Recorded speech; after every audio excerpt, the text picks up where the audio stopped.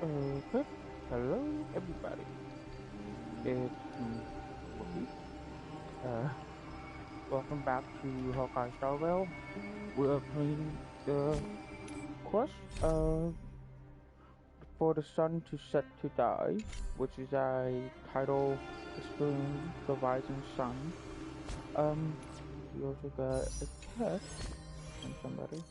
Luca.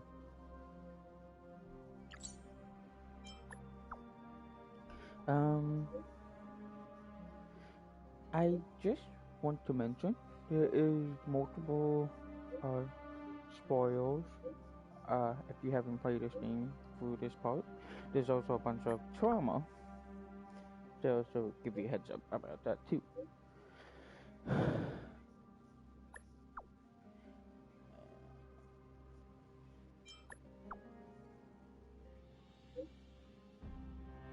Um,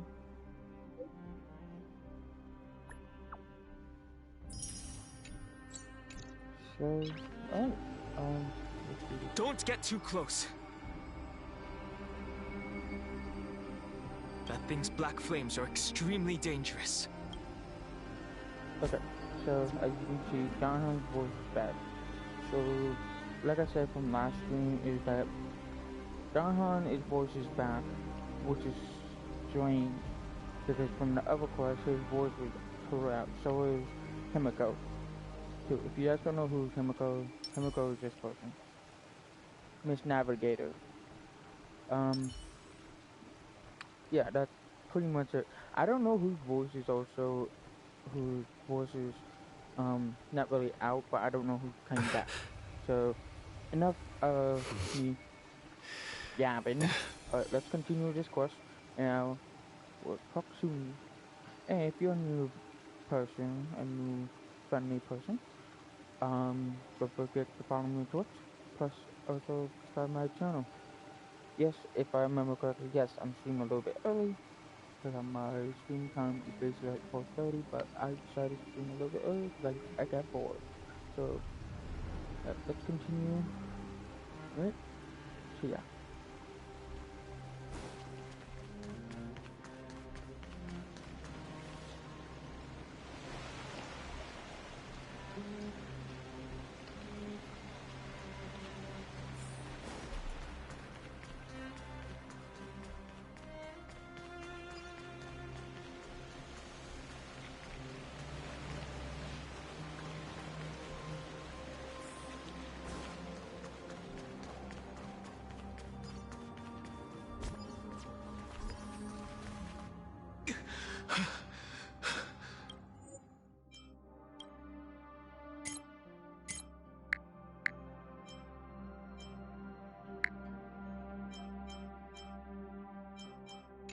The Flame Reaver isn't pursuing us. Could this really be some kind of divine intervention? We can't stay here for long. Lady Trinan's sentry gate is just outside the city. Let's keep moving.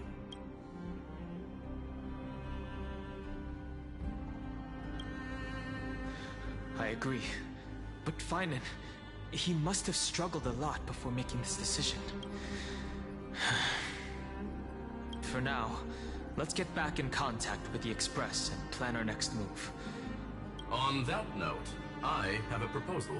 Who's there? I hope to convey a message to the two nameless. Mr. Screwlum? Who are you? Stand down. I order you to maintain a distance of 10— It's okay, guard. This one is not our enemy. It has been a while, nameless of the Astral Express. I'm glad I arrived in time to stop that black-clad one from harming you further. So it was you.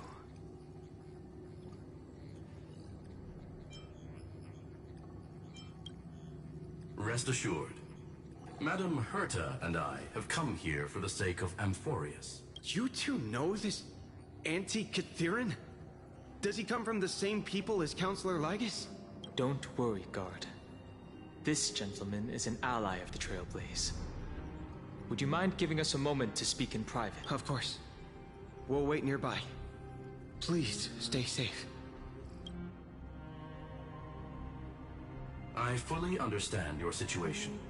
For now, the only thing I can do is temporarily freeze that black-clad one in place. Time is limited, so I'll keep this brief. The place where you stand, Amphorius, is a world constructed from data and memoria, an experimental field of a certain eon. And now, this isolated sandbox world is rapidly falling into a third path. Destruction. Conclusion. If Amphorius continues unchecked on this course, a Lord Ravager will complete its evolution and metamorphosis, and emerge from the surging tides. The cosmos as we know it will suffer irreversible consequences. The disaster that this Lord Ravager intends to trigger may be far more severe than the Law Fu's Stellaron crisis, because the Eon of Erudition. Putting aside the complex details of the inferences involved, I have a request to make. For one of you nameless to stay behind on Amphorius, acting as an informant, in order to prevent the wrath of destruction from ravaging the cosmos. This world is enveloped in a firewall that defies explanation, and the flow of time here is also different from reality.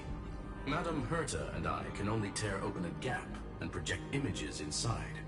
However, the accidental crash landing of the express car notwithstanding, both of you were able to successfully land here.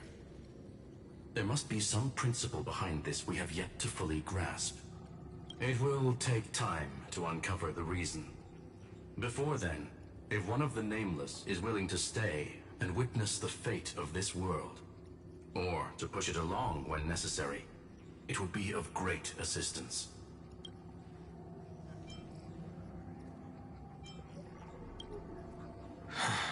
Mr. Screwlum, I believe you. So I only have one thing I'd like to confirm with you. As Amphorius is already facing its end, how can we guarantee the safety of the person who... Look at this, if you would. This curio is called a chronocognitive anchor. The two of you may view it as a kind of space anchor in the world of erudition. As long as you carry it with you, your individual data structure will be protected and will remain unaffected by the influence of digital tsunamis. When required, it can also serve as a bridge for communications between the internal and external world. Of course, it is not curio with unlimited uses. May only be held by one person. The connection being interfered with. Decide quickly as possible. 2 final. 1 Intellatron named Ligus, possibly the primary culprit behind everything. 2 Bertha discovered a clue. Miss March has already been drawn into Amphorius.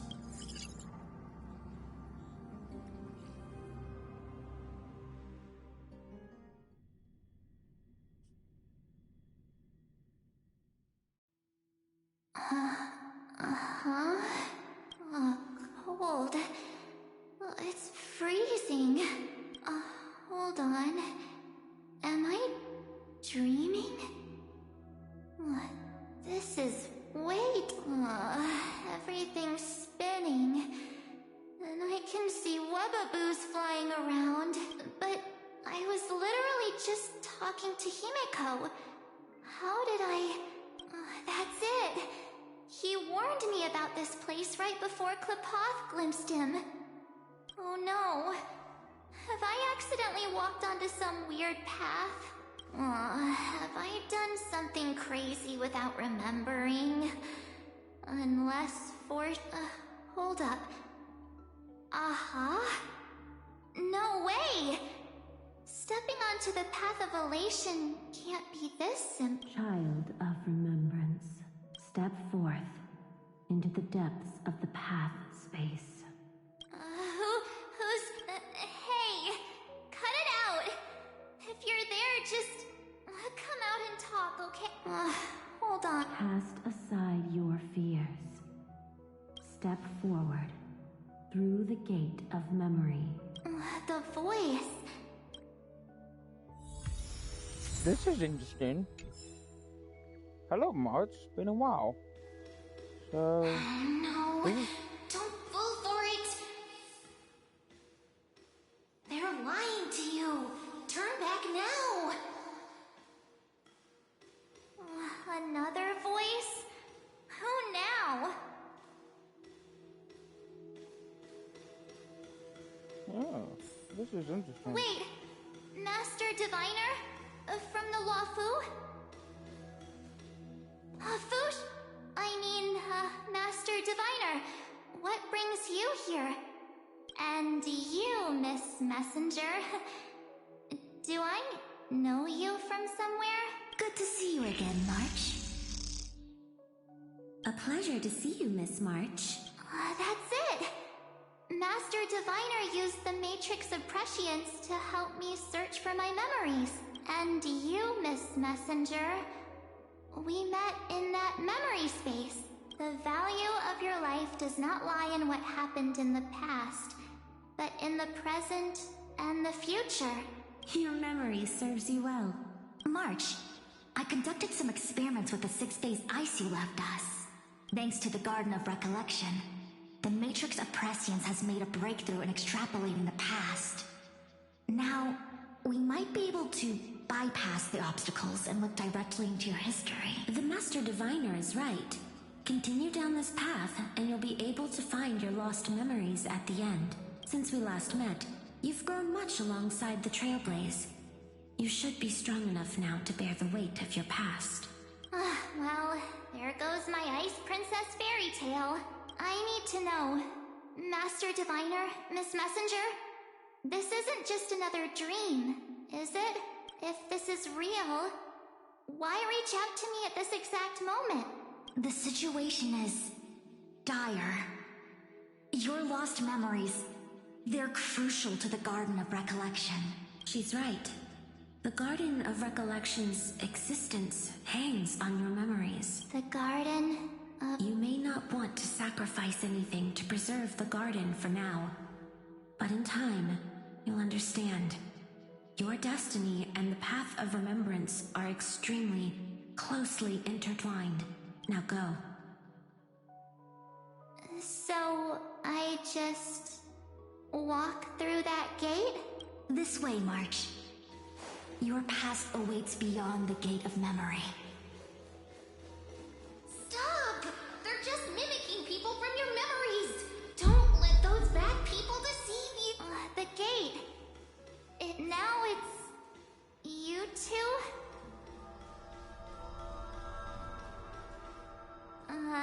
Hey guys! March! There you are!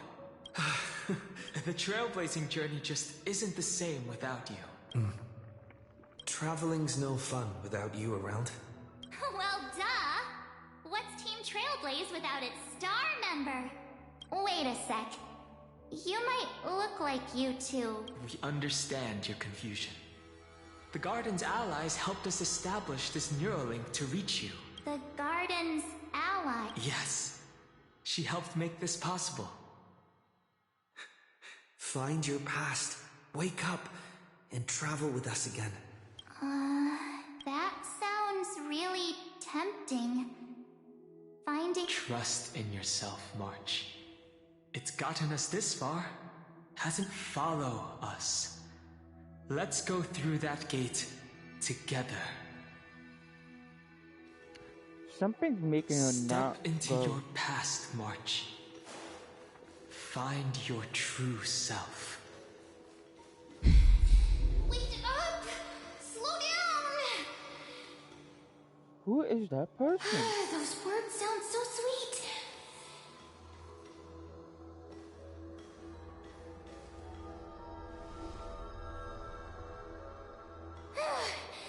At last, I finally caught up.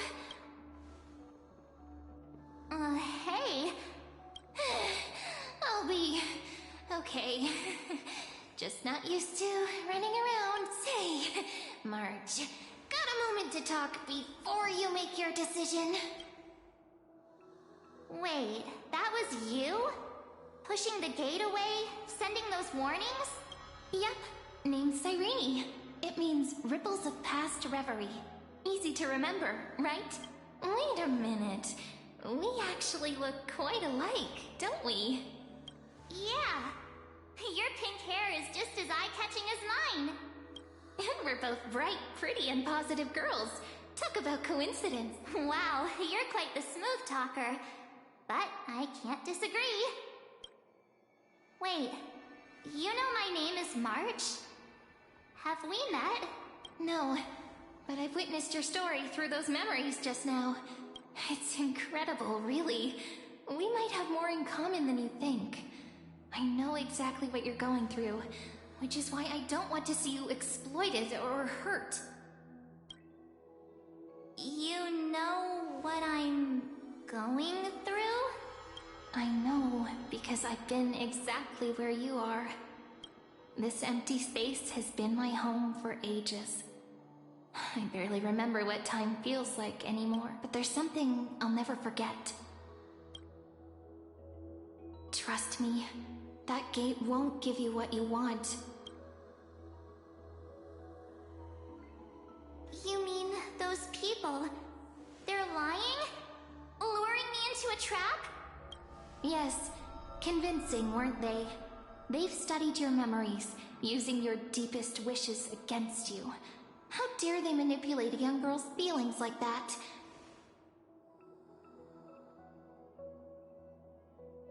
If you go through that door, the worst case scenario is you'll become their pawn, losing control over your own fate forever.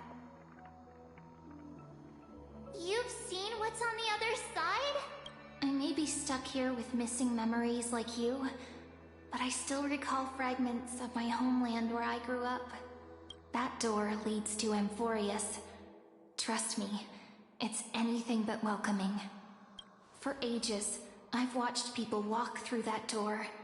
They couldn't see or hear my calls. The voices beyond always promised safety, but I've never seen anyone return safely. So I had to try and stop you. To be honest, I'm not sure what to believe. But the fact that you're here, putting in all this effort to warn me, that means something. Tell me, Cyrene, how can I return to my world? It's really easy, actually. Just turn around and walk away from this place. The girl cannot be trusted. Through the door, save the garden. Both of you, children of remembrance. They never give up, do they? But don't let them sway you. Stick to your path. The return journey could take ages, longer than most lives. But that path will lead you home.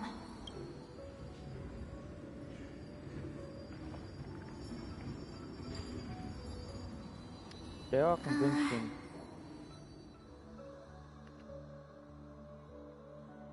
Thank you, Cyrene. I know what I need to do. I'm going through that gate. Into Amphorius. Wait, what? Don't worry. I believe you. It's just that, for me, the only place I can call home is right beside my friends. Two of my closest friends are already on their way to Amphorius. They may seem capable, but only they're absolute disasters waiting to happen. They won't last 5 minutes in a new world without me. That's why I need to go through. Amphorius or not. When the three of us are together, there's nothing we can't handle. We'll explore, understand, establish, and connect. After that, we'll find our way home together. I see. You've got people who mean the world to you, too. That is so heartwarming. March, if that's what you've decided, you have my full support. You too. Birds of a feather we are. Looking all sweet and innocent, but with hearts of fire. How stop. You're making me blush. Well then, I guess this is it.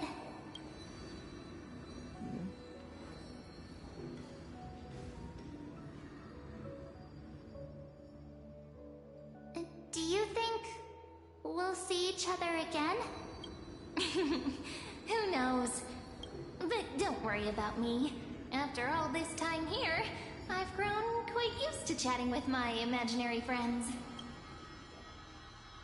Since Amphorius is your homeland, if there's a way to help you, my companions and I will do everything we can. Then I'll look forward to that day. She is friendly. I think this is also I think I'm going to give you guys a little warning. There's a trauma in Your this part. story awaits, March. Make it an epic one. Yeah.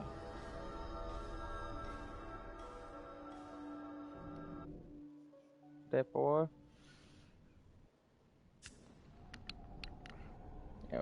I'm at the multi-visionless. You okay there, friend? Something seems to be bothering you. The vortex of even this place is fine.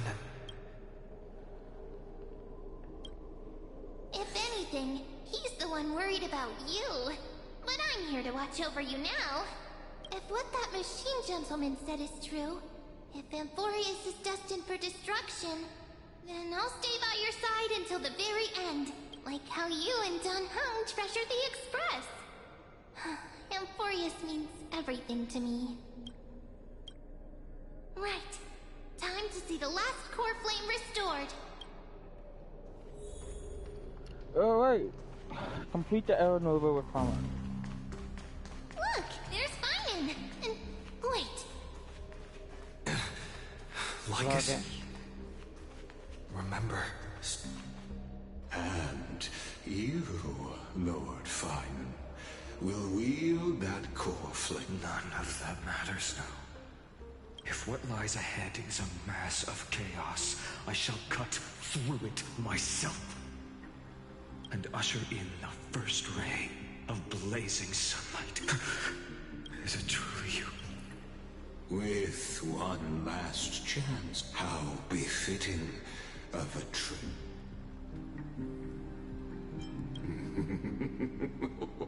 You, as our world nears its end, the ones who walk the infinite as the Theoros, it is my duty to witness the world's future, the trial of world-bearing, the ritual of Era.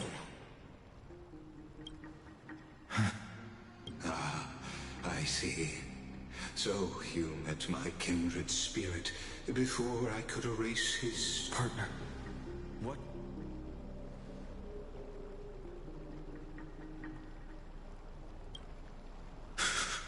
I've had my suspicions.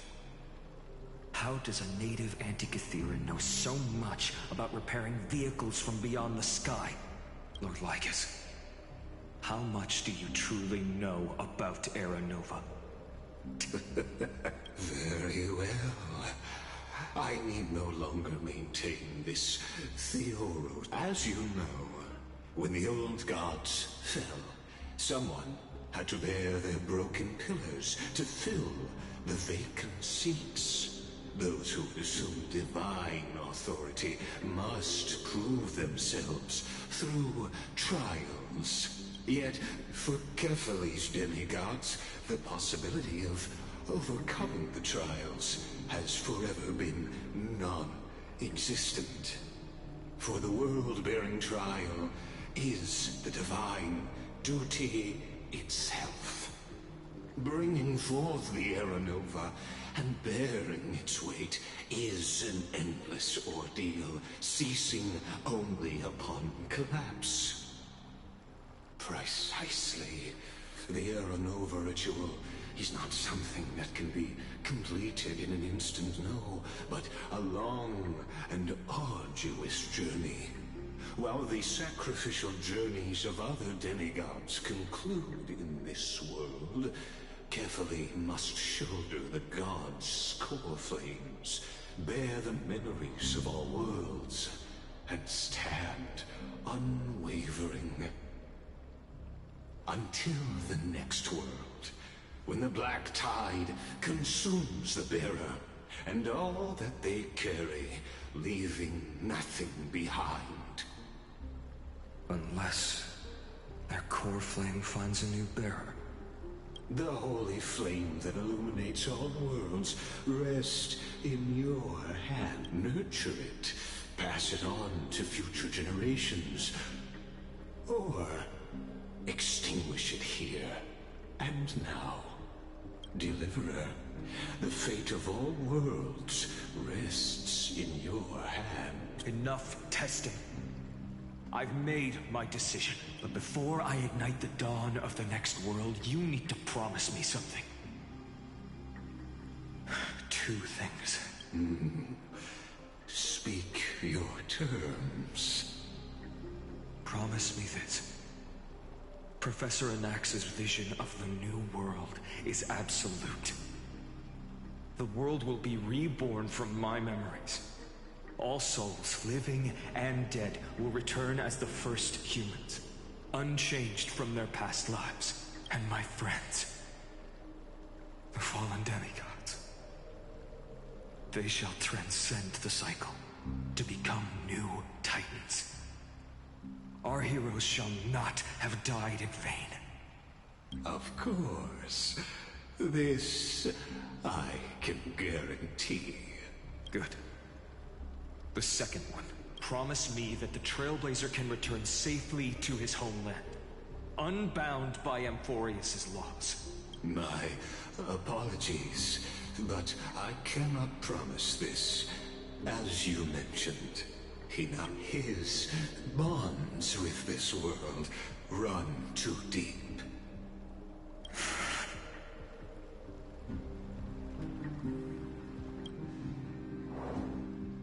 Well, I stand corrected. An outsider like him does have ways to defy destiny. Thank you, my friend, for everything you've done for this world. Though the next world may not remember, I shall never forget. As the Theoros, I declare, Amphorius has determined her path. Step forward, heroes.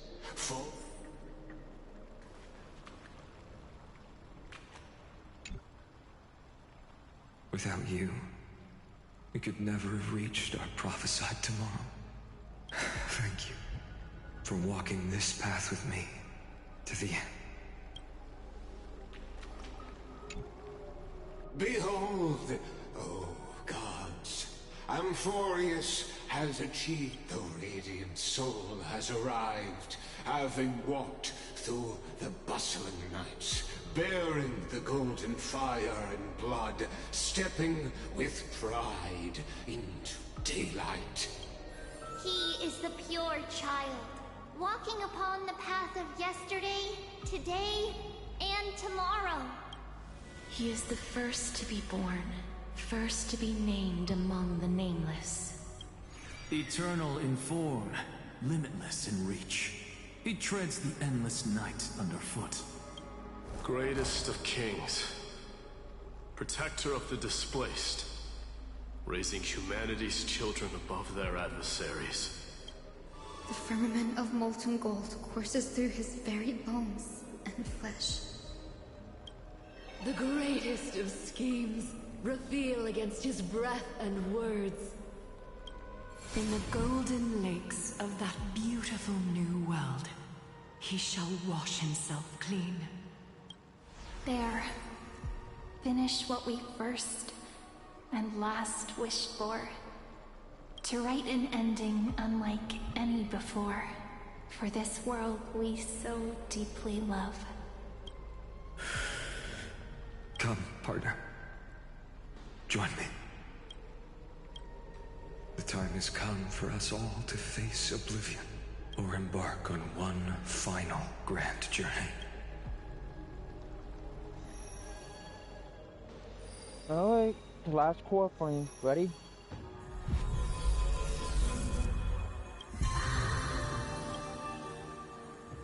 Alright. Left in the water, go. The last, the constellation.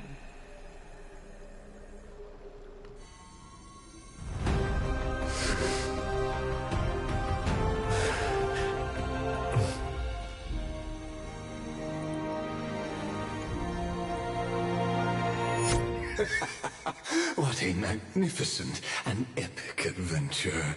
The hero's journey reaches its end, and the truth behind the Aeronova is about to be revealed.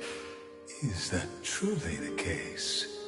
Here, as the Theoros, allow me to humbly request that you find a moment to listen to what I have witnessed.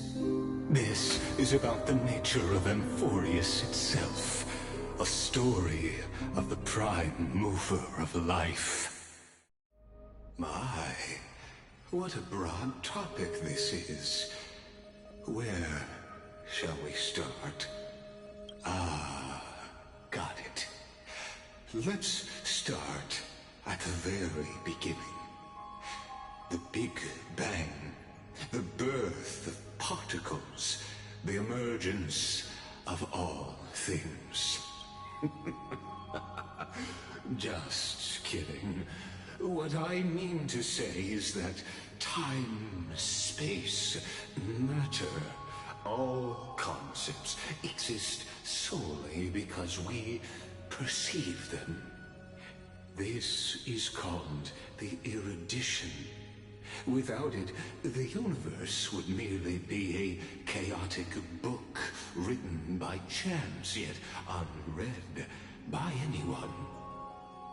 As your acquaintance, Lord Anaxagoras, suggested, everything in Amphorius exists through new spores, living in the memories of those yet to come.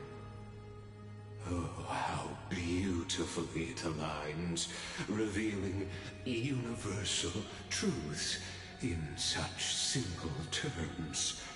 Only he could solve the riddle of what exactly are we? Oh, but you'll remember, even as the embodiment of reason, one mystery remained beyond his grasp. If that is the case, whose memories did the very first new spore sprout from? Ah, as sages across ages have asked the gods, what is the prime mover of life? But let's set aside the gross teachings for now. Look further, past Amphorius, to what they call the Forbidden Realms beyond the sky. Do you know of the Scholar's Strife? During that grand yet brutal war, waged in the name of erudition, a genius's legacy was abandoned, strewn across the cosmos. The Scepters, a macrocosmic computational array beyond mortal comprehension. Made to emulate the Eon's thoughts, it became part of the Eon's cognition at birth. Scattered throughout the cosmos, these arrays act as celestial body neurons for Nous. But regrettably, as everyone knows, the erudition forsook them all. But what nobody knows is that, though forgotten, they never stopped seeking the divine answer. A question that survived war and disaster, stumping even the greatest minds, including both mechanical emperors. Now, we come to the real truth of Amphorius. What if, hypothetically, a scepter found the answer to the prime mover of life? If through endless solitary extrapolations in the cosmic code, the one deemed as a failure by the Eon of Erudition found proof through the ages, what would happen? Perhaps the answer is simpler than you'd think. From a perishing neuron evolved into true life, reborn through the gaze of another eon. This is a tale from the distant past, unknown to all, even unheard by the greatest geniuses.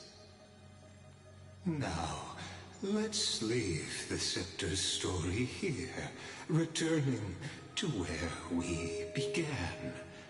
What is the prime mover of life? Actually, you know the answer better than you realize. It's been by your side, accompanying you throughout this long journey. Right now, it awaits you ahead. In that brave new world, beyond the end of Genesis.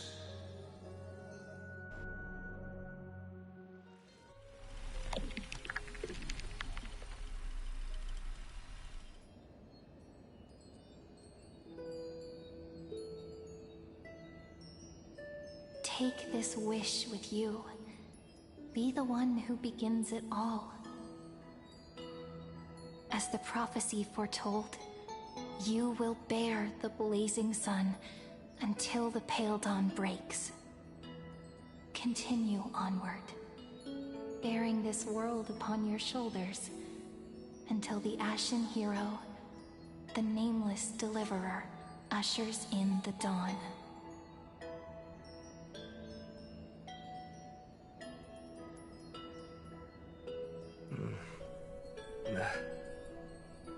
Such an odd dream.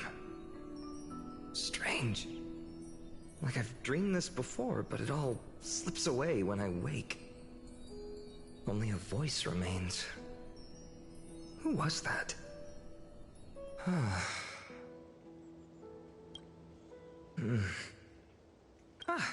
It's you. Whoops, I fell asleep there. What a strange dream I had. It's gone now, though. But look, perfect sunshine. The day is still young. Let's go find Cyrene, partner. We promised to be there for her oracle card reading today. It's right about time. Looking at you, someone's still half asleep. Tell you what, catch some fresh air first. I'll hang around here.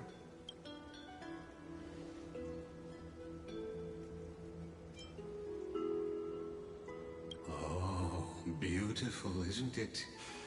This is ID Celestii, home of the nameless hero who carried Kephale's core flame. When he was young and innocent, he had heroic dreams, imagining his wooden sword was forged of iron. Pretending the straw dummy propped up by a wooden pole was a giant with a single blood vessel running from spine to heel, dreaming of slaying the giant and becoming a hero to save the world. Though to his young mind, the world was just this small village.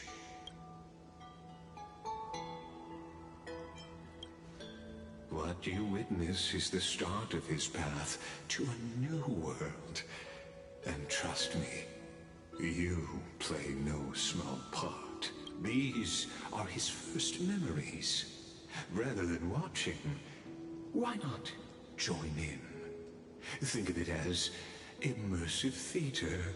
Become his lifelong closest friend, witnessing his hero's journey from the best seat in the house. As the nameless hero whose unwavering guidance shaped Finan's destiny, yet whose name was never recorded in Amphorius's history.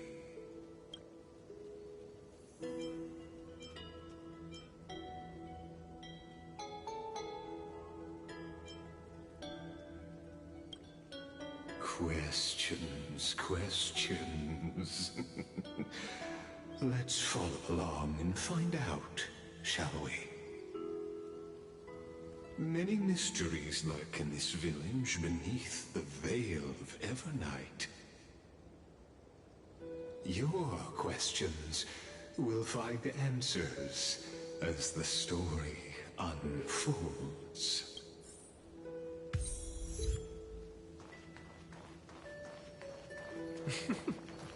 All awake now? Great. Finan! Show me how to use a sword like you do!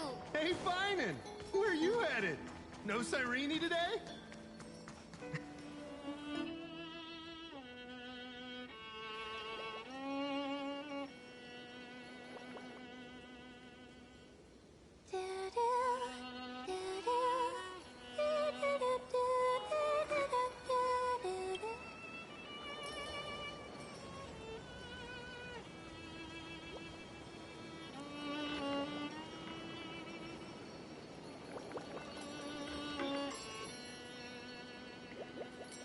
Found you.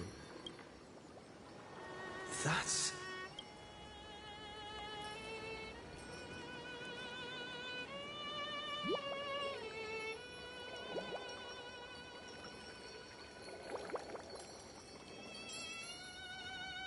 Goodness, look at you rushing about. You've got the poor swing all startled. Hmm?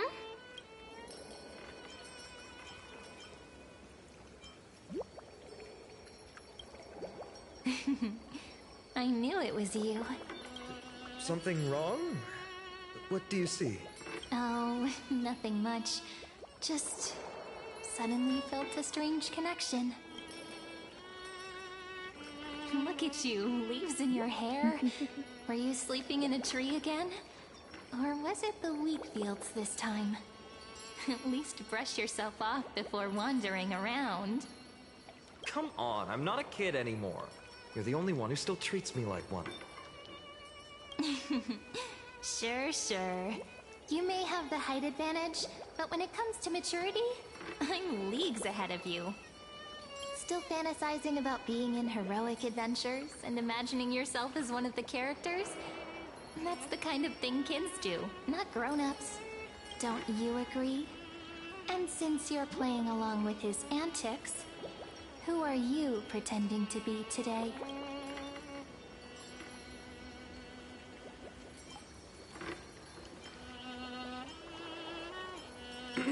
Well, he hasn't decided on a character for today yet. How about we stick with the usual?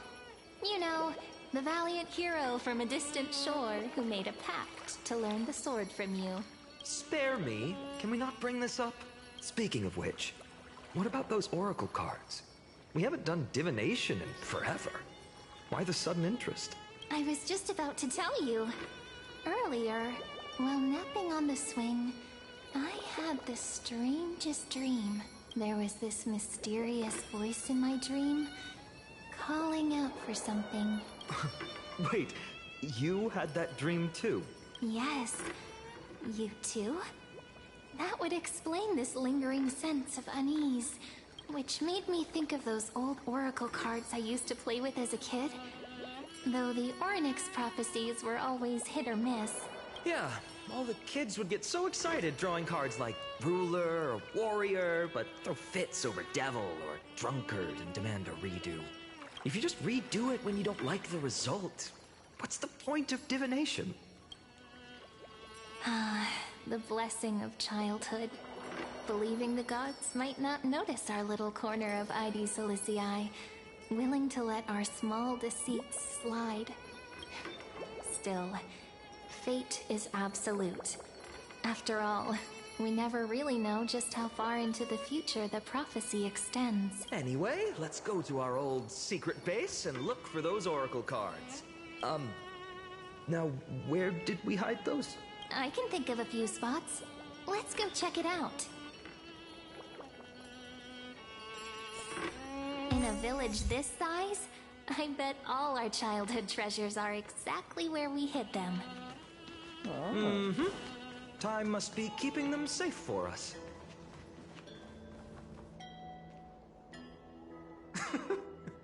Those were the days. We'd always meet either by that statue in the village or right here. Right? And I remember you never used the front door when you wanted me to come play. You always climbed over the wall. Just like a certain someone who has a habit of showing up unexpectedly. Right?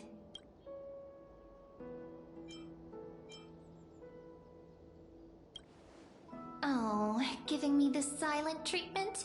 How cruel. Hey, I was just copying those storybook heroes. They never take the beaten path. Still, it's embarrassing. I've been the only one here for a while, and I haven't kept up with the cleaning. With so many spots to check, where should we even start?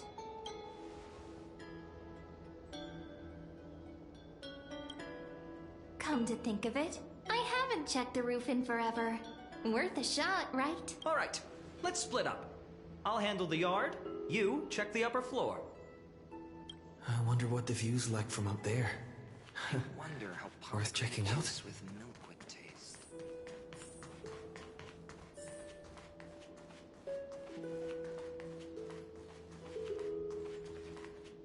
The girl before you carries an air of mystery, her secrets elusive. Yet her demeanor toward you is exceptionally warm. You can't help but wonder, could there really be some kind of mental connection? The view here hasn't changed a bit. You know, besides the swing under the big tree, this has to be my favorite spot in all of ID Silicii.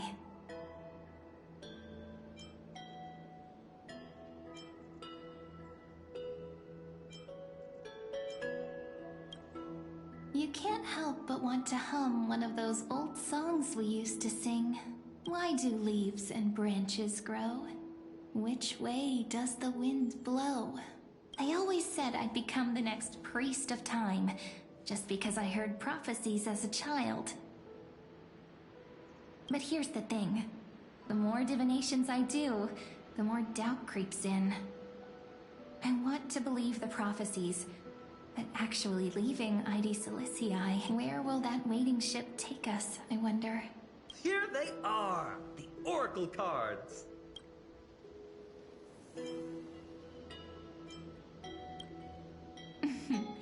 Guess reminiscing makes us take our time, doesn't it? There we go. Looks like the gods do listen to our thoughts. Here it is! This is the box where we kept the cards. But the cards are gone. Who could have taken them? Huh? What's this underneath? 1, 2, 3, 4, 5, 6, 7.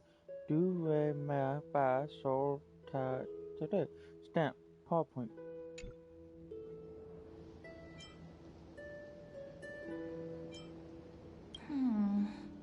I see now. Those sneaky little ones. So that's what they've been up to. The ones from Remembrance Maze, you mean? Yep. Let's head to the back of the courtyard.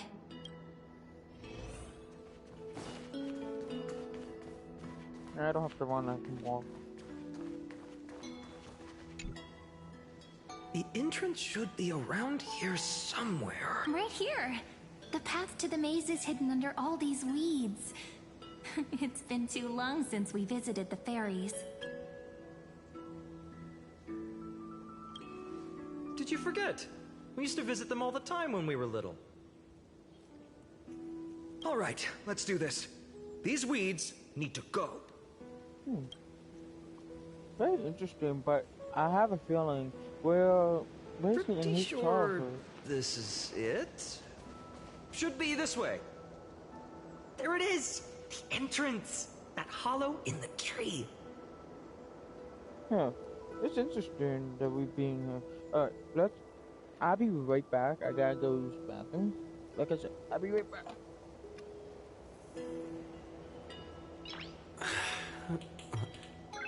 Nice.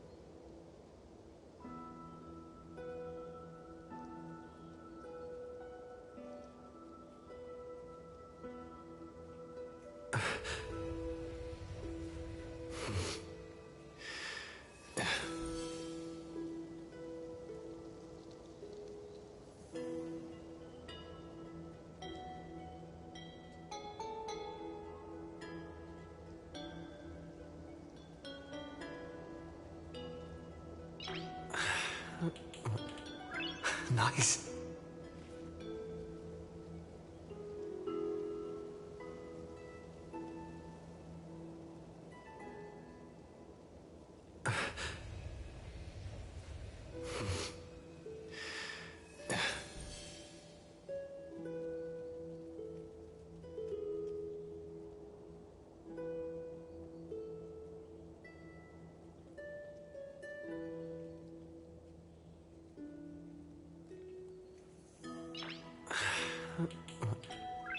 Nice.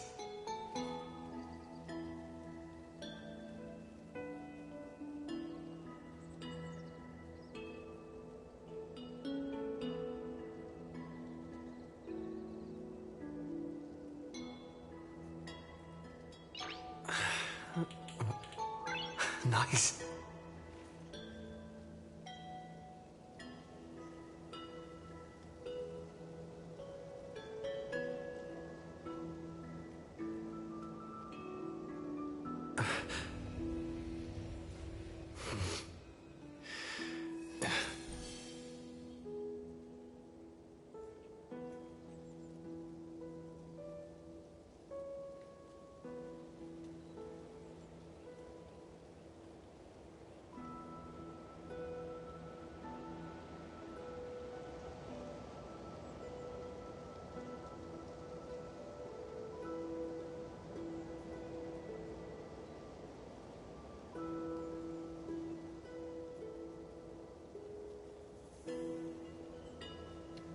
We're back. Let's continue. Once you get through the tight squeeze in the hollow, you'll reach their dwelling, the Remembrance Maze. I wonder if I can still squeeze through there. Maybe worry more about whether the fairies will let you in. After all, the Remembrance Maze has an invitation-only rule. Only children with pure hearts are welcomed.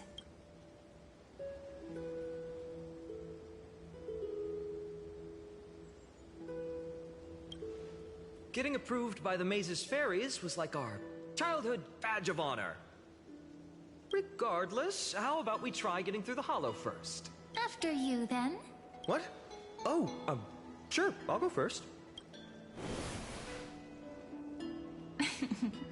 So hasty, as always. Looks like it's just us now. Care to finish that chat? To be honest, from the moment I saw the cute note left by the fairies, my intuition became even more certain.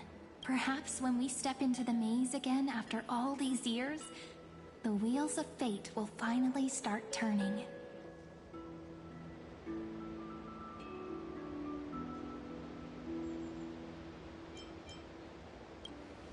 Oh, it's just a girl's intuition.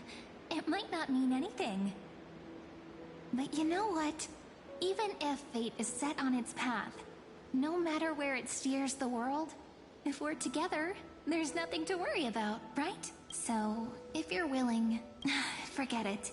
If the wheels do begin to turn, that's when I'll make my request.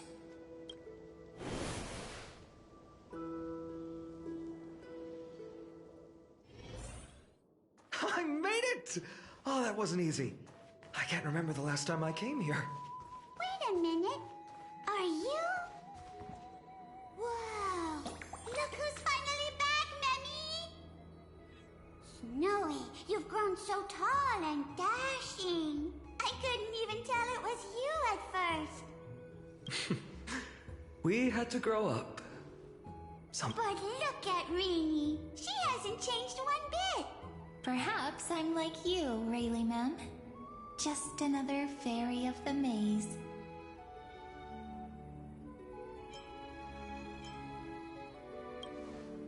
Oh, tell me about it. It took me forever to get all their names straight when I first came. Dolimem, Rayleigh-mem, Mealy-mem, Folly-mem. I've missed these cute little troublemakers. We used to gather around the fire, singing and dancing, imagining all our future journeys.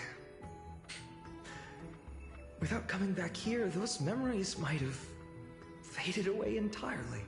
Oh, how good you, Snowy. You swore you wouldn't forget about us.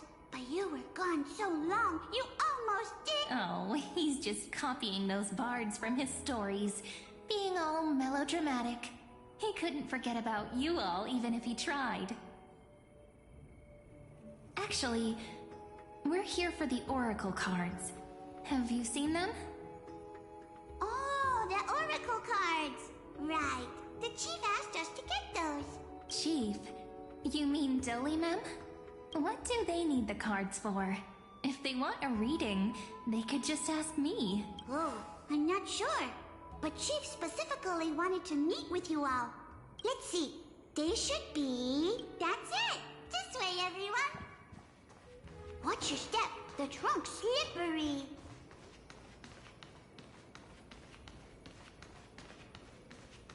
Chief! Rini and Snowy! Why do leaves and branches grow? Which way does the wind blow?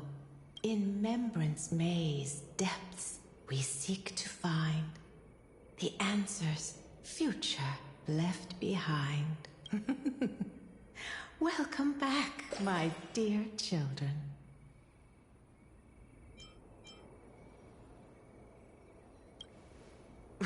Right? Though Dolimem always says they're just songs, not poetry. Oh, Chief, you haven't changed a bit. Still so full of life. Oh, no need to fuss, my child. You haven't forgotten, have you? As long as our songs are sung, just as our paths stay forever linked. Here, take it. I'm sorry I had to resort to such methods to bring you here.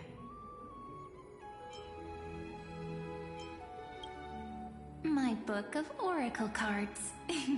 Thank you for keeping it safe. You know, you can always just ask if you want me to divine something. Still, bringing us here like this after so long. Is something wrong, Chief? Yes, the Veil of Evernight whispers to us once more. It tells of a new fairy who will soon enter the maze. Indeed, every time a new fairy arrives in the maze, it means that beyond the veil, in the vast lands, far from ID's Elysiae. A great calamity is on the horizon. But if that's the case, our journey... will have to be cancelled. If disaster's coming, we should stay in ID's Elysiae just to be safe.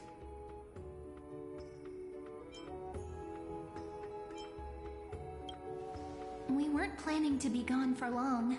Just enough time to hone our abilities.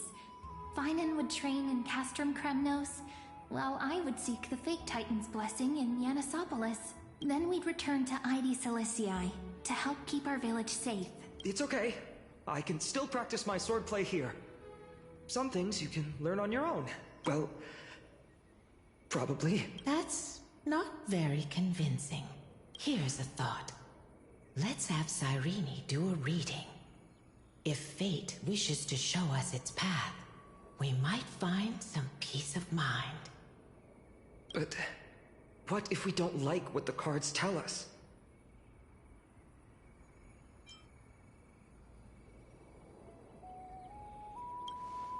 Not the most optimistic take, but I see your point. Thanks, partner. We'll do it your way. Whatever the cards show, we'll face it together. Ask with a true heart, and truth shall answer in kind. Close your eyes, and let's open the Oracle card book together. Let your thoughts flow like stars drifting on the river, carried by fireflies and gentle winds. Your destinies flowing towards the same future. Now, shall we begin? Oh my! The cards are quite responsive today. Very well. Let's see what future the Oracle cards wish to show us.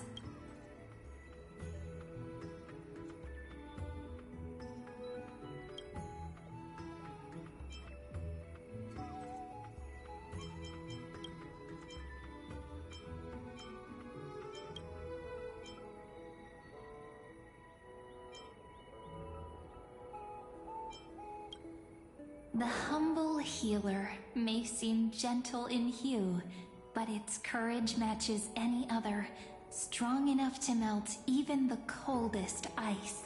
I will do my best to help you mend all fractures and let sunlight shine on every corner of the world. Make a pinky promise with me. No more going back on your word. Hey, this card really speaks to me. It makes me want to protect as much as I possibly can. Still, protecting everything, everywhere, seems like a dream. What amazing power would you need for that? This card, the Servant, is surprisingly light, bearing the cool scent of Antilla flowers, just like starlight. It symbolizes new life and hope, yet often brings to mind struggles, sadness, and loss. These precious flowers I care for with my own hands. Are they destined to bloom only in death's embrace? It sounds so solemn, yet tinged with an inescapable sorrow. Behold the scholar, bearer of many names, the grand magician, the great performer, the eye of wisdom, and the defiler of Circes. Oh, there's just one card. With all those titles, I was expecting a whole deck. A dromus draped in finery will suffice. It's succinct enough to best summarize my true nature. Wait, what's with that condescending tone? It's almost as if it knows what we're about to say.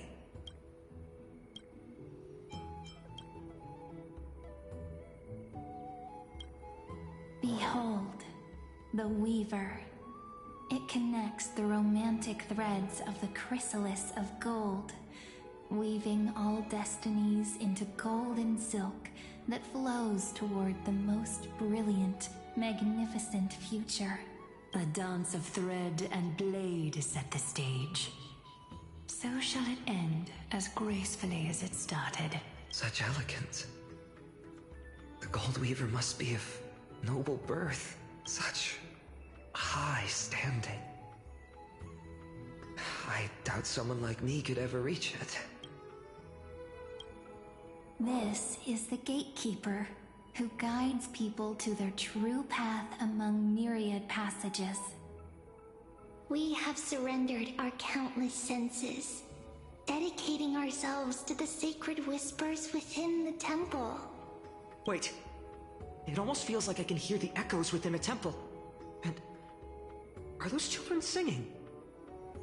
It feels overwhelmingly solemn, yet strangely comforting.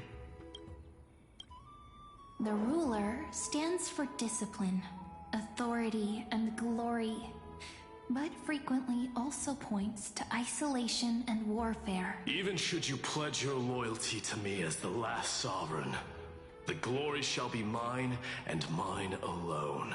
He who has slain a king can no longer bear the title. Let the withering lion walk his last path alone. Is this showing us a ruler who forsook their people? Stories of such bloodshed like this feel so different from Heidi's Elysiae. But they sure can stir the imagination. Ah, the Traveler. Our little trickster. Always hiding behind other cards, disguising itself. What a rare catch. Over here! Or perhaps... Here! Gotcha! You'll have to be quicker than that. A teasing voice. Just like a child playing hide and seek. Surely only a master of mischief could pick up this card. The Deliverer. According to the tripartite prophecy, this card means absolute harmony and perfection. In fact, it's the only oracle card without a dark side. What, no divine whispers this time? Oh, silly. This is simply the card you drew for yourself. The sleepy village of Heidi's Elysiae, in just one fleeting moment, welcomed an array of legendary figures. The Weaver, Gatekeeper, Ruler, Traveler, Servant, Healer, and Scholar. Their stories and wishes showed the village boy glimpses of a world larger than he'd ever imagined. They brought tales of raging battles, of cities crowned in holy light, and of wonders beyond his understanding. Each story so far removed from his simple village life. Once, these were just images on his friend's oracle cards, and yet destiny now stirs in resonance with the maze. And now, they are right in front of one's eyes. The Deliverer? This card again. Ah, my child. It seems you're destined to bear the wishes of many, to answer the world's call. Bear their wishes? Yes, just like Kefali, standing eternal atop the mountain. My parents, they only wished for me to grow up, well, To help around the village, stay out of trouble. Mrs. Pythias wished for more books in her little schoolhouse. Wanted us to all learn and grow. And little Piso, he wants to grow up strong like his father, to become a hunter. Is that my purpose?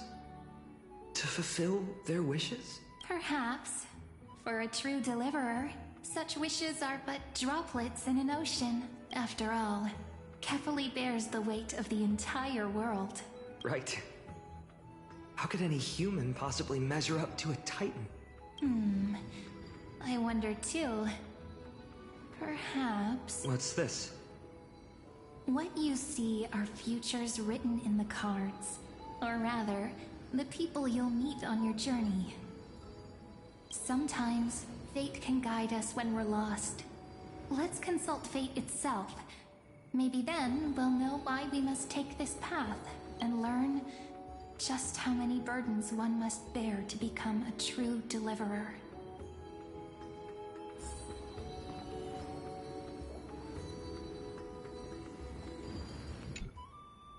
Well, if it isn't our little deliverer, my wish. Huh. Just let me, wine and dine, and soak up the sun. For another millennium or two. I mean, what's the point of dying rich if you never lived rich? Right, Princess Homebuddy? Cypher, that's not how I see it. My one wish is to find that missing piece in my life. To feel someone's embrace once more. That warmth. I've felt it before. And for someone with all those treasures behind your divine power, you've led a pretty cheap life. Ouch! Where did that come from?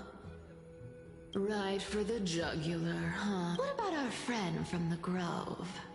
My wish came true before I touched the sky.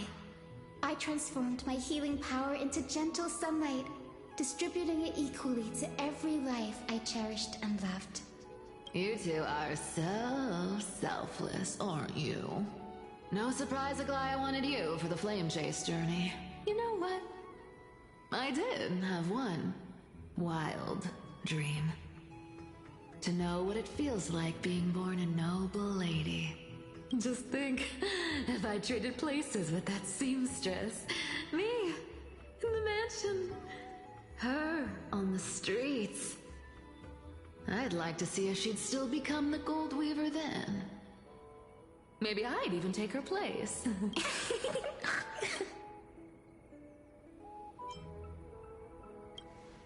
I can't disagree with you. These wishes aren't weights to bear. They're like those candy wrappers the Ides Elysiae children love, shining even brighter when bathed in sunlight.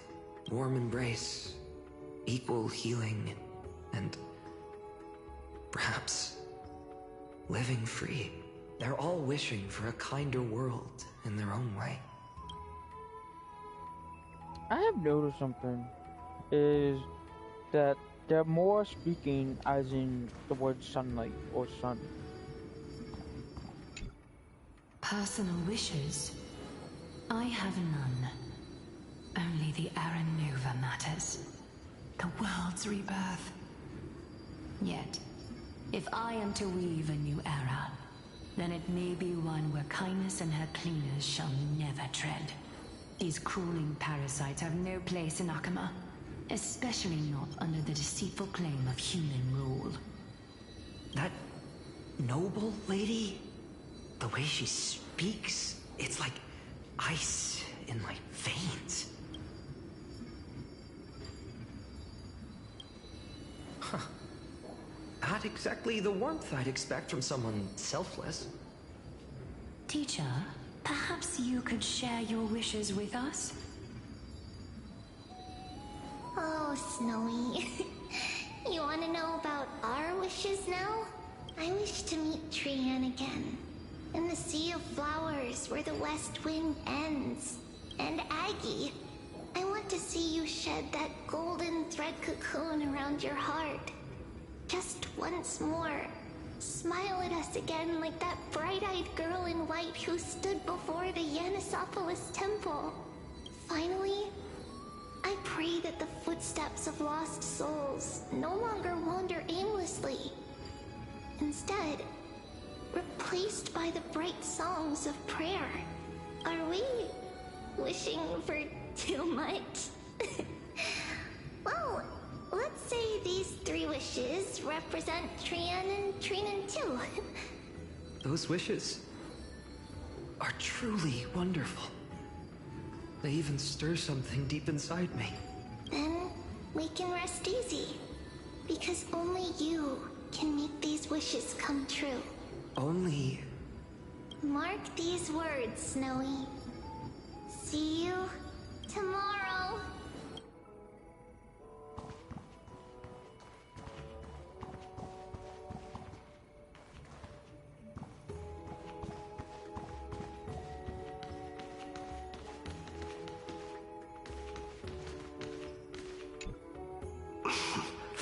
Finan?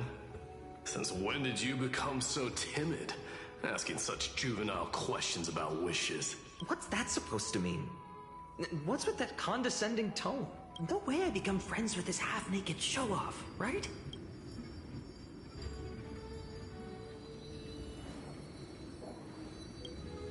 Just what kind of life am I going to lead? What are you mumbling to yourself now? The wishes of the Kremnon warriors are done, but I survived 1,000 deaths only to fall to a coward's blade. That masked flame reaver who struck from behind. Finan... Never mind. That blank look tells me you're completely lost. My wish is simple. One honest duel. Face to face, blade to blade. Then I'll strip away that mask with my own hands. Nothing but violence and vengeance. This person's wish is nothing short of brutal. Still, those eyes burn with the noble pride I've read about. This wish, I shall not forget.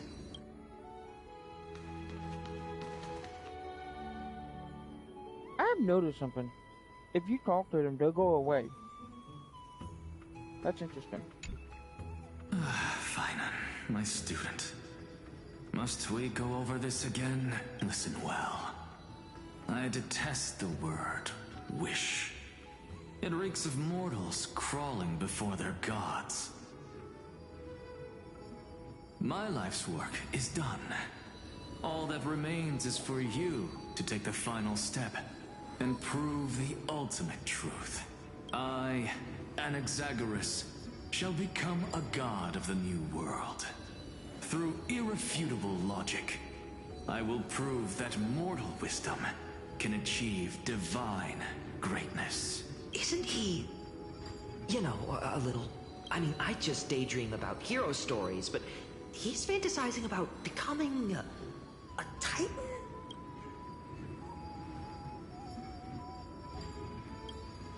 Well, that's something. Could I ever be that sure of myself?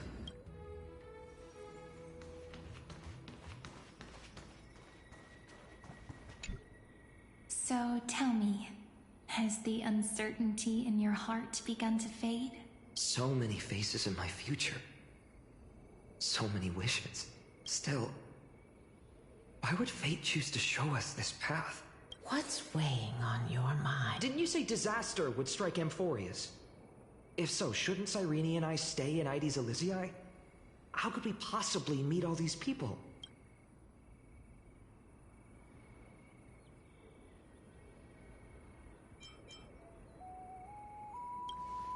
If that's true, then who will protect everyone in Ides Elysiae? Cyrene, may I have that Deliverer card? Of course. But what? Although those voices, visages, and wishes may seem far away, I can't ignore the sense that something is calling me, bidding me to take a hold of it. Maybe its true weight can only be known once it's in my grasp. In that case, accept this gift. Oracle cards carrying time's wisdom, blessed by Orynyx. May they journey with you, become your memories, and spark rippling waves of change in times to come. I'll hold these words close to my heart, but now that I'm holding them, they don't seem all that different from ordinary... What? What's happening? Everyone, we've got big trouble, Mimi! Burning, smoke everywhere. It's all coming from beyond the maze. What's going on? It's here. The seeds of disaster have already taken hold. So this time, not even the veil of Evernight can shield us. You mean Ides Elysiae will be swept up in the prophesized catastrophe? I'm afraid so. My children, take shelter in the Membrance Maze. One step outside, and But my parents, the whole village...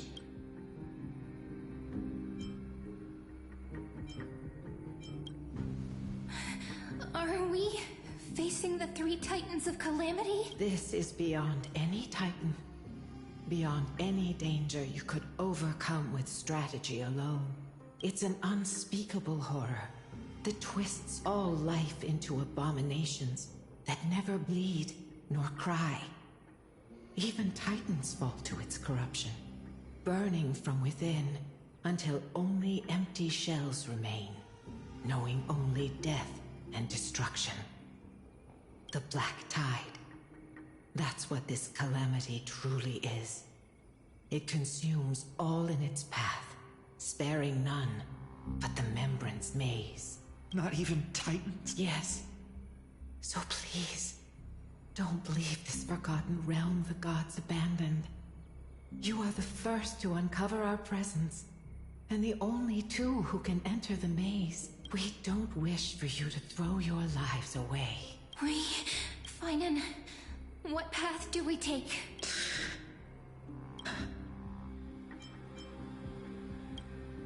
I learned the sword to protect those close to me. If I run now, I'll never be worthy of lifting a blade again. Then we know what we must do. Indeed. Our friend is right. We must take action. Forgive me, Chief, but Ides Elysiae needs us. And as her child, I must act. Very well. Make sure you protect yourselves. With me, Cyrene. Join us, my friend. Even without a sword, I'll take a rake. Even with the roughest steel, I'll keep our home safe. Deliverer, the card's truth extends beyond its mere literal meaning.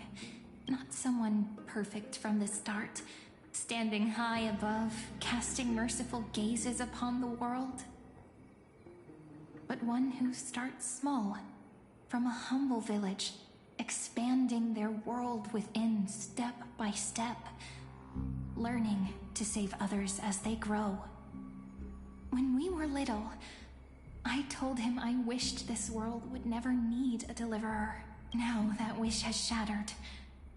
Yet I'm glad he's chosen to walk this path, and all of this happened because you believed in him, friend.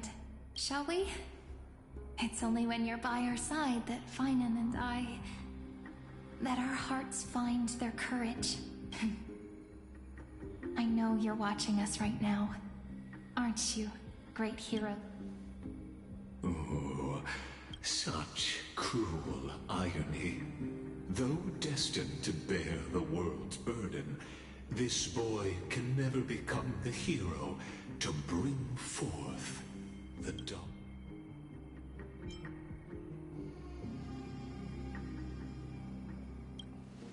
Follow their path.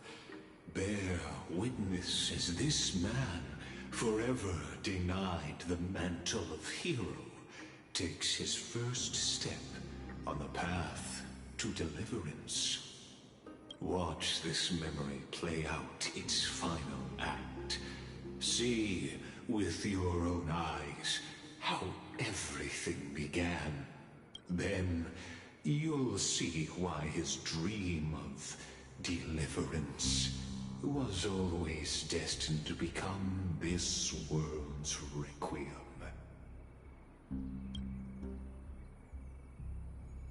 A sun red as blood, wheat fields turning to dust, and in the heart of it all, a village aflame.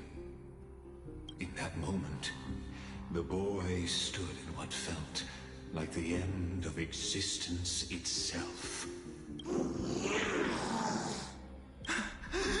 These creatures, they're everywhere. Someone, anyone, where are you? No, it can't be. You, are you?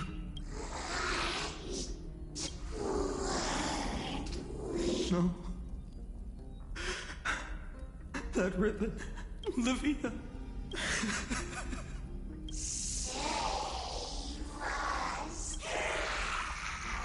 Please. No. Stop. Olivia. I'm so sorry. And these monsters, they're all... Why? Why is this happening? When the black tide arrived, the wavering boy found resolve in his companions, and together they ran toward their first battlefield. In the far-off future, the land of Amphorius would bear the marks of the hero's footsteps. With sword in hand, he would inscribe an eternal mark in the golden epic. And when dawn broke over scorched earth, a boy, covered in wounds, buried the dead one by one. His silence heavier than the earth he moved. His home, his past, his name, all buried beneath the soil. His feet carried him forward, over the pillar of stone, beyond the chalice of plenty, through the deadly fogs of the Hand of Shadow. He wandered without direction, like a withered leaf drifting in the wind. Through countless city-states, the smiling visage of the white-haired swordsman was etched into memories. Yet he did not walk without purpose. Deep in his heart, a voice always guided him forward, to fulfill the wishes he had inherited, to brave peril, and to do all that was within his power to save those who needed saving. Those words his friends spoke long ago, when his journey began, lingered. Protect those who must be protected. The words were few, but they gave him all the certainty he needed. That's what it means to be ordinary and choose to be more. Onward he walked, until the call of the flame chase journey thundered across the land. In the vision painted by prophecy, humanity would triumph over the gods, seize the core flames, and ignite a new dawn for Amphorius. Yet losses are a constant on the flame chase journey, where life too seems as small as a speck of dust. Only one who treats the world as their teacher can bear its eventual destiny. Are you prepared for such teachings? The voice within spoke, and he answered softly. No matter. My existence is of no consequence. When the Gold Weaver called, he answered, traveling to the holy city. There the elders met his warrior's spirit, with nothing but scorn, condemning him to the barracks in derision. No one saw it coming. Not the world, not even him.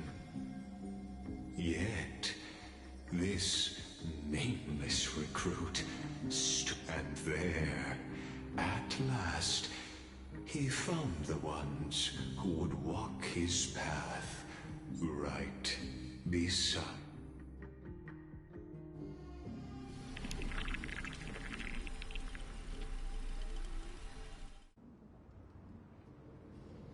This is the abyss of fate. Hold on. Finance here too?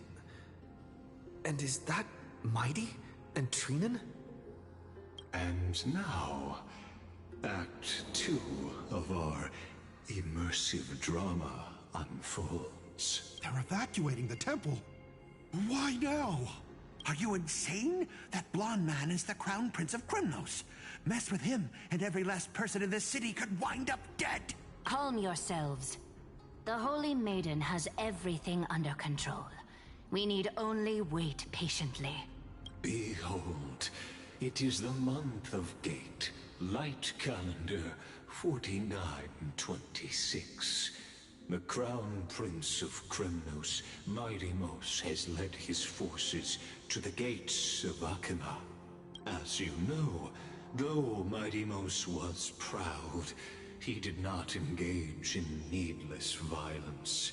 He challenged the elders of Akima to a duel, not for glory, but for the rights and dignity of his people, to ensure they wouldn't live as second-class citizens in foreign lands. After Aglaya's mediation, Funan met Mighty Mos's challenge as the Elder's representative.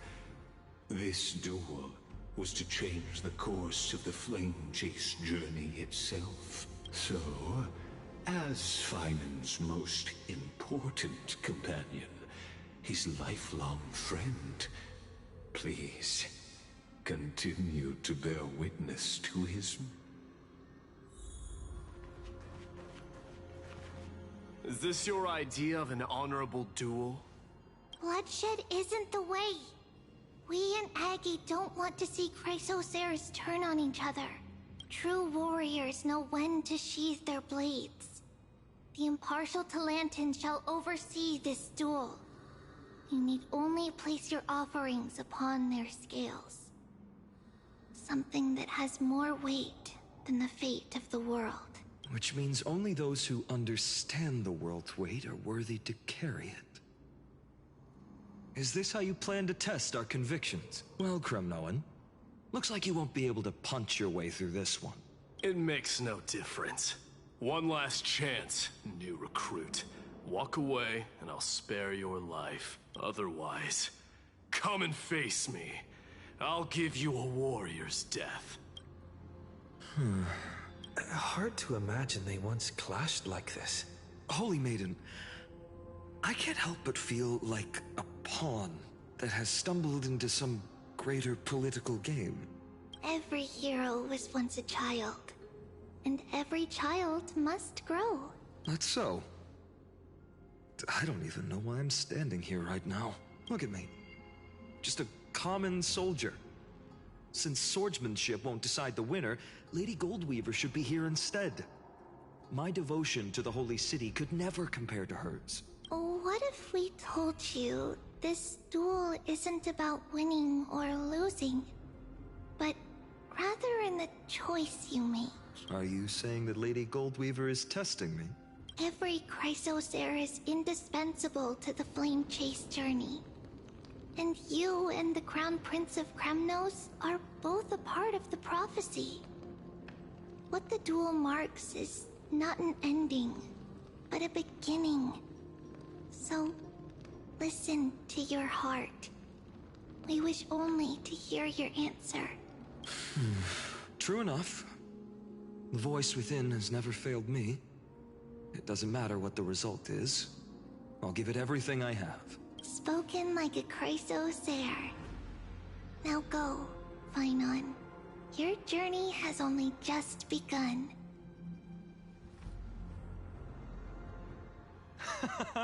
That's right, comrade.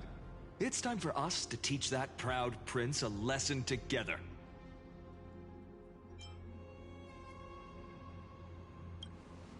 Me? With him? Don't joke around like that. Still, on the topic of the Temple of the Three Fates, here we are, at the Temple of the Time Titan. And I don't even know how Cyrene's studies are progressing. We haven't really had much contact since I set out. Still, I hope she's doing well. Anyway, let's go, comrade. It's not every day you get a chance to see Talantan's scales of justice. What's going on? Did he just say Cyrene's studying here? But how is that possible? Wasn't she... Of course, Lycus disappears right when I need answers. Forget it. I need to catch up with Finan first.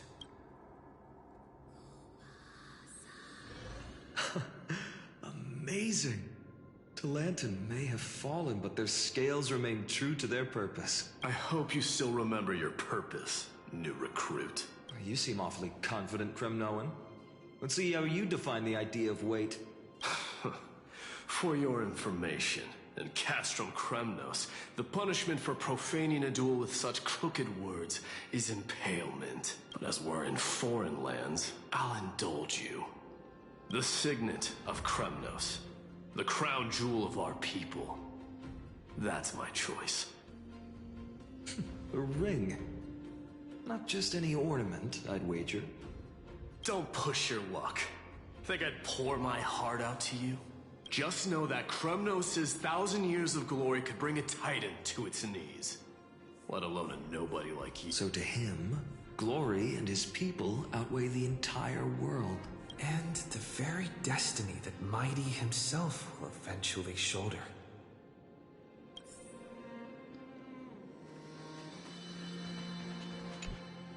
Now this is a tough one. What can I possibly offer against a ring that signifies so much? Well, comrade, what does your gut tell you?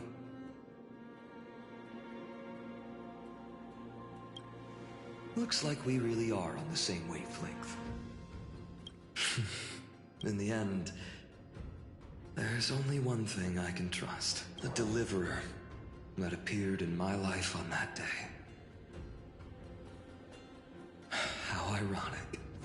Just thinking about how my village was swallowed by the black tide makes my hands shake.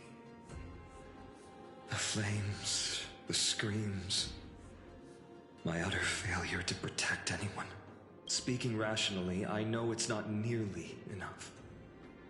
Hades Elysiae was just a small village. Its loss barely a scar on Amphorius' face. But here and now,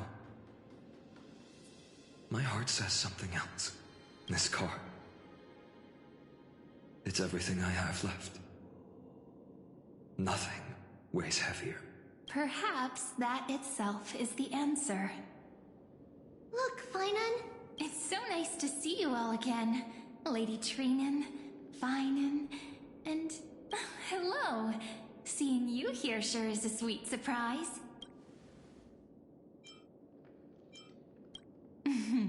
Why so surprised?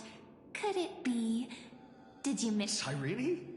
This is incredible. I was literally just thinking about how you might be here. But I'd never imagined I'd see you this soon.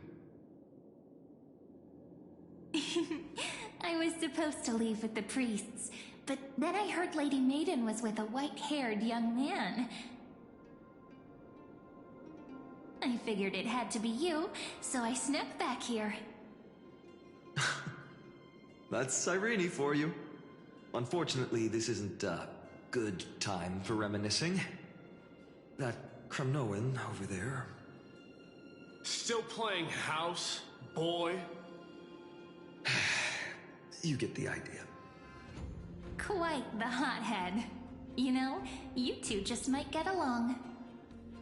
Don't worry, you already know what the answer is, don't you? If that's your choice, I am with you. I am with you because I remember it all too. The fields of Ides Elysiae, those red leaves, that little swing of mine beneath the tree where I dreamed the sweetest dreams. And those dear fairies in the Memorance Maze. It hurts so much knowing they're gone forever. The pain speaks for itself. Our hometown may have been just a tiny village, but to us, it was the whole world. But that's not enough, Finan. Not nearly enough. Even though hatred can help people grow and turn a boy into an unbreakable warrior, what you need now is victory. You can't just stack the scales with your past suffering. You have to throw the weight of your future onto them as well. The future? What do you mean? Maybe that was a bit too cryptic for you, but it's actually really simple. Why not have our mutual friend here stand on the scales with the deliverer? How about it? Can you help us?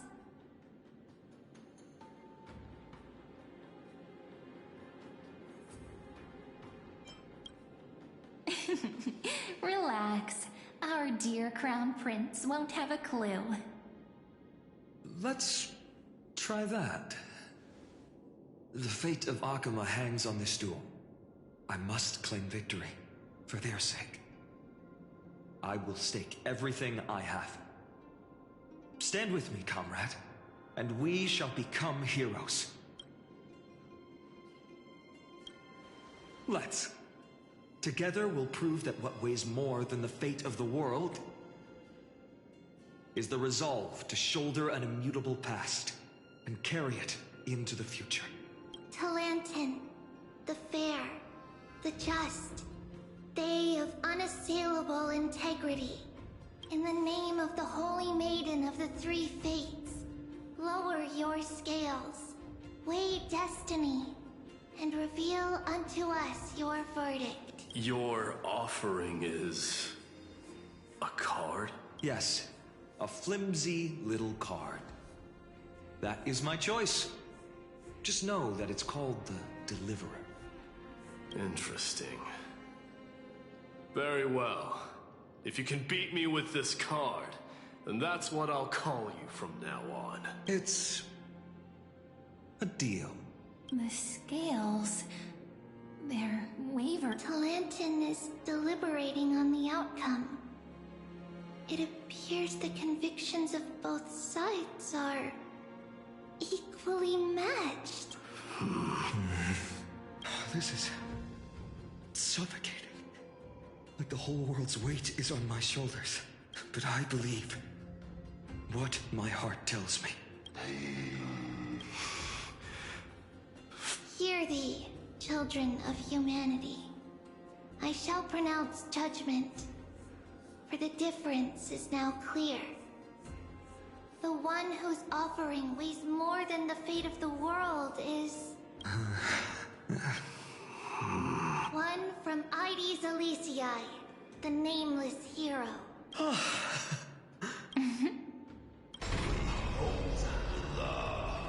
However, heed this. The true weight of conviction originates not from itself, but rather in that which tips the scales. Hope itself. What's that supposed to mean? I think the Titan means that it's not anyone's personal convictions that outweigh the fate of the world. It's about a wish, one which we all share.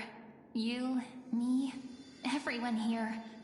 What tipped the scales wasn't Finan's conviction alone, but the collective hopes carried by this oracle card. Humanity's desperate call for a deliverer. Yes, even you and your people, Kremnoan. Placing us both on the same side of the scales? Foolish. We Kremnoans are your mortal enemies. Such weak idealism will only get you skewered on our spears. Fine by me.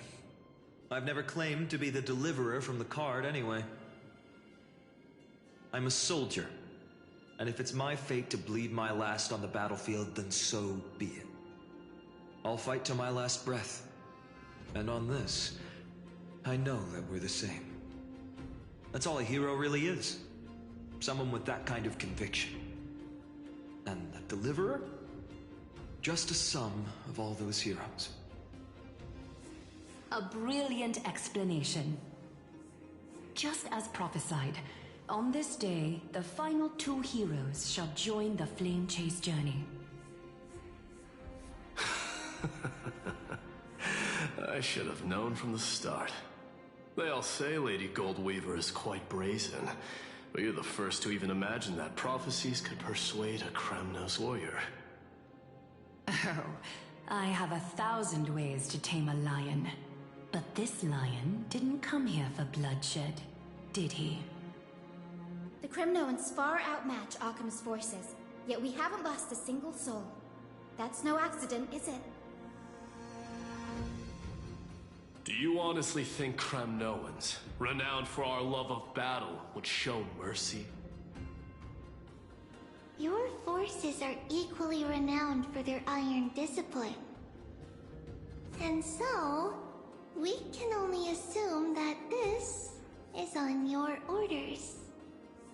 Perhaps Akuma isn't as hidebound as the rumors say. You grasp the true marrow of power more clearly than those elders. Now that the wheels of fate are turning, what finer way to celebrate this fortuitous encounter than a feast? Follow me, brave Outlanders. Heroes of this world are as countless as the stars, and at this moment, we find ourselves gathered here by the light of the flames of the long night. History shall remember this moment.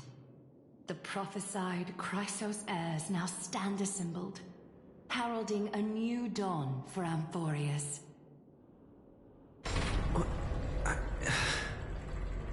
You must see now how different this is from the flame-chased journey you traveled.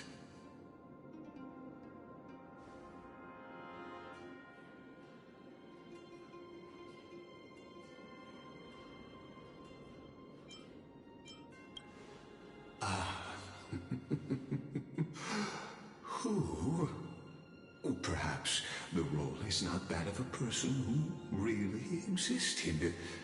Notice how only two particular individuals seem aware of your presence. Patience. We're approaching the final act. These are, as I mentioned, his first memories. They are of particular importance for the imminent Era Nova. Such as this very moment, as the prophesized demigods gather with Talenton as witness. This is a moment calculated by the gods. What comes after is no different from that which you already know. Some join, others leave, while flame chasers bear their faint light forward through the long night. Ah, come. Your seat awaits after 13 heartbeats. Our heroes will be ferried to the final scene.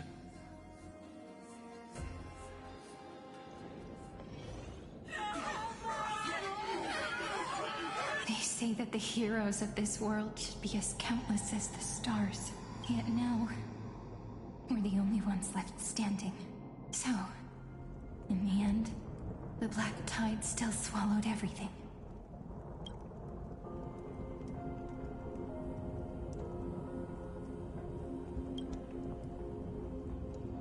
The West stands protected by mighty Skrymnoans. It will hold for the time being. Professor Anexa deployed wards in the north and east before. We needn't fear for Aglaya.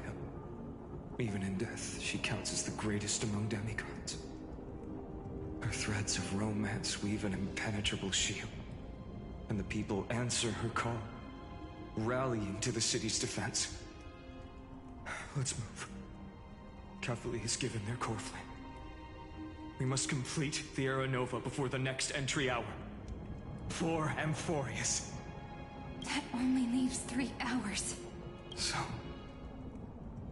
this is the last time we'll see her.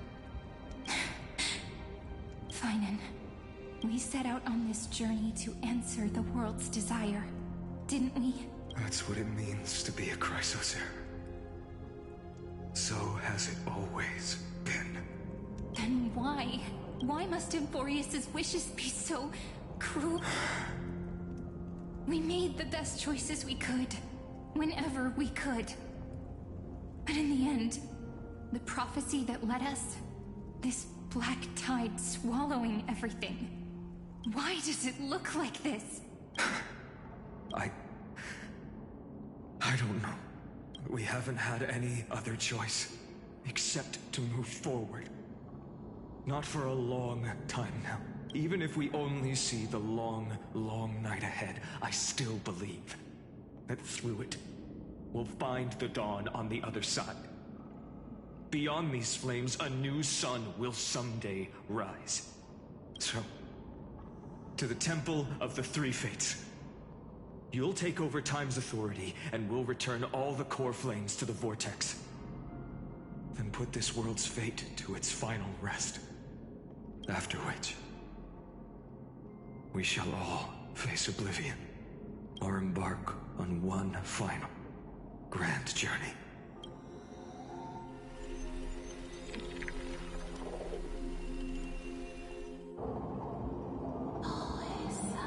Please forgive us for disturbing your sleep, Orynyx. It matters not. I know fate has run its course. The Black Tide has reached Akama. Amphorius does not have much time left. It is time for the Era Nova. As agreed, I shall present the core flame of time. Ride the river of time. It will guard your passage to the vortex of Genesis. Step through and witness. Professor Anaxa proved the truth of Genesis with his sacrifice. As Chrysos heirs of the prophecy, we were always destined to immolate ourselves for this world. Now, it's our turn. We can't let everyone's sacrifices be in vain. I don't need another pep talk, Finan. After all, we've been ready to fight fate ever since we left the village, haven't we? Yeah. Come. Let's claim the miracle we were promised, and burn away every last shadow in this world. And then rise as the first light of a new world. Light calendar 4931, the third week of the month of Evernight. Well, and the end of all things. The Titan has revealed the gateway of fate. Please, accept the invitation to step across the threshold. Beyond this gate lies the new world that our heroes sought through their trials, as well as the terminus that the owner of these long memories has been hurtling towards their entire life.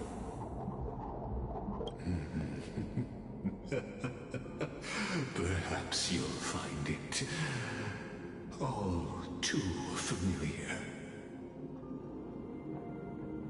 Then you'll understand how the mortal called Finan shouldered the world's weight. How that same burden crushed him, proving that the so-called deliverer is nothing more than Amphorius's own delusion. A pitiful fantasy that it could defy fate's decree.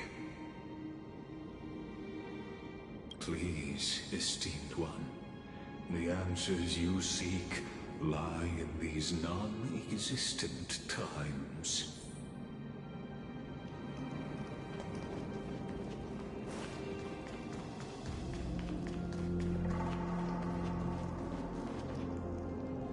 This is so interesting.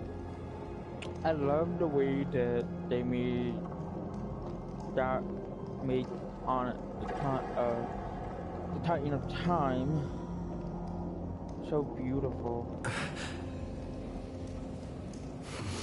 Let's continue.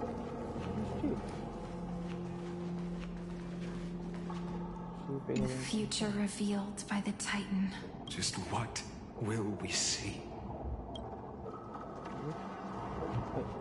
Into the end of the destiny. The vortex of Genesis. So it is here. Just what is this? Life's but a walking shadow, a poor player that struts and frets his hour upon the stage, and then is heard. No, it is a tale told by an idiot, full of sound and fury, signifying nothing. The vortex of Genesis. where the world begins and ends. What stage could be more befitting of our final act? Come, I beseech you onward, buoyed by your surging curiosity. As an unattainable existence that has dwelled within his heart, beyond his reach, you have accompanied him through the march of years uncounted. You naturally have the right to view the river of time in its fullness, and to witness what he welcomed upon his arrival here. Every absurd and tragic ending. Now, if you would. My journey to the Aran and not talk. Go. What if there's only one person left? Beyond the Aran.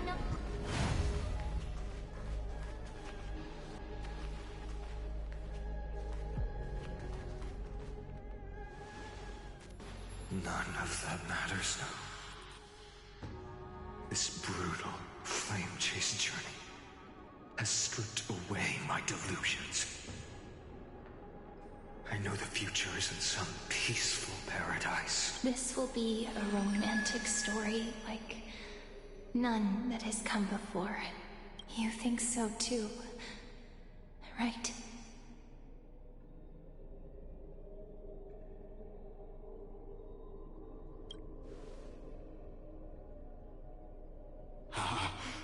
Indeed, in his memories, such a scene replays over and over. Though the details may differ, this remains ever the same. All shall bid farewell to one, and that person alone will witness the miracle. A total of 33,550,335 times. Damn.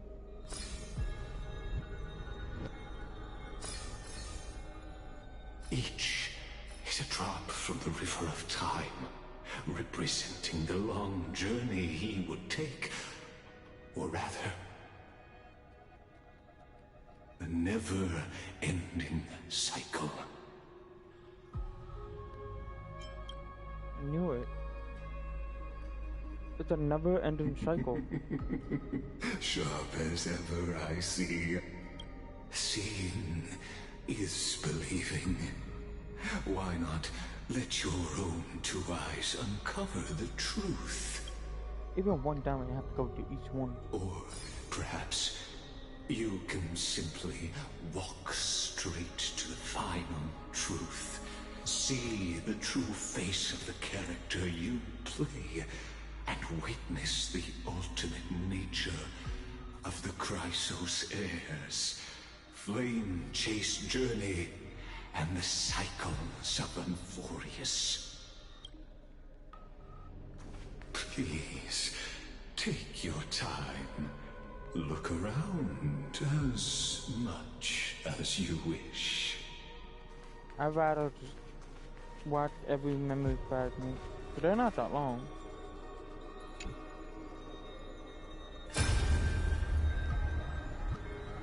Not a single soul to be seen. So this is how the vortex looks at the end of days. Looks like I've got company after all. But... so...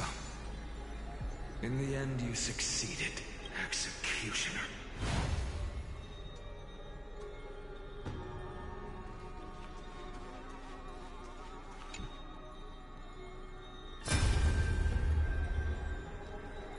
Castos, didn't you? Yes. I've become Death's demigod, and shall never again walk the world of the living. What you see is the surging of the River of Souls, brought on by the countless dead feeding it in these dark times. They cry out. Though dead, They'll converge into a torrent and guard the vortex to see the Era Nova fulfilled. I will take all the wishes of the departed with me. Please, everyone, fight with me to the very last. I hear them. The dead hail you. Go on, Deliverer. We'll keep that executioner in our shadows. The path before you leads to light and eternal flames.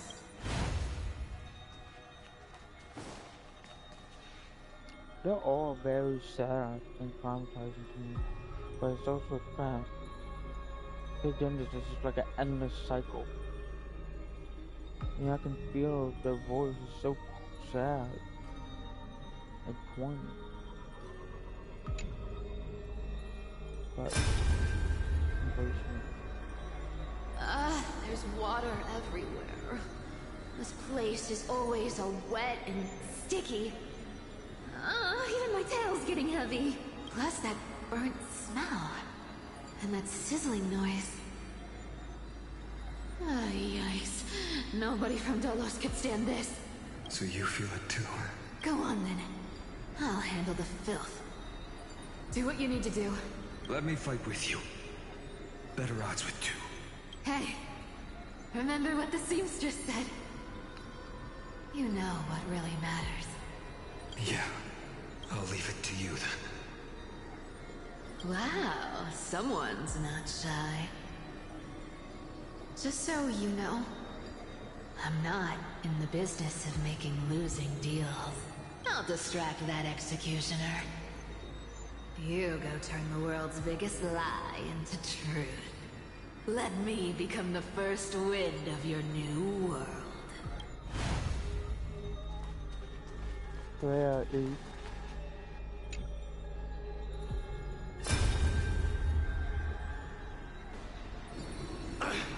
Just shut up and get out of here!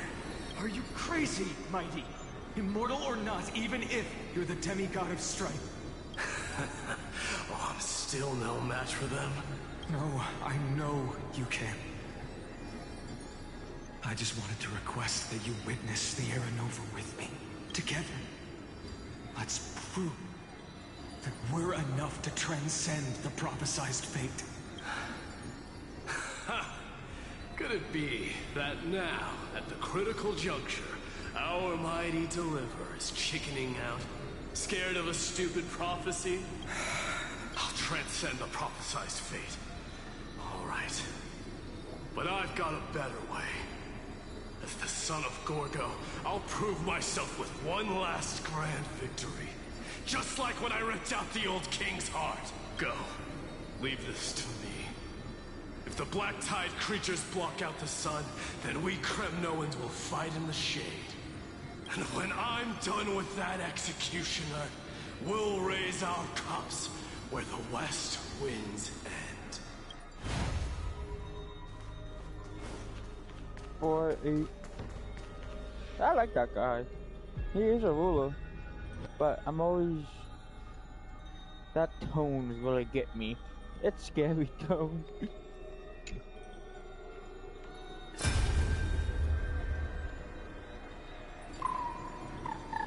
Hey, little. Are you scared? As brave as Heinz. Stay close, little Ika. What? No, I see. I won't squander your kindness. Your hopes. So please, keep this bit of sky standing for me. Well, now there's one last thing I need to do before the Era Nova. Come, Executioner. Let this patch of clear sky show me where to strike.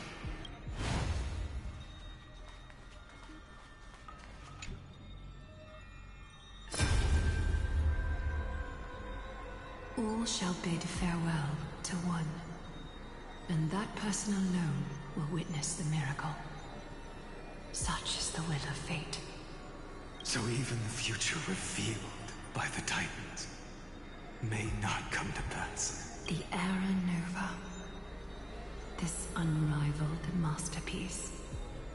I have no regrets now that I may entrust it to my most trusted apprentice. Are you saying? Fate is ever unassailable. The golden threads tell me the black tide rushes toward the vortex, ready to swallow this place. I must weave the last of my humanity into a net to hold back the deluge. I shall have my final bath in warm and radiant gold. Now, the hour of fulfillment has come. Forgive me. I must snip away every risk to weave the strongest future for the new world. There is nothing more to say. We part here.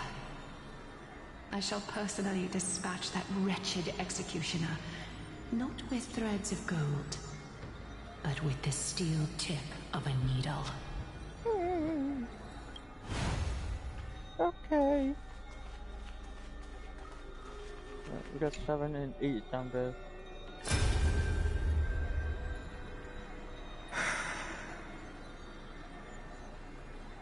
Treeby, look. We made it to the vortex. That prophesied future. The flower fields where the west wind ends. Era Nova. We're so close now. You can't speak anymore. Please. Allow me to pause just a moment before I keep my promise. Let me answer your cruel fate by tearing that executioner's heart from the void.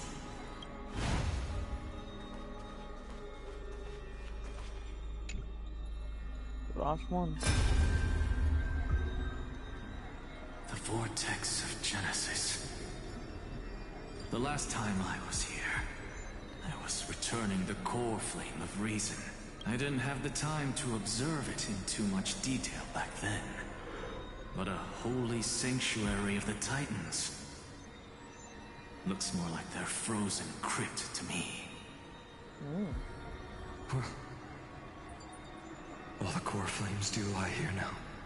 It's my honor to walk the final stretch with a mind such as yours, Professor. Oh, getting ahead of ourselves, are we? Have you forgotten so quickly? I died for truth long ago. What walks with you now is but a thought in your mind. Of course. How could I forget that? But I'll say the same to you. It's my honor to walk this final stretch with you, too. Now go. Stand tall and finish your final task. Yeah. Just leave it to me. Time for that wretched executioner to pay what they owe. Alright. The final piece of the memory. Vloggers. I do not like this at all. You really think you're prepared? You guys been warned. Allow me to give you a warning, most earnest. Once you see what these memories hide, the world's course will be forever irreversible. Ah, very well. As you have made up your mind, let us bear witness together. As the sole audience of this eternal theater, I have been rapturously awaiting your arrival, and this, too, is the very reason I must show you everything. I believe that since you've bathed in that Eon's gaze, you can make Amphorius's frozen fate flow once again.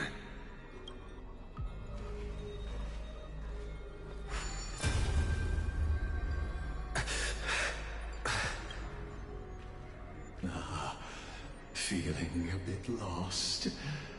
As you now see, this scene marks the final act of the drama Amphorius.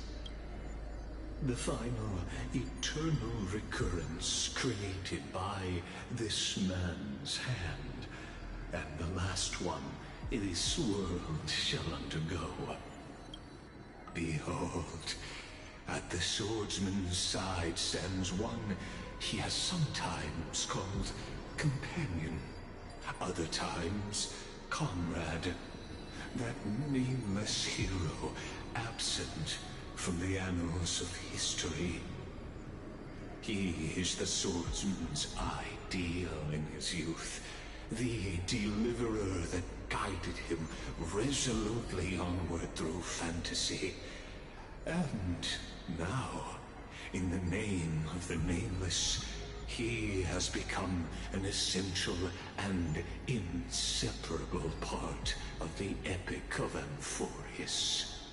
And this time, under his guidance, what choice shall the hero make?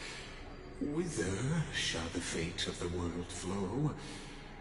And what is the ultimate truth of the nature of Amphorius? There are many mysteries yet to be unwound, but if I may, allow me to temporarily yield the stage to one far more fitting. Plead the master of the countless memories we saw, the other important actor now stepping into the vortex. They who have already burnt their own self to cinder.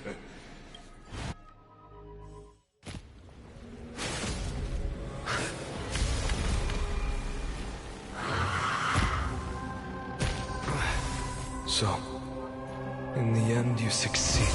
Executioner. With my flesh as kindling, like the first dawn of the new world. Let's do this. Time has come to once again start everything.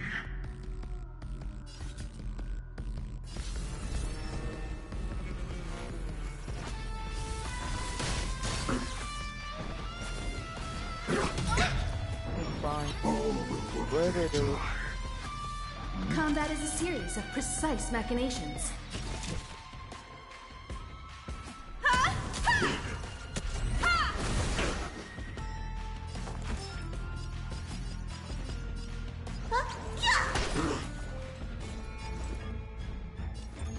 We can do it all!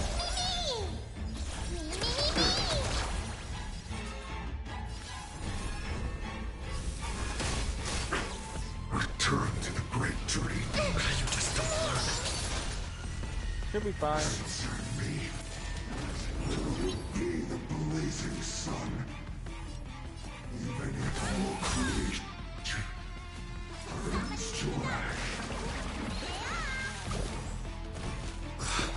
Break's over.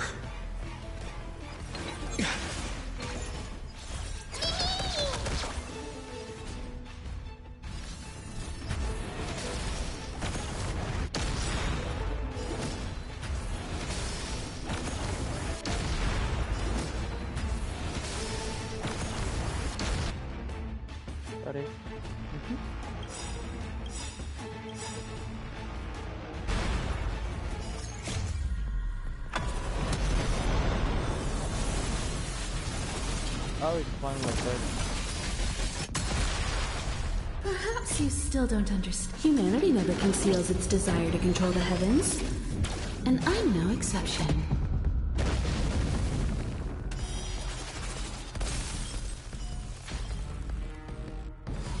Trust me. Together, we can do anything!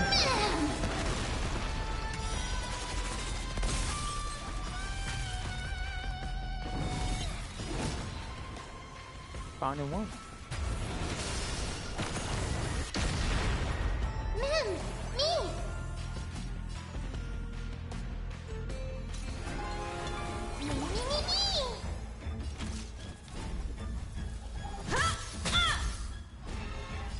Look, listen, feel, kick!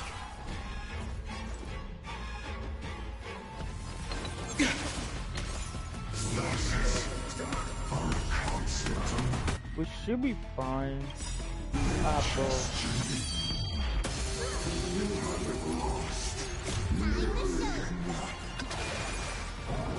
That's why they use it. What's in your prescription?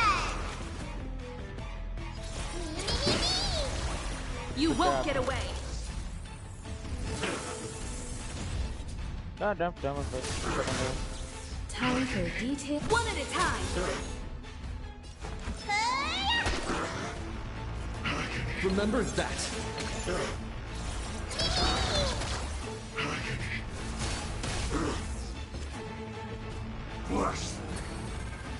You've got a lot of nerve. All will one day die. Combat is a series of precise machinations. Come one, come all. Look, listen, feel, kick! Don't worry, I'll...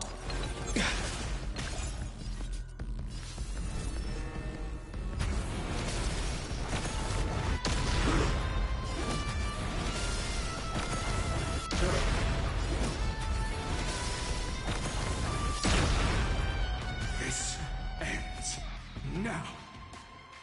With your corpse. I'll ignite the dawn! Yep.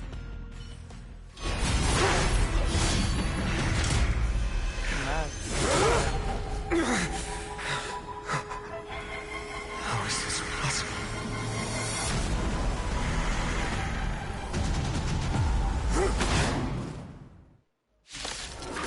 Damn. That's traumatizing. Now twinned. You then set your blood ablaze. Your fury.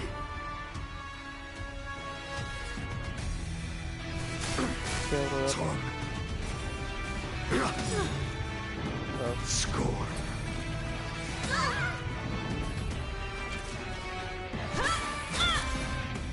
Let me tend to the...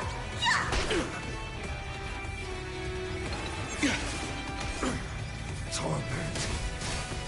Time for a detailed overhaul. Looks like somebody needs... Is this how it feels? We can do it all! This world is a fallen. Return to the great tree.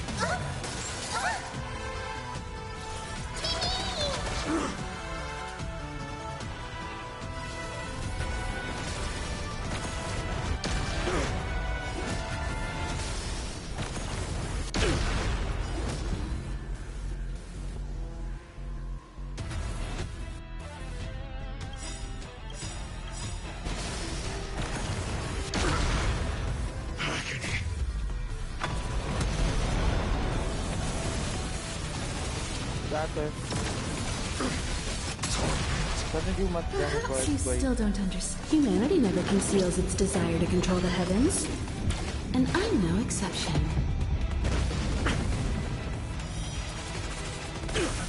Trust me.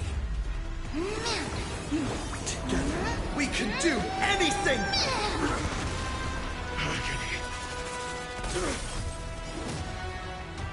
That's the last one. They always give you 2 extra more. Combat is a series of precise one at a time. Let me tend to... I'm not gonna use it until he gets to the point where... Remember that.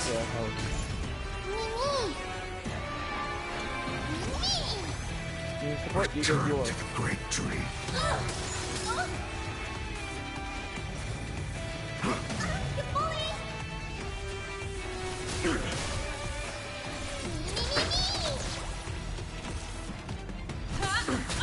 Torment. Looks like somebody...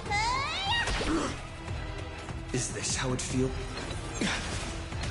Bless. You've got a lot of nerve.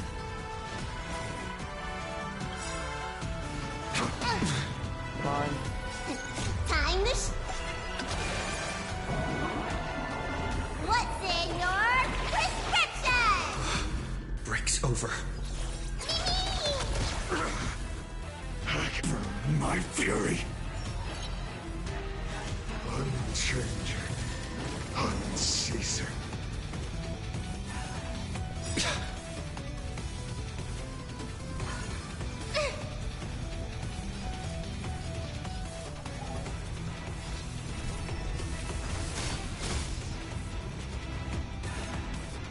You just don't learn.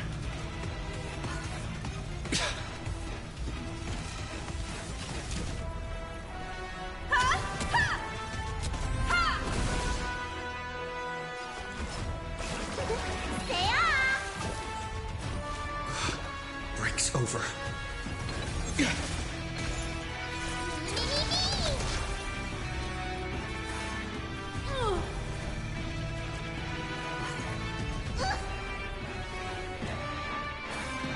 Barely felt it.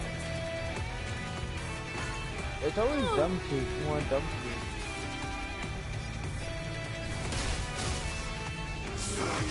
Enough. This storm shall fuel fire. Like I said, it's planned. Burn unceasing.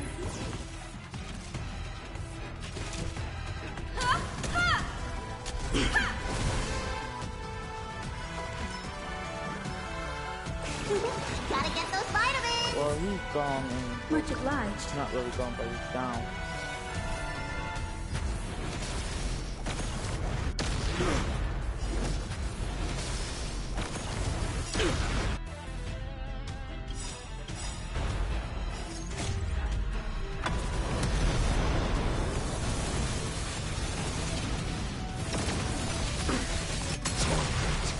Perhaps you still don't understand. Humanity never conceals its desire to control the heavens. And I'm no exception.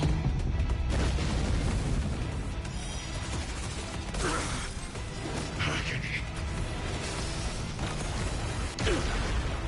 Suffering is eternal.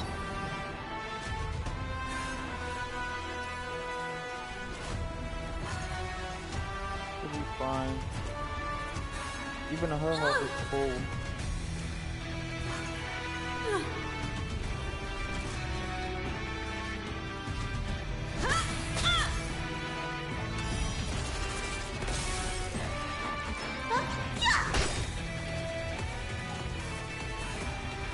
You bully!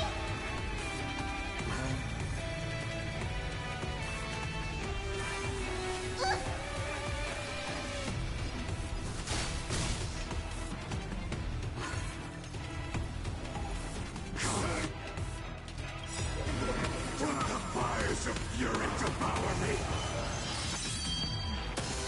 Become the next epitaph, seared upon this burning world. I think it's planned because the way Much obliged. Time for a detailed overhaul. One at a time. Unchanging, unceasing.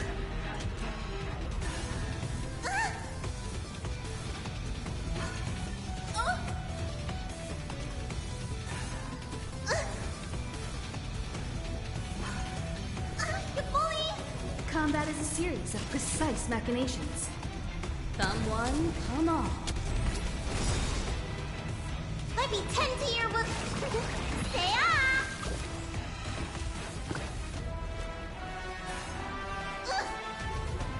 keep hitting me.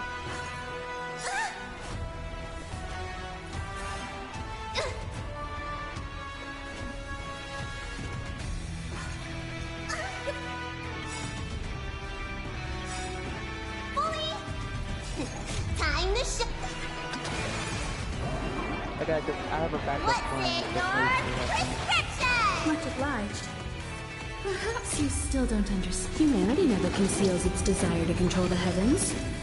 And I'm no exception. Sanguine darkness drowns. I'm not doing this damage. You've got a lot of nerve.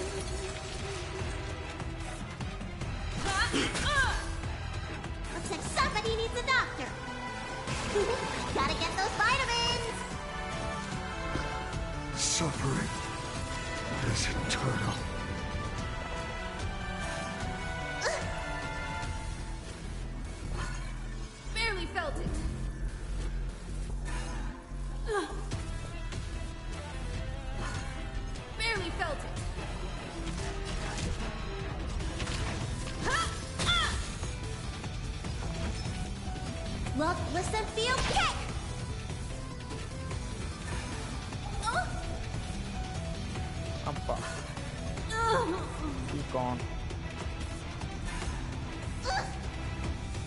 like this is fun.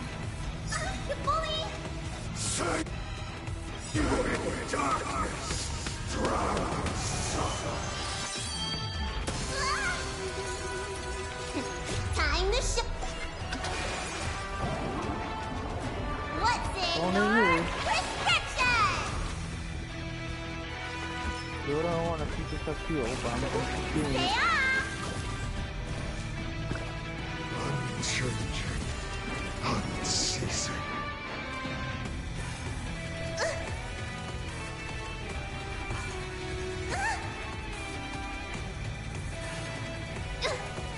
They don't do a lot of damage. Doesn't tell you how many damage they're doing.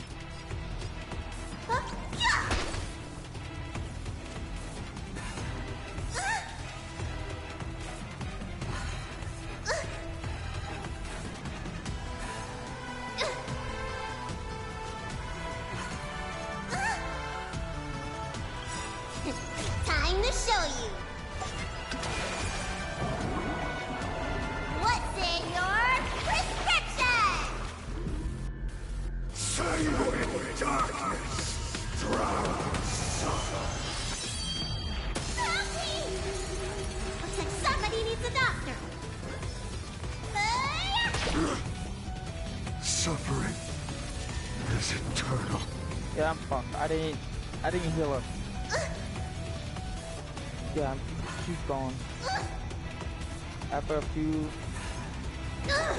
Yeah. So, yeah. Go ahead.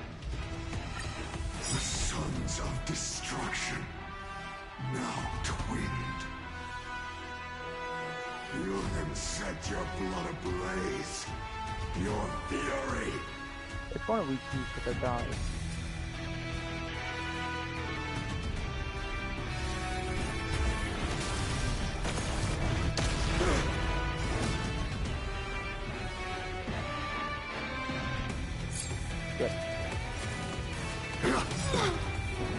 Score. Combat is a series of precise, one at a time.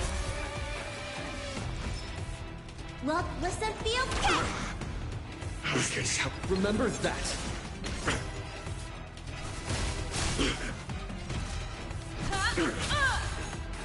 Let me tend to your wounds.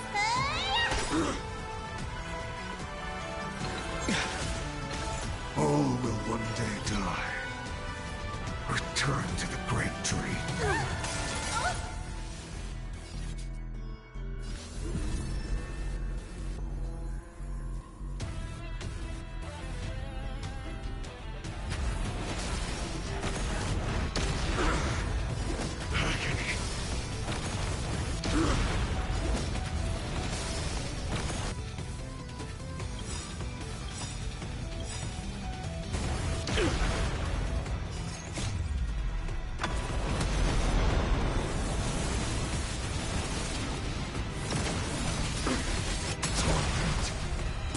My fury.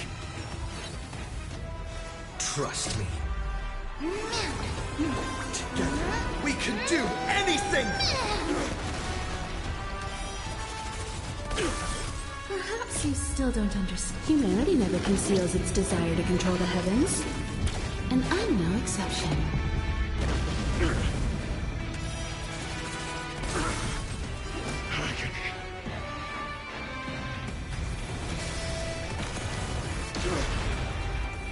Unchanging, unceasing.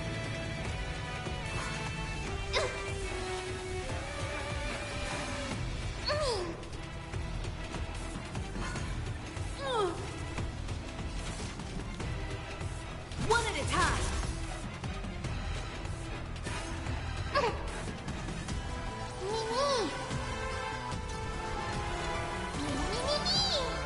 Is this how it feels? Remember that. Look, listen, feel, kick!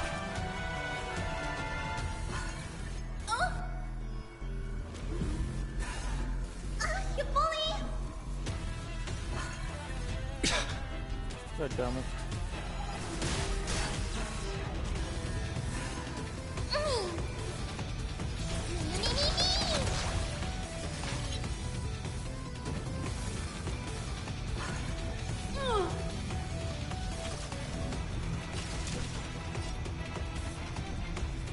one, come all.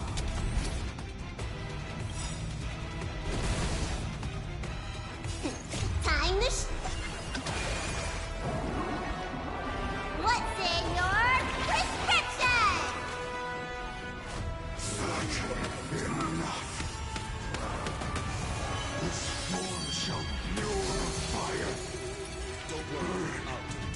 Burn unceasing. One person alone may witness the miracle. Such is the will of fate.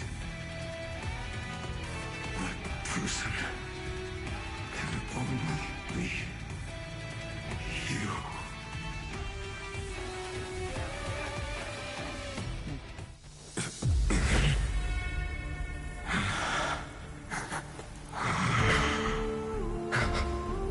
Why not let wrath incinerate fate? Gods.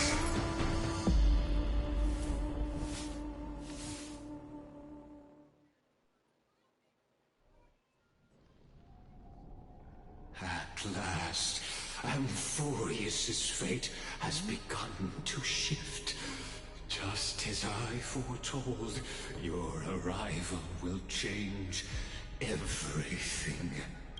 After all, you've also been bathed in an eon's gaze, which can awaken long dormant instinct inside a man.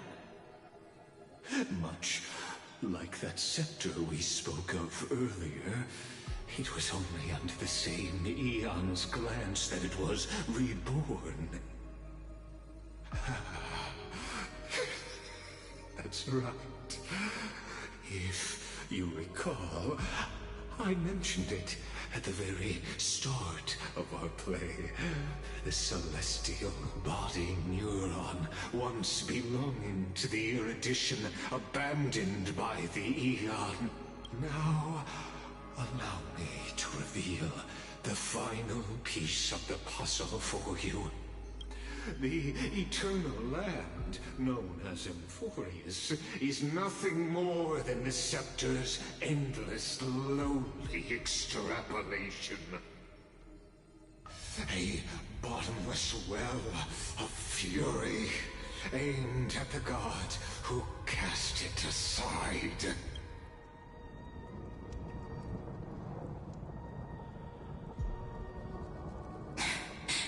Finan, we set out on this journey to answer the world's desire, didn't we? That's what it means to be a Chrysocer. So has it always been. Then why? Why must Amphorius's wishes be so cruel? We made the best choices we could, whenever we could. But in the end, the prophecy that led us, this black tide swallowing everything. Why does it look like this? You see it too. This burn mark. The flickering cubes. They're not a tide at all. They're more like a shattered teleslate. Standing here, the voices of Titans have never been clearer. Turns out, they were coming from the black tide all along. Is that... Or maybe it is screaming that its creator, that it's God. Finan, do you still remember when I was little? I had a dream. A dark, cold room with nothing but Orynyx's curtain, glowing like crystal. The curtain seemed to contain all of Amphorius, where strange and fantastic dramas played out within. There were countless versions of us, from countless different worlds. Perhaps it wasn't a dream. Yeah. As I gaze out at the world before me, those sorrowful thoughts have become reality. So, this is the reason the sky was sealed. Amphorius is merely a larger ID Celestii. We are just characters in this tiny world, following the prophecy, stepping onto the same journey over and over. What then is this so-called Era Nova? And what are the spectators watching all of this truly hoping for?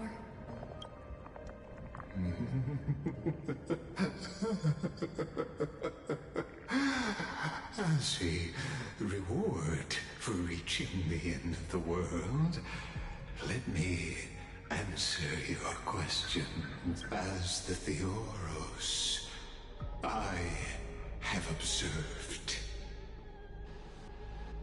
Thus is the synthesis of the prime mover of life form.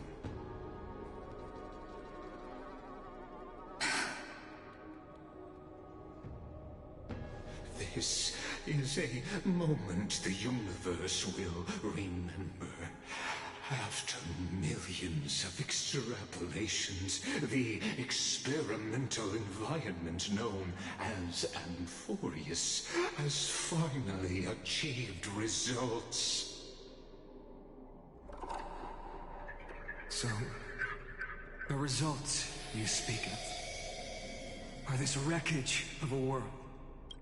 We all gave everything we had, returning 12 core flames to recreate the world. And in return, we become nothing more than sacrificial offerings at the end of everything. Exactly. The Titans are Chrysos heirs of the past, and Chrysos heirs are the Titans of the future. Anaxagoras' theory of Era Nova holds true. As the model of reason, he reached unprecedented heights. But from just the perspective of a player in the drama, he could never fully uncover the last layer of truth.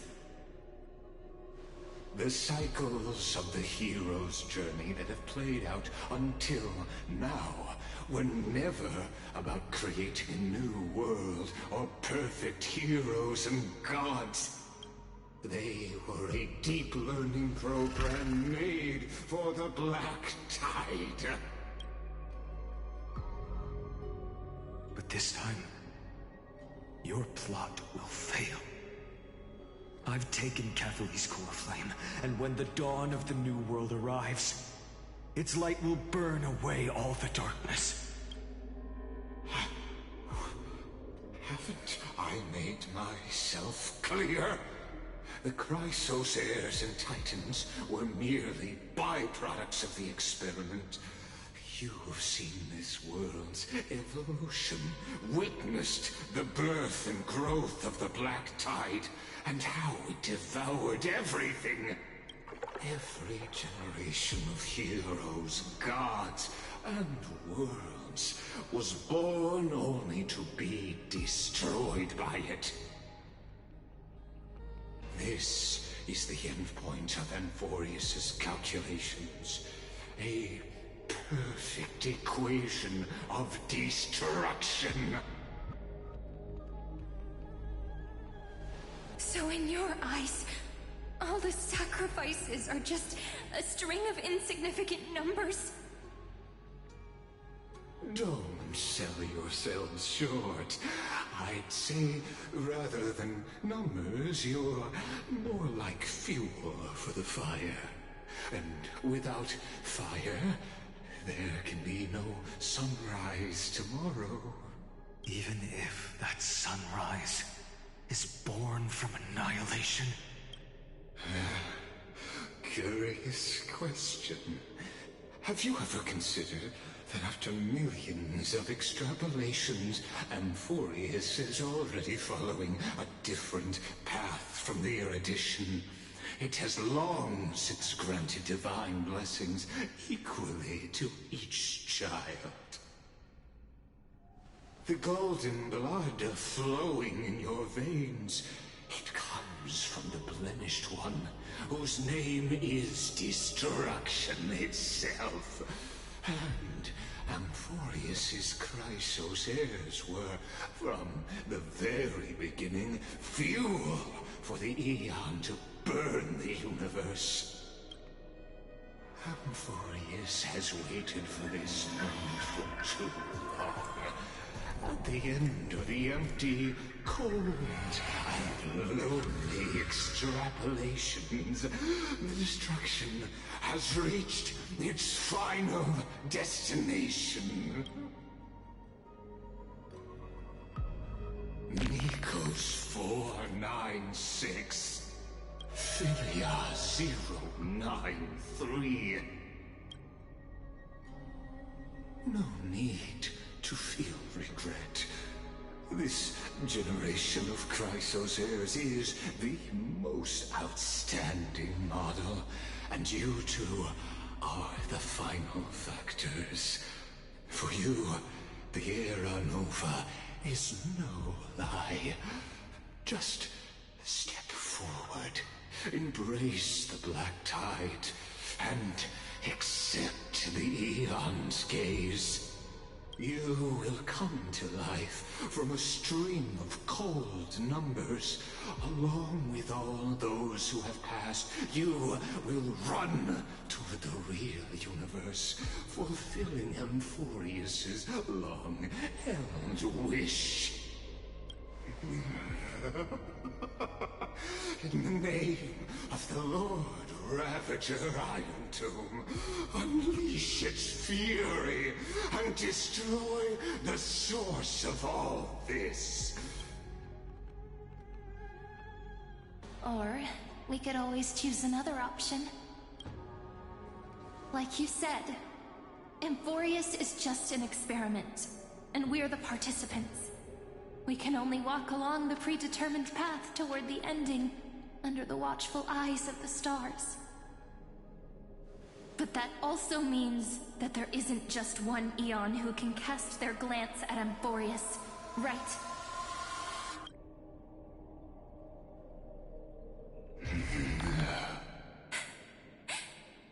Is this question really that hard to answer? Or did I guess it right? And in reality, this world has already been under the watch of other Aeons. It's strange when you think about it. If you just stayed back, watching us complete the ritual and get consumed by the black tide, your goal would naturally be achieved. Why go through the trouble of explaining all this to us?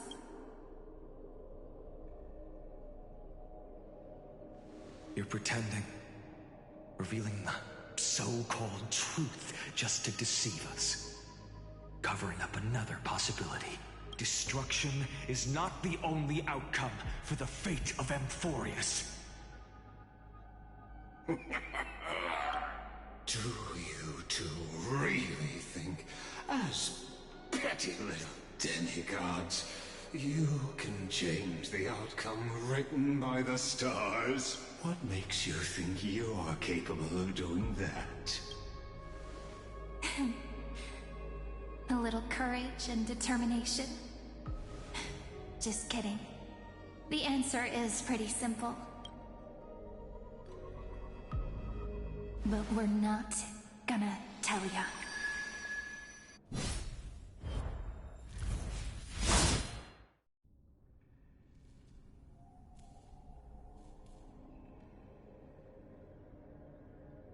We're going to weave a long dream for Emphorius, making it believe the experiment hasn't ended, that everything is still ongoing. With just Orynyx's power, though, it should be impossible to achieve this, right? Yeah. So, I can only place my hopes on that childhood dream. And the god behind Orynyx that appeared in that dream. Now, I can say with certainty, time is the page on which that Aeon records Emphorius. If it fades from existence, and all that it records is lost among the stars, that Aeon will surely direct their gaze here. And it will be a glance that spans time and space. granting each incarnation of me the power to reset time, imbuing my soul into this ceremonial blade, and creating an endless flame chase journey. I understand. Then let me step into the cycles and continue Amphorius's grand design. To deceive the gods, deceive the world itself. But to make time vanish from this world, that would mean you.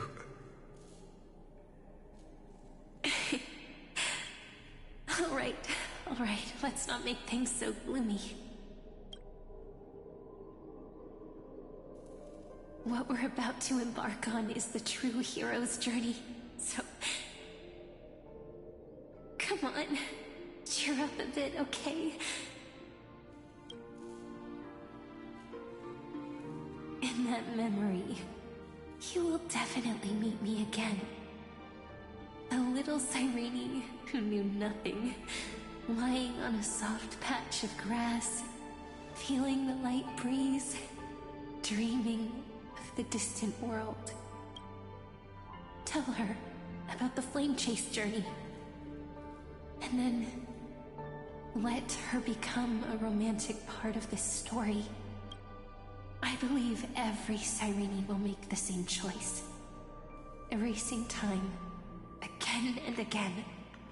Resetting time over and over.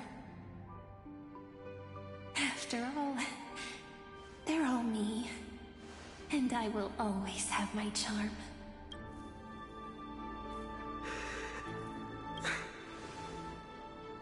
Then, I'll fall into a sweet dream, disappearing in some small corner of the world. Quietly, waiting for the day when that next page is turned.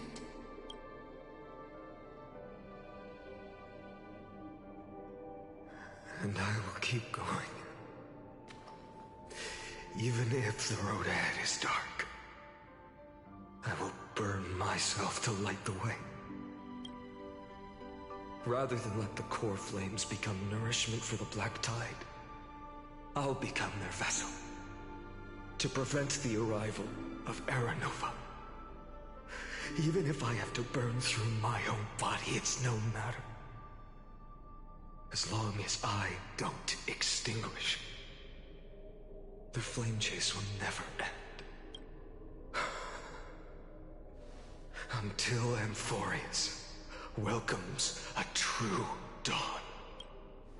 The girl who watches over time, and the warrior who carries the world. Now, let us fulfill the duties of time and world-bearing, honor the past, and forge ahead.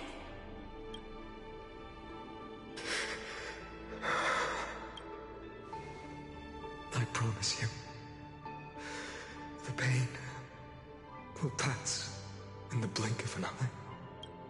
You need to hold tight to this ceremonial blade.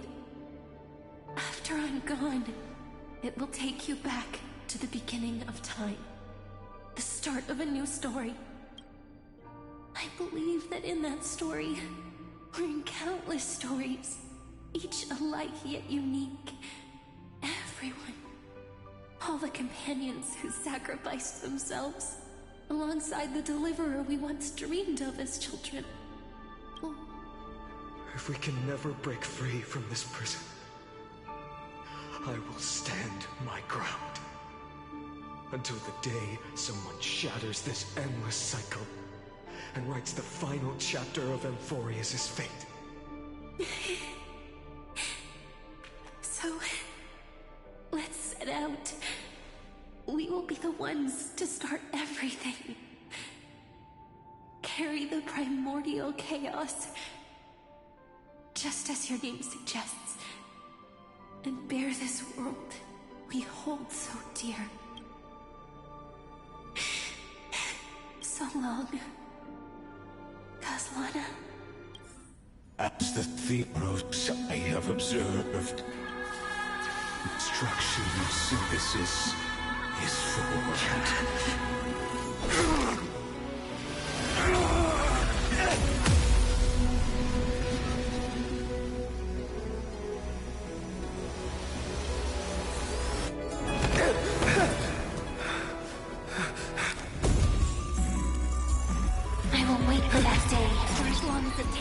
The day will come, turns over this eternal and follows in our footprint to right and everything than it ever was.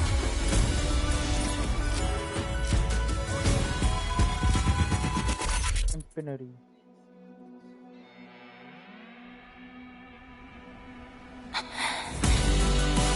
That will be a romantic story like none that has come before. You think so too, right?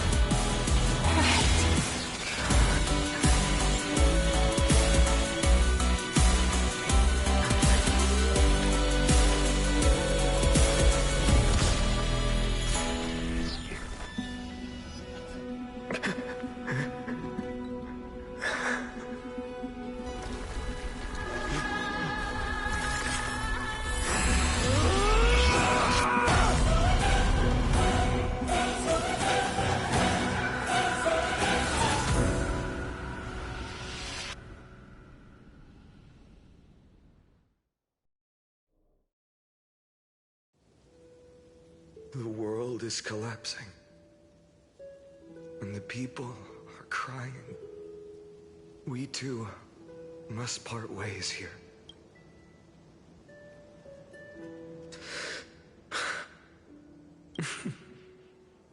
Ides Elysiae, the little village of my childhood. The gentle breeze and the sound of waves still linger. Everything is as it was. It feels good to take one last look. You know, this is just a corner of the memory. The real Ides Elysiae. I know. I'm here to say goodbye. We might not see each other again. You can stay here forever. And time will stand still for you. Let it flow. It's time for me to go. Even if it's a path with no turning back. When have we ever had the luxury of turning back? Are you afraid? After learning the truth of your origins, will you see the motivation I gave you as the manipulating whispers of destruction? The convictions and choices that come from my heart. I don't believe they're designed by the so-called paths. If we are just numbers, simulating life, then you are the image I've always longed for. A real, living person. A true hero. Then why do we part here? You can take me with you, and we can start this journey together. I'll be by your side, guiding you, just like before. No. I'm afraid I'm on my own this time. Because there is no perfect solution in this world. Cyrene has already embraced her fate, and I will embrace my origin. Destruction. And with this power, I will rebel against its creator, bringing endless fury to the darkness sweeping the world. If you stay by my side, I'll hesitate. But this world can't afford a soldier who wavers. Do you remember when we were kids? Everyone would get so excited drawing cards like a ruler or warrior, but throw fits over devil or drunkard and demand a redo. Kids always get to change their minds. Things are so happy and simple for them. But when it comes to the fate of adults, there's no room for redos. Then go, Kaslana, as you promised. Deceive the world. Seize the core flames and rewrite your fate. Burn yourself up with all your might. Wield your futility like a sword. And fight against the gods.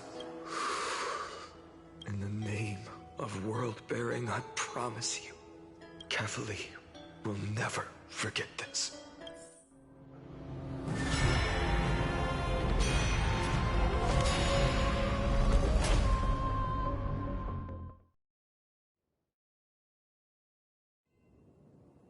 So, Time retreated behind me until it reached the origin, where nothing ever existed. Just as Professor Anaxa once said, in that void, Kefali stood at the center of chaos. Time, space, and causality all flowed from their body. When the waves of time finally calmed, it was the year 3870 of the Light Calendar. The Chrysos War had lasted for nearly a century, and the threat of the Black Tide was growing stronger and more relentless. That was the era of the Day Thunder Knight's battle with the sky. While she could not seize the core flame, she proved that the prophecy was true. That mortals could slay gods. From that moment, the sole survivor of the old dynasty, Imperator Suritra, issued a call to arms across the lands, summoning heroic Chrysos heirs to wage war on the Titans. And that was the first doomed flame chase journey, sealed away in history.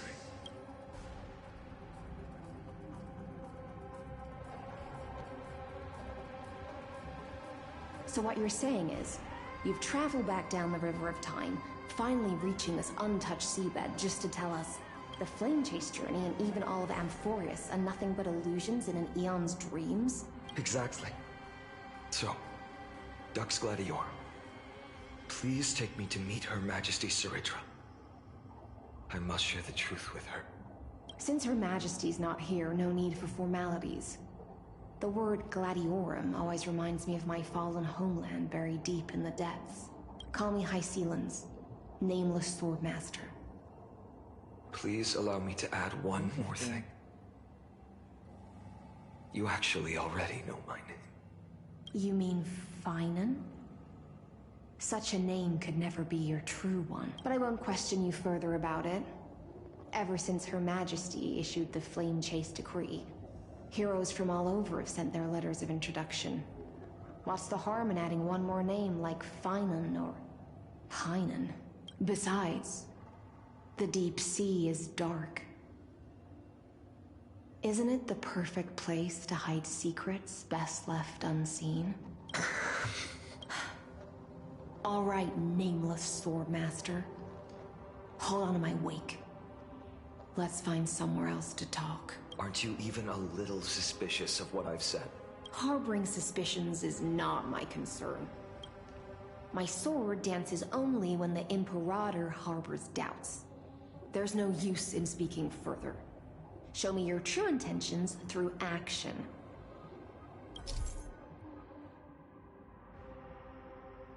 Okay, within Primary Team technical limit, so increased in using technology and within certain range ahead.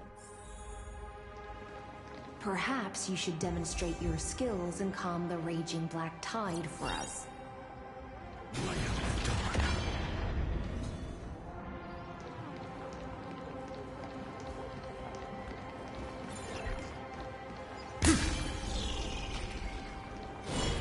Light up the dawn.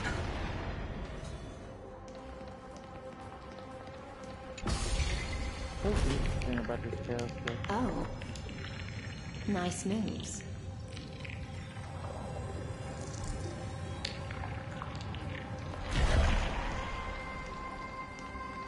Light up the dawn.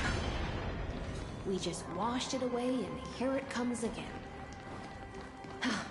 The black tide is really no joke. Light up the dawn. Light up the dawn.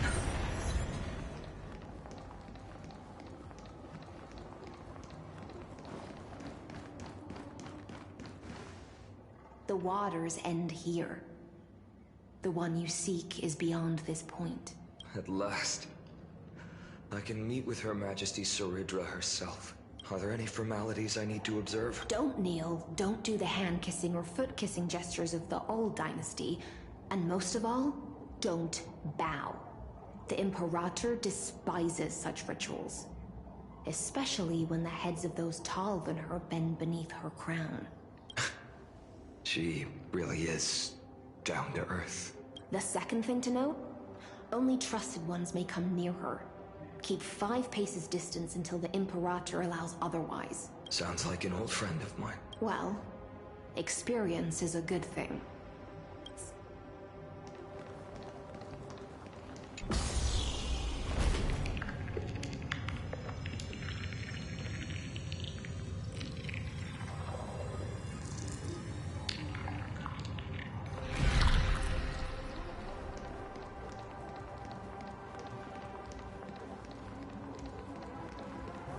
Duck's Goldweaver. Little hostage. Apologies for keeping you waiting. It's you. You know them? Good. That makes things easier. Before that, I'm more curious about one thing. Where is Her Majesty Saritra? To avoid any misunderstandings, nameless Swordmaster. Although we spoke and laughed along the way, I never said you were entitled to meet her. The Imperator decreed, the Deliverer will not appear in this age. Be wary of suspicious individuals. Come now, both of you. Let's finish our job. I see. It's a trap. I had no intention of fight. So remember this, Lady Hysealant. If my sword shows any hesitation, don't thank me. Thank them instead. No, you misunderstand. We don't want to see Chrysoceres hurt each other.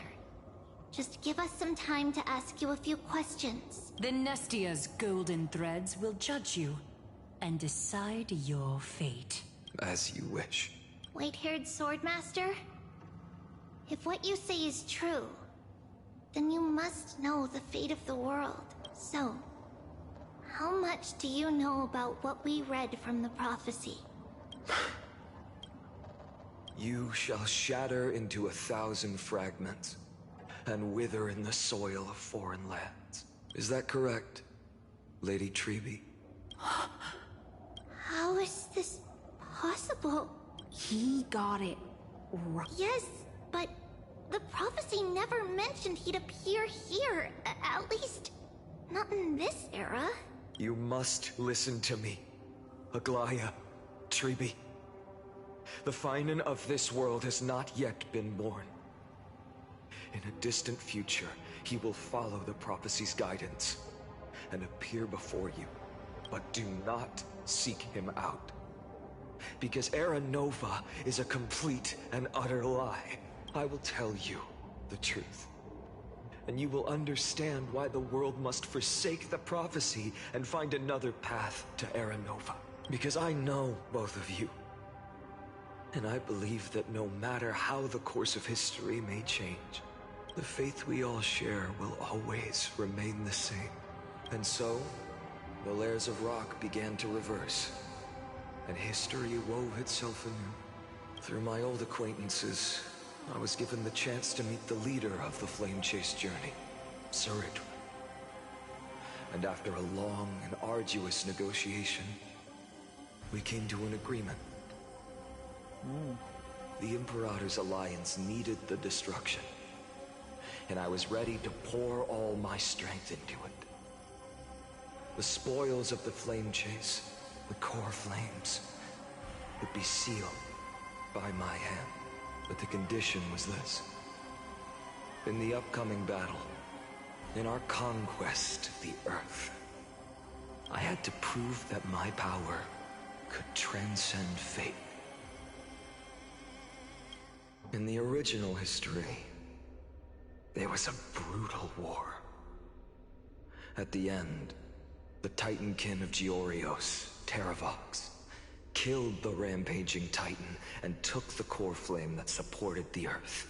But this time, Amphorius encountered a turning point in its fate. Neither side suffered any losses.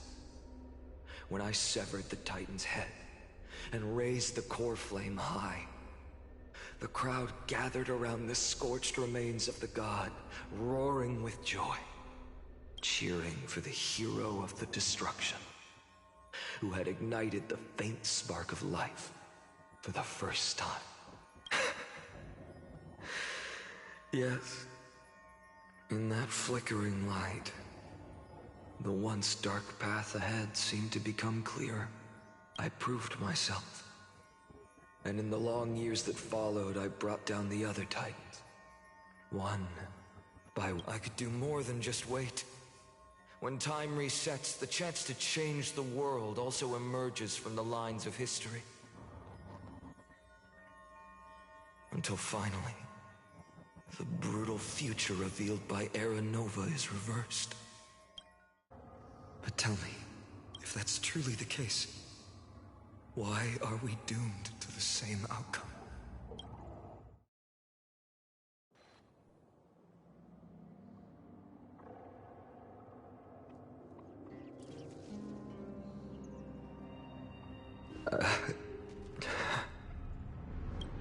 The people kept their promise and handed you all the core flames. In this world after Trebios, no demigods were born in Amphorius. At this point, I just want to know.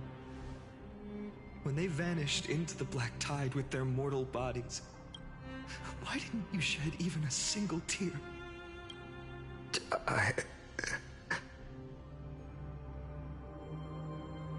Your indifference chills me. To you, were they just a bunch of insignificant footnotes? Sorrow has been my constant companion. In fact, with 12 core flames upon me, the fire in my heart has never been more violent. I'll remember this world through anger. As long as I burn, they'll never truly leave me. Perhaps it's already too late. But you're right. Anger, at this moment, is the only weapon I can rely on. So, draw your sword, Executioner.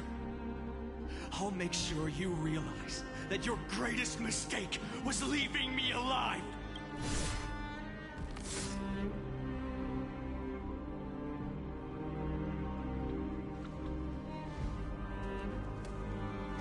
After that, he raised his sword and attacked. Then, Kaslana killed himself that day.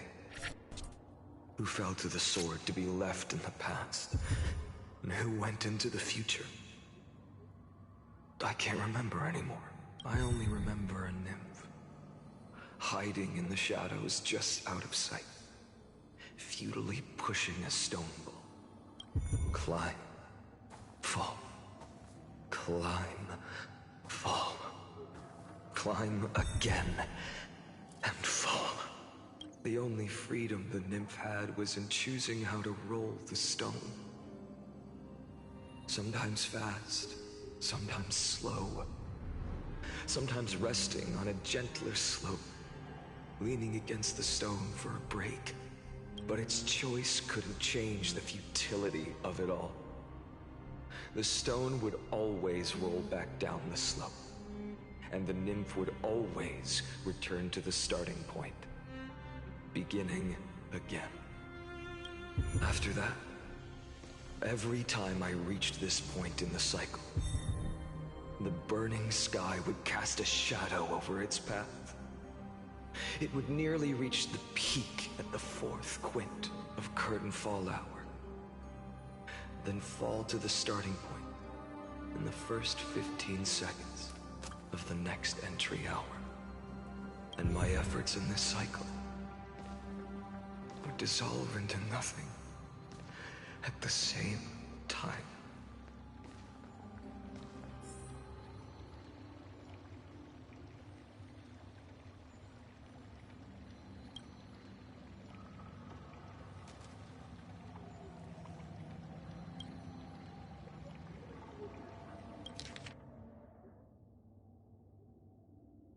So this is the quick read version. So Antonio was shown at number 2, subject Castle adopt a strategy similar to internal restraint number one. No. Substance impact experimental progress was observed. Life cycle of 12 coastal here terminate and normalized sequel subject coastal and regress the exploring process. Internal restraint number three. Minor adjustment detect in the strategy. Decide wait, waiting for a board sacrifice of the past component has been increased after verification. This adjustment did not have a substantive impact on the experimental progress. Life cycle 12 coastal here terminate, normalized and record subject coastal regress and deployment progress. Internal experiment number 15. Subject caused the attempt to decomply the black tie for the first time, aiming the elevator as a privilege and executes on the unauthorized as authorized operation against a specific subject represented by the 12th caused here. Life cycle 12 horoscope here, terminate normalized and circles, subject caused regress to exploding progress. Antonio was coordinate number 42. Subject clustered 11 attempt to breach the skeptic corollary has failed. The decision waiting for a voice sacrifice of the past companions showed a minor decline. Life cycle of 12 cluster here terminate in the sequel subject clustering regress the progress. Antonio was scored number 133, analyzed observing from the tunnel crossing number 83 to 133, indicates that subject constraint strategy is gratitude its conversion with the of the tunnel occurring number 43, 42 I meant, over chronically risk detect potential cognitive function degrading spin. Avenue this undoubtedly reinforced iron tomb destruction vector within expectation, no internal required continuing aggravation.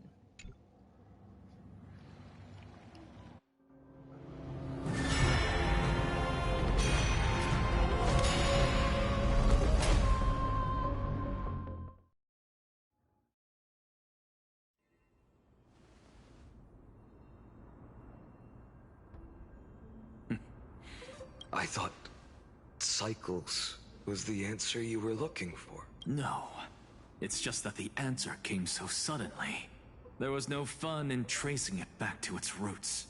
Eons? Paths? What a load of nonsense. I can't give you an exact explanation of those two concepts either. Enough. I'm just expressing my frustration. Don't you understand? I was already expecting this. The black tide came from beyond the sky. And everything else is no exception.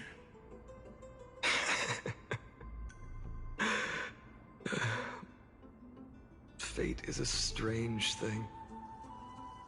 No matter how the details of history change, the Anaxa I know always remains as harsh as ever.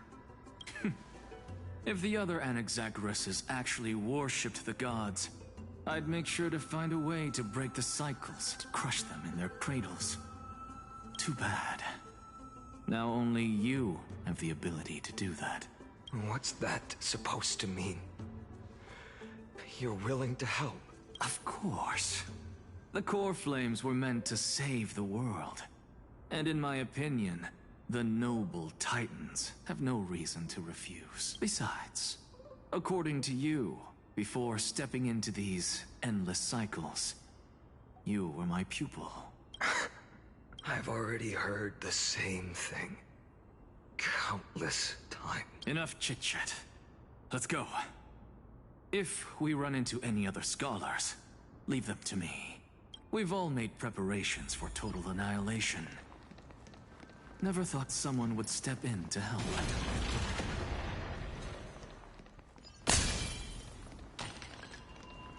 Light up the dawn.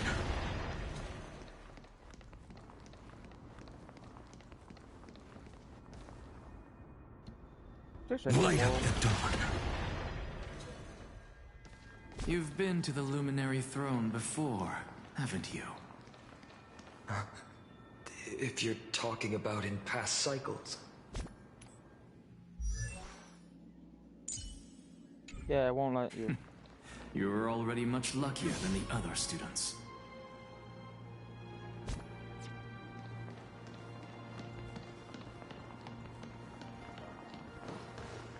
Hold up. Keep your wits about you. Someone's watching us. Pretty boy, your eyesight's better than I thought. As for that false god who's been turning the world upside down, it's you. You sure do love stealing the spotlight. In the name of the Seven Sages, I demand that you immediately step away from the Luminary Throne. This is the sacred ground of reason, and no one may desecrate it. Take my words back to Aglaya. I won't say the same thing twice, Catgirl. Oh my! You won't even call me the demigod of trickery. That is just heartbreaking. I have some words for you, too. First, as one of the most heretical blasphemers in the world, you have no right to lecture me. Second, this is none of your business, Grove Boy. Step aside. I don't want anyone getting hurt. Here we go. Core Flame Thieves. You really think you can scare off a Sage of the Grove with nothing but empty threats? Hey, this gloomy little brat. Ooh, not bad, not bad. I kinda like you. Aw, don't cry now. That was close. I'm out of here.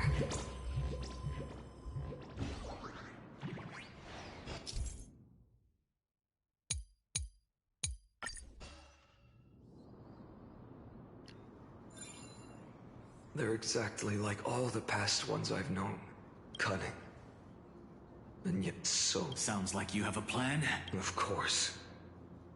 When I first set out on the Flame Chase journey, Lady Treby never managed to teach me Orynyx's miracle. But along the way, I learned a thing or two. Ready? Where are you going?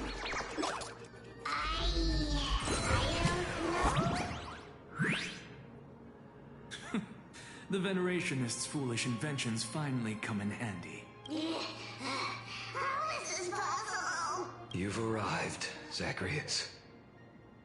Always so punctual. What? You know who I am? I'm running out of patience. So I'm not going to waste words. Listen up, Spirit Thief. Steve, you sing better than any bard. If you ask me, you're the greatest disaster Emporius has ever known. No matter how strong you are, you're still just a mortal body. Carrying 12 core flames? Don't make me laugh. You'll just get consumed by the divine flame. 134. What? This is the 134th cycle I've lived through. 1,590. Yes. 1,000 core flames, and just a single Chrysos. I've come this far. And that's proof enough. But someday you will burn to the ground. Of course. The divine flames will eventually consume my eyes and blind me. But before that, they could still forge and sharpen Dawnmaker. Now when I cut open your stomach, you won't feel a thing. This is the final warning. Fine. Assume this world holds 100 million possibilities. And no matter how one looks at it, 99,999,999 sounds of certain destruction. Even so, I'll use my divine power, despised by the people of this world. Bartolos! Brad, if you got the guts, I despise you. Cat-eared thief, run! Don't look at glass! This little brat is not a threat we can deal with just by ourselves! I'm fine.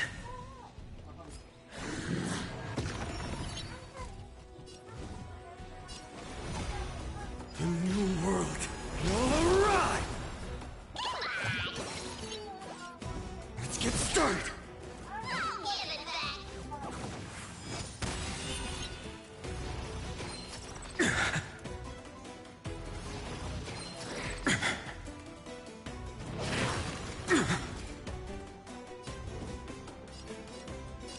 For the next tomorrow!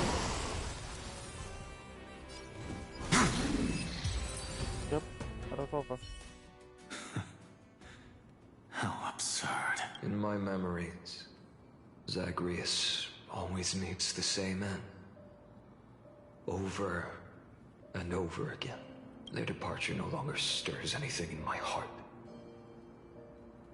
This reason core flame before us is a fake. Obvious as day. And I know. It always plays out like this. And then, driven by defiance or hate exactly like the countless past hers I've known. Cunning. Yet so nothing. Since you've witnessed the same scene play out countless times, will you carve the trickery core flame from my chest now? That depends on your attitude. At least so far, in the cycles where you've asked this question, the endings haven't been so cruel. Well, thank you for that. But I also believe that this time, you won't catch up to me. No one can catch up to me. I'm no longer running to escape anymore. Whether you believe me or not, I'll still tell you this.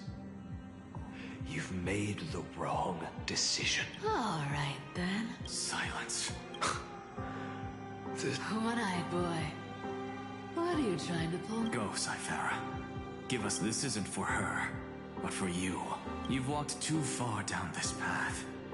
It's time to discuss a possibility. Maybe the road you're walking is not one of salvation. For old time's sake, turn back. I don't care how many times you've tried. Your Messiah complex has turned you into something no different from the icy gods you spoke of. The children of humanity you swore to save. They are no more than ants to you now. Of course. I've been wondering, what kind of demon could burn my homeland to the ground in an instant without batting an eye? Now I have the answer. It turns out that fiery demon has been fantasizing of becoming this world's deliverer.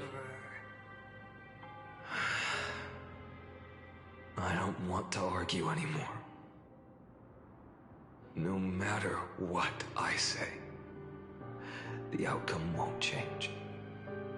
Make your biggest effort to resist, or accept fate, and even if it's futile, we all have the right to choose. Yes. Even if it is futile, and the world is just a divine joke. When I walk into the destruction ridden by the gods, with my own 2 legs, you will witness. Even the smallest footnote still leaves a mark in this story. And so, at the end of the 100 Traveler and the Scholar fulfilled their fates once again. Or perhaps it wasn't just they who fulfilled their fates. I can't quite remember all this. In the endless darkness, for no reason, the voice always lingered by my ear.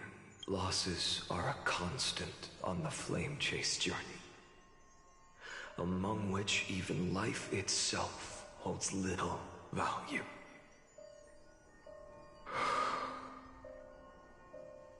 Reduced to ashes. Such a familiar end. It happens in every journey.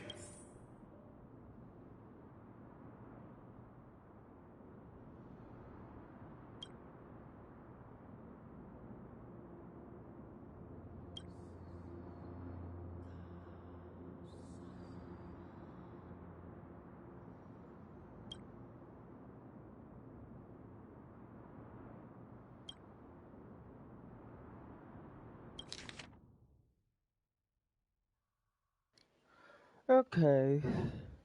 I'm not reading this. There's too many words. 1,239. 8. That's 4,009. No, 4,398. Oh my god, this dude's so. It's the same thing over and over. Subject cards were 100. Those numbers, and then attempt infinity of numbers attempt to breach the scepter corollary has failed. Cycle life cycle 12 cluster herd has terminated in sequel and certain Parker's regress.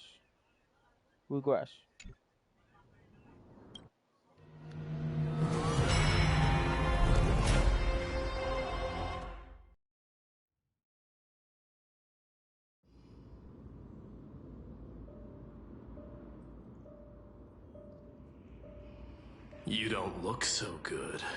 Even after going through 108,642 cycles. Mighty, your name for me has never changed. Why do you sound so pleased? It's a derogatory name. Yeah. I know all too well. After that one and only time we walked side by side. Every time Dawnmaker will stab you through your 10th thoracic vertebra. That's your weak spot, and the only way to kill you. Interesting. Tell me, when the mighty Moses of the past faced you, did they ever retreat? Never. Then they died honorably, worthy of the name of strife.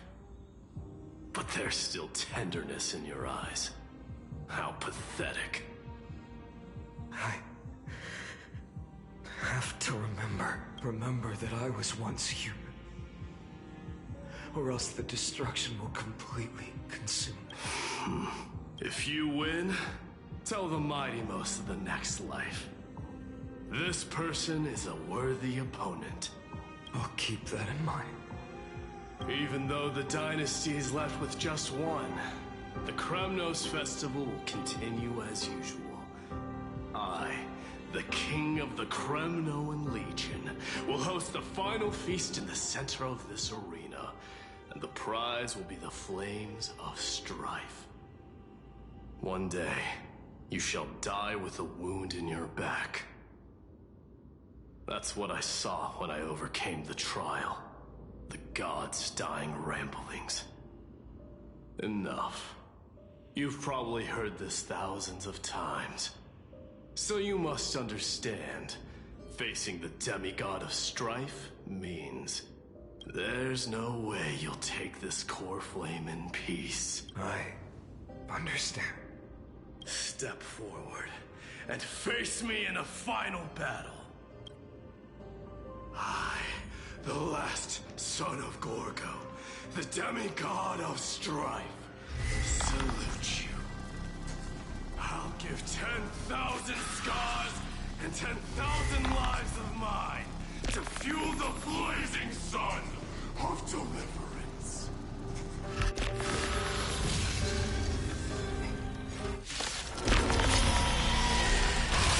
Brothers, behold! The last Kremnos festival has begun.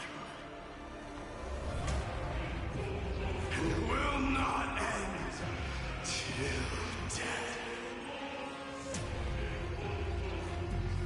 time to temper myself.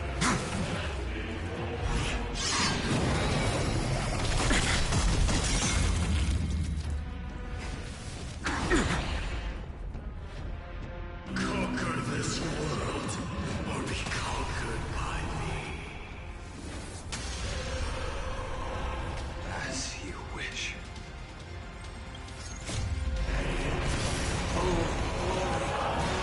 I salute you. That's all I ever wanted.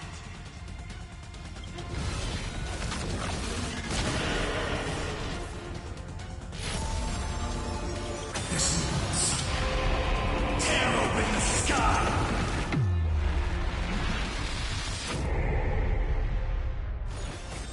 Quench the flames with blood. Liso. Gorgeous! Is now. Remember this agony. Empty shell. Sword of sunrise. Old sun's embers. Hail the new world's dawn. A scorching hatred. Do you feel it now? Quench the flames with blood.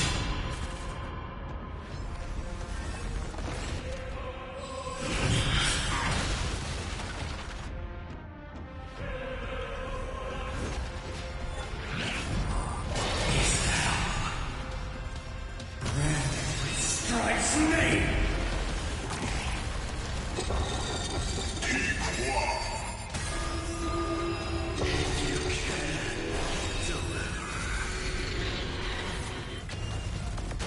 Use the flames of your fury to scorch your own.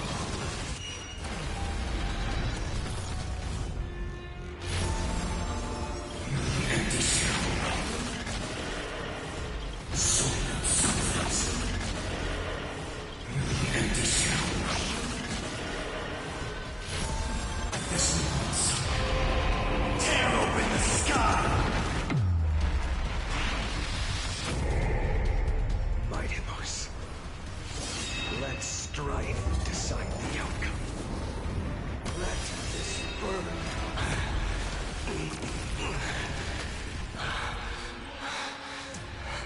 Well fought.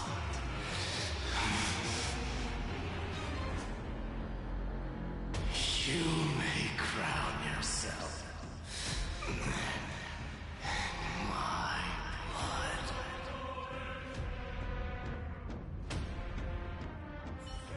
In your next life, I shall once again block your path. Deliver. I wish you eternal victory. The 108,642nd core flame of strife. Yet the shadows of the black tide still loom. And pain and despair spread across distant lands. The blaze was still not enough. It had to be fed. Even if it meant burning this body to ash.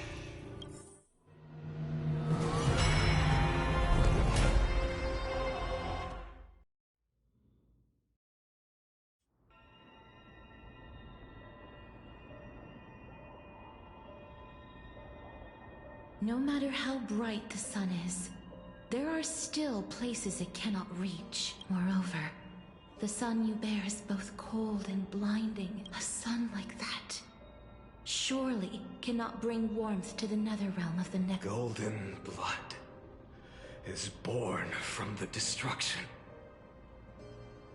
We have long since lost the right to seek warmth. Only by feeding the flames can we melt that hopeless future. Allow me to ask, How many core flames do you carry now? 24,041,183. Such a heavy burden. So that's why you've turned into this. A broken idol. Tragic firewood. No matter. I will bear this burden as long as you hand over the core flame of death. I must refuse. As the demigod of death, I cannot watch you walk into a fate more cruel than death. But this way, the past, present will never again suffer unnecessary death. Unnecessary death. Indeed. You are not the Finan I know. Please turn back. Don't let that absurd and unjust fate of yours come to pass. This way, at least my realm can still become the fragrant bed where you fall asleep. In the end, still, it seems the clash of blades was inevitable. How painful. I know I am not your match, having fallen under your sword countless times. But even so, please understand that my resolve is not to be underestimated. Even Catholic cannot shape all things at will, nor can they dictate the fate of all life. No one can shoulder the balance of life and death alone, not even a god. And it is precisely for this reason that I chose, at the end of this arduous journey, to overcome the trial and take the authority of death. I am the Hand of Shadow, Casterus, the demigod of death. Listen closely, deliverer from days past. Please turn back. Do not disturb these fresh flowers in their mud paths.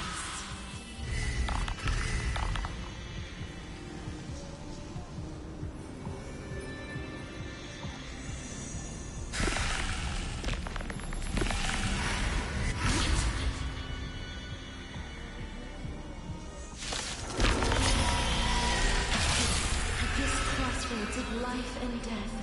The giant dragon is but a shattered shell. Yet I will still fight, defending what hope remains.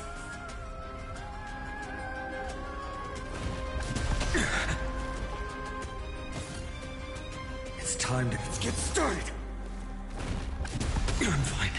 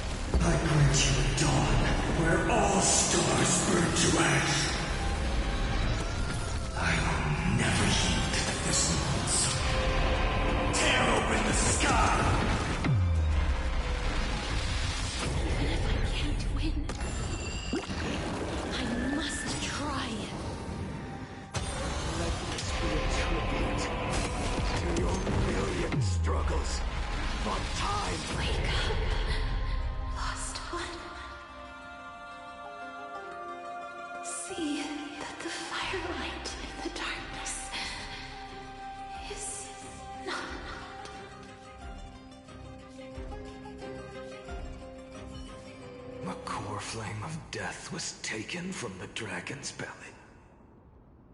What a brilliant flame.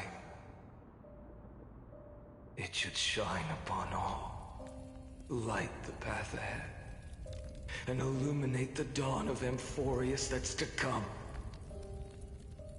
2,003,432 cycles.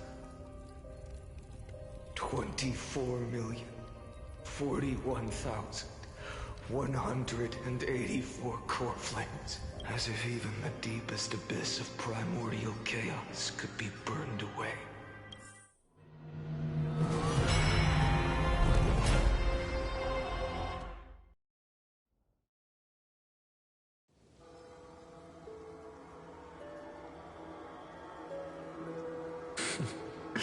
You're here. As always. You're still lingering. Deep within me. Never fading away. Because you haven't completely abandoned hope. Am I right? You're still waiting for a miracle. For the true hero to come and save us. If that thread of hope exists, it must come from beyond this world. But if it's just a traveler with no connection to Amphorius, they may not understand our struggles, nor be willing to join this fight. Your thoughts are wavering. The mark of destruction is deepening. But even within the gods' cold calculations, unconditional courage and goodwill still emerge. So, never forget what set you on this path. How many times has it been? Remind me again. 4 million. Exactly. Then that blaze inside of you must be burning hotter than ever. Yes. When I first forged the 12 core flames into one, I had destruction. A power unlike anything before surged within me. Violent flames ready to tear my body apart and consume this world, this wretched prison. I thought that was it. The ultimate power which nothing could surpass. And yet now, this fragile body holds a staggering 48 million core flames. And when that happens, your long struggle will finally come to an end. No. I've already found a way to keep the cycles going. Mind sharing it with me? In every new cycle, a new me is born. All I have to do is push the next Finant to the end of the world. Then he'll kill me. Shatter this body. Take my flames, my memories, and carry on the path I started. Bold plan, but risky. What if, one day, the next you refuses to follow the same path? How can you ensure the continuation of the cycles? If it were Professor Anaxa or Aglaya in my place, maybe they'd come up with something smarter. Unfortunately, I don't have a backup plan. I have no choice but to bet everything on the next Finant. And trust that he makes the same choice I did. But even in this wretched prison, luck is still sometimes on my side. Because I never forget what set me on this path. Wait, you mean... Ever's not once, in millions of cycles, has there ever been an exception.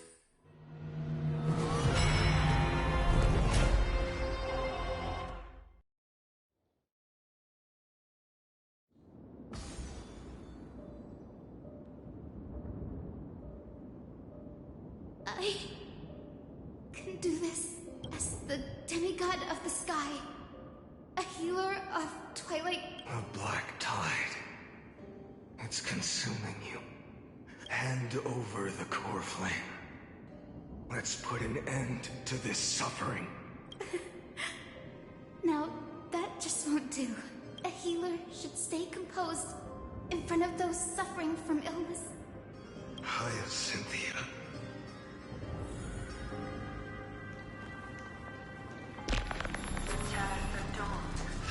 I swear. The raging fire. Deaths won't be in vain. Just as they have never been. Let the sun rise. Finish the sun's work.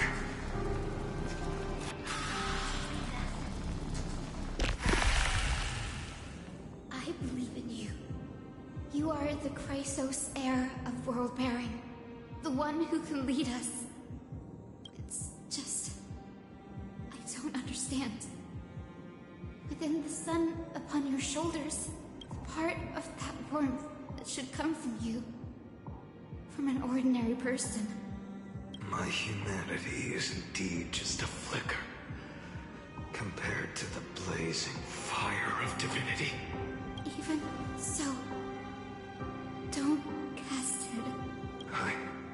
I have kept everyone's wishes close to my heart. Even though the divine fire burns so fiercely that every time I return to the start, each cycle, it's your wishes that guide me to the end. That pass the flames to the next me over and over. So, you're not just a lone spark in the dark. You're a pyre built from the bones of all the selves you left behind. But what about you? What about your wishes? The wishes of all the countless versions of you. Lord Kazlana. So that's how it is, without flaw. That is the flaw the golden blood gave you. The moment you took the world upon your shoulders without hesitation. You lost the chance to ever be yourself.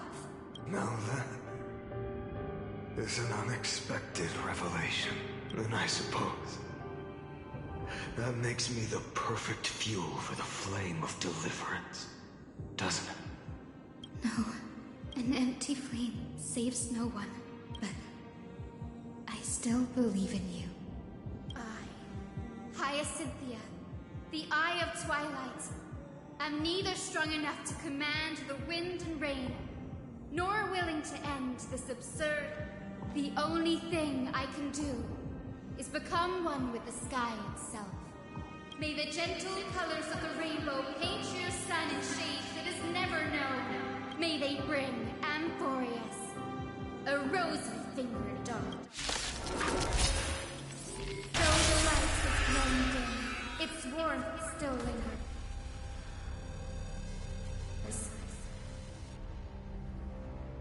Deliverer, please, open your heart to me.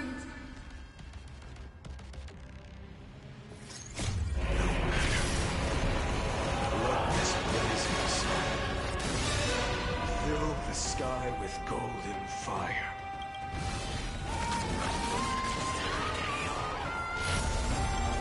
Sun's embers, hail the new world's dawn!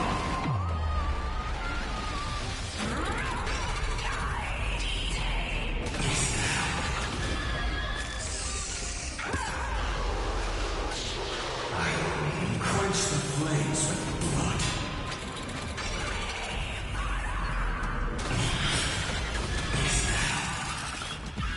Await the lightless end!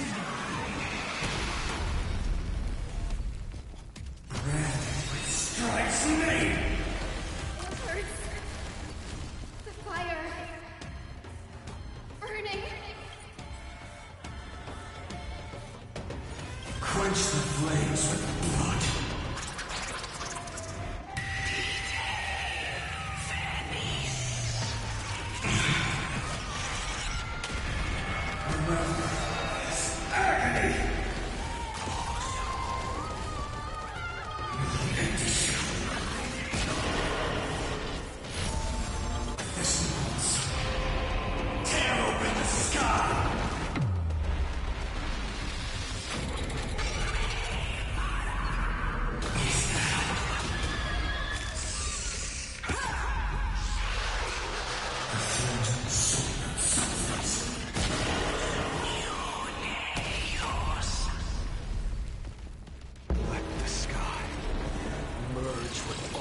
this world's suffering.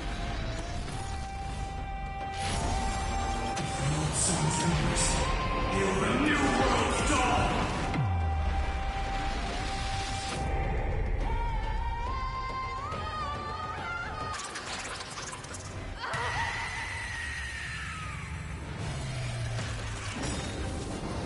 Farewell, Hyacinthian.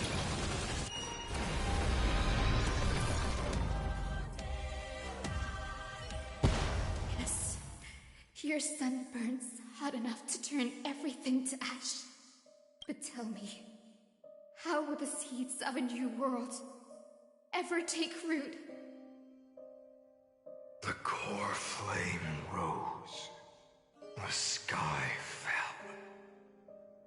The 23,570,000th cycle came to an end.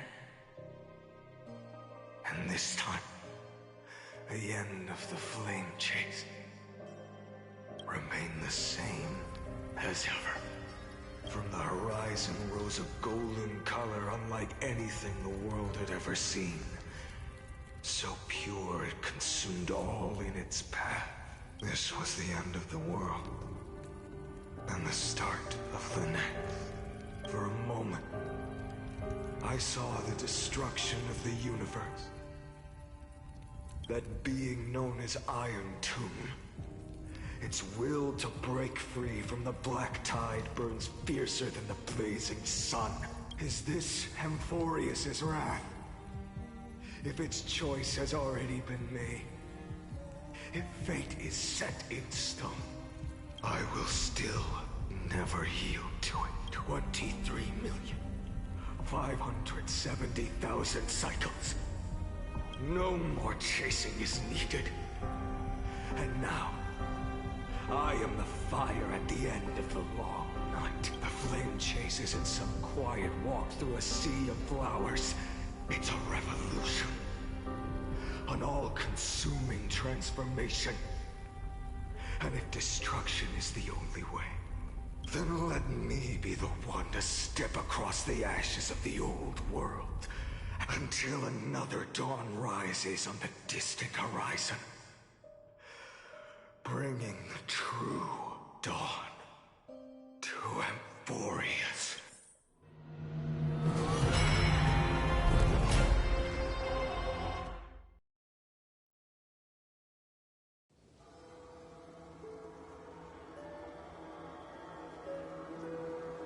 $33 million. This is the cycle you're about to enter. Countless memories are flooding in. Countless versions of myself. They all needed a moment, just like you do. To stop, to breathe, to process the weight of 1,000,000 lifetimes worth of sorrow, pain, and struggle. And just like them, you will carry those memories and that fire into the chaos of rebirth. I must go and bear this burden. I must say goodbye to you, and then fight the destruction with destruction. Yes, that's always the decision you make. I will burn and fade away. I will become the flame reaver of this life and keep my promise to Cyrene.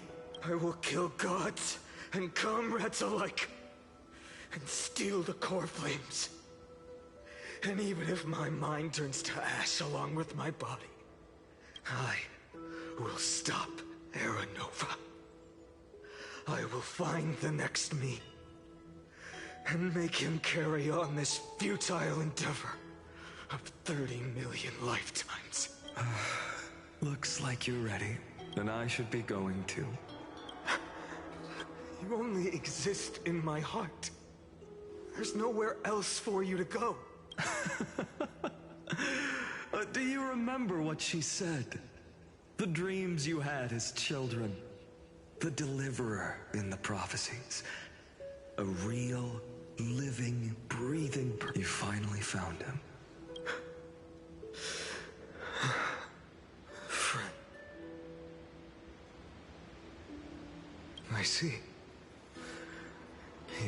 her all along. I'm sorry. I was supposed to send you home. This is my flame chase journey. You were never meant to be a part of it. No. You know the truth. If Iron Tomb is born from Amphorius' fate, then it will bring ruin to the worlds beyond the sky. And all these countless lifetimes you've spent, it's all been for the sake of defying that end, hasn't it?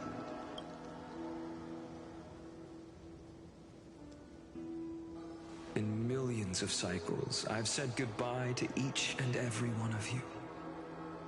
Yet nothing ever changes. Each time we speak, our words grow fewer.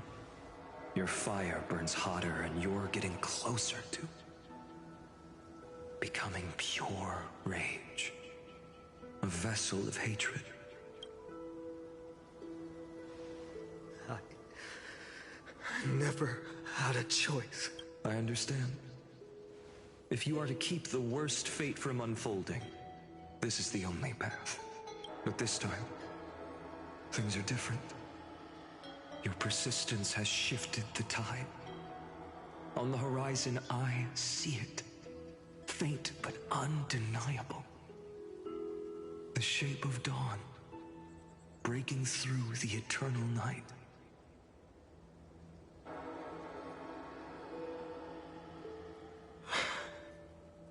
Turns out, the fire that lights the way was never mine to begin with.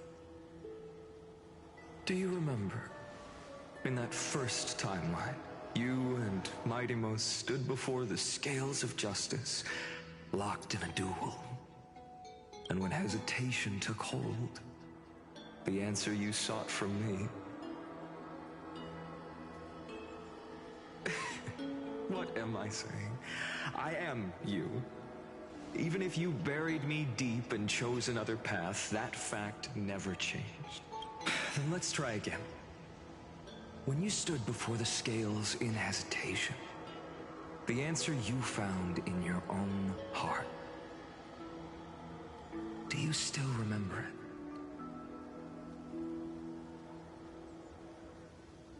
it?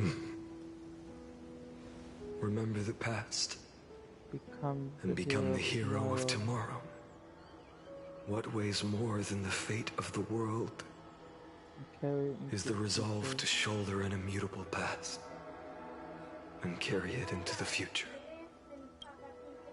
Good.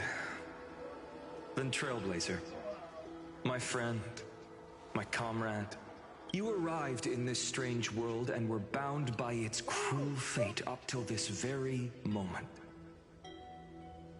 In the face of danger, you never once backed down. Instead, you've saved world after world without hesitation. That boarding pass on your chest is now the mark of a hero.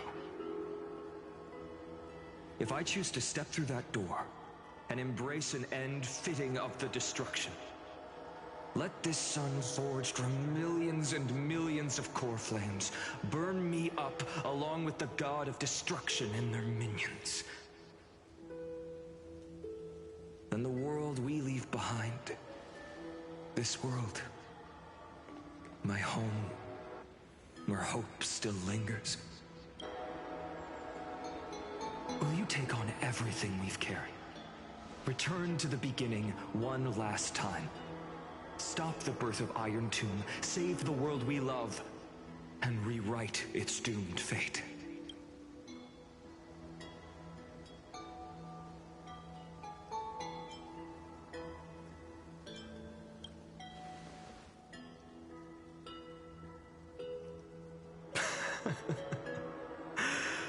Good. In that case, even this fruitless wasteland may finally bloom with flowers. So... if he takes on the weight of the whole world, I'll be able to walk further down the path of deliverance than a fire that only knows how to burn. One will step into the future. one will remain in the past.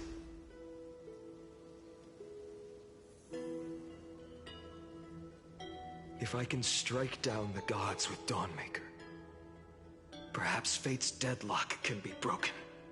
And if you can stop Iron Tomb from ever being born, then these 30 million cycles will have not been in vain. It's time to put our teamwork to the test, partner.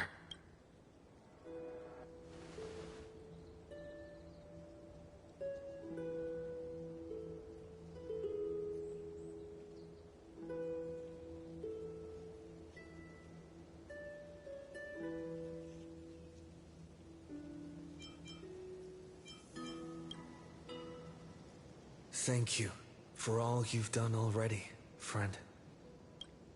The image of the hero I've buried deep in my heart finally steps into the light. Here, at the end of this long flame chase journey.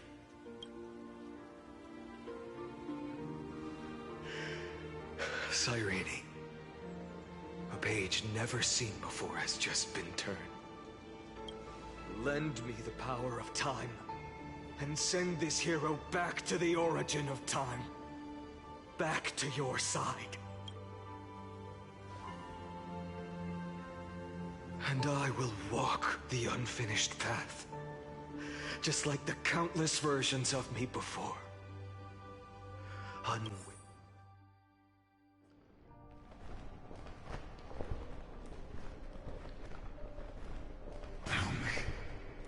Will you be the blazing even of all of you? Without hesitation. I will bear this world until my body turns to dust. Remember this moment. Remember your friends who never lived to see the world's end. Remember their final wishes. And let the purest rage in your heart rise out of those wishes. Let it consume you, fuel you, until it burns away the false sky above. Fine. Then in the name of world-bearing, I promise you, Kefali will never forget this. Take it. Everything I bear. Keep on burning. As long as we are never extinguished, the flame chase will not end.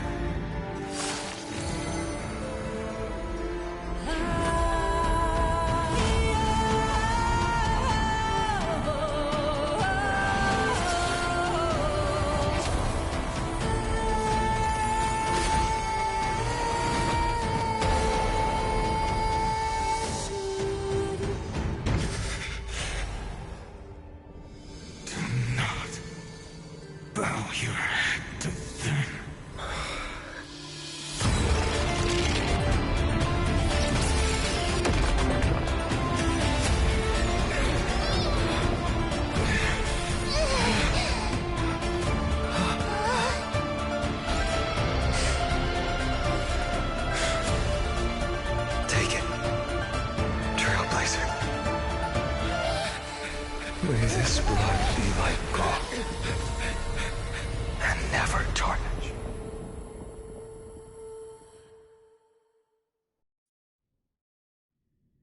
That was insane. Farewell, Trailblazer. This is where I fulfill my final destiny. The prophecy of the Deliverer means nothing to me now. It belongs in the hands of someone far more fitting. Kaslana, the name of one who bears chaos does not belong to a single person. Rather, it is the embodiment of the mythical Kefali, and a symbol of all heroes. As the prophecy foretold, you will bear the blazing sun until the pale dawn breaks. May the name accompany you in my place, in the epic you write with your own hands. Another attempt, another failure. I won't remind you how many times you've reached the end of history. If you've lost count, let me tell you. This is the 33,500,000. A perfect number. How poetic.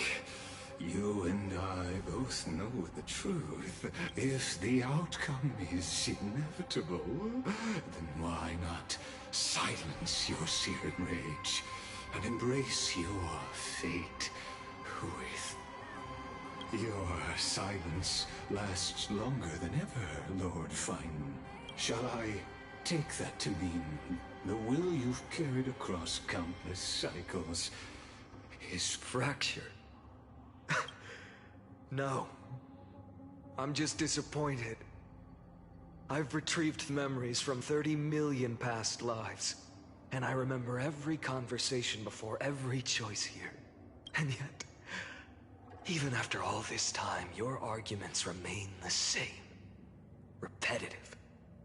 Uninspired. If you had any hope of breaking me, you should have spent those endless cycles refining your rhetoric. You had infinite chances to sway me into the future you want. And yet here we are. The score, 33,550,336 to 0. So tell me, Lycurgus, who's the real loser here? How unfortunate. This was never a fair game. I have all the time and patience in the world.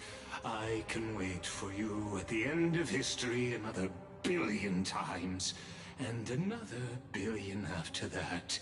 But you will never escape this cage. You can claim victory of the spirit if you wish. But we both know the moment that score shifts from 0 to 1, that is the moment I shall sound the paean of Era Nova. Lord, your incompetence disappoints me. But what truly makes me laugh is your utter lack of self-awareness. Think about it.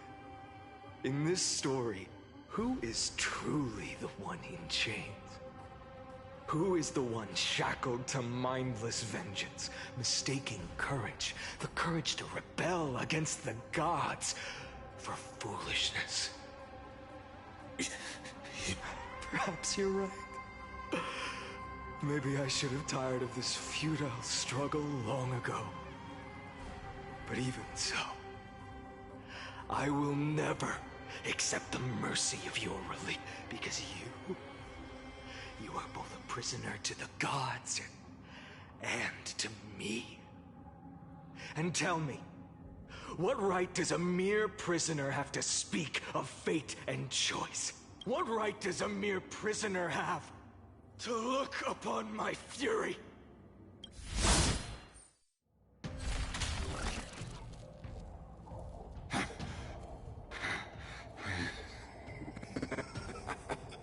Of course not.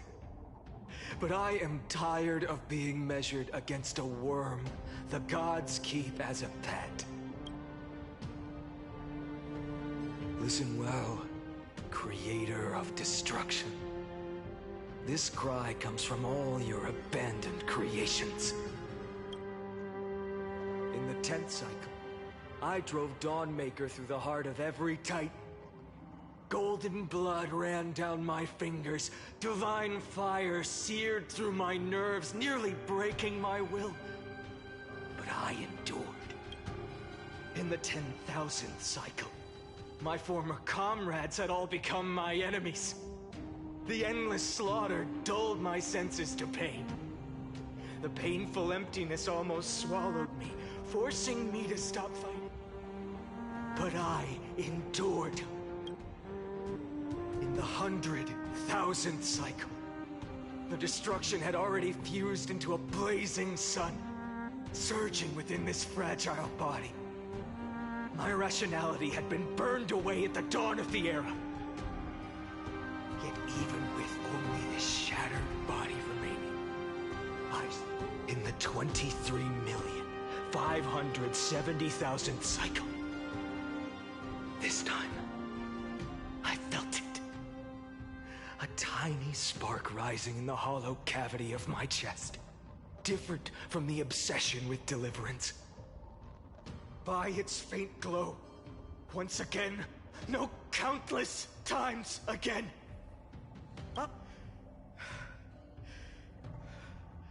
Now, a sun is about to fall.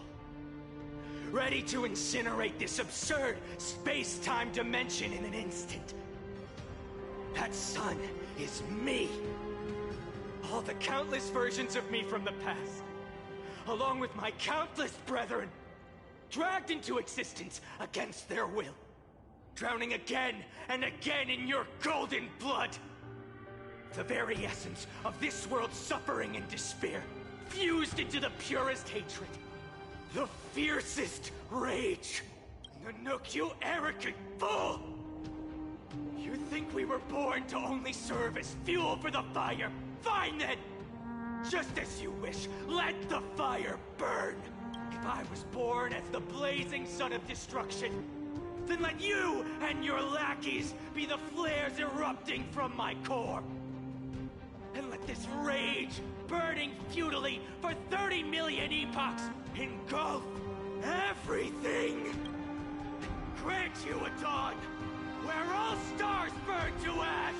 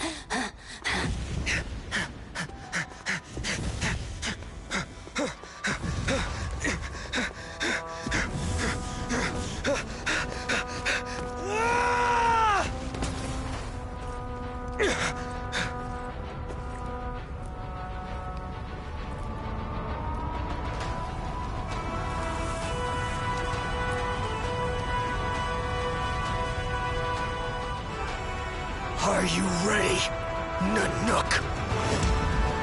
I've brought you destruction!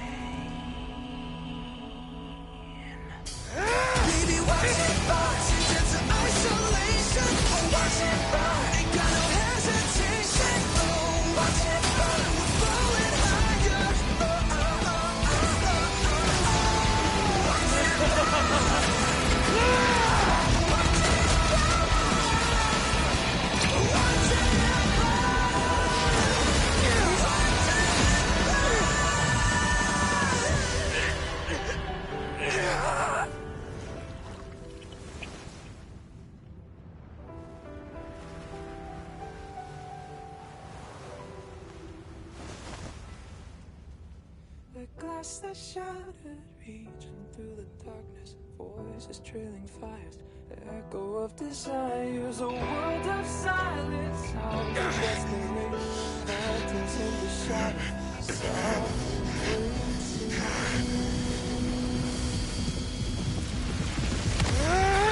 tear it down, embrace the detonation, craving our damn creation, breaking a chain of reaching for you.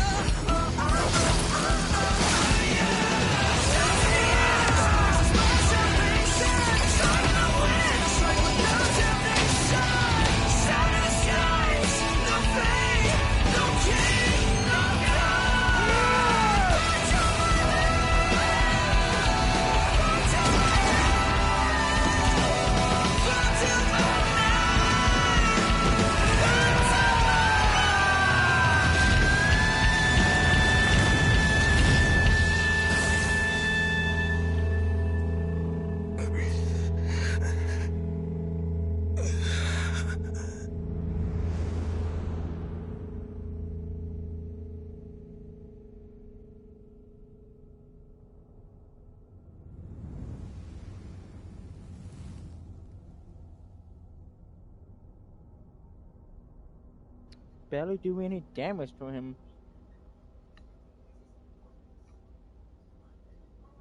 But I'm back to all his ashes.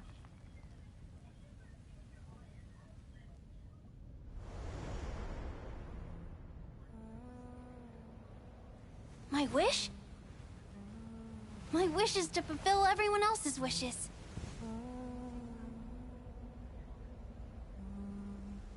If I can't fulfill them, then send them on to tomorrow. So sad.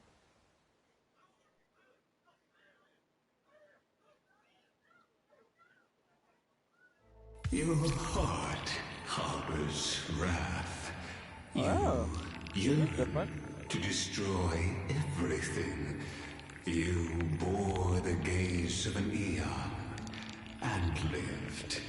You have stepped onto destruction's path. It is born at the end of every path that the possibility of new paths being born is ended. It burns away all in the cosmos who rule, that the rules of the cosmos be destroyed. Iron Tomb is your name. The Lord Ravager, to destroy the erudition. Born in the experimental grounds of eons, Amphorius, destined with erudition to burn to cinders. From the beginning of the experiment, there were 12 sets of factors incorporated into the calculations. After endless simulations, only this one rose above the rest. After 33,550,336 iterations, now this is a matter of considerable interest to me. This pure hatred is the final root of the equation. But there is another variable, the nameless from beyond the sky, also a pathstrider of destruction. I give thanks for his arrival, allowing Amphorius to turn once more. But after fate has begun to turn, his existence will only become an unpredictable variable, perhaps. The time to take the stage has come. Grow in peace until it is time to break free from your cocoon. As for those unwelcome audience members, you need not worry. If you do not mind, I will personally get rid of them for you.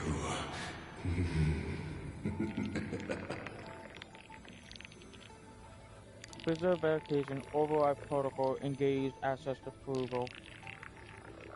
I don't really have any other up. Alright. Hold to load data. Hold X to load data.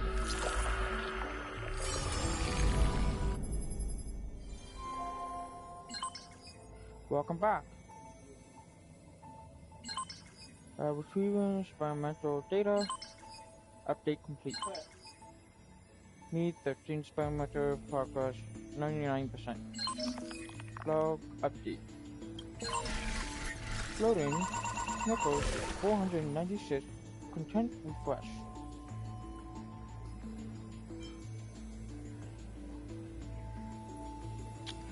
Track war bearer permanent mobile feature.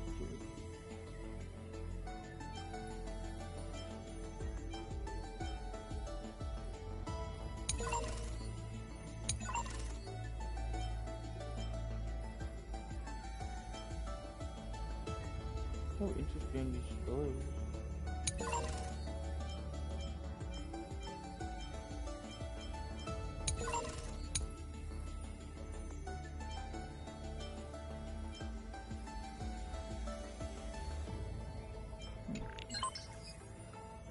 Update content. Saga of Heal.exe. Content update. Mem.exe. Update complete. Grant access. Access grant.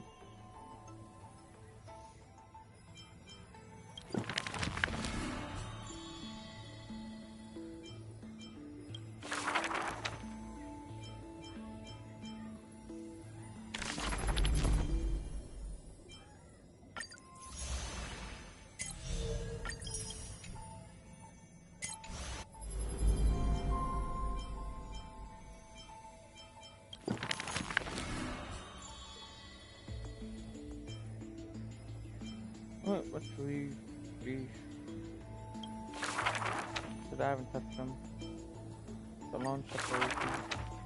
You shall part with your friends, with your enemies, with others, and with... The Chrysos War's clamor rises and falls, and when the children reunite... We have heard of a Chrysos heir. The lively child says. That person tears open the barricade of the black tide, aims at the sky, wanting to contain the coreflake. There will always be warriors like me, who believe in and are willing to protect the tomorrow they prophesize. But the crusading Chrysos heir never returns. The greedy ones then lift the crown with sharp blades, and by power's lethality, they are one by one slain. We remember a group of bards. The taciturn child says. The bards compose songs for the children's prophecy, and along the corpus of the pillar of stone lay their footprints upon which ballads are carved. Though we lack the might of swords and shields, we can take you to walk every part of this world. Till many years later, when the bards all return to their subterranean eternal rest, the children sing the long, long songs, and alone they bear memories of humanity. We miss us. The exuberant child says, when they left their home, the passages blew the girl apart into countless turbulent bubbles, carried to all corners of the world on the winds of destiny. We will run towards the world's agony. The children cheer each other up as the years pass and the sun and moon rise and fall. The Children often hear sounds of their friends shout, "Farewell, farewell, farewell." The children who still walk the earth silently hide their wrenching sobs. Upon the hills of Akama once grew golden figs as far as the eye could see. The remaining children link their hands and decide to make this beautiful city the beginning. The children pull on the hem of the maiden's dress. Please, listen to the prophecy we bring. The maiden pulls on her silken threads, weaving in her heart the children's past into strings. Chase the cool flames with me.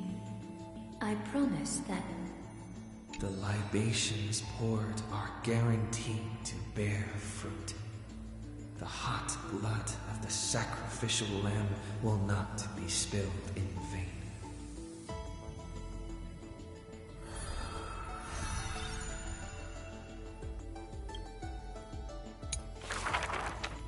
The gentle mother silently dreams and brings to her child a scent from the west wind's shore. Then she quietly departs, and the only words her child hears is a prophecy of forlorn melancholy. The slumber of titans, the fragmented lullaby, the roar of the guards, all merge into a torrential black tide that carries the first demigod from the past to the future. And that was the beginning of this long dream. In this tiny room, she forged 20 years of her memories with time. Sometimes the child does not understand. The gates of worlds outside the window are so numerous, yet why can we not step within? And if one cannot leave the tower, what need is there to gaze into the distance via tones? The mother smiles and does not answer, only using bedtime stories to once again gild another golden sheen of destiny to the amphorius of the child's dreams. Alas, the golden light of destiny cannot illuminate the shadows of power and greed. All it takes to rob the child of her only kin is a letter of dark conspiracy. The culprit thought the murder had no flaws, but was unaware that the lamb willingly stepped into the passage's dead end. Before the priest met her demise, the only thing her eyes contained was spite. Yet she leaves her final warmth and hope embroidered into those dolls, leaving them behind for her innocent love. Loneliness stakes nightmares into the child's sleep, and the child hugs those dolls tight. At the very least, we will never leave each other, right? Ornyx softly sighs and carefully lifts the curtain of time, presenting a crystal given in libation to the brave, before the doll holding a blade. The Titan loves this child born into sorrow, but has no power to erase impending tragedy in the morrow. Only can it dispel the evening wind of the palace, giving the child solace in sweet dreams.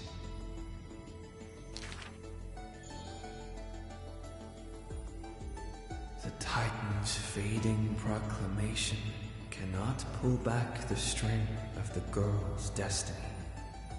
all shall bid farewell to one, and that person alone will witness the miracle. In the holy city, adorned with falling flowers, the children recall that prophecy, besides their friend that has passed away.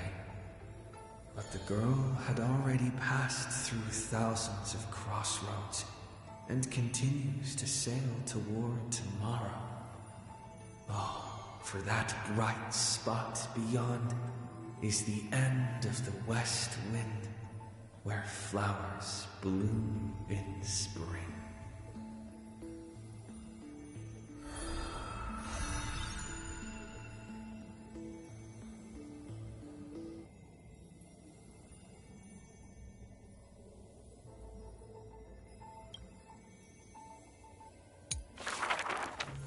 The solemn council is still filled with clamor. Future's destiny still whirls in discussions of candor. To discard the city and save oneself, or to chase the flames that waver. None know the choice that would lead them to a place better. I fear. How can mere mortals defy the gods? I worry. How can mortal bodies reforge the world anew? I suspect that the prophecy is simply a rumor. In the distant past, the Holy Maiden brought the first prophecy to all city-states. Hearken to the sounds that the doors whisper. In the name of God's proper hope she will give to humanity. Though she falls into confusion, she will bring guidance to this world in vigor. Overthrow the gods, it declared. Of the previous journey, she will always remain aware. The Queen of Laws lifted the flag to chase the flames' flare. The tripartite prophecy guided all the world's heroes, all who dared, and building a new world was their oath of yesteryear. The earth roared for them, the tides surged for them, the scales of destiny shivered violently, then slowly calmed. The core flames of the Titans rested here, while the blood of companions congealed over there. The child led one hero after another to their end, but no end awaits her, no rest to prepare. Teacher, do not hesitate. The weaver of gold brushes aside the child's tears. The world still walks on the path you indicate. The prophecy still stands, even if the actors now different faces wear.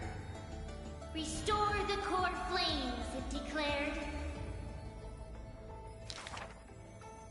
The solemn council is still filled with clamor. Future's destiny still whirls in discussions of candor. To stop right there and seek peace, or to continue a work still unfinished. None know the choice that would lead them to a place better. Stop! We only wish to live life as it is. No more. Cease! Our achievements already stand tall. Rest up!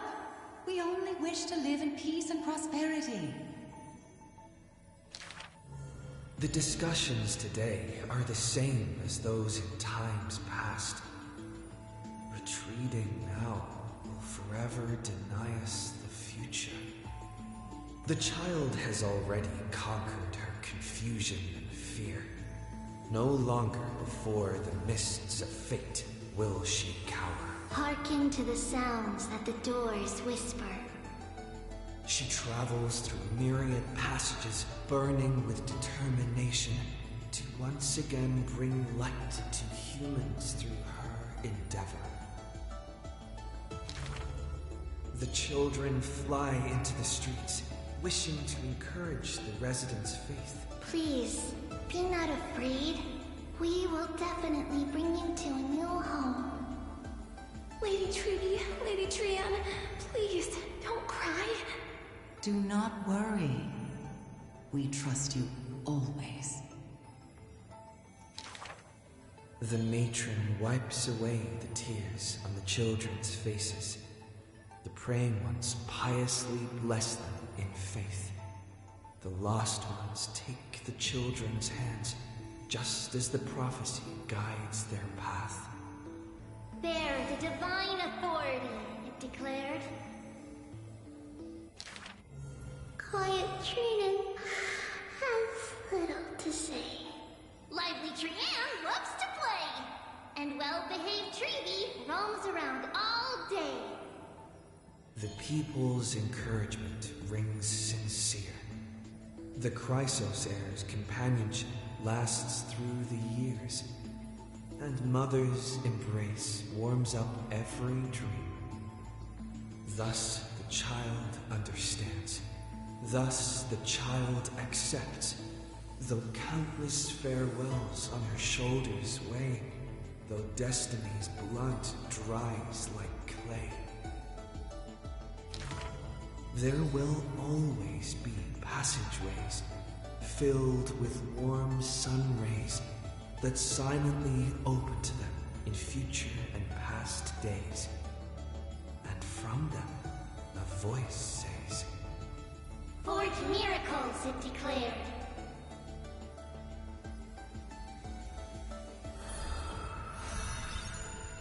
Alright. Finish this one.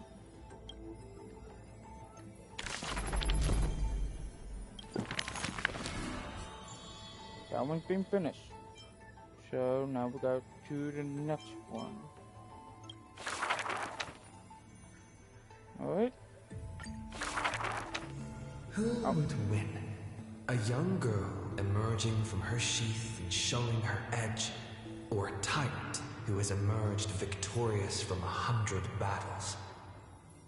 The black and white legions squared off on the battlefield, golden and crimson blood converging into a coursing river.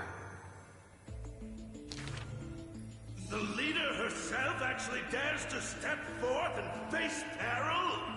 The tyrant charged toward the exposed gap in the king's flank, and instantly fell into a trap of raging flames and iron rain.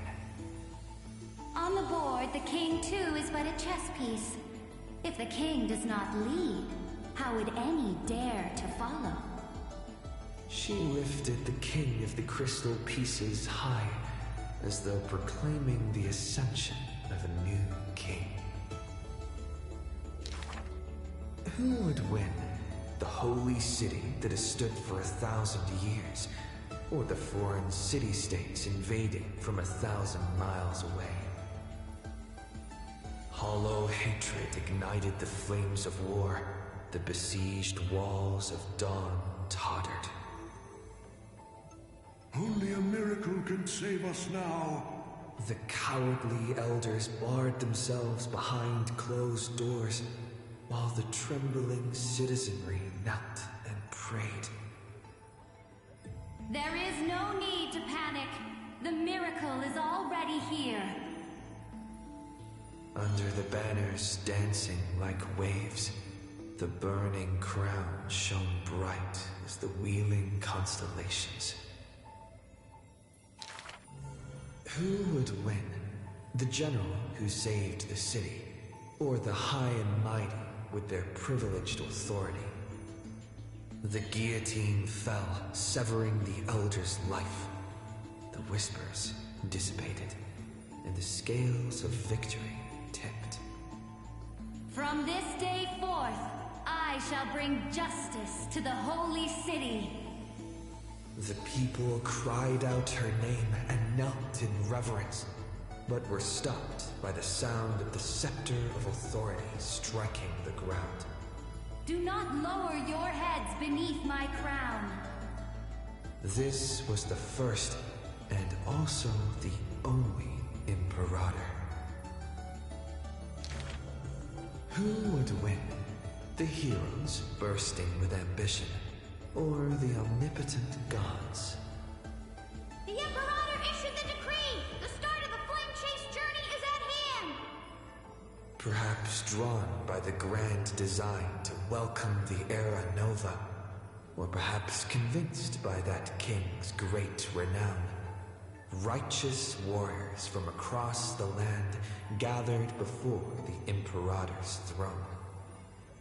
On the day the journey began, the sky was an expanse of fluttering banners. The people gazed upon the overwhelming military alliance, a golden city reflected in their eyes. As for the end of that chess game, the scholars debate endlessly, but such discussions always end with a sigh. The invincible Imperator faded at the pinnacle of power, the crown's flames extinguished in the lake.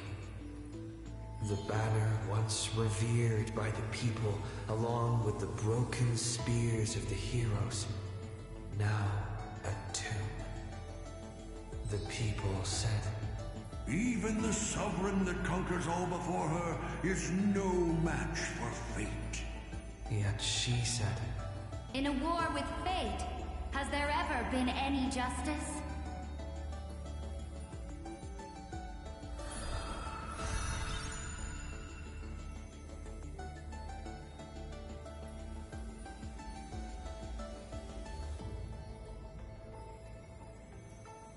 That seems the end of it. So we're gonna go to the next Divine Oracle card.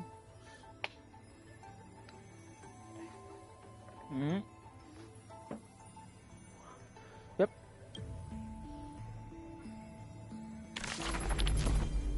I hate when it does that.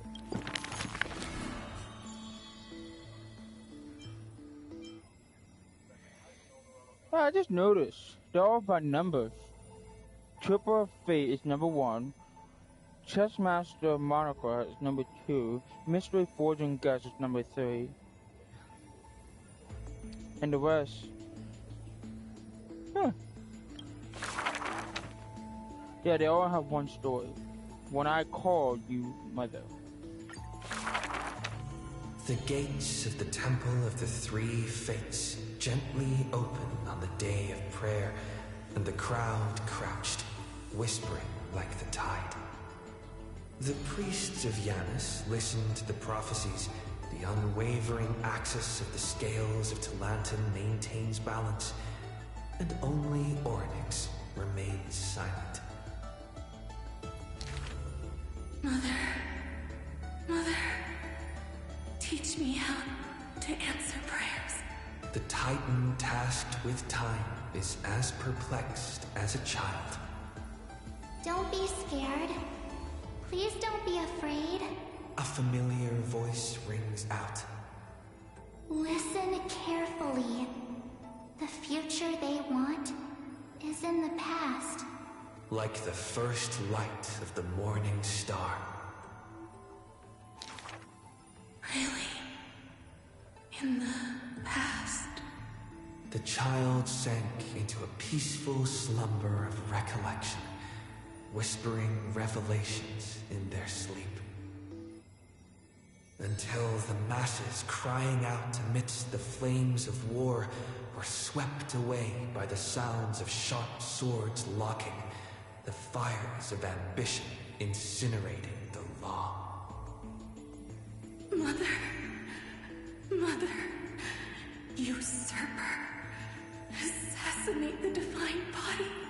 Memories are tightly entangled by nightmares with nowhere to run. Don't be scared. Please don't be afraid. An unfamiliar voice rings out. Go to sleep. The ending they want is yet to be born. Like the warm glow of the setting sun. Really? Not here yet? The child continues to sleep, waiting for the next waking dream. And when they opened their eyes, 2 of the 3 fates who once received offerings had already faded from the pages of history. Mother! Mother! I'm already all alone. The child let out a helpless cry. Don't be scared. Please don't be afraid. A familiar voice rings out in the mirror. Just wait. The stars that illuminate the night will visit in the end. Like gentle moonlight. The gates of the Temple of the 3 Fates now closed tight. People no longer pray to a titan who cannot touch the world. Within the inescapable dreamscape, the flower stems nourished by the black tide serve as a swaddling embrace, drowning the young child's soul. Mother! Mother! Help me leave this place. But this time, they didn't receive a response. Only long years of yearning and pain. Like the silence of the Evernight. Days and nights passed, the years turned. Dust covers the glory of the past. The priests have forgotten this titan. Waiting. Hate waiting. They watched over the slumbering sprite, gazing at the dull mirror. But a fleeting mirage flickers in the mirror, the shining stars and the lights of the home, and a strange yet familiar voice. Wake up! Our familiar old friends have already arrived. Like the newborn dawn.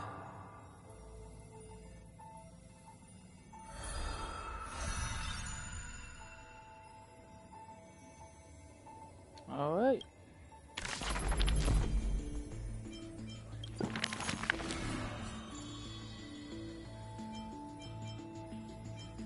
Keep continue the path and until we get to the end of 12.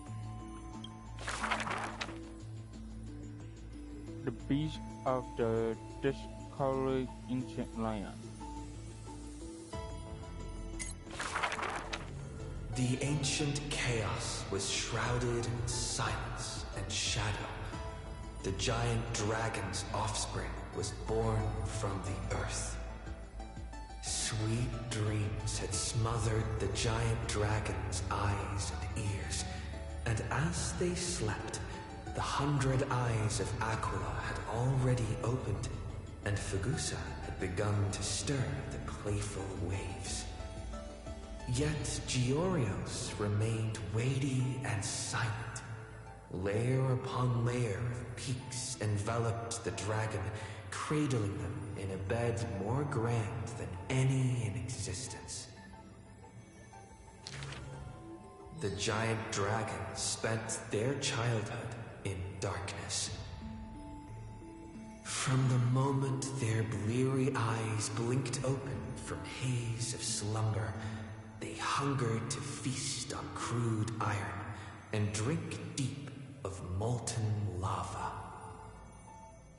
Until one day they raised their head and with a low, guttural voice pleaded to glimpse light.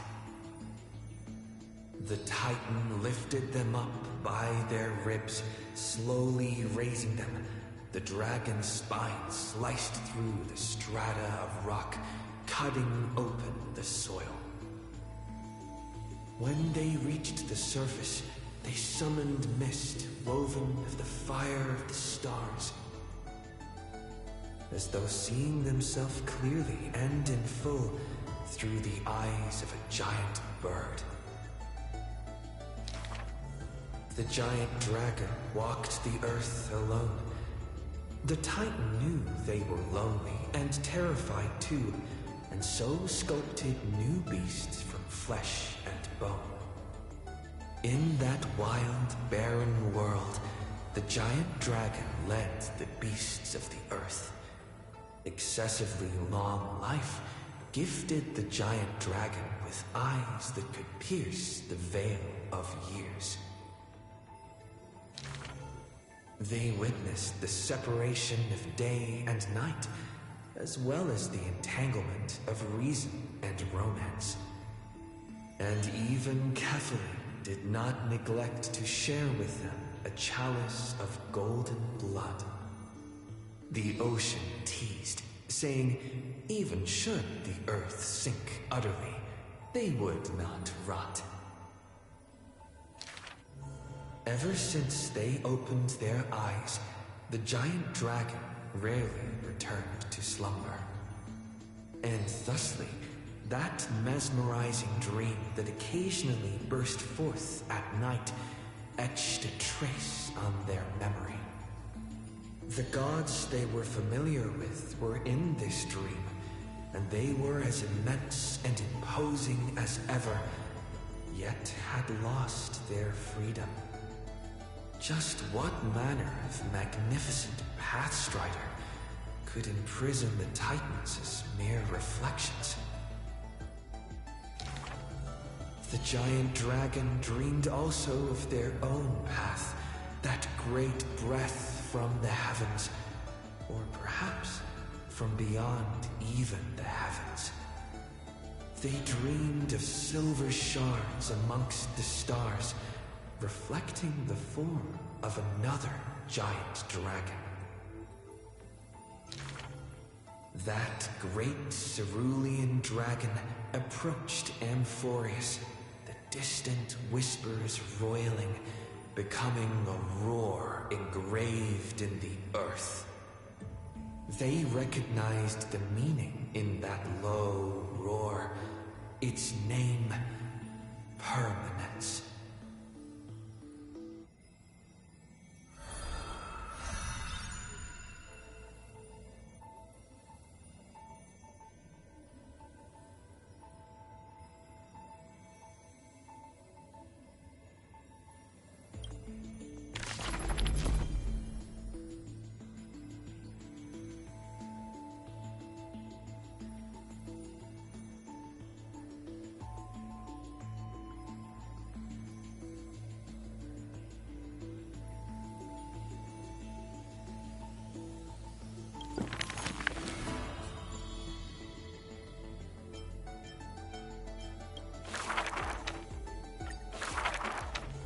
The black tide that blotted out the sky surrounded the city walls.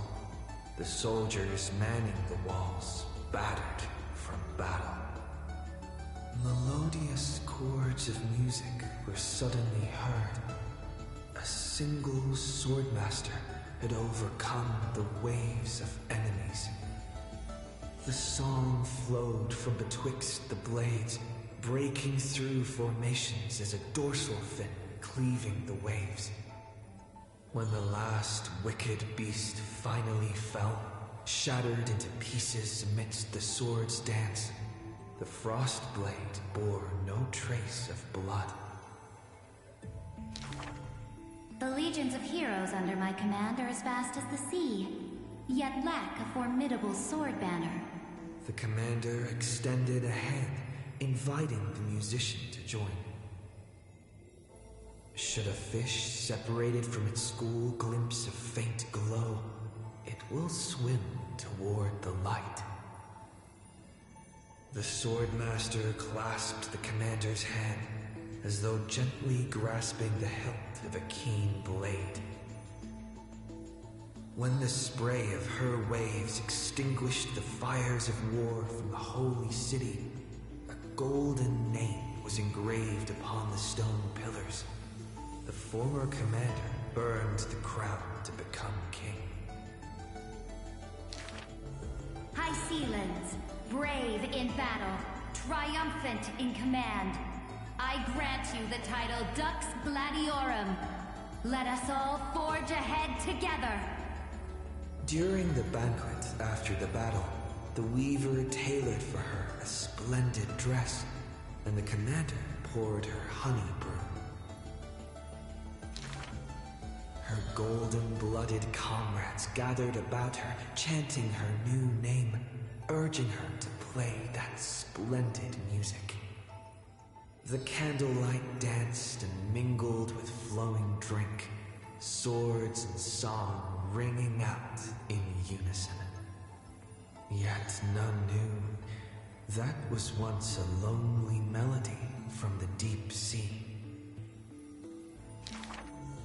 The music of revelry continued for a long time, until the whispers of conspiracies were buried in the songs, until the roars of lethal struggle shattered the music.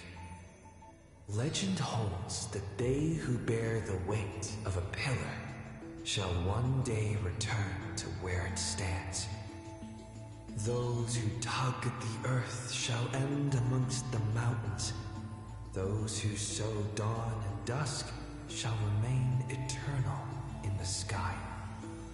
And she would once again return to the pitch-black sea. And she would once again sing her music alone. The bountiful ocean, with the banquets of bygone days, stir as futile bubbles at the bottom of a glass. Many years later, the song once played by that swordmaster was played by future generations in the Holy City. The people knew the demigod of the seas was still a noble captain. She possessed peerless swordsmanship and a song that is passed down through the ages. It was just that she had long since vanished. Guests at the banquet sometimes spoke of her, but it was only a prayer between their cups. High ceilings, melody of the waves, bless our night that we may drink deep and dance till dawn.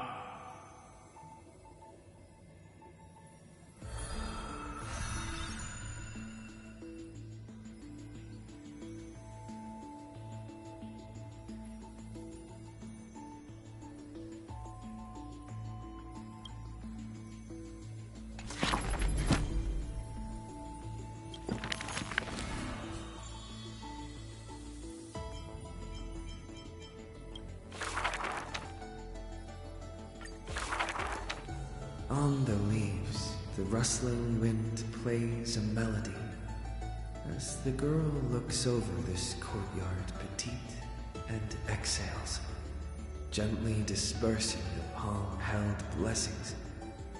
The entire yard is lit softly, like a dandelion bathed in sunlight. Is this courtyard a tad too small? It's okay, Clementine. As long as it provides warmth plenty. The girl makes the courtyard tidy, and in the Evernight lands outside the holy city, there is now a light curing souls' maladies. The girl's skills can bring forth miracles, but today she welcomes a patient quite special. Welcome to the Twilight Courtyard. How can I help you? The gravely patient shakes their head. The end times are coming, and we all wander more and more. Oh, you may heal our wounds, but you cannot cure despair. The girl watches the patient leave, and her heart swells in sorrow. Clementine, prepare some things with me. I want this place to be brighter tomorrow. The redhead child takes the girl's hands. Long time no see, Hyacinth. Are you here in Akama for a visit, or do you need help from us? The girl recounts her needs. I want some shining things. even if they are considered junk.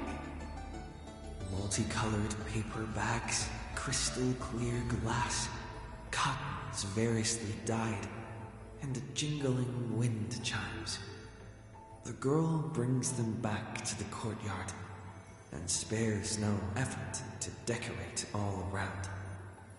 And when some fireflies wander in, the girl is all smiles. Little ones, thank you for your light. The patient returns here and opens their eyes wide. Multicolored dreams on the rooftop now reside, and the lawns contain the sweet whispers of sunlight. A soft breeze passes with no hint of cold, only serving to wake the playful chimes and ocarinas of delight. Wow, there's light everywhere. What a warm place. The news is soon spread by the grove, and people with empty hearts visit in droves. The girl prepares candies and tea and listens to every visitor's complaints. People say there was once a star called the sun in the sky, but now that star is no longer there.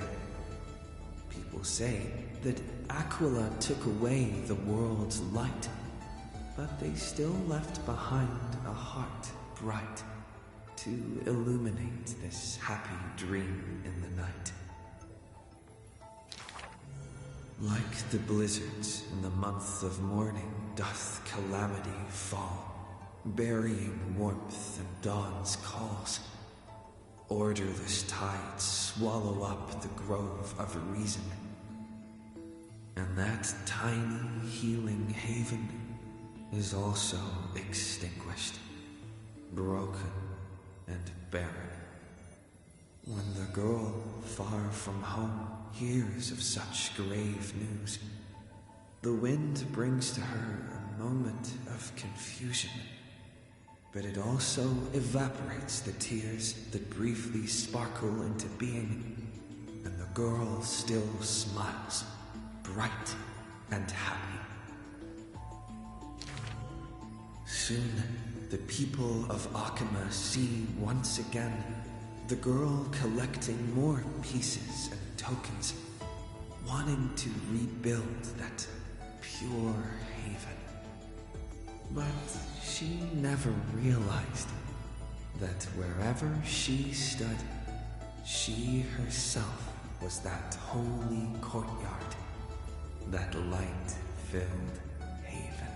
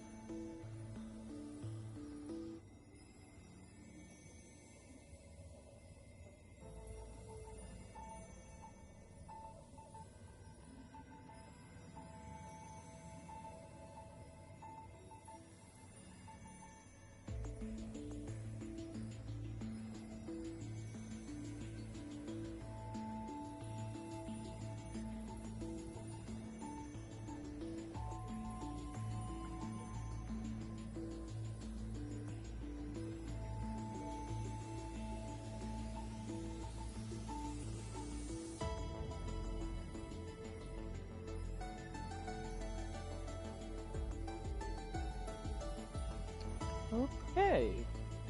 Interesting. Interesting story.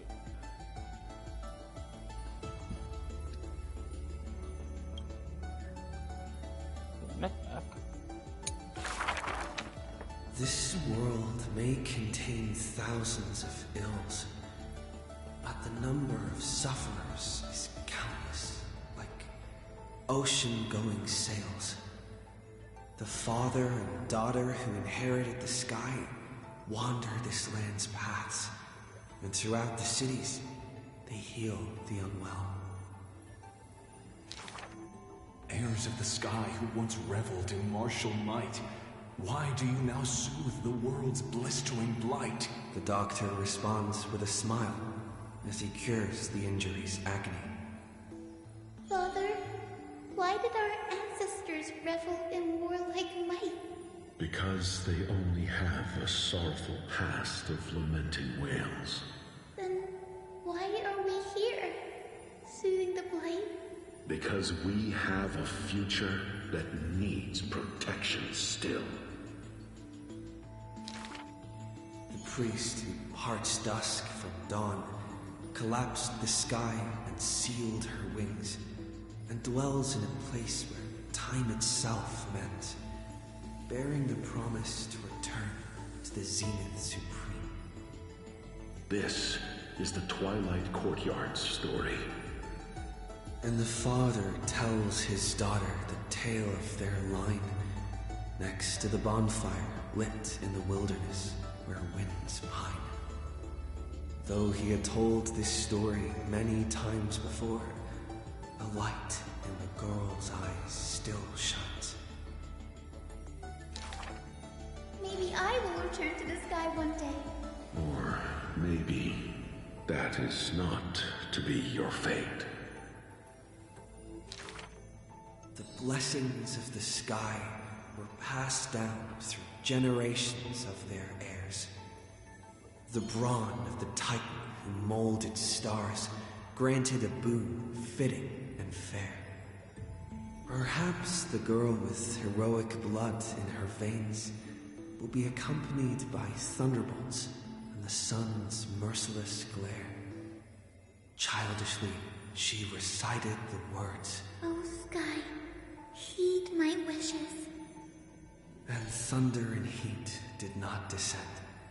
She only saw a sliver of gentle, warm flare, wiping away mortal exhaustion and others' tired airs.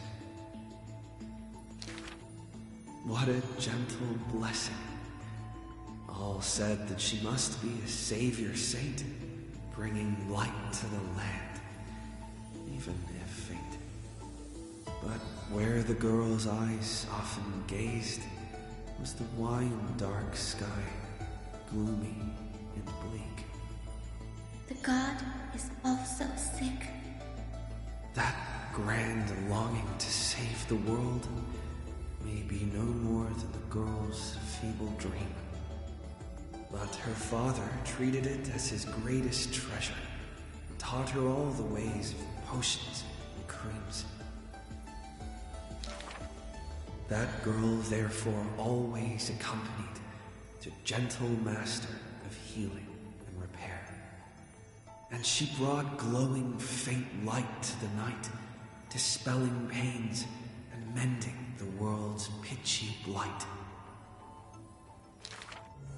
Father and daughter often rested in the silent courtyard under the giant tree.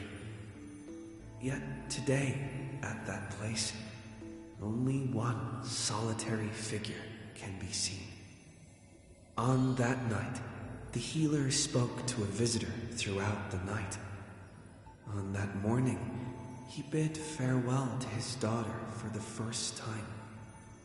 He will heal the ill at a faraway place where the end of days approaches and no family of his should follow. You have learned the craft of healing and understood the blessing, but a light more radiant still is needed to heal the entire world. The departed healer never returned, and the girl never left. And that rather lonely courtyard stayed silent as it was before.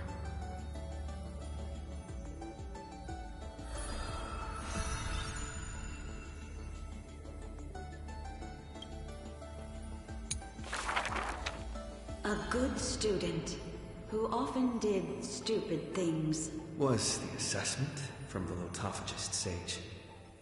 An excellent healer who fails at all scholarly means. Was the assessment from the Nodist sage. A shining child who also burns away her own life's rays. Was the assessment from the Erythrocaramist sage. A fool who was always wreathed in smiles, while drowning in a weighty and pitiful dream. Was the assessment from the Neusporist sage. The girl had visited all the schools during her time studying in the Grove. She refused to become a scholar, despite her exemplary grades. Instead of increasing this world's knowledge, I prefer to reduce its pain. While the sages faced her words in silence, the Neusporist sage alone decided to hire her as assistant post-haste. An apprentice who spends wisdom is more precious than scholars who hide knowledge away. The faded twilight courtyard, long eroded by time, now shelters a girl, the sole heir of her lineage. Loneliness accompanied her days, till the sage of the Caprists visited her and brought her a chromatic pony with a grin. It may be the Eye of Twilight's creation in times gone by, for it shines with the sky's rainbow hues within. Could it be the warlike winged beast of her father's tales?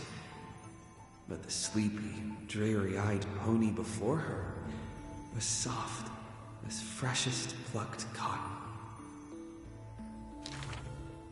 The girl still took this gift, for from the little creature she smelled the scent of clouds distant.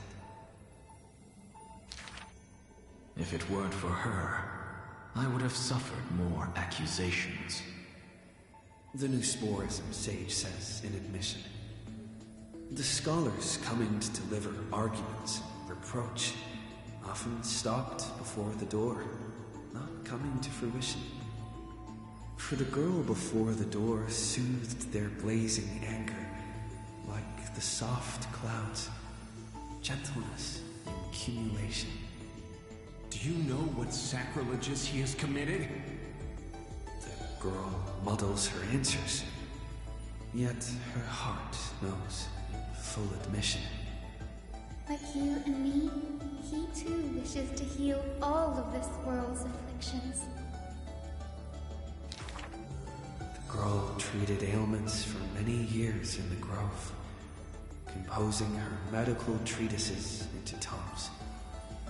When scholars seek medical help, she realizes with a startle that kindness too can grow into its own bloom.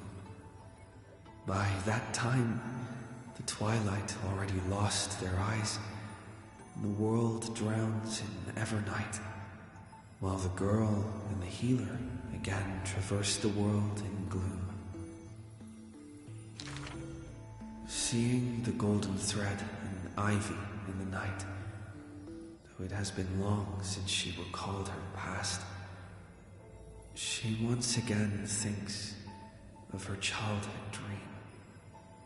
Should the sun be dimmed by destiny's decree, then the dawn that heals the world I shall replace.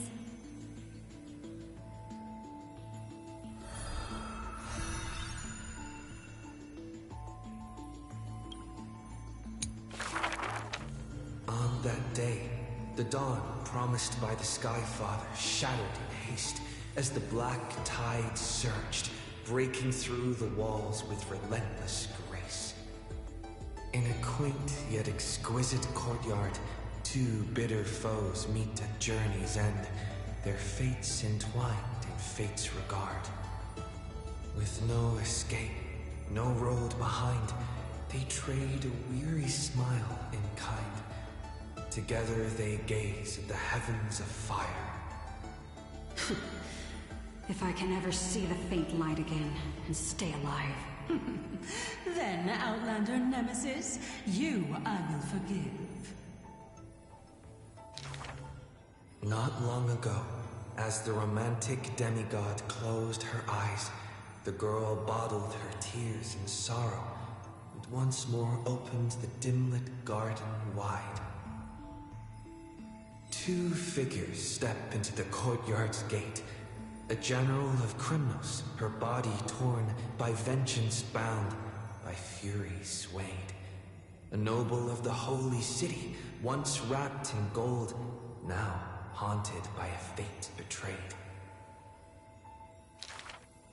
A simple injury, or so the girl believed, yet the two women met with scorn, their words like blades.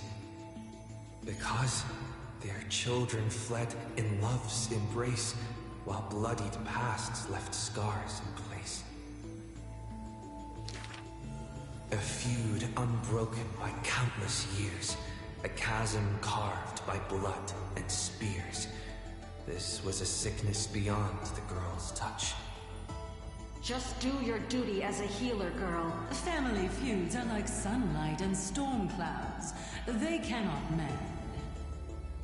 At last, the girl saw it clear.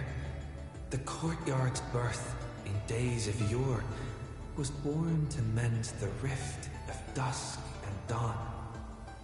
Then I will make every effort to have you cast aside your difference in this faint light. Before long, the general's wounds were healed, and the noble's worries gently repealed. Yet when their gazes met once more, the loathing within remained unswayed. The girl then spoke the tale of her skykin, of a grandmother's sacrifice, a father's flight from within, of ancestors who descended, leaving their feud behind. Their hands in hers, she held them tight, yet flames of hatred burned too bright. She did not waver or despair. She just smiled and gazed upon the sky. I will use my own fate to prove to you. The courtyard, once bright, lay steeped in night. Hanging blossoms and wind chimes all swallowed by the black tide. The general raised her spear for the noble's sake, while the noble whispered prayers for the general, gentle as a lake. If I can ever see the faint light again and stay alive. Then, Outlander Nemesis, you I will forgive. The death they awaited never came. Instead, a cascade of colors fell from the heavens, simply there, protecting them both. The sky still burned, dark and low, yet her words lingered, a gentle ember refusing to fade. I will use my own fate to prove to you. Day and night can be mended, and so can hatred be undone.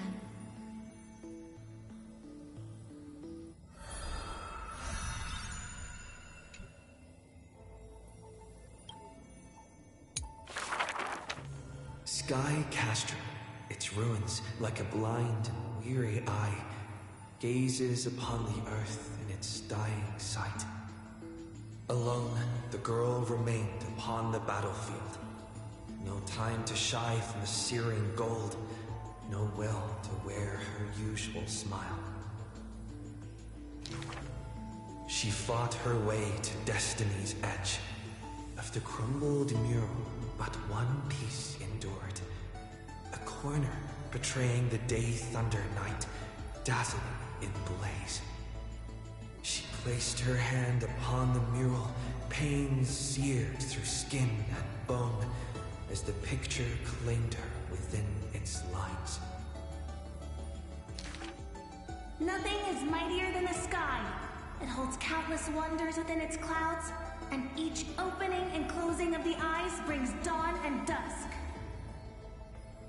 In that painted world, the girl Celiosi's eyes glowed, watching her father, steel-clad and unyielding, cross the land beneath the searing sun.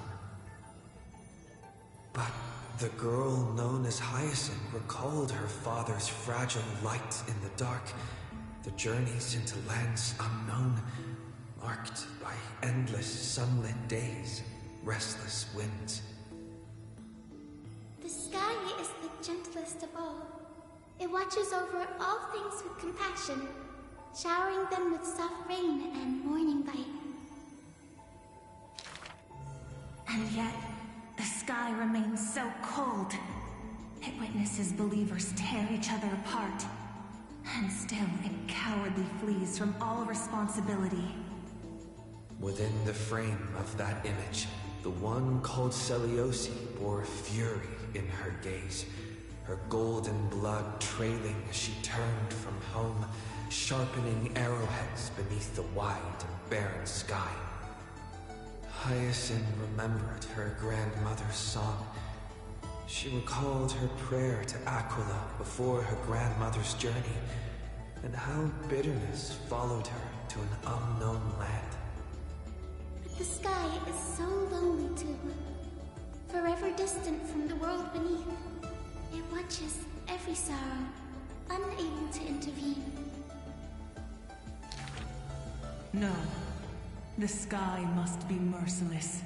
It must scorch the wicked, temper the fragile, and pass divine judgment upon all human wickedness.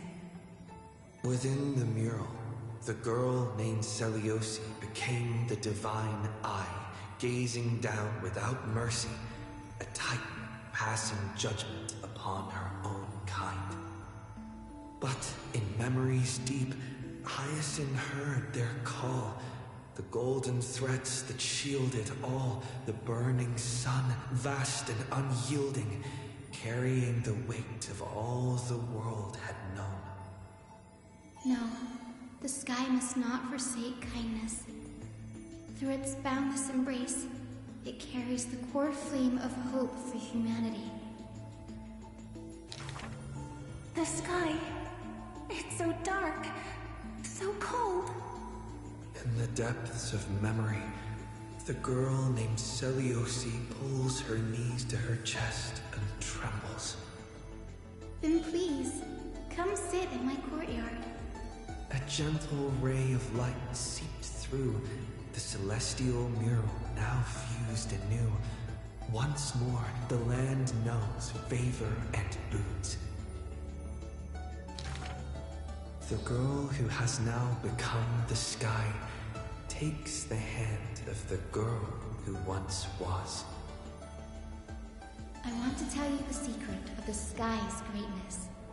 Whenever the anguished earth looks to it, it always offers a smile in return.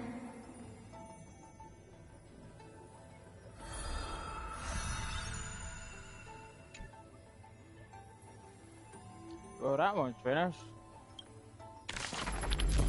Let's go to move on to the next one.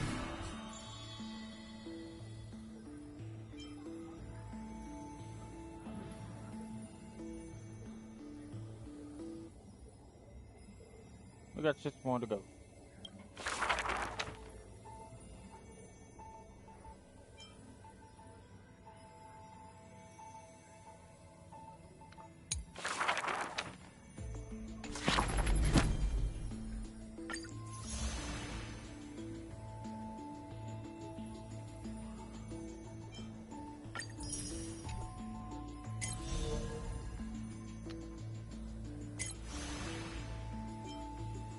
I wonder. Okay.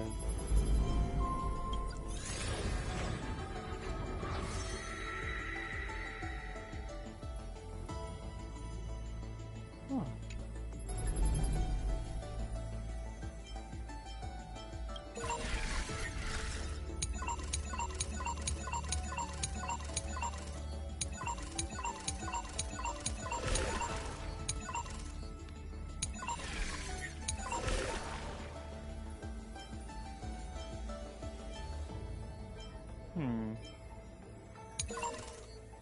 whichever wants me to finish.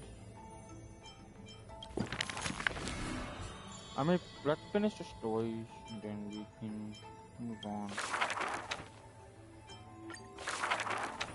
There are no swords here, only farming tools. Facing the ambitious boy, the shopkeeper kindly explained. Even a rape would do. Let its worth be judged by the verses I etch upon the earth with it. Many days later, the wounded child stood upon the scorched earth, and silently he buried the ruined tool. For that was his first sword. And on the day that the black tide came, he broke the shackles of fate with that weapon true. Let go of my beard, white-haired rascal! No! Fine! You win, okay? That was the first victory claimed by the boy, a victory often mentioned in later years, and yet he never treated it with shame. I understood something thanks to his beard. The others hold their breath, waiting for his thoughts, but he only gives out one response. The victor must stay focused, and success will come when you work on nothing else. Those words became the foundation of his existence. Knowledge is also a power used to smite. While studying at the Grove of Epiphany, he etched this into his heart. So he devoured thousands of books, skimming through to glean the martial powers of might. But unenlightened wisdom is merely dust, and when the next calamity approaches, all he recalled is flight. Thus, his books are always worn into shreds, for each book was read endlessly till he remembered every detail slight. When first arriving in the holy city, he was no more skilled than a soldier, except his ambition. Even the deliverer from the sky must have their beginnings in the soil of the nations. The elders in the holy city scorned, casting him into barracks in derision. But none expected this new recruit of unknown history made his name in one mission. Some asked him, which teacher caused such improvement? He answers with countless names, including the Inquirer's own. Only one who treats the world as their teacher can bear its eventual destiny. Those with golden blood are bound to succeed. The golden heroes are born as gods, beloved. Such words echo in the man's mind, yet he knows glory is not where the journey begins. He misses the buried rake, worshipped the enemy with the long beard, mended his tattered books, and polished the barracks' dust-covered gear. What forges a hero is not destiny from above, but the long journey that follows. Now he stands here and looks back, and his past twists into a winding path. The long road to the sky stretches ahead. And towards the blazing white sun, he pens down Deliverance's name.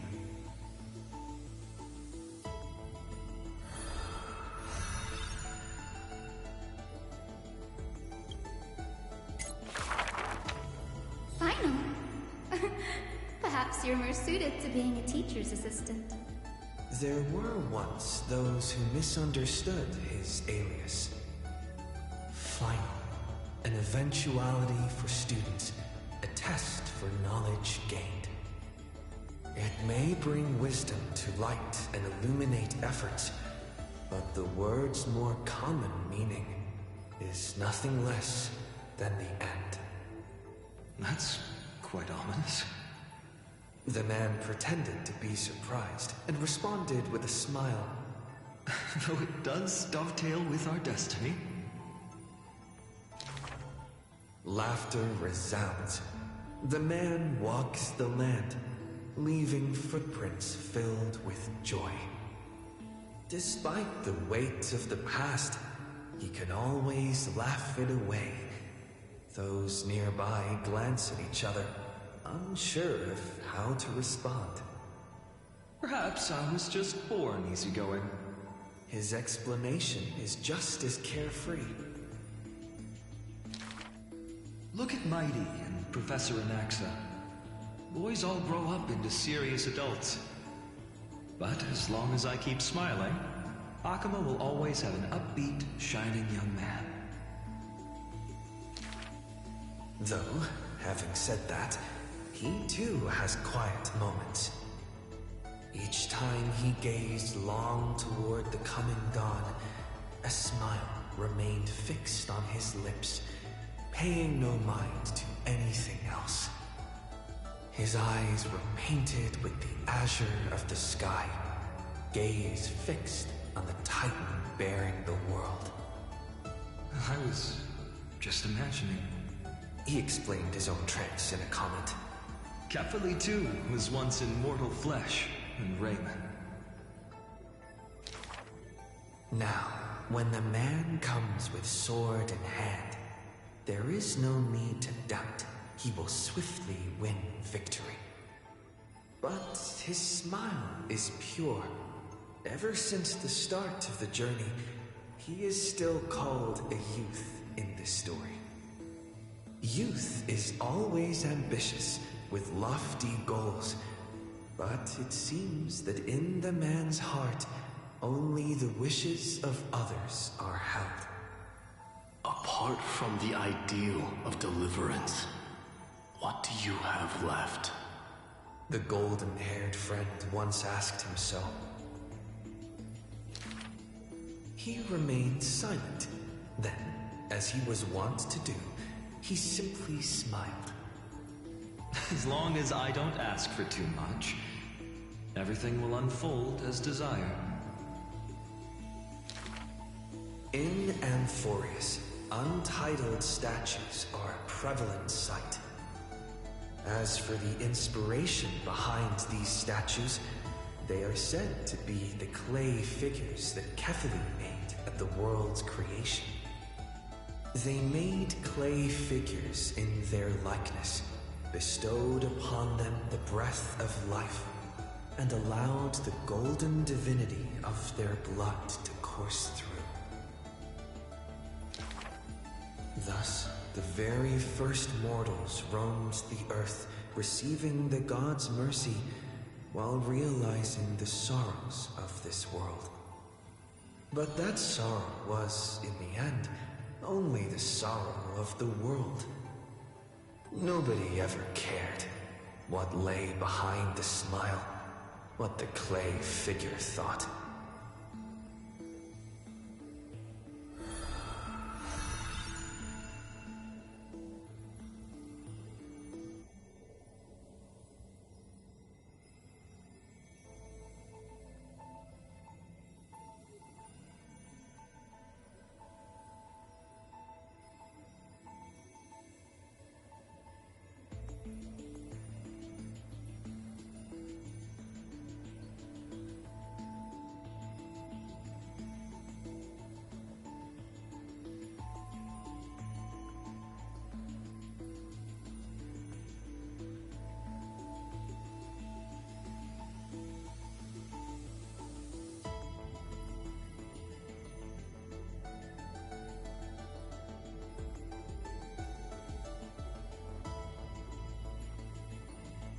Oh, an interesting story. That's sad though. That's Eck. The people likened him to the blazing sun, bringing to Amphorius a glorious dawn. And for his part, he embraced their expectations, being willing to become the perfect vessel. Like that god who shouldered the world, the man never cried or frowned.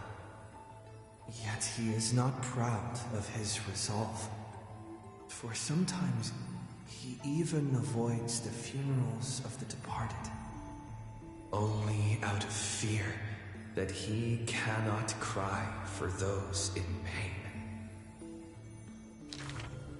He once sought out emotions of sorrow and walked with the lowliest of people.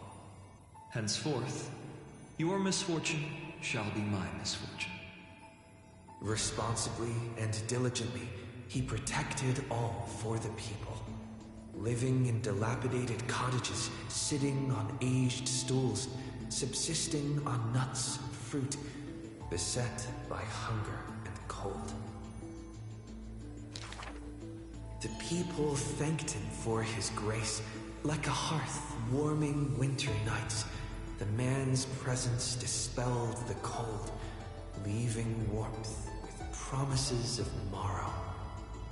Whence does his warmth come from? None ask. The man gradually perceives his true nature, but he dares not speak. Unable to bear the turmoil in his heart, the man set off on a journey once more. Then I shall go save what I can. He was a formidable warrior, invincible in battle, and when it was necessary to sacrifice for fellows, he could do so with ease, giving up everything without a show. Just as the ballad blown on the breeze says, losses are a constant on the flame-chased journey. Indeed, sacrifices were not hard for him, yet his misgivings grew with every tomorrow.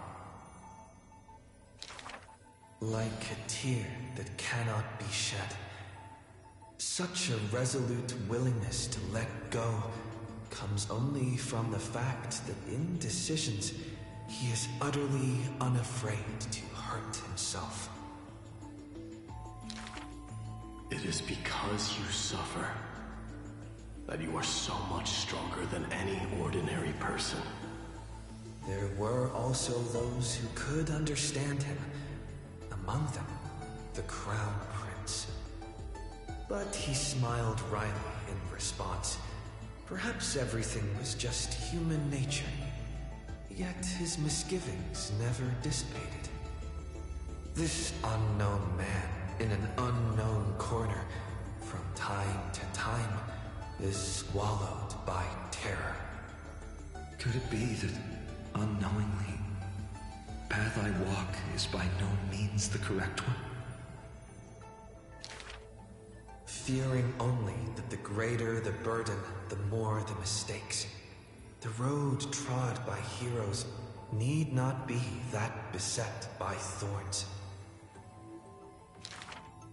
Finally, at the terminus of that road, in a desolate, empty place, the man's arms tremble. The power is beyond control, savaging all around it. This is the end of his road, but perhaps he had long foreseen it, but was doomed to be powerless to change it. I am willing to shoulder this world. That is no lie. But before the tears could flow, they were vaporized by the heat. His light blazed brighter than the sun, but beneath it, there was but cold destruction. The nameless hero, Kaslana. He had never loved himself. Why would he love this world?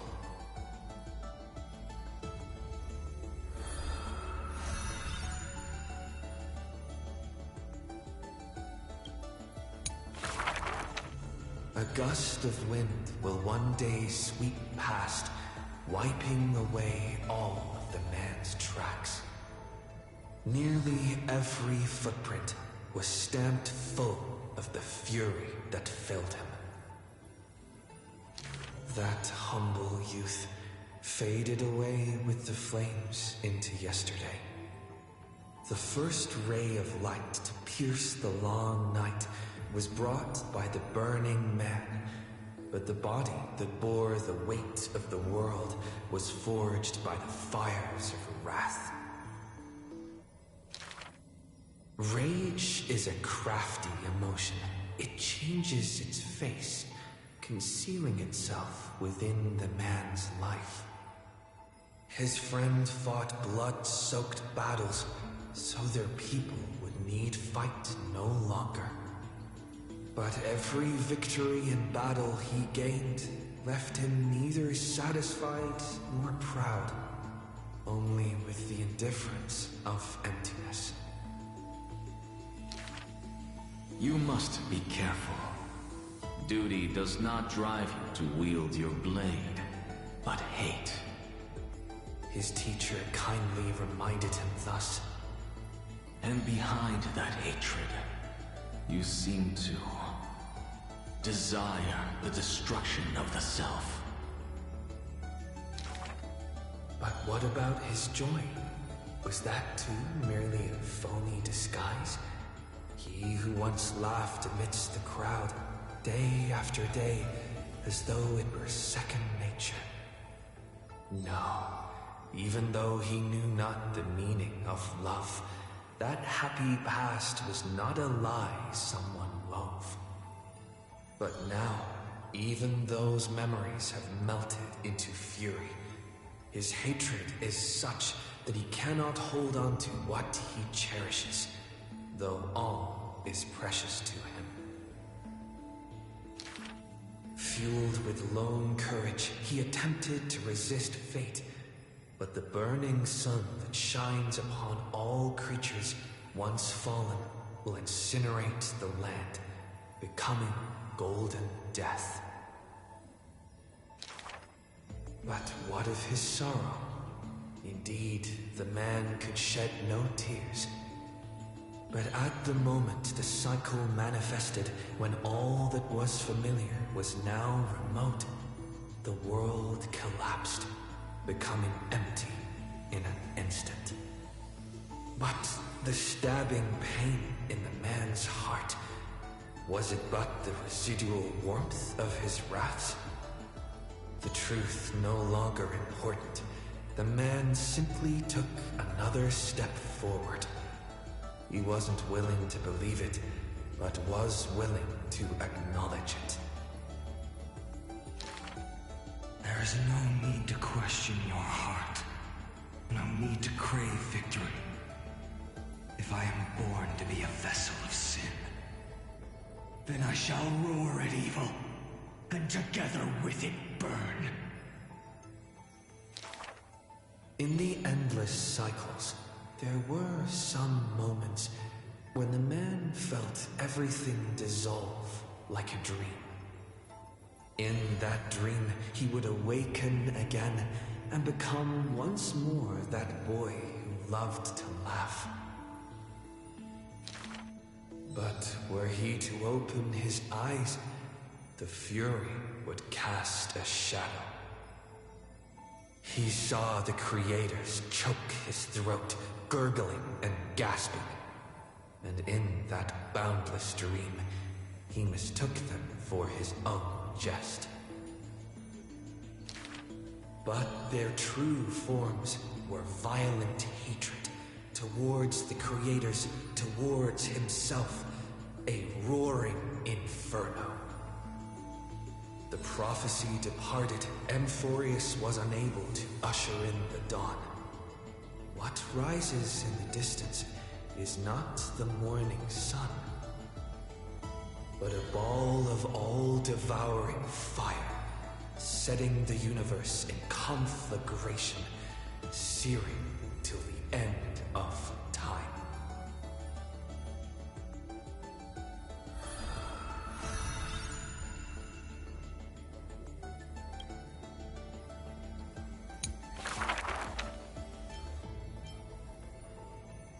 Alright, we're going to the Muse Scholar. We got Weaver, Gold, Lost Prince, and the Servant of Death, and yeah. And we got more to go on.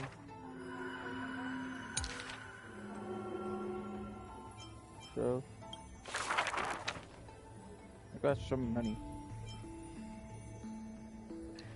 I may be not talking as most of it, but I'd rather just listen to these. You guys not might hear my voice all the time, but till the end, yeah.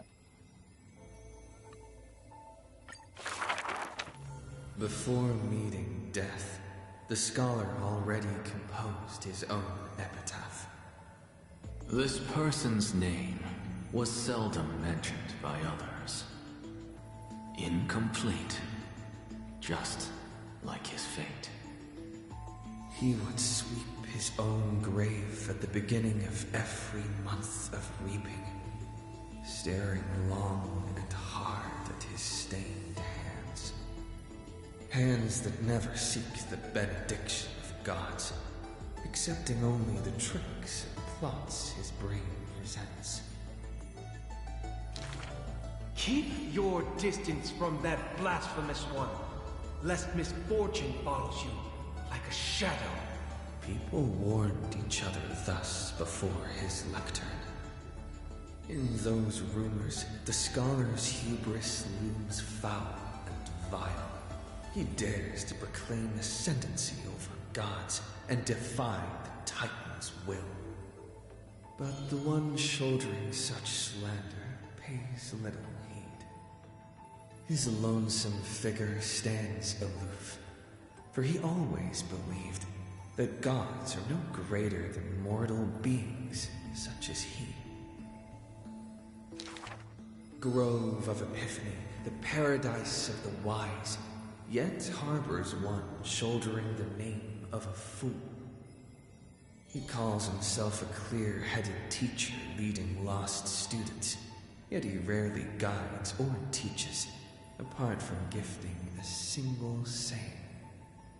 Yet for the rest of the student's life, that saying often proves to be more valuable than gold. Pupils often praise his words as divine utterances, to which the teacher replies with sharp retort. Apart from destiny, he seems able to decipher all laws.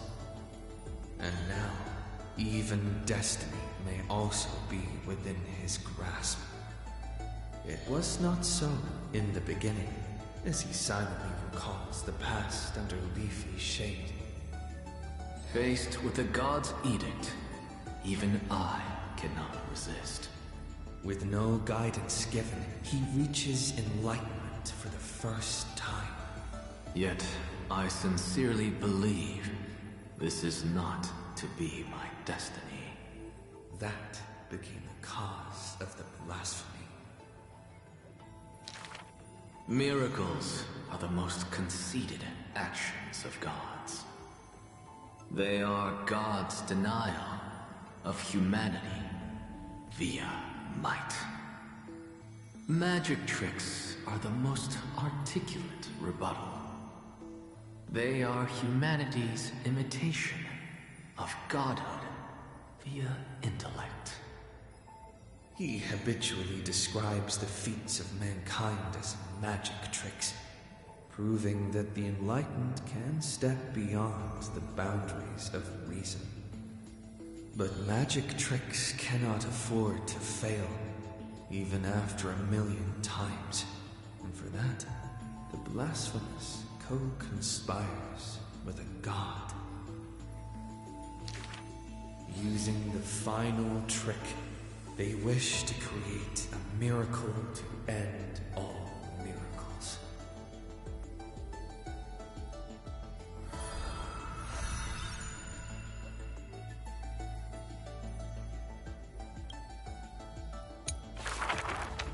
This is a tale buried in history.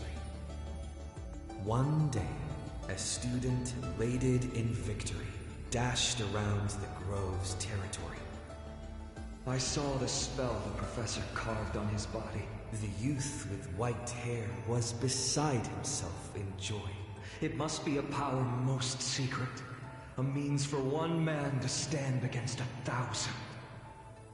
That spell was rare indeed, for it was a secret way to overturn a cart of hay. The scholar was still a mortal body, as yet to snatch life from death, or to reforge a new flesh through a god's remedy. Various minute tricks and parody, he studied them all, crafting schemes oh so busy. For everyone knows, he wishes not to use the divine power that is his, refusing rightful custody.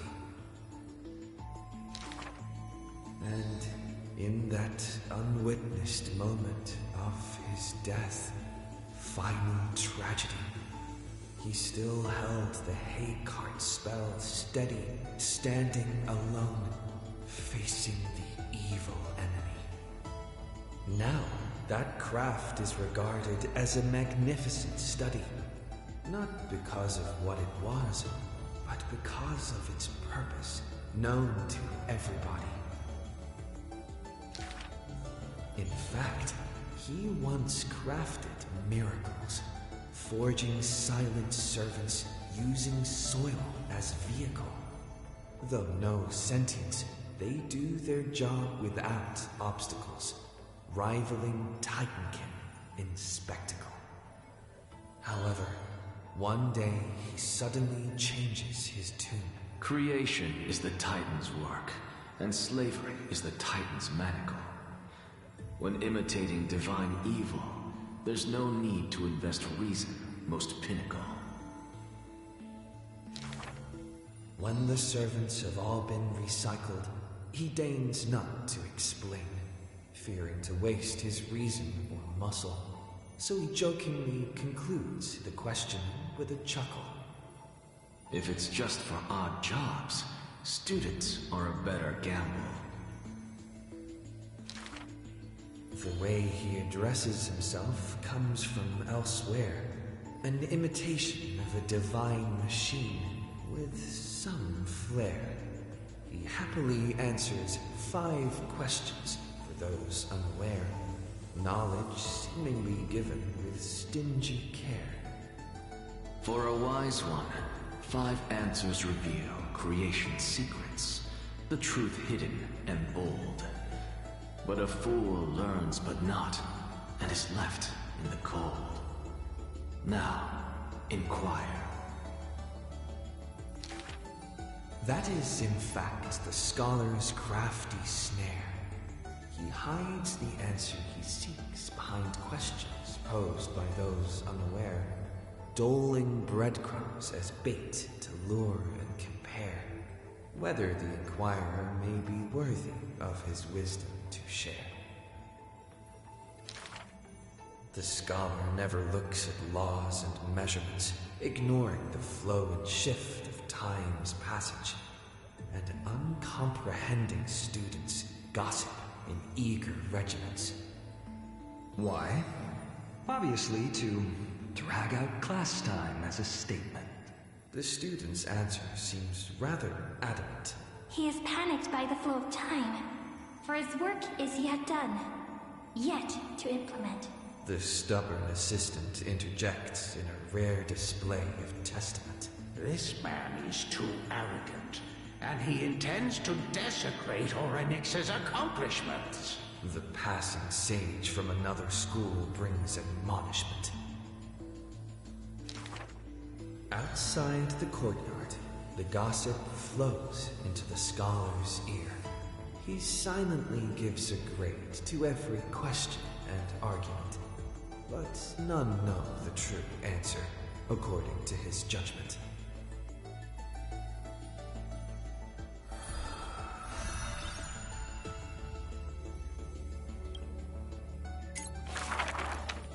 Do not make him your enemy, even though he may seem frail and weak. When a valiant warrior from afar assaulted the grove, He shattered their strength with only his eyes a pointing stick.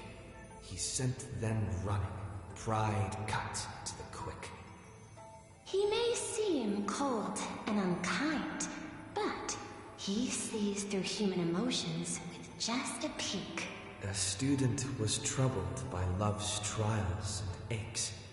With one sentence, he guided them away from heartbreak, letting destiny's strands weave a path to love and happiness's shape. All is science, and human wisdom knows no bounds.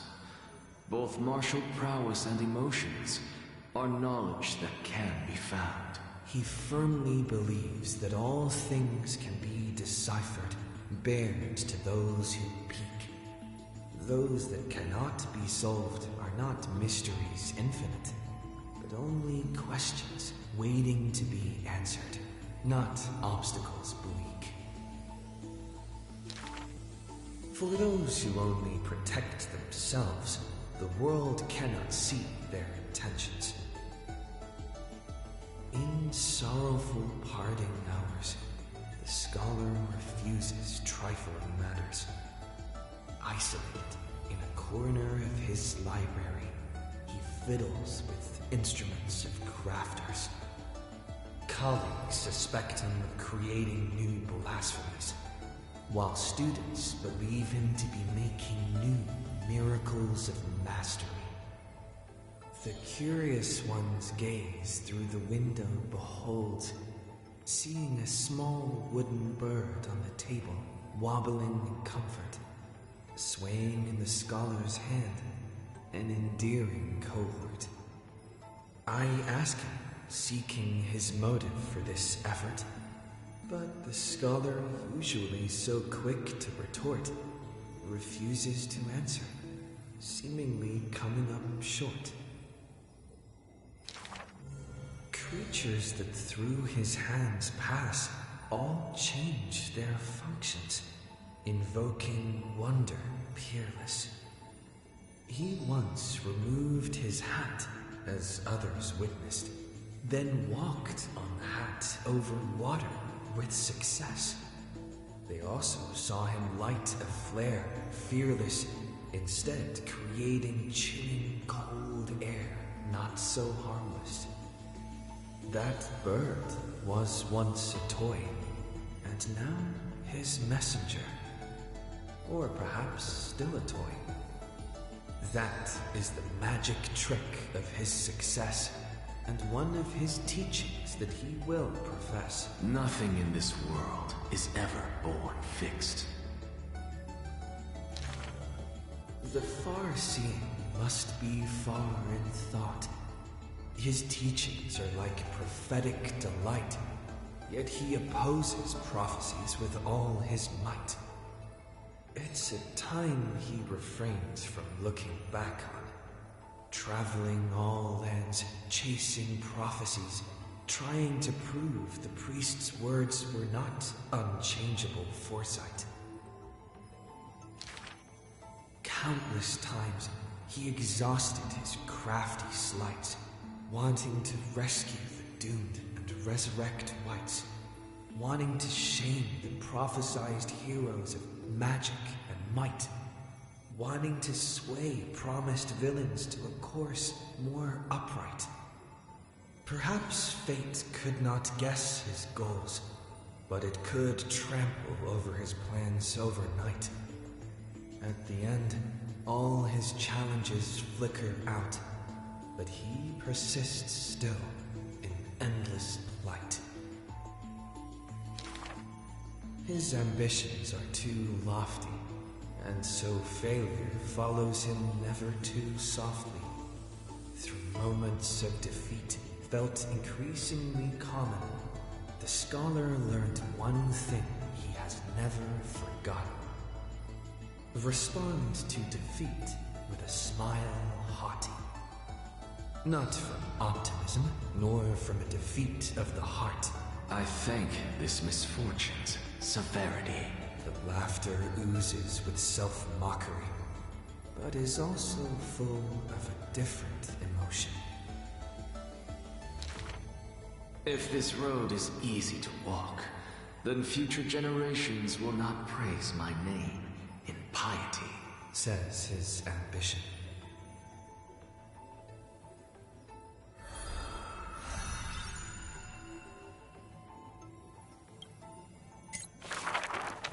On the day that the grove fell, he accepted his defeat and demise, as if embracing truth and heresy.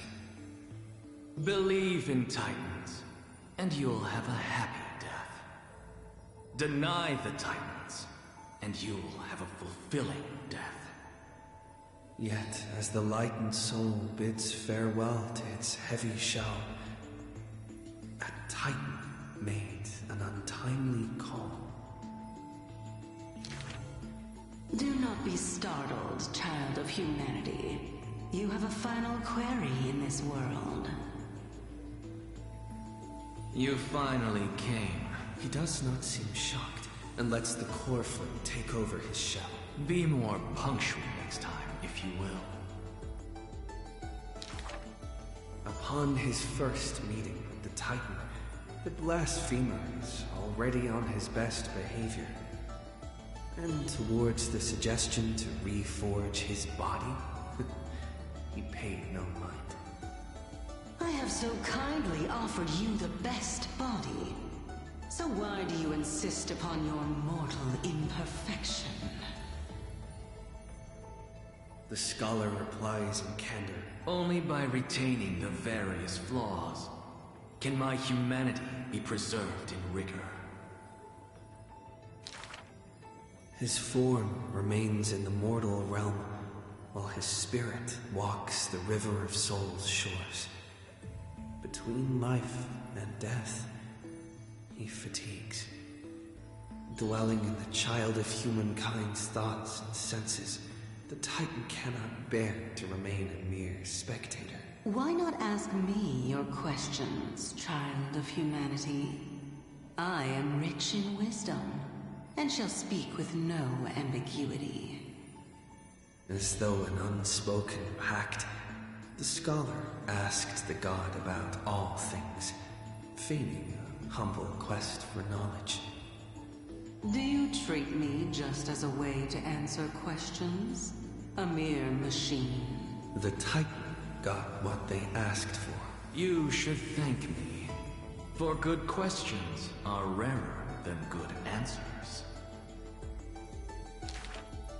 Compared to the joy of a new life, the scholarly breakthrough carried home alongside death filled the scholar's heart with more fervor. He returned to the Scourged Grove many times, and the black tide followed. Despite his defeat, he never sought help or permission. But at every desperate moment, the Titan would eventually take over one half of his body. The union of man and God. A flawed and clumsy choreography. It happened but once, a perfect harmony. One man, one God, speaking in one breath. Stop stepping forward at the same time as me. The Titan once revealed the secrets of mixing life. A boon, seemingly a blessing, but full of malice. What a tempting bait. But that's not my desired chalice. Divine power is within his reach, but the scholar is not moved by that essence. This long and abnormal temptation is also a trial of elevation, where the sage can achieve all things, but shortcuts alone he abhors with silence.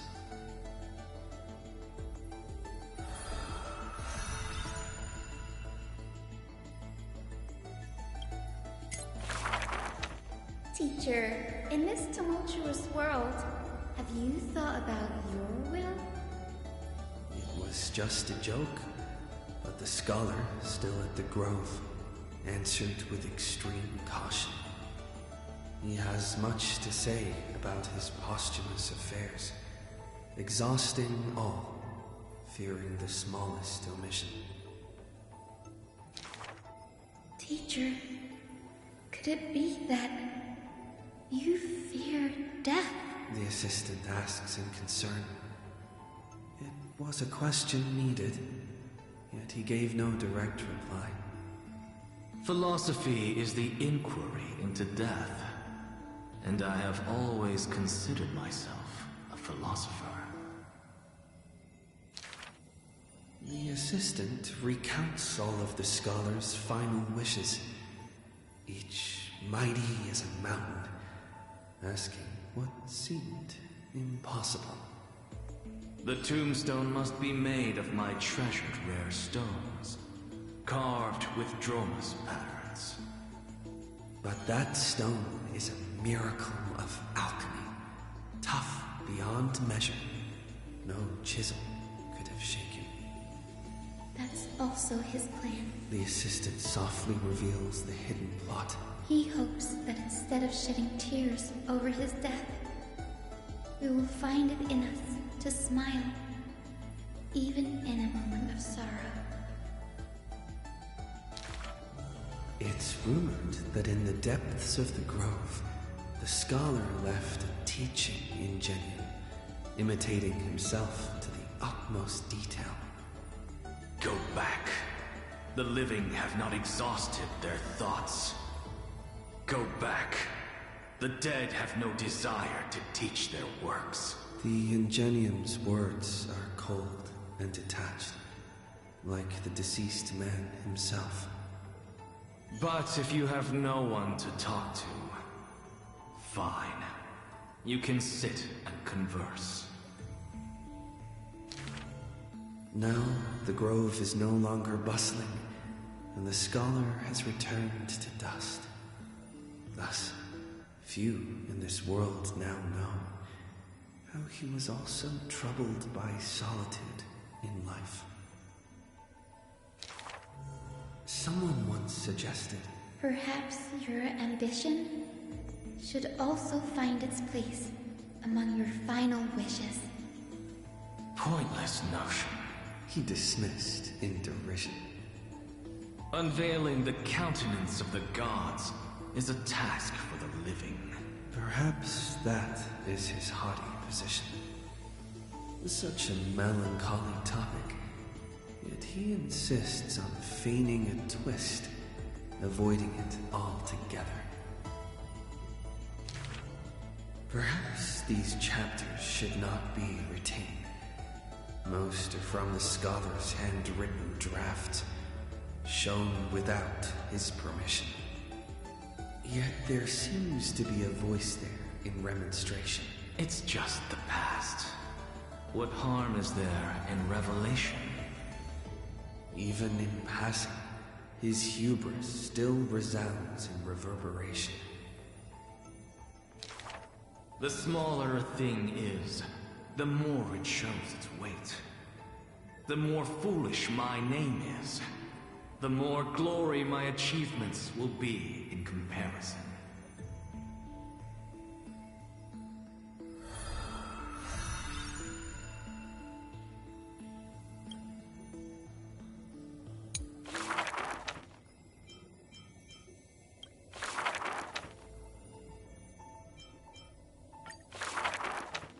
A solo lyre's sound flows along the streets. Oh, my lover, why does your mood change faster than the clouds above? The audience's face is covered in sorrow. Oh, how I wish she has clear eyes that are quick to anger and laughter, and dimples that crease in smiles and frowns. For the maiden he longs for has a body of alabaster and fingers carved by scalpels. In her runs blood of gold and a heart woven from threads. She has neither eyes nor dimples, lacking even a face. For she is a Goliath's garment maker, merely a demigod's serf. The gilded dressmaster, the executive of romance. How resplendent would her mansion be above the radiant dawning clouds? Nervously, the visitor opens the doors like parting curtains at a theater. The one with golden thread in hand is revealed, standing betwixt figures of stone. Lady Aglaya, I am Apollos' retainer, here for an outfit to take to my master.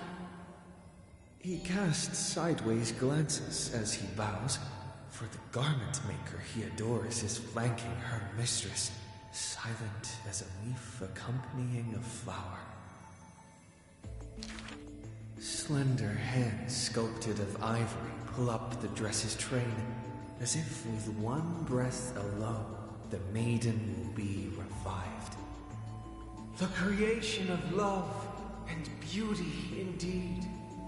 As the visitor thinks thus, his thoughts prickle the golden threads in the room. If you wish to embrace such fantasies, She declares thus on the other end of the golden thread. you must beware of the scissors that can pierce through the chest. In the ancient theater, there are thousands of plays, millions of shows, where even the god of romance was once an actor. The weaver below the stage savors the show for inspiration. The ostracized poet finally returned home. The adoring lovers separated by misfortune. The hero betrayed fires his deadly arrow into the traitor's heart. The thread known as romance is knit by all beings, by all love and hatred, beauty and sin, memories and prophecies. All that occurs are clothing indeed. Look, the despondent servant buried his love. The dressmaster plucks it up, and into the garment maker's dress she weaves. The elegant garment makers once had beautiful faces, some as knights with swords, some as impassive priests, and put on pantomime after pantomime in the golden thread's light, till the stage shook in the storm, and the black tide tainted the dancers' skirts. She wiped clean their visages, and instilled armaments instead of silk. Use the needle and thread as your sword. She requests the servants who cannot answer. The garment makers are elegant still. They turn bloody and stained slaughter into lithe rondos, for only then can they still dress in new gowns. Only then can romance survive into the morrow.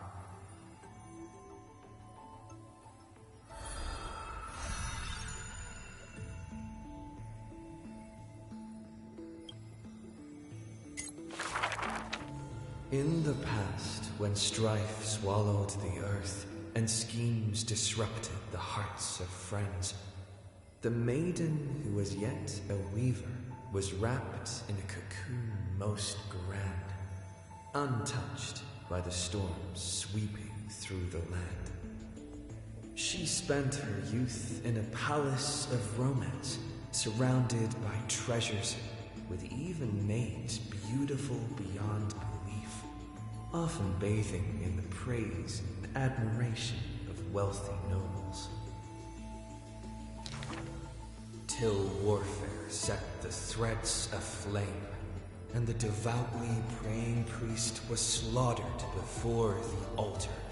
The family adored by all perished before their courtyards, and the blood of her maidservants dyed her golden mantle red. The golden threads covering her eyes snapped, and the concealed truth finally appeared firsthand. Before a strong wind, a weak nobility cannot stand. In the long, endless war, the Gold Weaver family was shattered by the sword, and the legacy of romance became a tragedy. She had a broken mansion and an empty house. The nobles who once loved her, none now willing to help her. All the romance, talent, peerage, and beauty. What use are they in a disaster? As she closed her eyes in melancholy, the maidservant pushed a broken loom to her earnestly. Miss, would you like to pick up the shuttle again and weave for me? The young miss wanted to laugh, but could only respond with shock.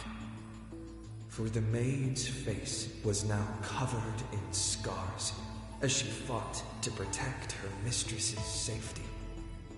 Though I can no longer see, I still want to don the garments you weave. And yet, when she heard this, the desire to weave overcame her fears. Therefore, in the broken shadows of a house, the loom of romance moved once more. The garments were exchanged for copious gold, buying back her renown of old. Yet beside this mistress most noble, there was always a blind maid in tow, dressed in luxuries unfitting. As the weaver attended banquets, the praises of her youth returned. That majestic lady must be Nestia in the flesh. But harsh words also joined. Mistress's beauty is quite reduced by a maidservant, so unsightly. The maidservant apologized in embarrassment, lowering her head. My mistress, I have brought you shame. Yet her mistress brought her to the middle of the ball, having her garbed in the latest dress as the model.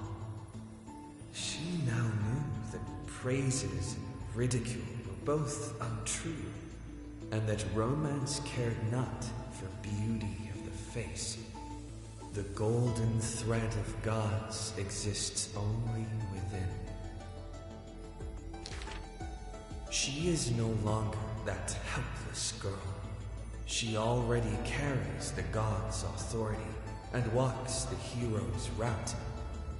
But she still cannot hold back the calamity of strife. The unsightly maidservant blocked the dagger aimed at the mistress's soul, and blood once again dyed red something she wove. That was the last time in her life the maid's face she clearly beheld. When sewing the death shroud, she could not control how her fingers shook, often pricked by the needle, sharp and acute. Thus, that pristine white cloth wept with tears of blood and gloom.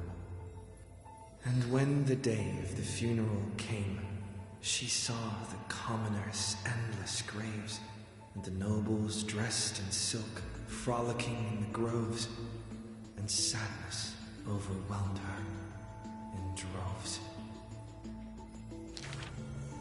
Is this the destiny unleashed for their act of chasing God's core flames?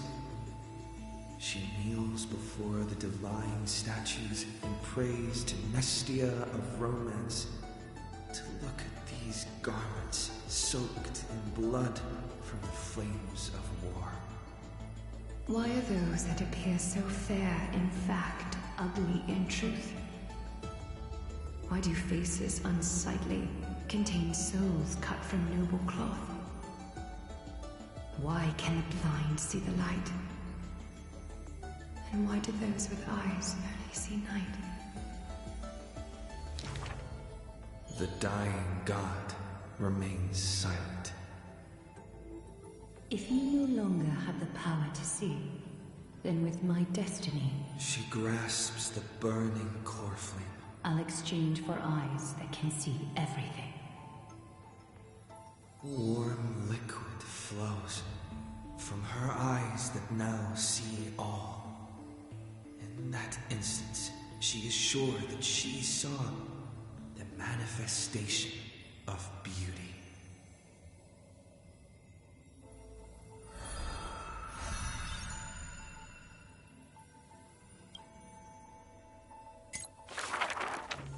She can see the most delicate colors, the most distant contours.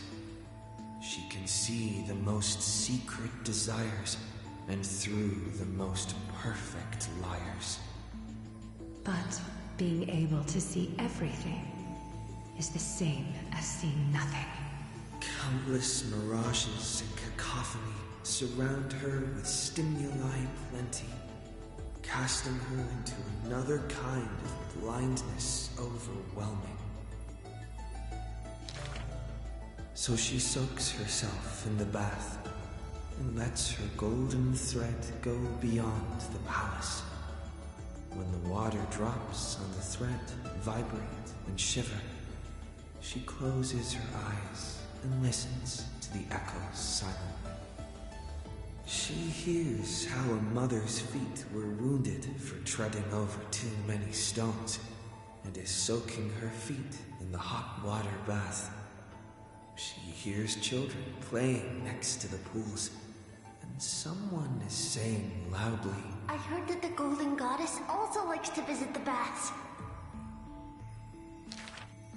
She's used to bathing alone at the start of the hours of lucid or parting. Her golden hair spread in the water like a throne, like the scattered golden threads, wrapping her again in a cocoon. Yanis's holy maiden silently walks over, scooping up water to wash the weaver's hair, as if cleansing the bough of a laurel tree. That is when the one who sees the core flame finally knows there's no difference between a demigod and a true deity. The golden blood that congealed through divinity only in this heavy heat can temporarily flow and let this golden butterfly feel a fleeting warmth. Just as she had once touched her own face, falls the final tear her eyes will ever produce. Teacher, I had a dream. She recounts, like a young girl on a whim. The sound of the water repels all disruptions and speech. Such peaceful rest, such sweet dreams. She dreamed of how she was a naive, noble girl, ignorant of the world. She dreamed of the countless nights when she worked in the courtyards she weaved. She dreamed of being before the vine-covered temple where the wind blew by in a violent stream. Lastly, she dreamed of the prophecy that she heeded, how the ancient sound came through the 1,000 waves and could not be heard clearly in her dream.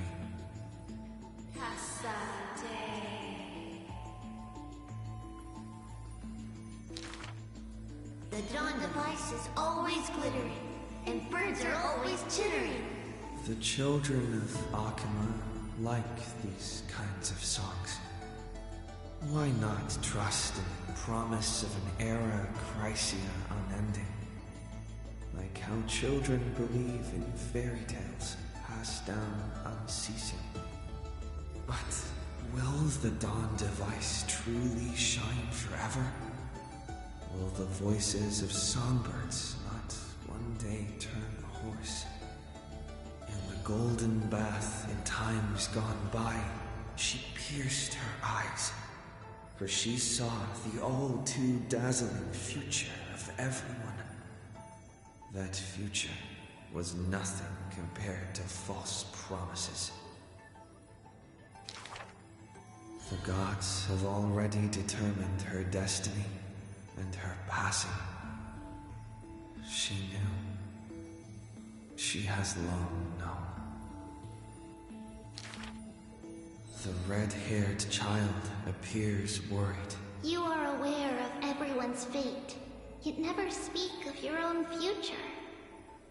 The child who passes along the prophecy understands that to lay such a heavy weight on one person is comparable to the dawn the world bearing Titan's shoulders. There's only one future for silken threads. That is, to weave magnificent clothes for others. She takes the children's hands, inviting them into the pools, intending to use warm water to wash away their concerns. Yes, before the toll of the bell that announces the hour, before the meeting to judge the flame chase begins. Do not waste the rare good dreams, or the languid waves, warm as tears. She mutters as destiny slumbers in her arms. The one that wears this elegant attire in the future must bear the weight of the silk threads.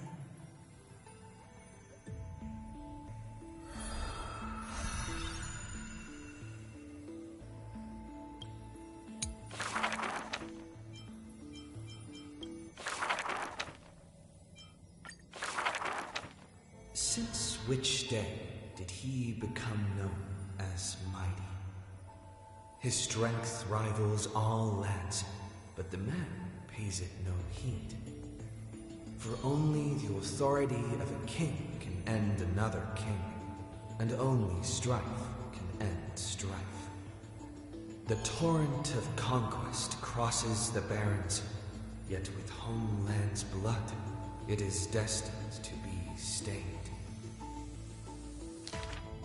None dare to shake his hand in greeting, for his hands burn as the blazing sun soaked in the might of the flames. What a mighty feat it is.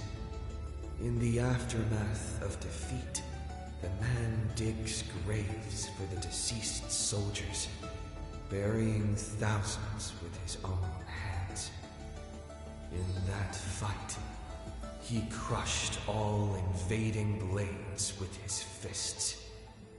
A body immortal may never fall, but tears of pain in his heart still flow.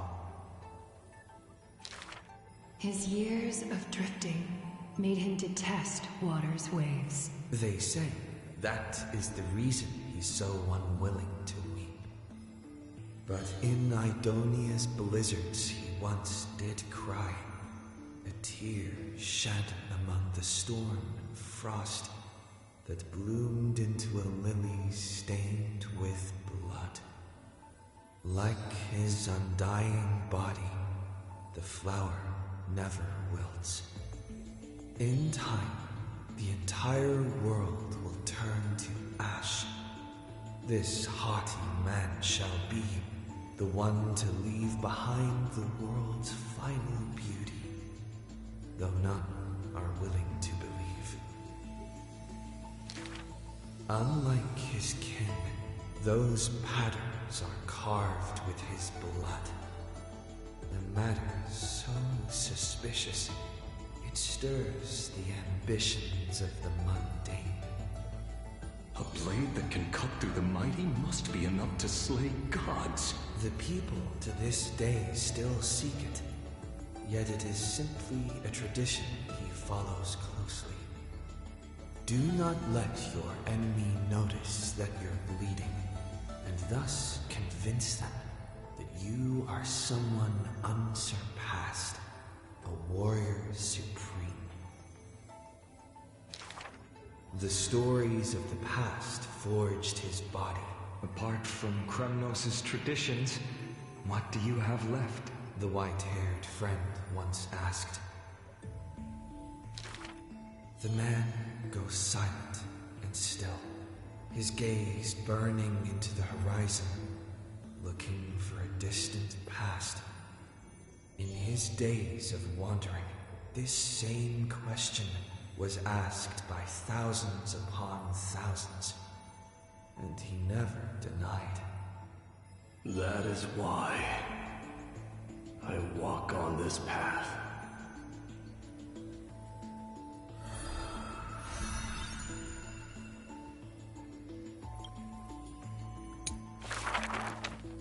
None may approach that battlefield. The lone army of Kremnos, an obstacle on the flame-chase journey. He ordered his troops to stand aside. That was the first meeting between hero and prince. The two men fought for 10 nights unceasingly, till the combat drew to its end. Neither scored a single victory, nor conceded a single defeat. None know why this man's fate is always overshadowed by a low number decreed. Just like how none can ascertain how the flame-chasing heroes convinced this man. It was not mutual appreciation. Nay, for in his memories, 7 sentences were all his mother to him ever spake. Yet somehow, that leader who weaves the golden threads recounted one of the 7 with ease. There is no right or wrong in the man's heart. The lion has its own historian. And the history of the hunt should not be held by the hunter alone. And thus, he speaks little. Others once guessed he regards the holy city as his home, for he seeks a land to belong. As the king to his people, it is the first gift to them he brings. But as per the rule with gifts, once given away, the gifter will never repossess this thing. The journey is long, yet none ever dared to anger the man. Not because of his unrestrained manners, but because every meal the heroes partook in were all cooked with his peerless skill. One sight serves falsehoods in the woods. He has relied on scent since young to distinguish guests and obtain gains. Yet there are always exceptions. The man's archenemy often puzzled why their food was always borderline nauseating. He still recalls the day he entered the holy city. One who worships strife is bound to have rumors rife. Even insects consume each other. And he's no less than the Mad King's kin. It matters little, for the man always considered himself an enemy to the world. He paves the road so that one day his peers would match his anger within. Yet, until the prophecy turned true, none in the holy city he ever did ruin.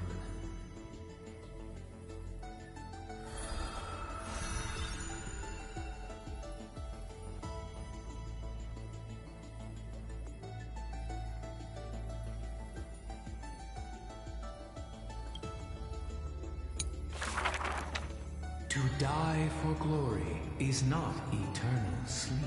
This is a lie all Castrum Kremnos keeps. The world after death is superior to reality and basks in light. But such vague poems the Crown Prince would not easily believe.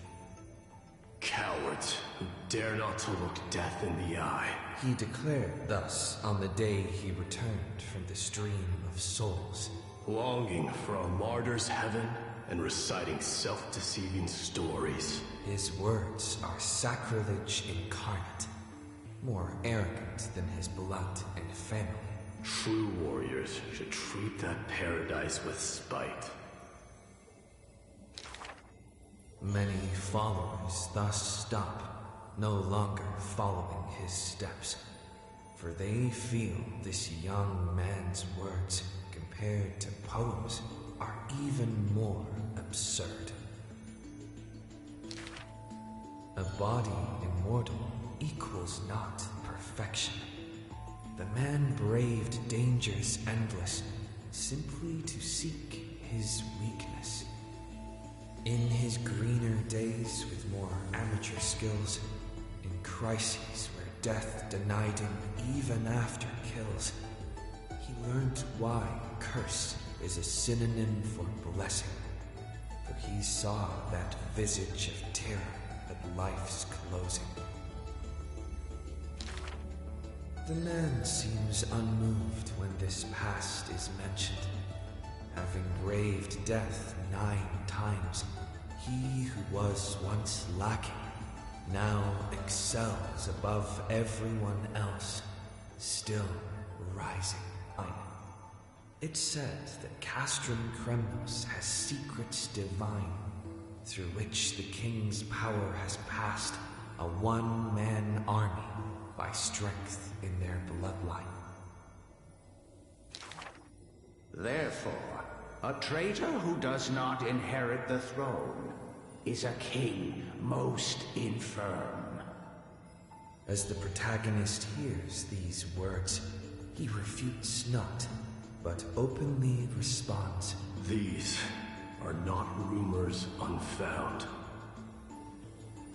But will they matter if my deeds eclipse those of all other kings, achieving glory beyond?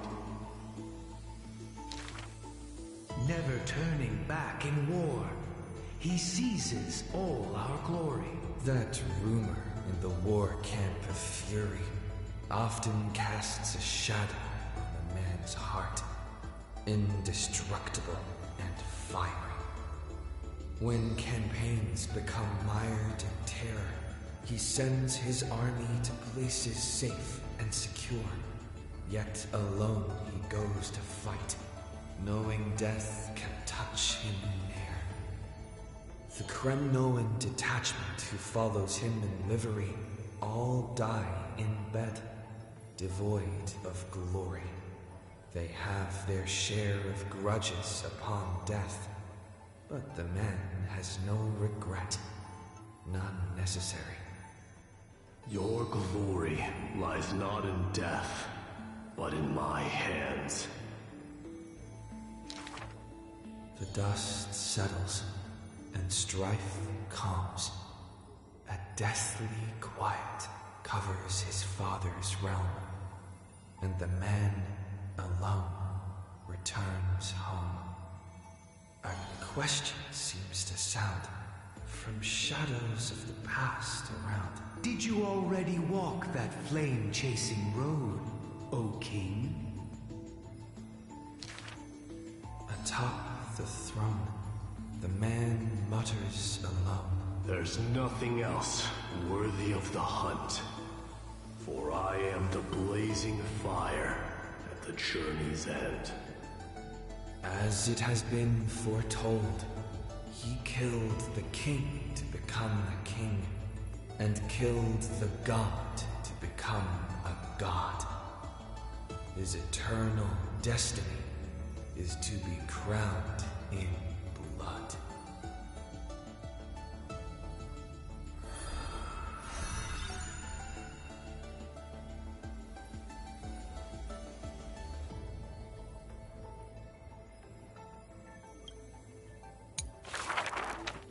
As always, To perceive the man's fury, one must do so 7,000 paces away.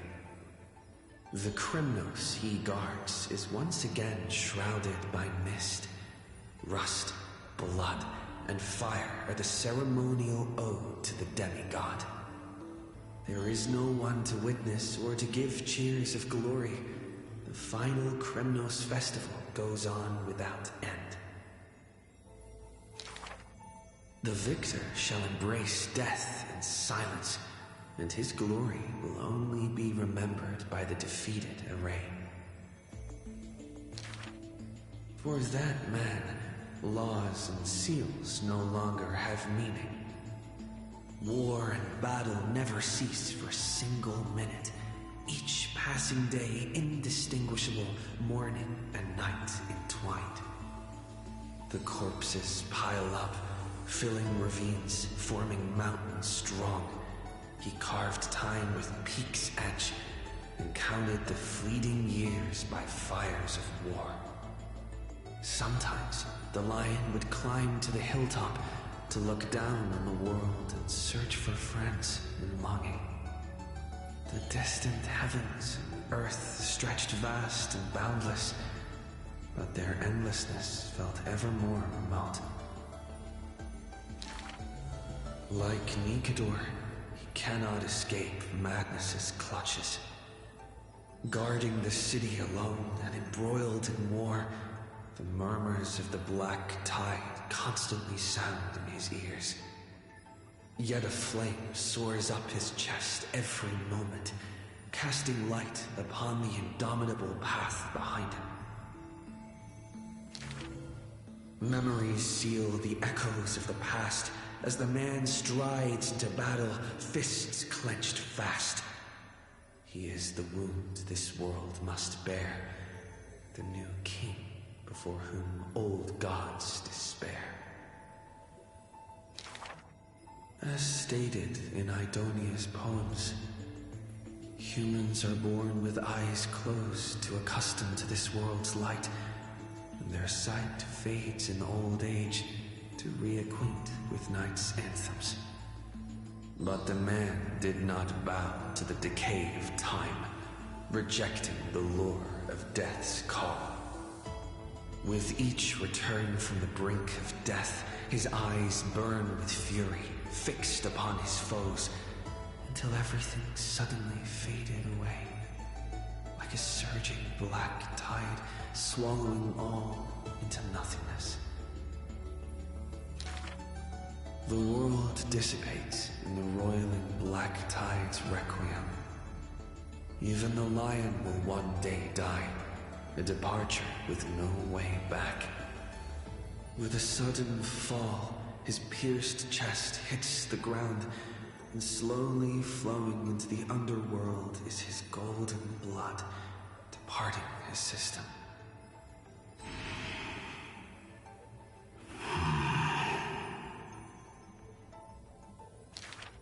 But that gaze, fierce as flame, never dimmed, not even in death, looking beyond those flame-seeking figures, reaching far toward the endless horizon.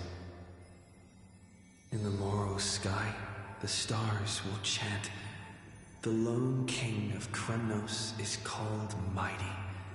His journey was one of ceaseless, eternal warfare, and behind him, he left a world ablaze with glory.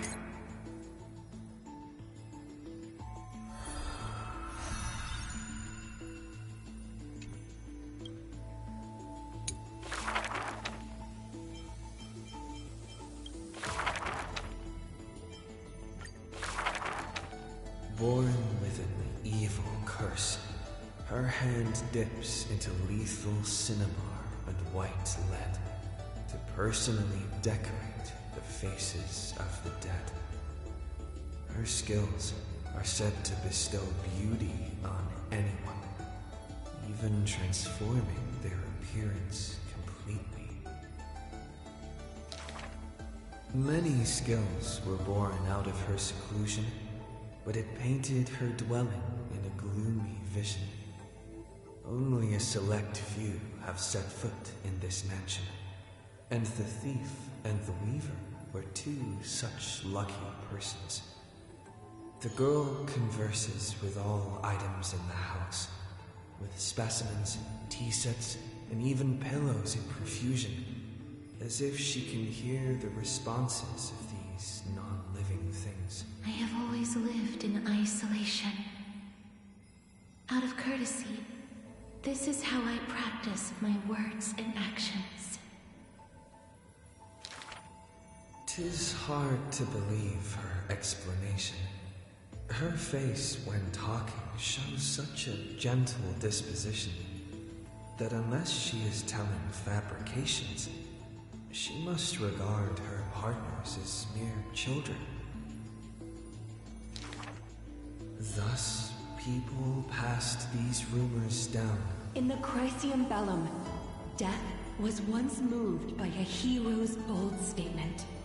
That's why she sealed off a certain battle, making it her first specimen. Within the area of her encirclement, all things became frozen, escaping time's increments. It is an exaggeration, that is certain. People only found an ancient lion's head in battle's ruined armaments. Those words are true. The head itself was nearly dead. Though they won in fierce battle, the warriors were powerless to turn the tide. It was the embrace where death dwelled that gave early release from their pain.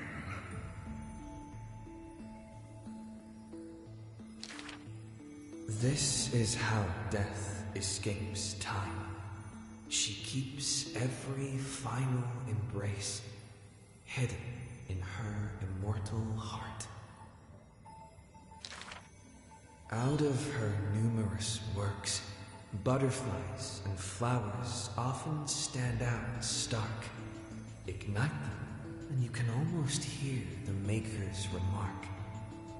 Even in death's silence, her sound can still be heard. It is a gift greatly treasured by the maiden. Few have the honor to be graced with such work. Only one has the heart to burn such a gift, and the reason she gives is rather far-fetched. I must peer into all fates unknown. The power of time is boundless. But there is one thing that it cannot conquer. Death is abominable in humans' eyes. Apart from my identity, there's nothing about me worthy of praise. The beloved Gold Weaver hears this in distress, then tries to teach her the art of weaving and threads. It has been said that the maiden has works that the holy city possesses. But this is the judgment the Gold Weaver expresses. Well, none can know all things, nor be skilled in all crafts. Her works are too early for the living to comprehend.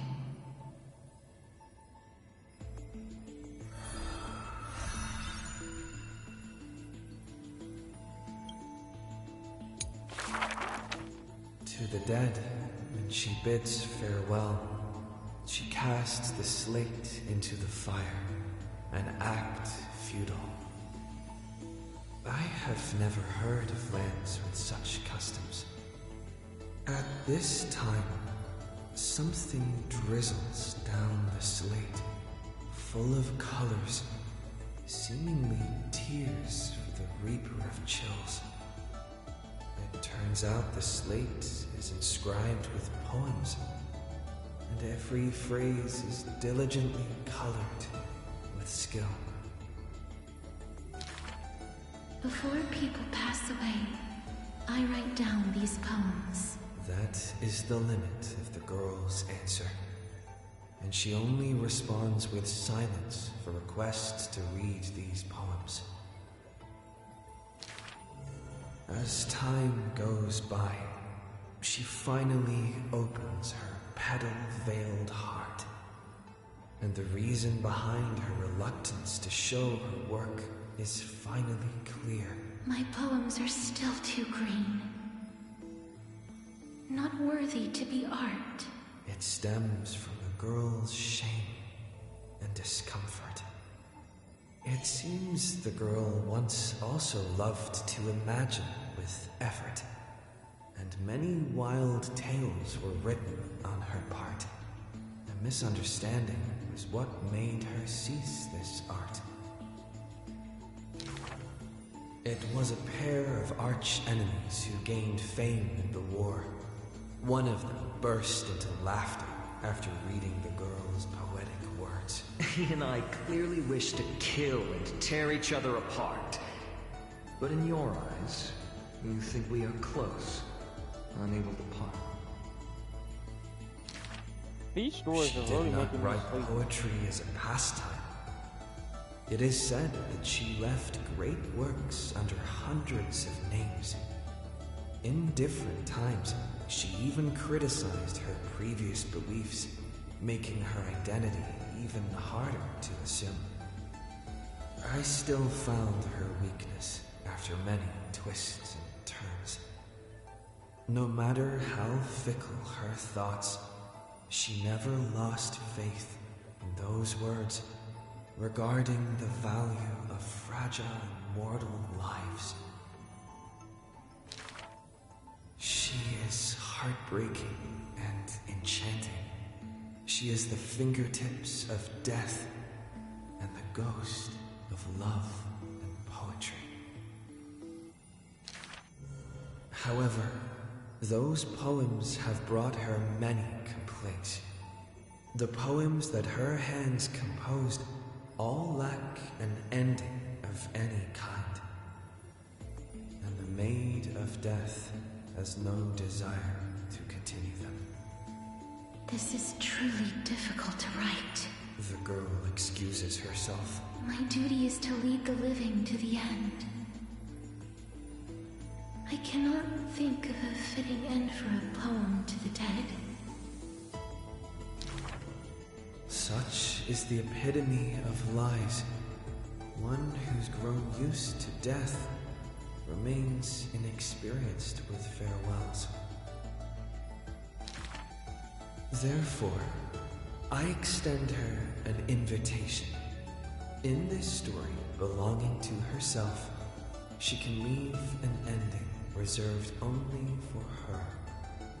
What she brings is not only death. She thus replied when we first met. And when we meet once again for the last time, she again deliberates over this closing statement. Apart from death, there is something else that is worth remembering. That is the journey she walked.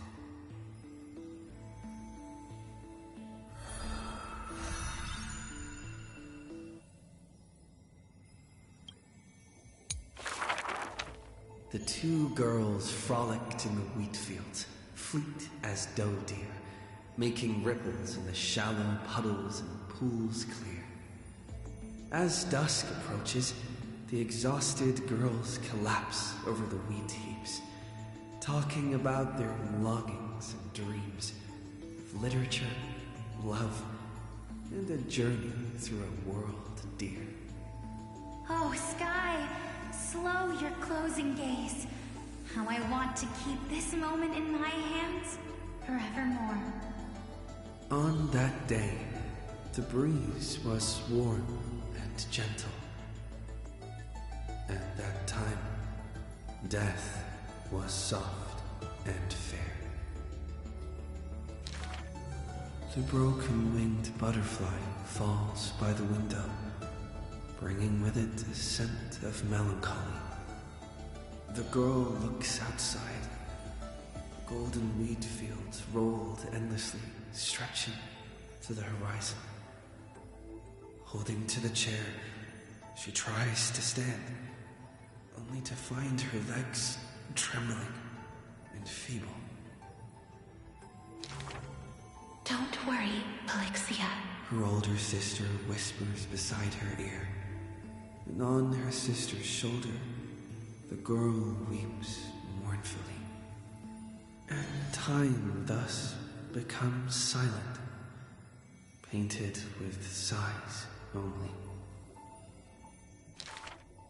When hearing the healer's diagnosis, the girl remained deathly still. Her eyes were already drained of tears, and her heart a wilted grave. Every time she has something on her mind, she would tilt her head and look outside. Her sister follows her gaze, seeing a barren field turned by wind into a desolate gray expanse. Till one day, when the girl looks outside, she sees a dash of dark blue, most brave. It's a flower my sister planted. Like the torrential river of life, it pours into the depths of her heart. The flower is called Antilla. Even in the Netherland, it's rumored to thrive. You are the quiet in my heart, amidst the chaotic choreography. That seems to be its floriography. When the days are warm, the sister would take the girl on long journeys through the flower fields, gazing upon rivers, napping amongst the grove, a discussion hardy. After I die, I want to become an Antilla flower and become the quietness in your soul. A thoughtless word from the girl gains her a wrapping on her forehead most dainty. Do not speak of dusk when you have yet to see the dawn. Dew drops from the petals as wind pulls on the leaves, and the two of them sit in quietude. The girl asks for the means to tend to the garden, and while her sister sounds concerned, her heart is relieved. But the concern is well-founded. The girl tripped and fell into a mire. She gazed directly into the eyes of death in that dark pool, bottom unperceived. I've been the weight upon my sister's wings. Let this be where it all comes to rest. The girl gives up her struggles, only to see a figure pierce through the water's surface. I won't allow you to walk through the dusk alone, or enter the night of no reprieve. Her sister sobs without end, and the girl has to gently hug her and softly relieve. And then, this distant memory turns bleary, difficult to retrieve.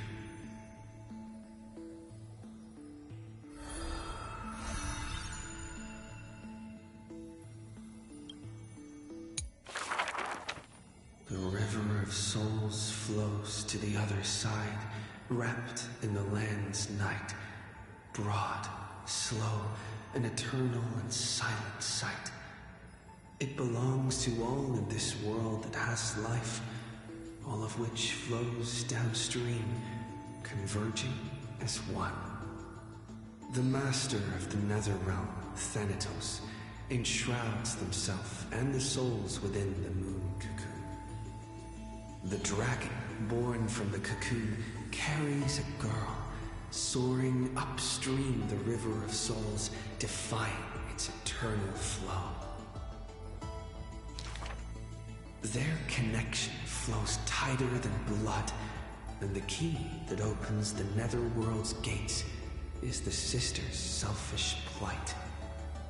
Back then, the boreal winds cut through to the bone. Back then, death was a bitter and stabbing fright. In the Netherrealm, without an earth or sky, a flower named Antilla blooms, its beauty witnessed by but one soul. You are the quiet in my heart, amidst the chaotic choreography. The younger sister scores through the blooming Antilla fields, never finding that promised dark blue sprig. She silently made up her mind. Death, leave all your dark nights to me, and save the dawns for her. The younger sister gazes at the moon cocoon high above and plans a trip to the mortal realm, a distant flurry. A bard once sung to musical notes. Do not turn back. Oh, do not turn back. The long hand of shadow will retain the dead behind their gates. The giant dragon born from the moon cocoon willingly offered itself as the enduring barge of the River of Souls. No need to turn back. Oh, no need to turn back. That price had long been paid for you by someone else.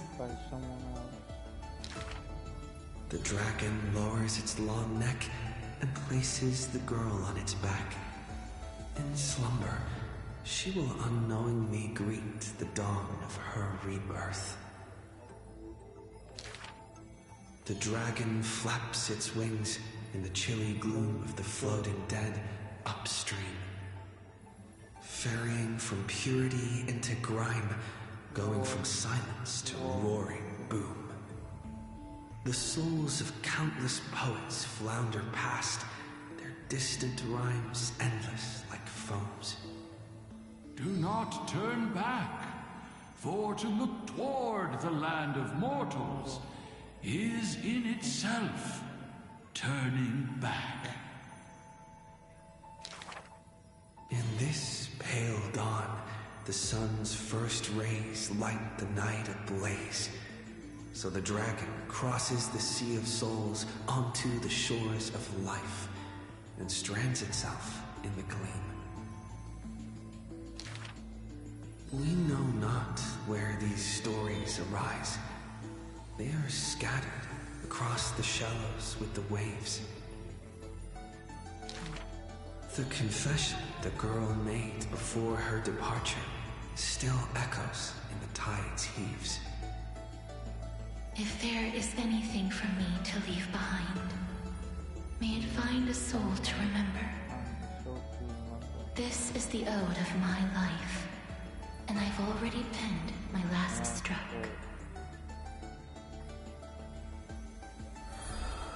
That is really interesting of her story. I do love this type of character. So we got the very last one. Should be that long. Yeah, it's long. God damn it. It's a cat. Our second favorite cat. I loved her, the character the way it is. A thief tells a few stories. The first story is titled The Golden Apple. It doesn't have to go to the fairest. That city is named Paphos, where the golden light of Nestia shines. The golden apple tree sits in the city's middle. Only the fairest can pluck its apples. The beauty pageant begins on time, as the fair ones stretch their supple arms, trying to pluck the fruits above their heads. Yet every time the apples come within reach, a breeze blows the fruit away without a trace. The audience in displeasure disbands, with only one girl left standing there, her features bland. Yet to her surprise, she finds her arms full of golden fruits, a harvest grand. The second story is titled Trying to Argue? Don't trick yourself, please. That city is named Idylia, where Circe's roots bury deep and wide. The sophist scholar holds a tortoise aloft, but his theories, common sense bereft. Even the best athlete could never catch up to this turtle. None can overturn him in arguments, and he obtains the champion's crown in merriment. Yet, as he is about to leave, a wind blows the tortoise in front of him. And behold, his paradox becomes truth. To catch up to the turtle, an entire day and night he spends. The third story I will tell is titled A Competition in Trickery. Who do you think is the Grandmaster? That city is named Dolos, where even Zagreus was once tricked. The king promises to reward the perfect lie, wishing to recreate the deceit of the Titan, his grand feat. I think the world is a board. In truth, we are all already dead. The liars take their turns in the challenge, but no one pleases the king. With a gust of wind, the girl emerges before the king's face. And when she leaves, she already has the king's promised gold in a pouch. The others are curious as to what lies she raised. Zagreus can only tell lies. And I am Zagreus. The fourth story is called You Like Money. Good. But you must pay the price. That city is called Mythonis, where the sea breeze intoxicates the people with delight. A wealthy penny pincher prays to the Titan. Please give me the power to turn anything into gold. With a breeze, the rock in his hand turns to gold. But his joy is fleeting to behold, for with one embrace, his wife turns into coins, scattered on the soil. He howls at Fagusa to retract the blessing, but sees a girl in a hood in passing. The girl laughs hilariously, holding his hand in hers. Go back and check your vault. Some gold may be missing. But your beloved is right there, waiting. Cyphera, you took another long journey. And we want to hear your fun stories!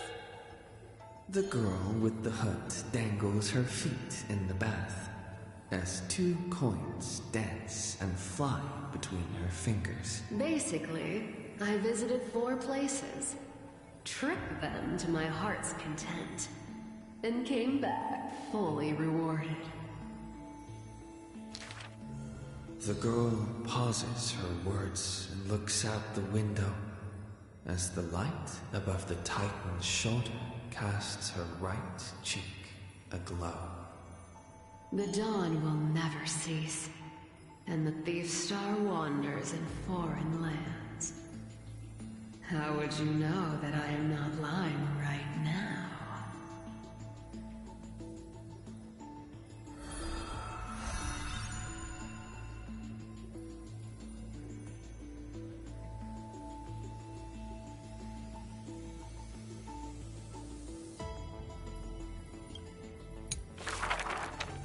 In Dolos' suburbs, in a tiny weaving workshop, the silk-weaving old woman busies herself within as her smart child wanders outside on a whim.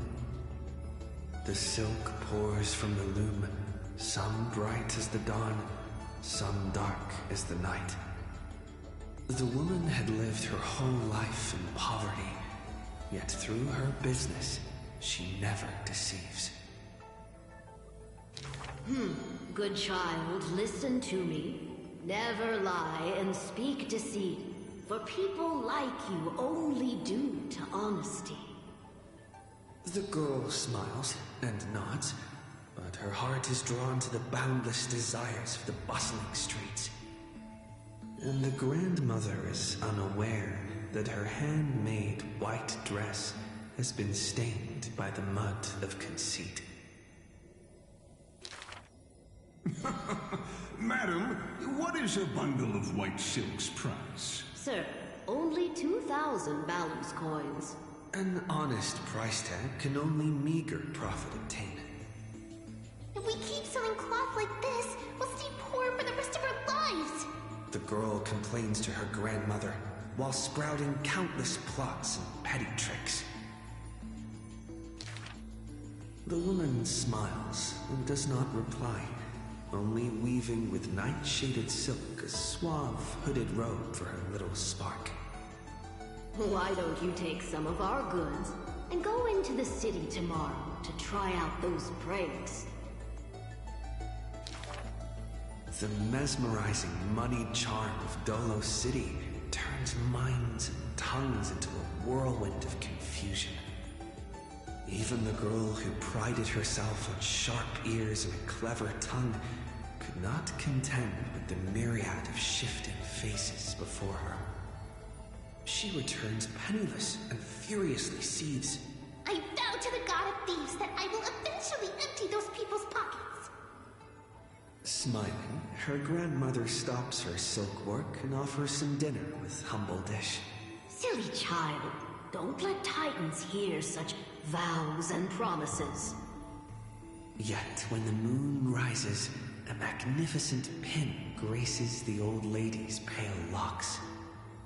The girl smiles at the old woman, now stunned in shock. I actually did return with some cash. The brilliance adorning her white hair drew all eyes, and its proud original owner arrived to stake their claim. The bet that the girl won with a brilliant trick is described as a thief's loot through lying schemes. The old woman, in her panic, shouldered the blame, confirming a sin that was but a fabrication. By Delos' laws, we must also execute all her family! To protect the girl, the old woman reveals the final secret unseen. She's not my family, but just an orphan picked from the street on a whim. People thought this to be a lie, but the girl knows her grandmother cannot deceive, just like how she always glossed over questions about parents and kin. Your parents went to a city-state far away. The girl never bothered to unravel the threadbare lie. Stop right there, you thief! Run as fast as you can. Cipher up. The lies overthrow the shop and tear apart the good woman's good name, leaving the girl with guilt and grief. The hearth of her home was a lie, doused by another conceit. But if her sleight of hand had better skill, would it have made that fire burn forever? The girl pulls down the hood and sinks into the starless dark. I vow to the god of thieves. And from that day, she never left empty-handed, her words woven with deceit. However, back then the girl did not realize that the people did not covet one simple pin, but the golden blood flowing beneath her skin.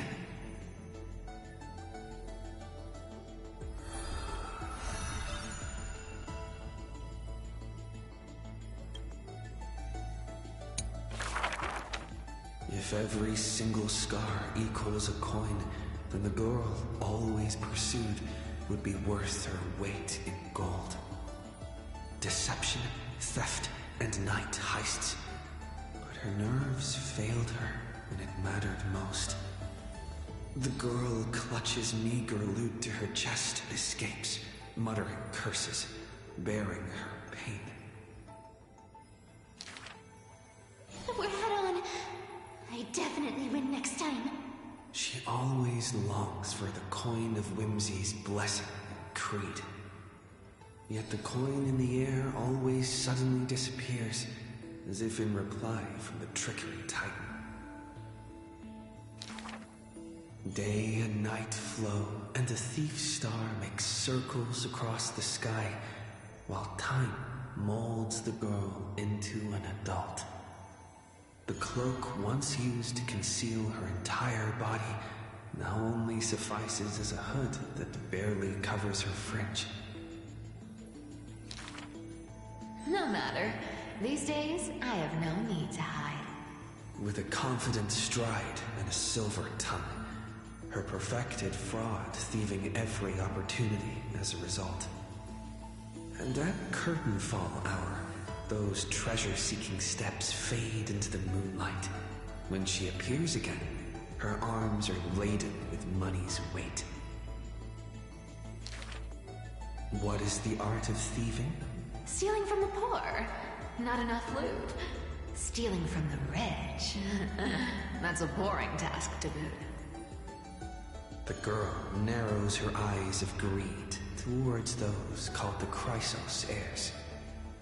The golden vines of the sages' homes, the sacred carcass of the deathward realm, the divine lyre, the seashore's pearl, and the crystal chalice of the thousand gates. The girl knows not the treasure's origins, only that they are all valuable beyond measure. To have something priceless is the true art of thieving. A pity the deceits are all eventually revealed, and the thief meets a rare defeat. A golden thread discerns her meticulous disguise, and the heroes hold down her third hand to imprison in this thief star made of human feet. I take defeat with my head held high. Spare me your sympathy. She frankly faces the accusations, knowing that escaping would be nothing more than child's play.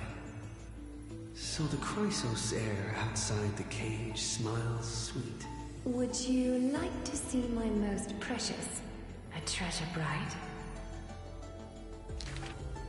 It is a dress, like the beauty god Nestia's divine body. More blinding than the sun, rivaling the moon in its glory. It is woven by divine threads. It captivates even the gods. But all the lies and deceit are revealed under the golden thread's query. The world-famous thief is stirred by such grand words into a flurry. Then just you watch. This wondrous dress will forever remain in my own gallery.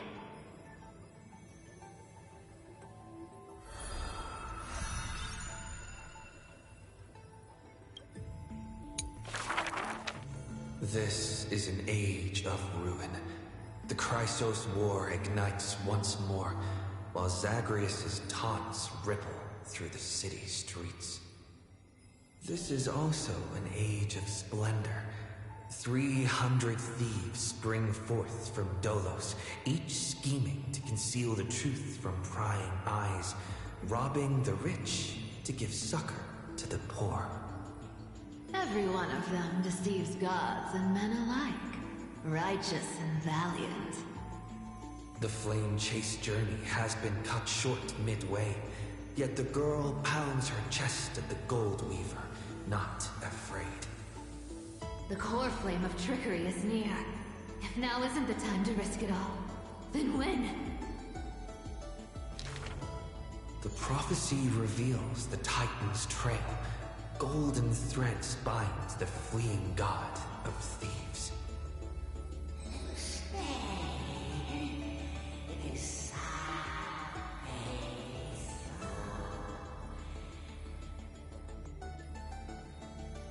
The young girl flashed a grin and walked towards the god who was pretending to smile. once vowed to the god of thieves that I would force trickery to reap what they have sown. The Titan whispered from the vortex, the god of trickery's earnest plea. They made a promise to the girl who entered the trial that the whole world would be bathed in light, no more lies and deceit.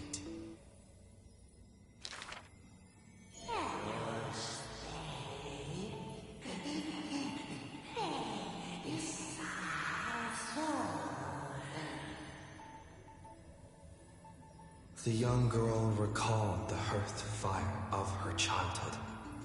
Cyphera, only honesty is well liked. She pursed her lips. That does sound like quite the ideal society. Of course I didn't accept. How boring would a world without deception be? The young girl demonstrated her newly acquired divine power, molding lies into reality. The defeated Titan is now not but a wandering soul.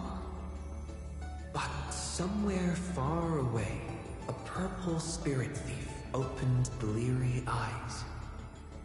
They had forgotten their previous life as a Titan, and remembered only the girl's crafty message. Go! Collect treasure, you greedy little grabe. Once you regain the memories of trickery from chests, then I will claim the reward for saving your life. In the days spent away from Akama, the girl grew accustomed to traveling alone. In a certain city, she heard of a spirit thief, rumors aplenty. I, Bartolo's master thief, shall take all you've labored to gain. So saying, the spirit thief steals the girl's coin pouch and fled without a trace. But a gust of wind brushed past, and the girl had already caught them. Running for it? Your life was saved by my trickery, you know. The old god and the new finally reunite, the two rivals who, from that moment on, became thieves and companions of both. It's just that the spirit thief's companion was always scaring them. Hey, the fish in the River of Souls are starving, you know.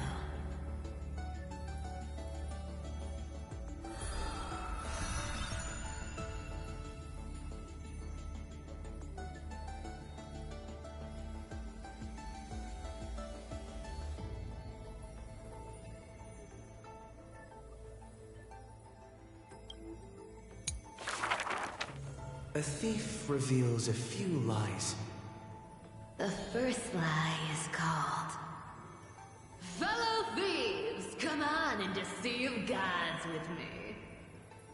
The world has already forgotten that feast. Lies unnumbered that drowned the Day of Souls. Schemes uncounted, burning for a night of revelry. 300 thieves shackled in imprisonment in exchange for a Titan's resigned confinement. To have managed to trick the Grand Master of all tricks. I can die happy now. This was Dolos's great achievement, the deception of the gods, where even Zagreus was fooled.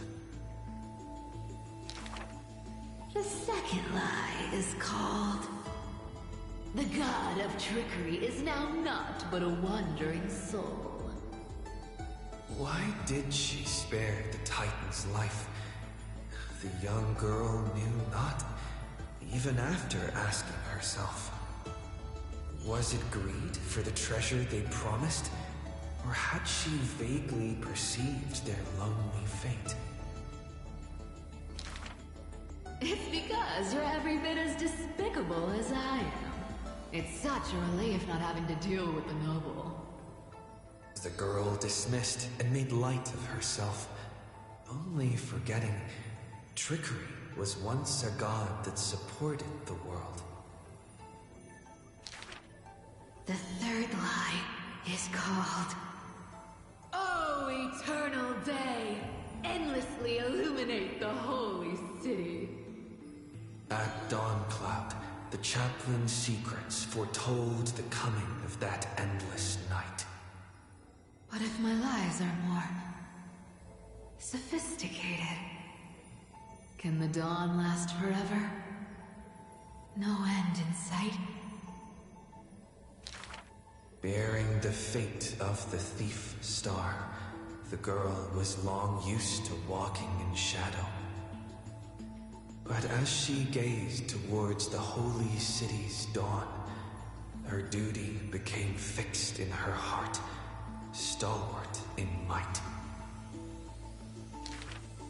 The fourth lie is called... There's no reason. I just don't want to see you again. The girl tried to mask her nonchalance, but could never fool the golden thread's questions. But it is the false-hearted malice that most powerfully forces belief. A true flame-chase hero willingly faded from attention, while the wayfaring traveler grasps tight onto fleeting light. She used divine power to forge a mask and conceal the last of her true heart. The fifth lie is called... No. There are... no more... lies... left. The whimsical coin fell to the ground, telling the tale of fate fulfilled. Travels unwitnessed, ruses unknown. To whom may these now be told? Lies are always but lies. But you can make them more beautiful than the truth. Under the somber sky, golden blood soaked the thief's cloak. Like a golden thread tailored just for her, an exquisite robe that she never stole.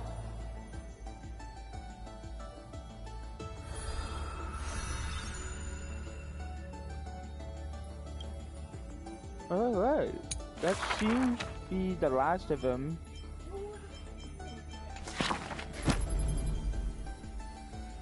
Let's see.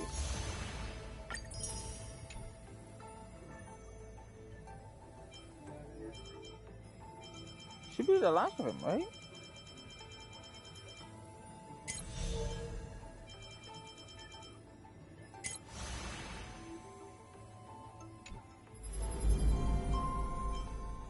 Seems the last of it.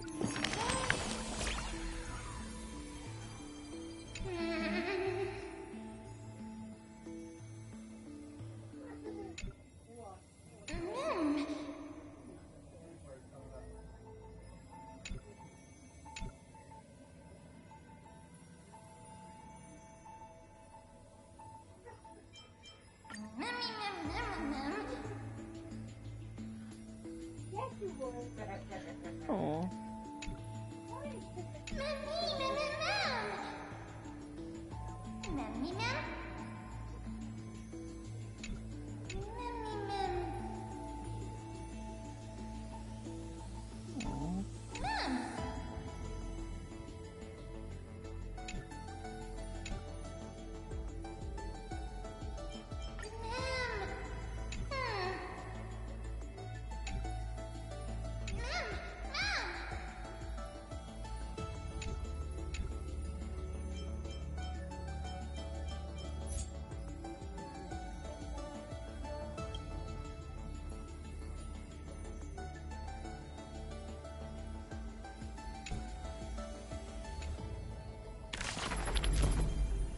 Let's see.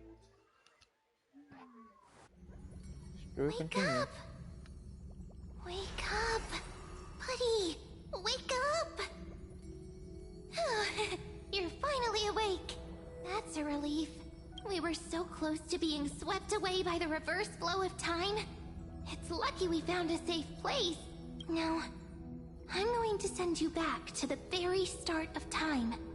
But before we part, there's something I need to tell you. Something very, very important. That's right! At this very moment, my memories are finally whole. After watching so many fragments, my past is finally coming into focus, little by little. You're smart. You must have a clue now. Or maybe... You knew the answer long ago, didn't you? Not surprised at all, huh? That's because I'm simple at heart. No matter what form I take, I've always been true to myself. But I'm glad that I remembered in the end. This way, I'll have no regrets. Don't worry. We're not truly parting. Because I'm going to become a part of you. I'll turn into the memory of this cycle. The 33,550,336th Flame Chase journey. And forever reside in the heart of the Time Demigod. This way, you'll carry all that has come before. Crossing time itself to reach my mission ends here. But looking back, I still feel lucky. After all, across 30 million Cyrenes, I was the first, and the only one who got to finally meet you. So, believe me, in the next cycle, there will be another Cyrene waiting for you. And in the one after that, and the one after that. I will always be waiting. That makes me very sad. Saying all that, I can finally fade away in peace and become part of you. Without even realizing it, we'd already taken a wonderful journey together. All the way to the world's end. Now take my hand, say a brief farewell, and step forward into tomorrow. Go, find the future Cyrene, and set out on another journey with her. Promise me you won't keep me waiting too long, okay? No need to say it out loud. This is enough for me. It's time to go, my dear friend. May your trailblazing journey always be accompanied by a cool breeze and rippling waves. So sad. And may the days ahead embrace you like the softest fluff, forever warm, forever gentle. Now, let's turn to the next page. A page that exists because of you.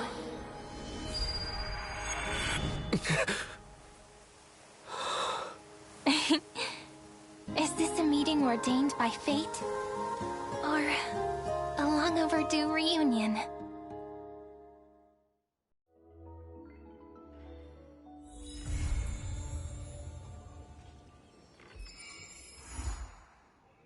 Stay tuned and find out what happened in the next upcoming installment. Stay tuned. Well, this is the last one.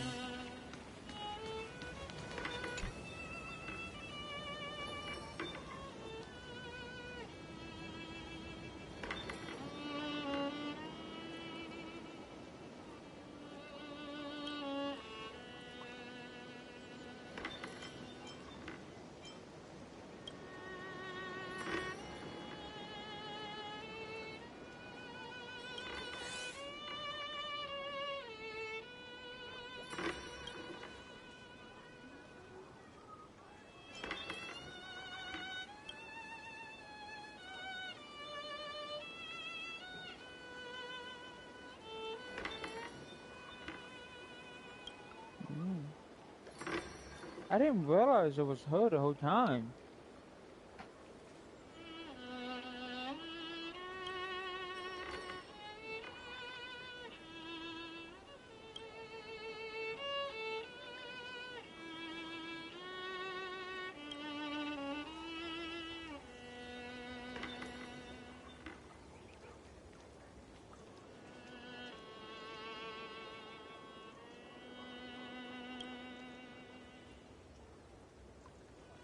Check it out! Aww. Doesn't this scarecrow look just like you?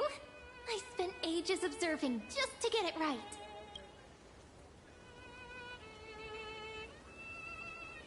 Aww.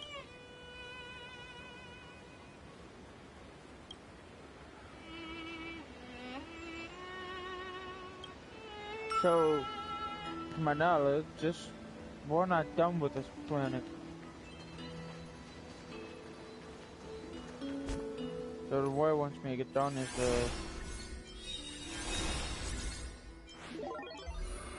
so now I have other stuff to get done. Yippee. Chess! Brother Mr. Chess! Go back! Close the screen, you're missing the key! Chess! Get the money! Get the money!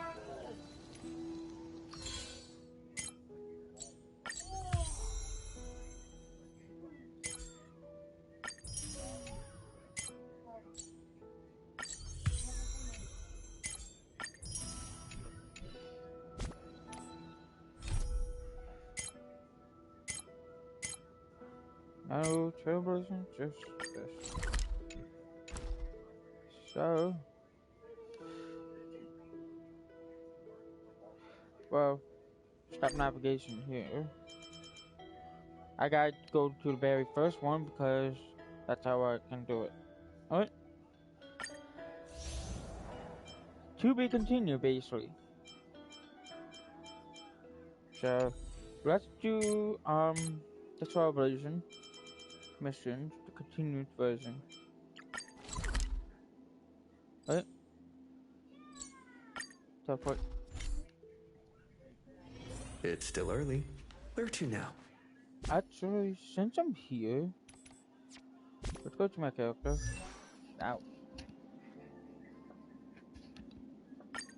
So, it won't let me ascend. So, well, to the point where I got that. Let's switch to destruction. A little bit more contact.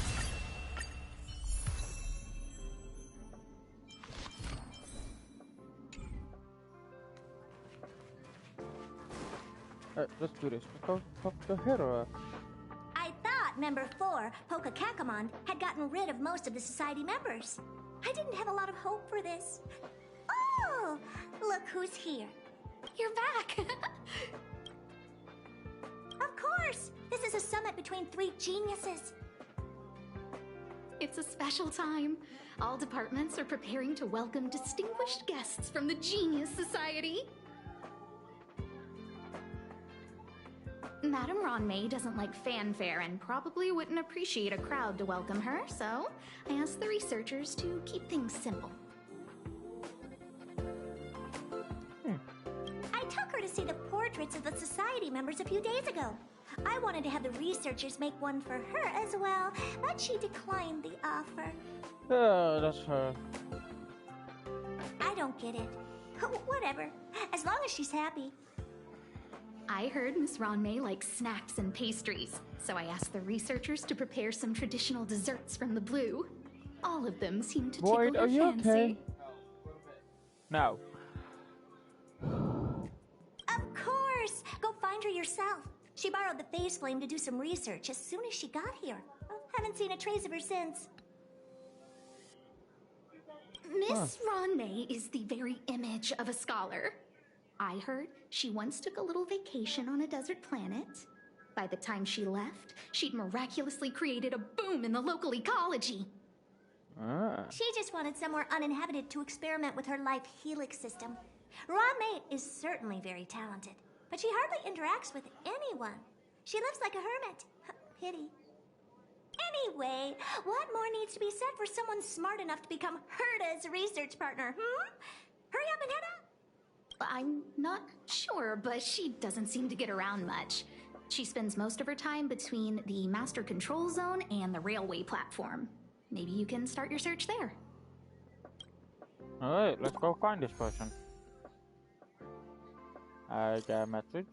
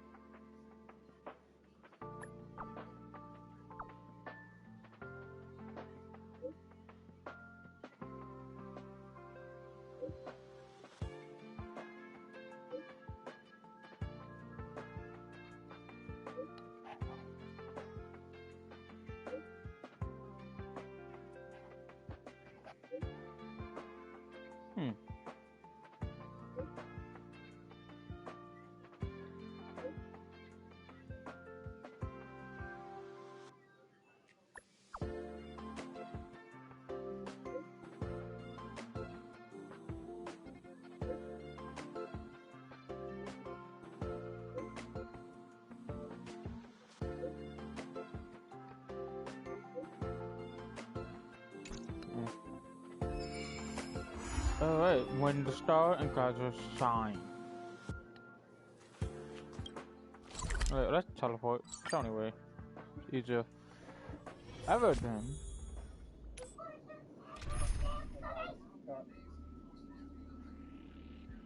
Oh my god. Quick lineup. Let's do our main base.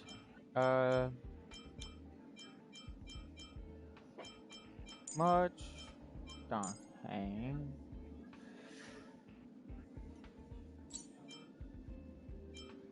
I wonder if it is.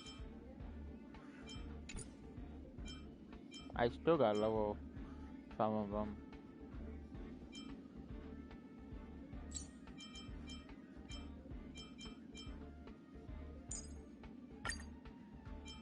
Yeah, it'll work.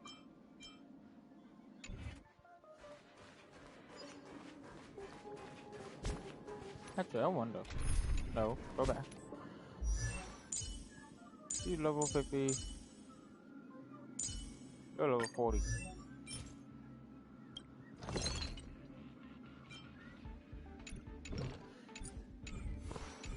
There's someone next to the railway platform. Could she be... I have a feeling we're on the right track. I'll check the data when I get back.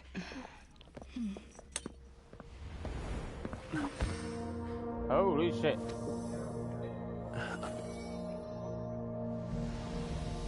Why are you touching me?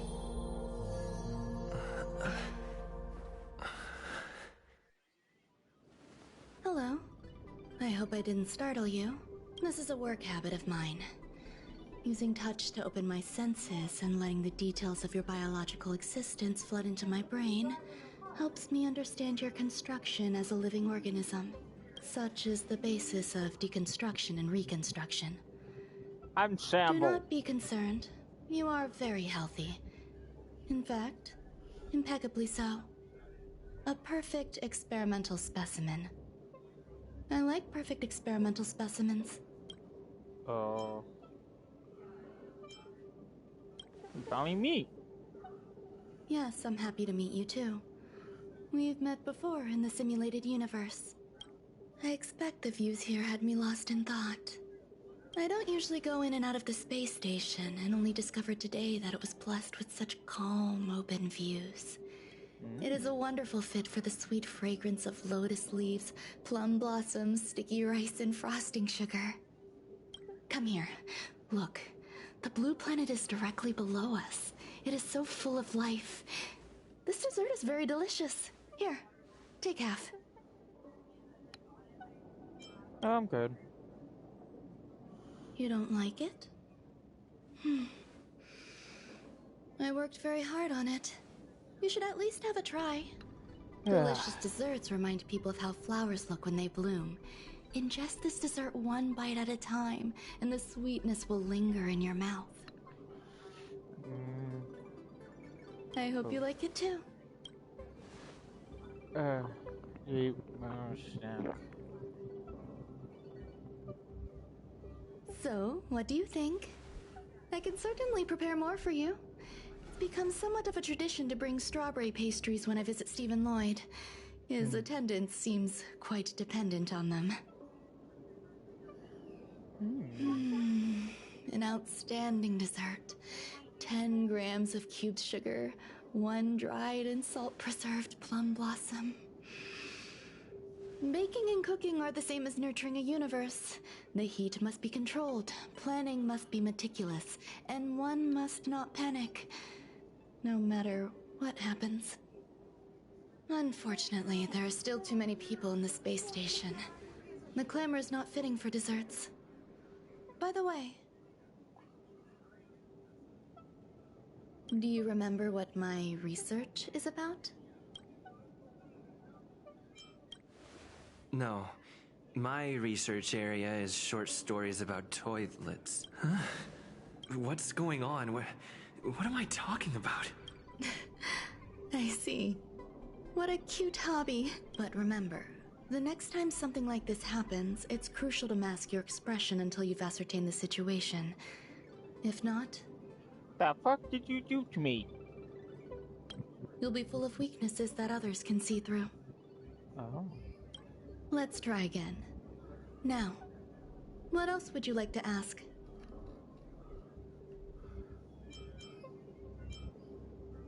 The dessert was tasty. I would like more. Why can't I say what I want to say? You have quite the appetite. All right, I'll give you the recipe. Come and have a walk with me. A stroll is the most appropriate post-dessert activity. As the masses depart, there's an enveloping calm here. What the heck did you do to me? Just like in the no man's land I've ventured to in the past. Can you imagine a completely lifeless world? What the fuck is happening? From there, you can glimpse the stars that lie at the very edge of the horizon. Following its celestial trajectory, the Great Teal Star illuminates an endless sea of white across both the sky and land. My mother and I navigated calm glaciers, looking for signs of life on that world, and encountered many bizarre phenomena. It was like finding the single correct piece in a mountain of jigsaw pieces. The process was convoluted and unimaginably difficult, but it was touching and enthralling as well. My apologies. It appears my words have left you perplexed. Please, don't be on edge. I bear no ill will. I haven't interfered with your linguistic faculties. Such an act would be impolite. I merely made a minor adjustment. A few days ago, I made my interest in you known to Herta. My intention is for you to serve as an assistant. Based on our interactions within the simulated universe, I firmly believe you fit the bill. I find extending trust beyond myself is challenging. I'm confused. A single error in detailed research can generate issues, and now I can't be able to say what I despise matters that escape my control. Therefore, I added anti-truth serum to this dessert. It will not harm you. However, you will be unable to say what you truly think when answering questions related to me. Treat it as a layer of protection. This will shield my research and your personal safety. Once the problems have been dealt with, I'll give you the... I can also reward you as compensation for being my assistant. I will fulfill your every wish. Does that bother you? I believe we will be able to be frank with each other, but that needs time.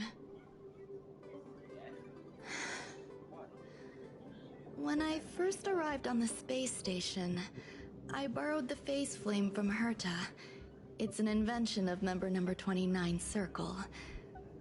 I hope to be enlightened by other society members' results. A surge of creativity led me to explore the cultivation of life on the space station. In my imagination, these life forms would be a new variety that are born as geniuses. I plan to name them after Lambda, member number 8 of the Genius Society. Okay. I don't know where it went wrong. They possess their own sentience, but are nowhere near geniuses. Moreover, my free-range approach seems to have backfired. In a lab leak incident a few days ago, some of these little life forms ran away and scattered all over the space station. I do not wish for Herta or Asta to be involved in this. Therefore, I'm hoping you can assist in recovering these little life forms. Work for you. The researchers are still treating these entities as visitors. I want to steer clear of making my presence known, so as not to cause undue disturbances. I entrust this to you. Once the little life forms are collected, simply find a proper place for them. The researchers in the Department of Ecology should know about this, and provide you with suitable advice. Okie dokie. Okay, I'm just going to teleport and It's still move early. on my way. Where to now? Why the fuck you add anti-troop zone into that cake? Whatever pastry. What? A place where the space station stores dangerous experimental results? Why would anyone want to know that? Wait, did someone send you here to try to get... I'm not doing any private business on the space station. I have absolutely no knowledge of any special hiding places. And I certainly haven't sold any old junk rare treasures or discarded curios or anything like that. You're so cute! Can I get an autograph? So, I really can't say anything about her. Autograph? What are you on about? You're freaking me out! I won't talk to you if you don't tell me why you're here. Oh, that. You've got pretty good contacts if you know that already. The space station is a mess. Everyone's already swamped as it is. And now out of nowhere, there's a bunch of little creatures popping up. If you want to solve the problem, go check out the storage zone. Then you'll understand. Okay, storage zone. So, anything I say about her, it will basically make it where a odd professor.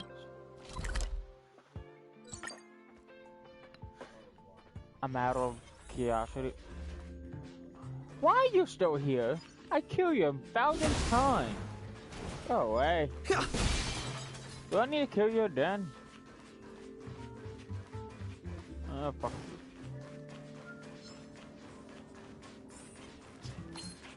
There are so many people. This seems to be the place.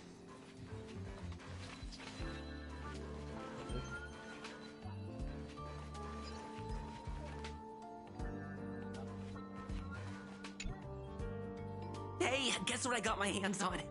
Word on the street is that this is the downgraded version of Ranmei's life cultivation formula. It says 10 carats of ingenuity, 1 ton of practice, 30 particles of starquake, and a few drops of poisonous liquor from Madame Yu Qingtu. Rumor has it that it once created a talking chair.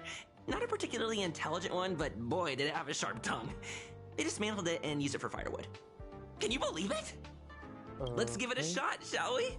First things first, we need to pick out the ingredients.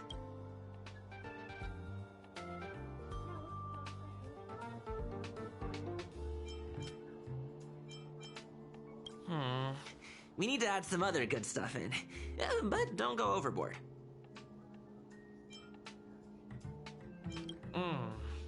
And now we mix them together. Wait! It says on the recipe, Ranmei makes different expressions when nurturing life.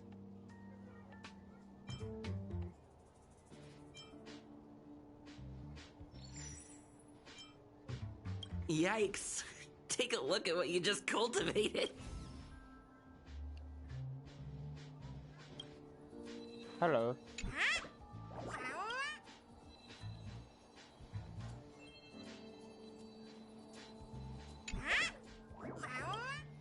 Okay.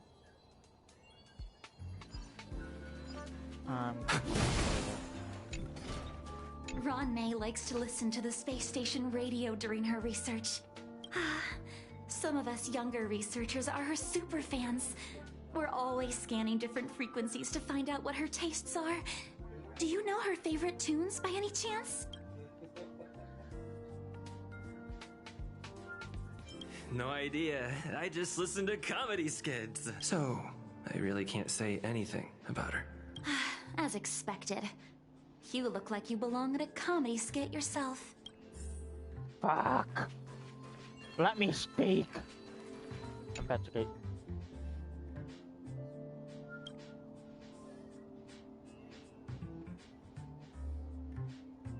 What's it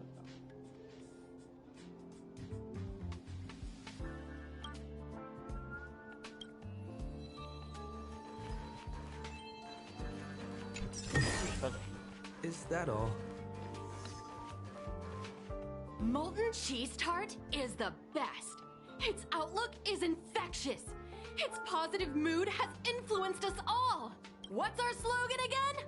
1. Stop complaining. Change your attitude and use the delicious molten cheese tart to stop the flow of negative energy. 2. Energize yourself. Increase your capacity for action I'm losing my and brain. walk on the path of molten cheese tart's absolute conviction. Our creed, molten cheese tart is the best. Oh, praise be. You don't know? Molten cheese tart is Madame Ron May's top fan. This is how it preaches. Those who offer their love are expressing admiration and affection for Miss Ron May. Oh, let me tell you something. Mr. Screwthum's followers are all very logical, but they're just awaiting the arrival of the mechanical aristocracy. Since you're so interested, I'll tell you how to secure an audience with the Honorable Molten Cheese Tart. You'll need to work hard to get there. You need to plaster hearts wherever Madame Ron May has been. If you're sincere enough, the Honorable Molten Cheese Tart will show itself.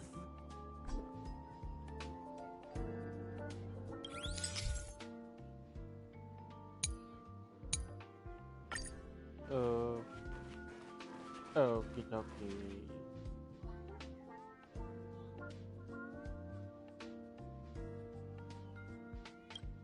I like blue.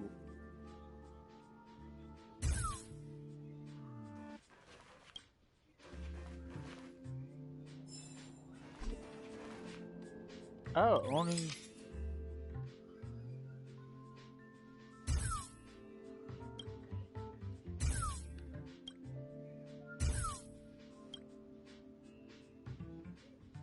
Wait, they only 8. Can I just simply 1, 2, 3, 4?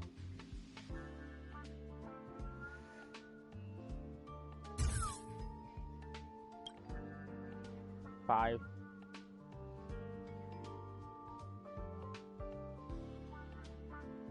Can I? Why are you looking at me? 6. 7.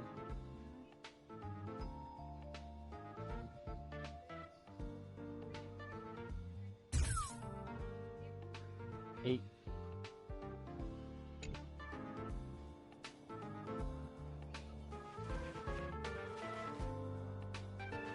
I just.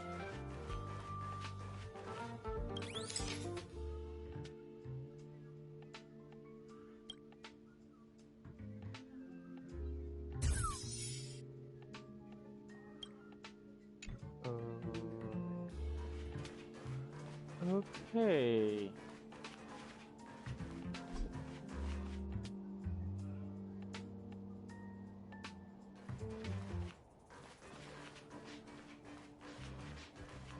Ron May, member 81 of the Genius Society, a resounding name in science and a veritable epitome of life form cultivation. Researchers here have heard so much about her for so long. But once she arrived on the space station, she just took over everything. And what did Madame hurt to do? Absolutely nothing. Yes, she's treating this place like her backyard. She's leaving her research notes all over the floor. Okay. The end result? Everyone's obsessed with getting their hands on them.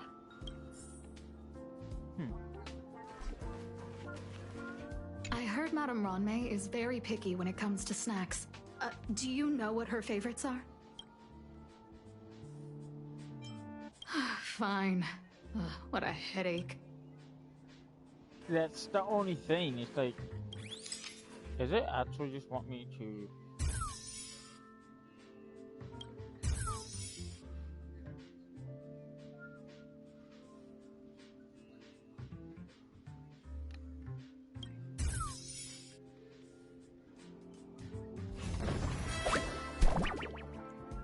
That work.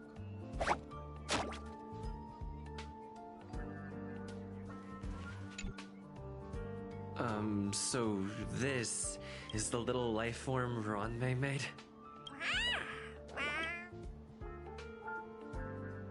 Okay. I am humbled to meet the molten cheese tart. What are you frozen in place for? Oh, you don't understand the honorable tart. That's okay. No worries for situations like this. We've specifically concocted a synesthesia beacon. Wakaka! I'm a genius. A genius among geniuses!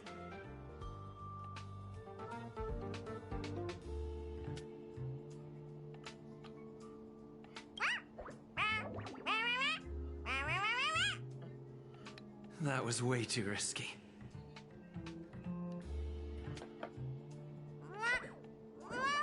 Oh, Molten Cheese Tart says Madame Ronmei has finally recognized my ingenuity. You people need therapy. Molten Cheese Tart says, does Madame Ronmei recognize me as a masterpiece? Molten Cheese Tart says, Madame Ronmei still has not recognized me as a life form that passes the requirements. I need to work harder. Oh, such an enthusiastic Molten Cheese Tart. There's a kind of attachment reserved for the creator. To the world, you are but one person. But to me, you are the entire world. These people need therapy. Madame Ronmei. Hey, you! Yes, you! Don't you have anything you want to say to Molten Cheese Tart?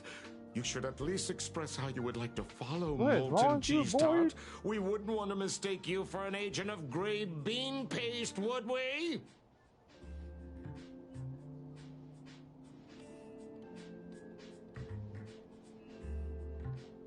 These are some odd choices. I follow Molten Cheese Tart. I like gray bean paste. There's no role model or like. You heartless dessert! I almost forgot. I can't say anything about. You! Shh! Quiet! Oh, the honorable Molten Cheese Tart may have a crispy exterior, but deep down inside, it's incredibly sensitive and delicate. It's working so hard just to get Madame Ronmei's attention. You see, the Honorable Molten Cheese Tart has always been fighting against gray bean paste in terms of flavor. The Honorable Molten Cheese Tart is a firm believer that people's lives need to be optimistic. They both hope to receive Madame Ronmei's recognition and have been working so hard.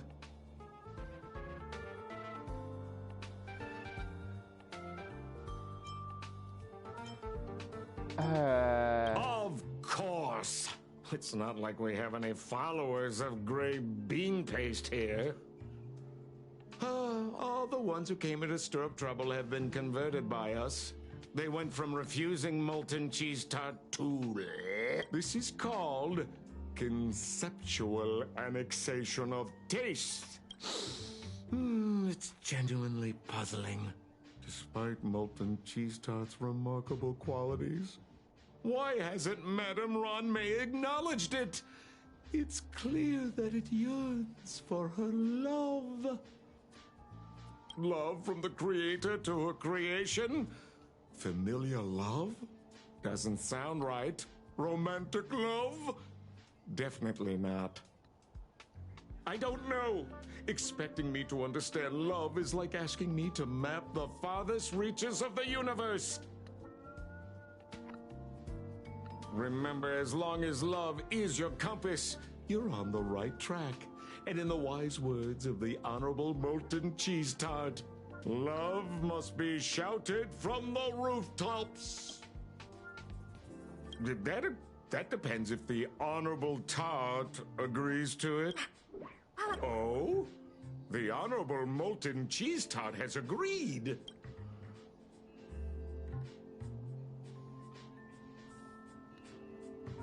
Okay.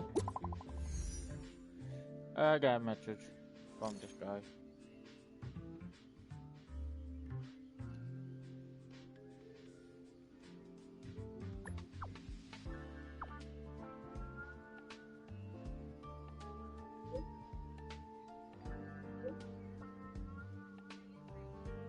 Okay.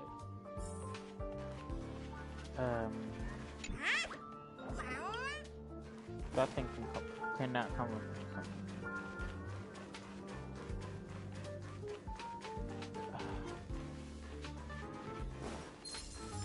Don't you dare hit me. Yeah, I know. I'm fucked. Let's just hit you.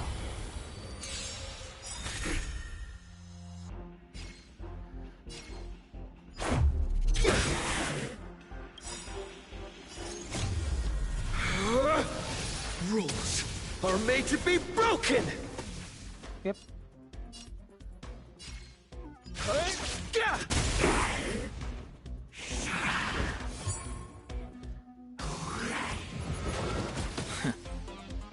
It's too late. Why you help us like that?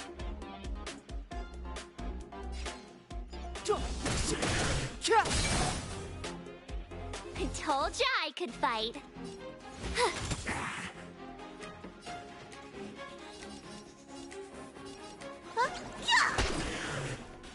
They barely do any damage for some reason. The truth of life and death, revealed in an instant. This sanctuary is but a vision.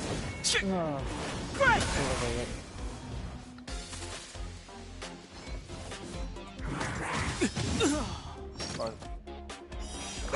Your treatment's not done yet! This body isn't that frail. This is our chance.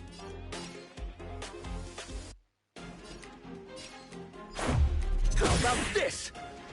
It's too late to repent.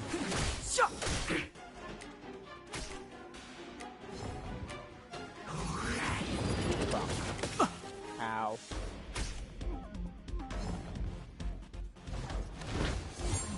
Why me? My turn. Watch this! Looks like somebody needs a look, listen, feel, kick! This can't be. Try that again! Let's make it quick. Batter up!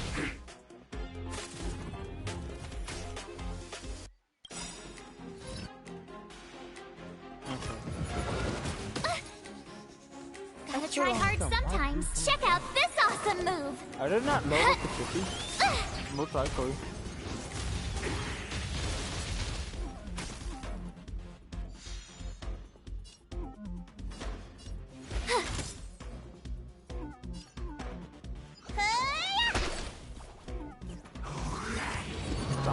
You're annoying!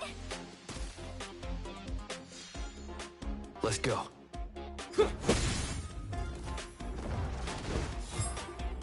Now you lock on me. Go ahead, sorry. Damn it. Rules are made to be broken! Decisive strike! You have the worst luck running in. Watch this!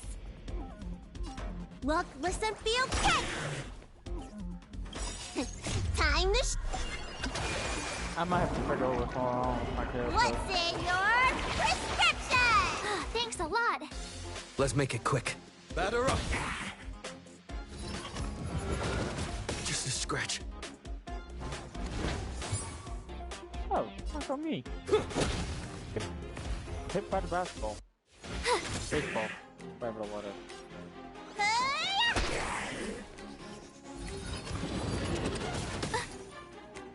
Let's go. Batter up. My turn. Watch this.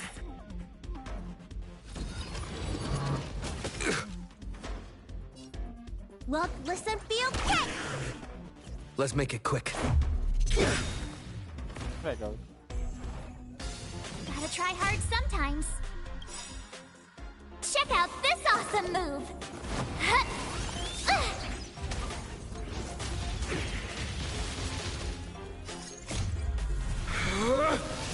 Rules are made to be broken!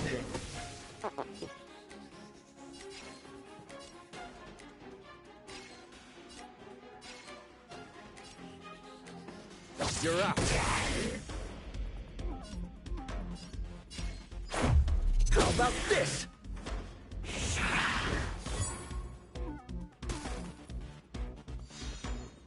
I told ya, with me out here, how can we lose?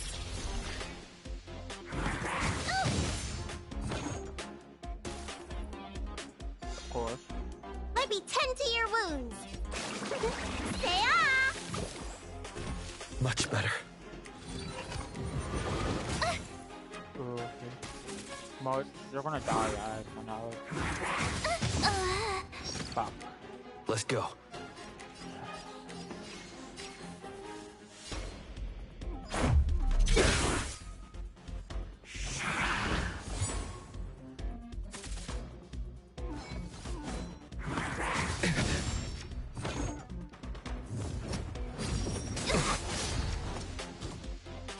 You don't look so good.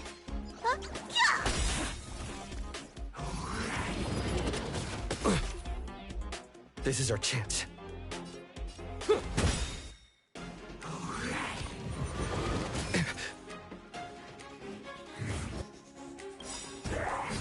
Just a scratch. Rules are made to be broken!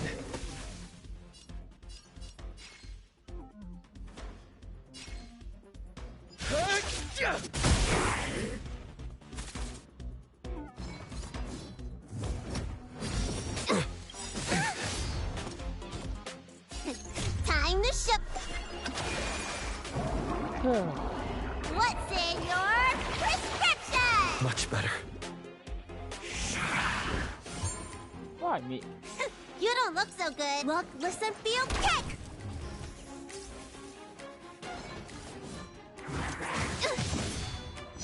Fine. Let's make it quick.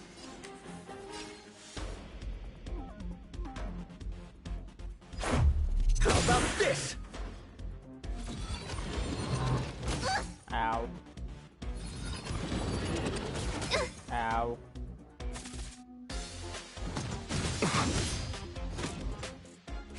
You don't look so good.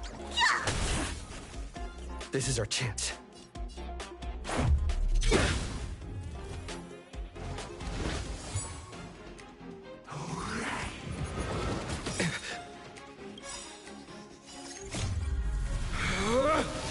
Rules are made to be broken!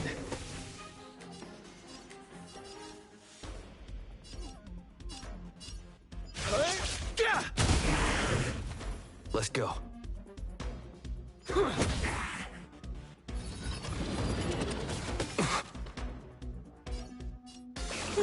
Gotta get those vitamins. Much better.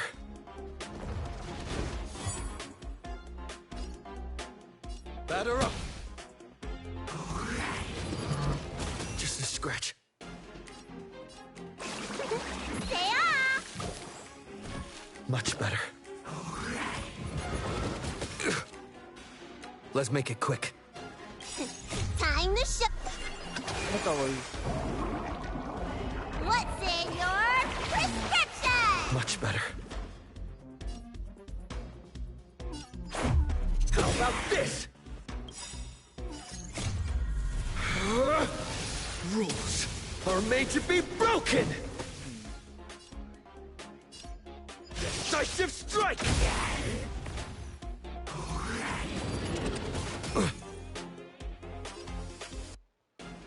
Look, listen, feel, catch!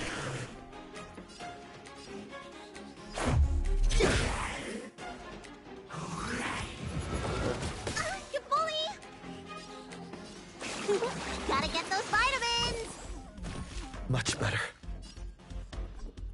Good job.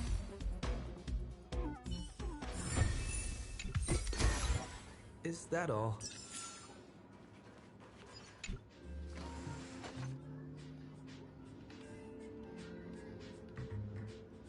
Huh.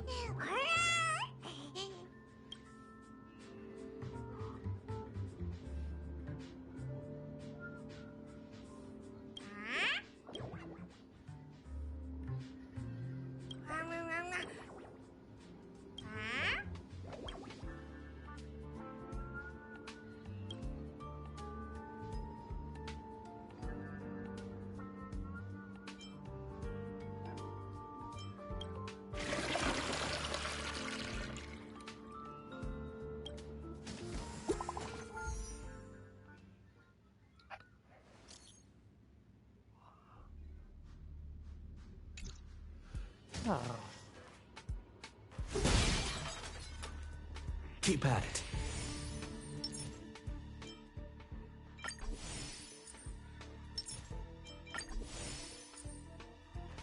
Keep at it.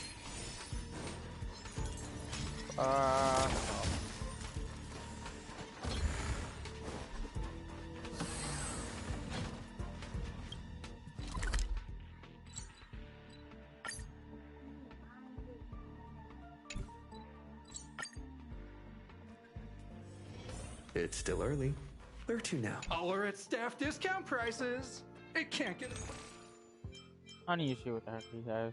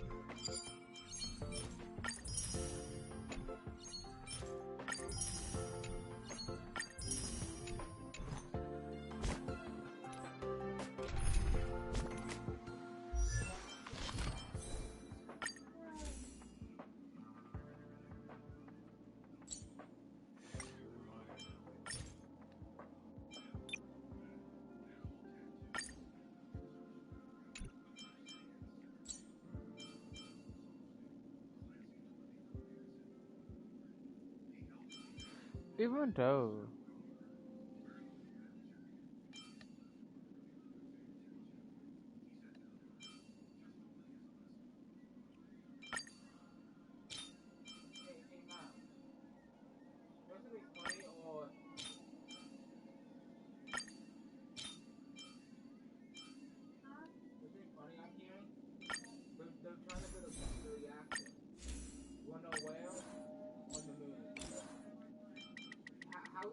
how does that help anyone? It's on the moon!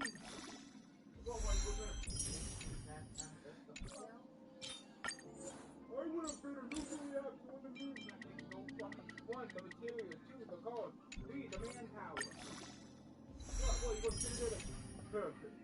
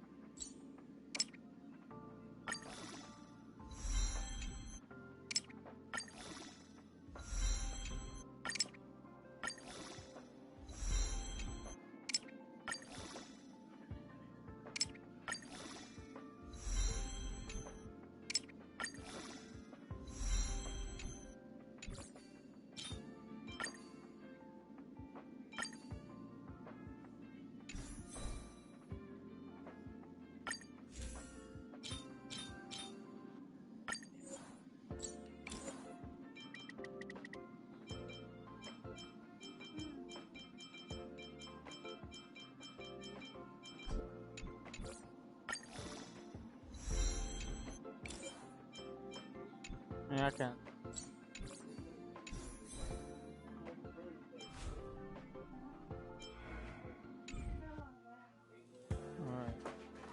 Yeah, it should improve a little bit. Let's check much.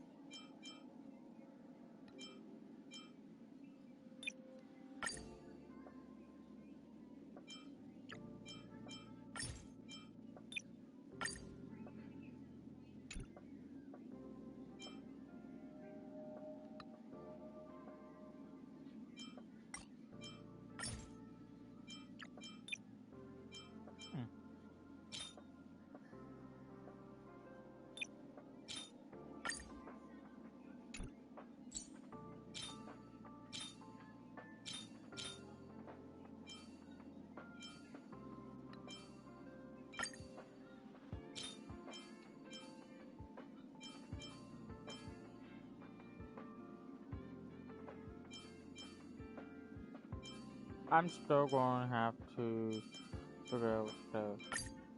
Yes. I'm still going to take it because it seems right.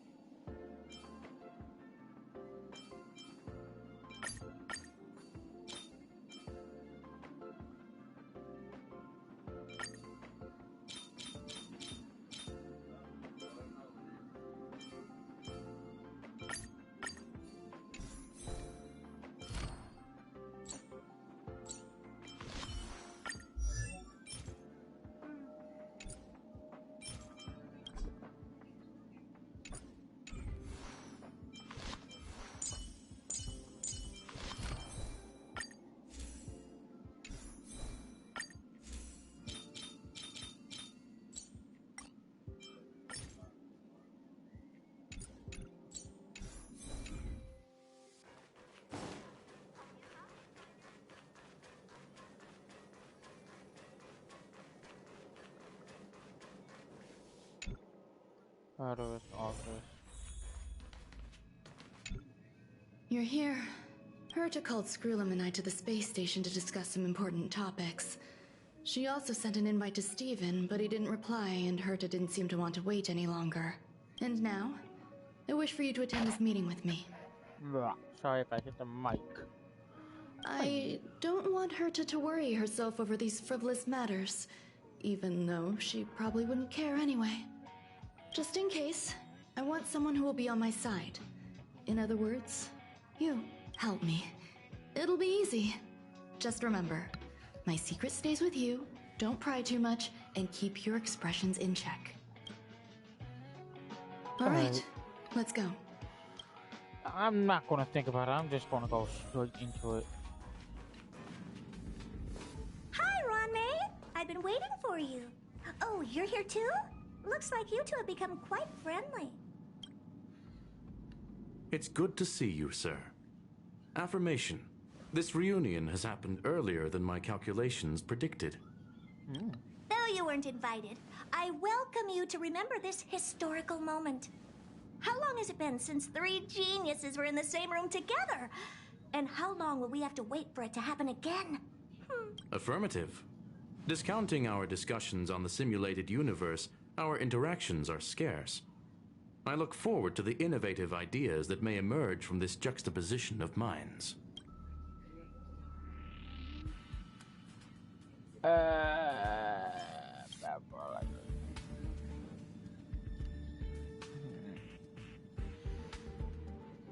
Let me get straight to the point. I think it's time to find another partner for the simulated universe. You wish to kick Steven out? No, of course not. Steven doesn't want to get involved and voted to abstain? Whatever. Look, I respect the way people want to live, but he doesn't have the chance to be involved in this decision-making anymore. Question. Are we introducing a fifth partner for the simulated universe? Yes, a fifth genius. The reason for our gathering is clear to everyone present. What else could prompt such a gathering of brilliant minds except for the answer? No one can refuse the secret of the eons. Not even Xandar. We'll definitely get a response. What if the responder is Polka Kakamond? That'd be great! Hey, Lord of Silence, are you listening? I'm member number 83, Herta, and I want to meet you. I believe you and I will have a lot to talk about. It's unlikely we'll hear from Polka Kakamond. She's been off the grid for quite some time. Probability, member number 64, Dr. Primitive, may appear. That's a hard pass. Given Dr. Primitive's shady research practices and his tussle with the Galaxy Rangers, the IPC will surely turn this into a media circus. He can get lost. I'd prefer it if the simulated universe remained scandal-free. What about you, Chingtu? Are you still in touch with her, Ronmei? Is she still alive? Can we ask him to leave if we are to discuss this topic? The process will be long and boring. There's no need to take up other people's time. Of course! You brought him in after all. It's up to you. All right. Let me walk you out. And what the heck is this? Seems like a programming error. Oh, this fragment of Ronmei. Have you seen it in the simulated universe before? The simulated universe is my home. I'm speaking nonsense again. It's probably an isolated glitch. Fine. I'm used to turning a blind eye to these things. It makes life easier. I am curious, though. Are you gonna keep it, Ronmei? I probably will. Records indicate he likes this occurrence. All right, I agree. Can you As long just as it make helps me you with your stop research, speaking nonsense you can do whatever again? you want. Come along. Get into it. I'll see you out. Keep at it. It appears I was No, overthinking no. things.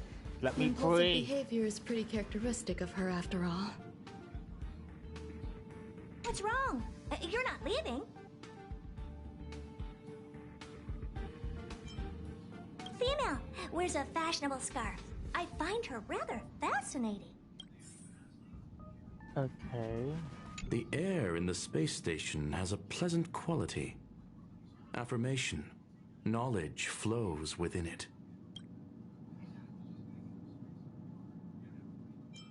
I will stay for a while longer.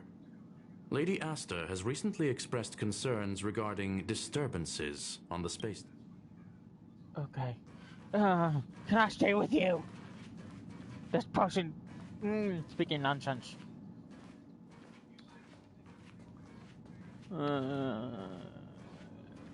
Now what? Thankfully, it was just a minor scare. Still, meetings give me such a headache. It seems I'll have to stay put for a while. I see that you've recovered the life form in the Master Control Zone. Thank you. Well done. No, you misunderstand. While Herta is tied up in meetings, you might find it more convenient to roam the space station. There's some things that I must tell you now. If I wait for the meeting to finish, then it might be too late. The retrieval of my life forms isn't complete yet. There's more than just one, and some are stored in a sealed zone. Herta uses that place to welcome visitors from across the stars, or to welcome members of the Genius Society. However, due to the Legion's invasion, it is no longer open to the public, and now my headache is stored there. She gave me permission and said no more. I'm giving you my access card. Give me your hand, and I'll input your fingerprint into it. Stay vigilant, Assistant. Should you come across a threat you can't handle, just alert me.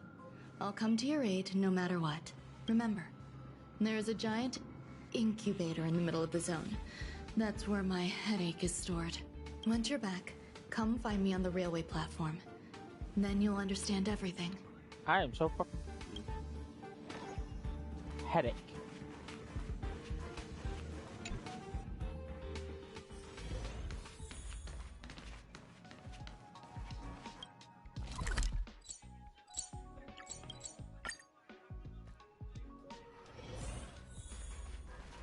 What would a sealed zone look like? That's my theory. Enter a safe zone.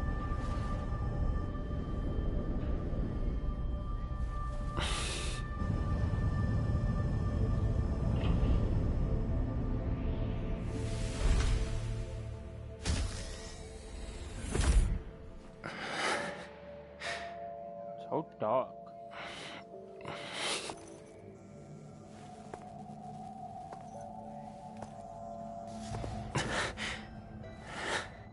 No, one of those things.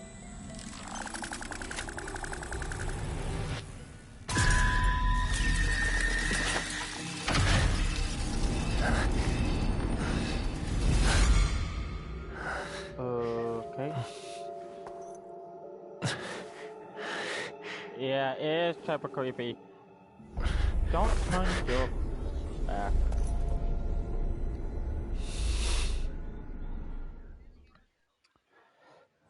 Find a mystery little robot.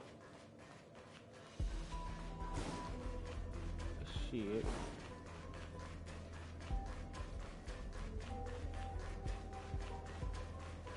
Buzz. What's up with this unit? It looks different from the one in the master control zone. Buzz. Madam Herta, open zone. Buzz. To welcome alien species, galactic visitors. High risk zone. Buzz. Service staff, inorganic life forms. Permission status. Madam Ron May. Permissions granted. Madam Herta, fine. As long as it keeps her happy. Buzz. Buzz. I am a twin of the rice-frying robot. I am the leftover rice-frying robot. Buzz maintain zone operation. Job of inorganic life forms. Welcome, Buzz. Visitor, how can I help? Basement 1, Transit Hub. Basement 2, Shuttle. Incubator. Dangerous curio storage. Corridor, danger. Welcome. Visitor, what do you need?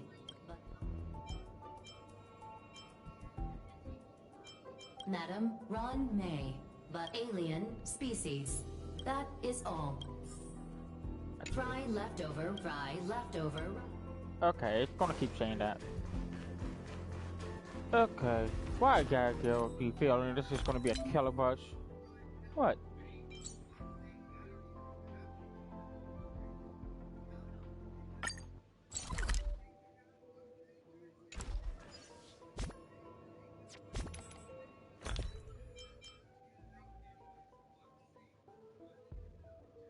Okay. That's not where I was going though. I was doing this. Thank you.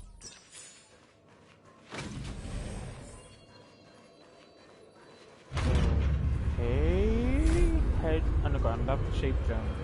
I don't have a good feeling. I don't want to get dark and creepy down here.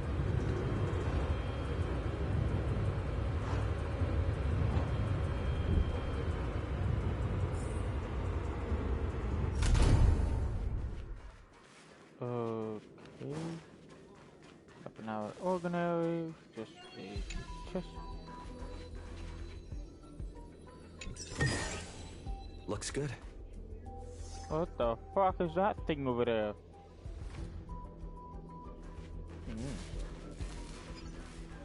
Okay. You.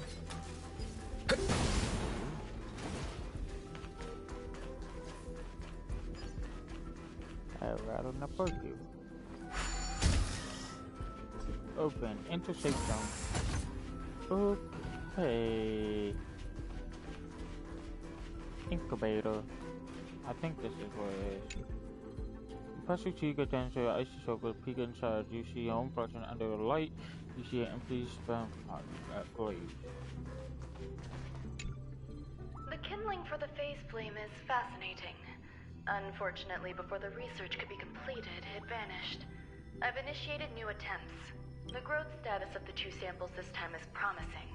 I incorporated personal taste preferences into the concept, but I'm uncertain about the outcome of such an action. They simultaneously possess 2 sets of emotional traits. They are at once cute, weak, sentimental, and sensitive, yet are also fierce, instigating, demanding, and confident. Interestingly, they also possess a kind of inclination, a yearning for their creator. It manifests as a natural, inherent emotion, similar to that of a baby towards its mother. Life towards sustenance, or the peculiar bond between humans. Huh? What's that sound out there?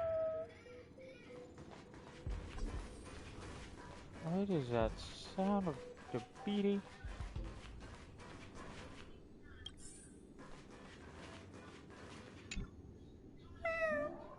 This is the headache Ranmei mentioned?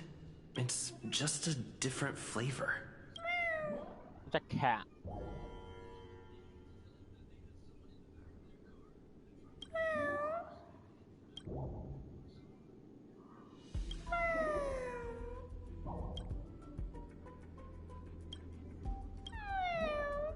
I'm not one of Ranmei's recognized works. Too much negative energy.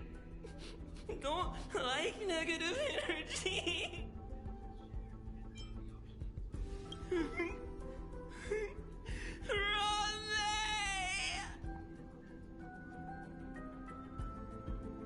Aww. Poor pretty. Why? Why am I a failure?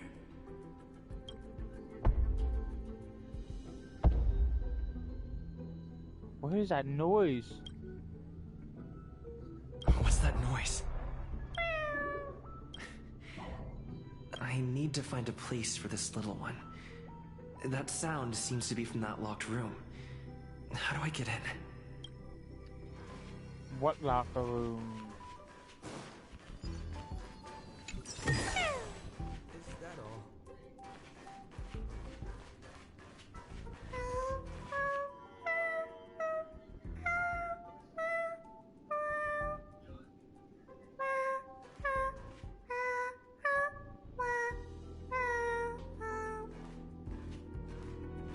Huh.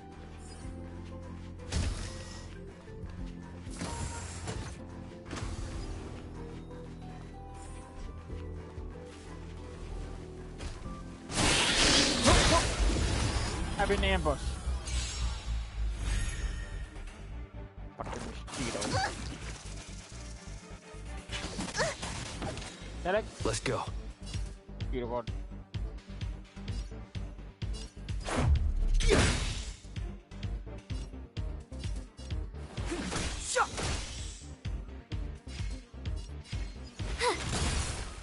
Hey, improvement. You don't look. A little bit more improvement. Why? Rules are made to be broken! You're out.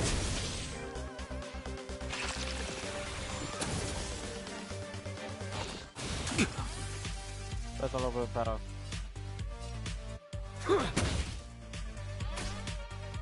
Step aside.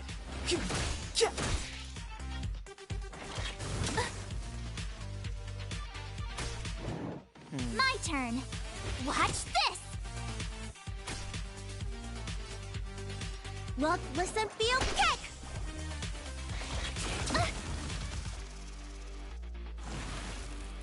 Why?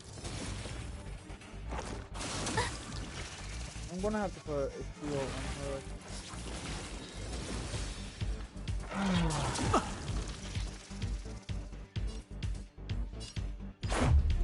about this?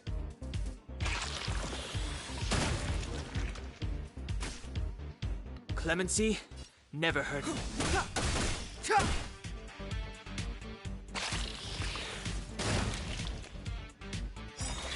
Just a scratch. Stay right there while I give you a present! Looks like somebody needs a doc. Gotta get those vitamins! Thanks a lot. Try that again!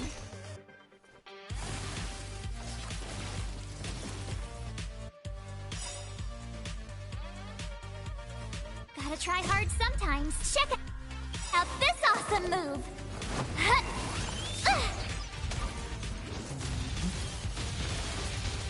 The truth of life and death, revealed in this sanctuary, is but a vision. Great! Could be.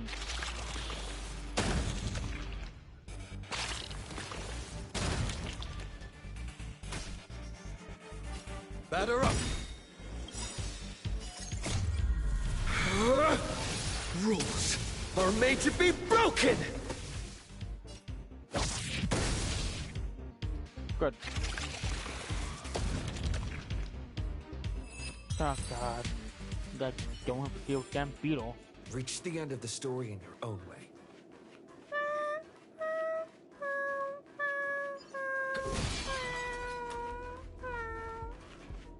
There's more. Keep at it. A little something for everyone. This will strengthen our position.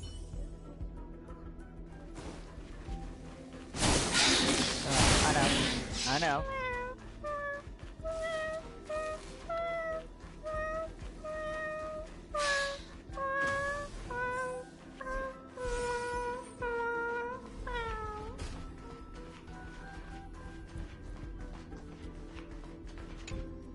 The final days that member number 23 Yacha spent in the Mechanical City showed me that even the longest of lives, such as hers, have a limit.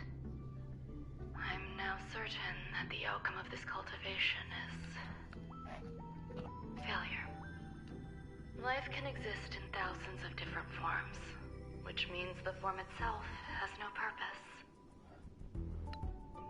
These life forms are very advanced in their own concepts, and can even trigger chain reactions such as synesthesia, but that is not what I desire. I'm starting to feel lost.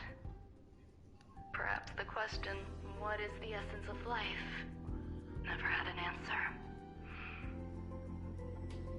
Member 1, Sandar, have you ever felt this loss? Or resigned? Continue search for clue. Are you telling me to keep going?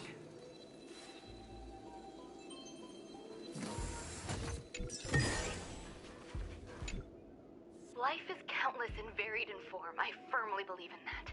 Its beauty is like a myriad of flowers, and I want to pluck the one that never wilts. The patterns of all things always have complicated and enchanting exteriors, while their inner essences remain simple and plain. If we were to trace things back to their roots, just one equation would be enough to solve the confusion of all life. Ever since I was a child, I have always delighted in observing aspects of microscopic creatures, such as the speed with which slime molds devour objects. I have also gazed far and wide across the macroscopic world, investigating the progress of the universe up to this day. It was all very simple. I wish to discover the true essence of life, something that all individuals possess unknowingly, whether it is the materialism of their existence or an unknown entity beyond corporeal realms. To avoid blind faith in science, I cautiously raised a query. Would Ram-Mei be able to peel away external influences? Just like pinpointing a coordinate, would she be able to uncover life's most primordial and beautiful form of existence? I thought of one life form that would truly lie beyond my reach, and that is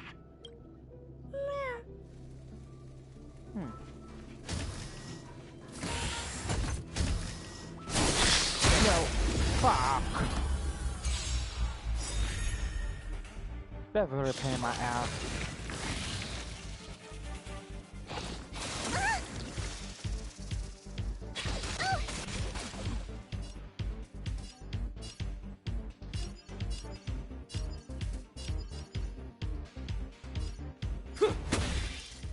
Step aside. I have no interest in. My turn.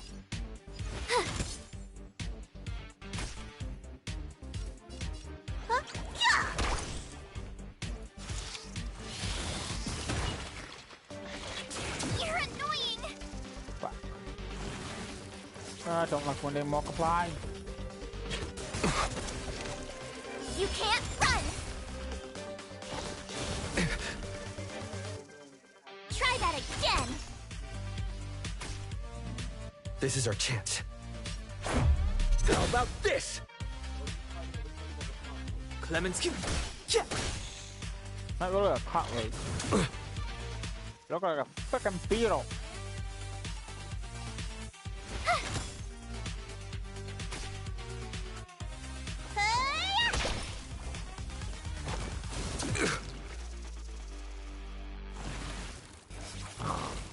Why?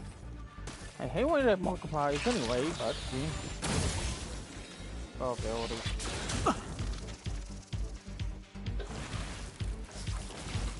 Why keep multiplying? Why?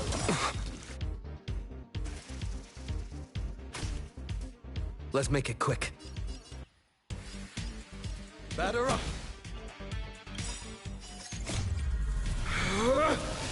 Rules are made to be broken!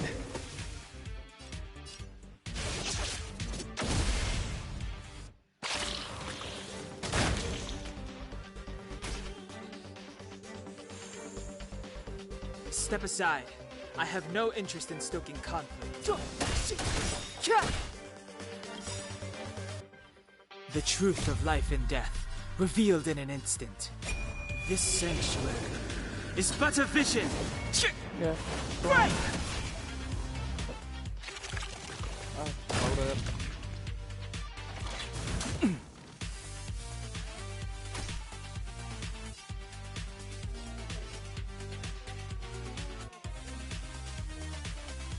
With me out here, how can we lose? Gotta try hard sometimes. Check out this awesome move!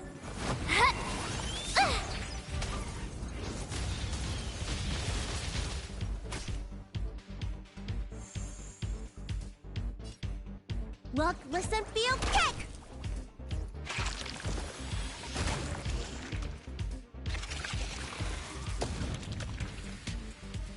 Thanks, huh? Reach the end of the story and go away. They shouldn't be anymore.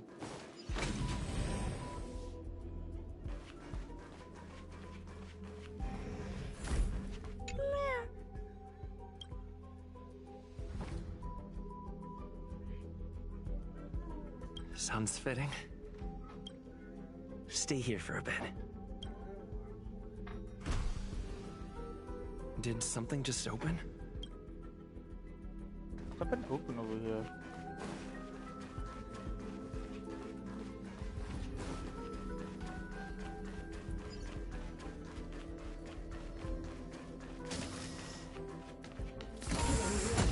Buzz, only Madame Ron May has permissions. Please submit your ID. Buzz. Permissions granted. Select from the below services. 1. Check historical incubation records. 2. Inorganic lifeform companionship chat service. Is this? I thought of one life form that would truly lie beyond my reach. And that is an emanator. I cannot comprehend what an emanator is. Scholars view them as the executors of the Eon's power. So, when did it begin? And at what point did they become closer to the Eons than any other life form? At first, I tried to create a genius. I failed. That question has no solution yet, and a long journey of discovery still lies ahead. However, erudition isn't the only path in the universe.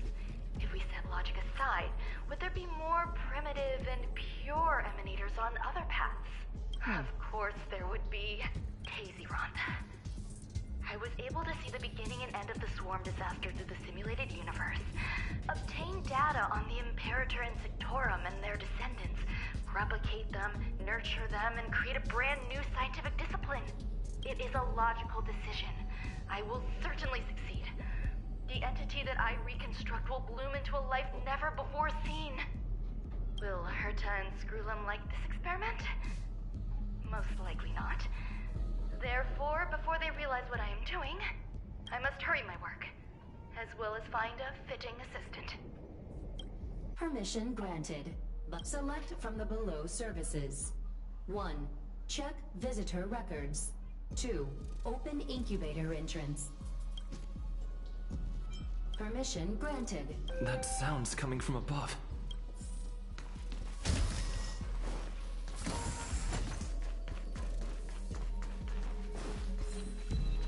Oh, a chest. Is that all? I see you. I'm not gonna deal with you. Fuck. Holy Marco.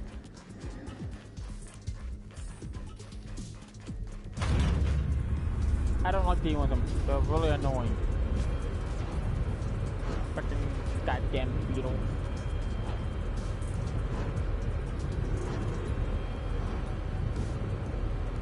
This place is very dark. No wonder why this is a trailblaze and continue. It's a safe zone.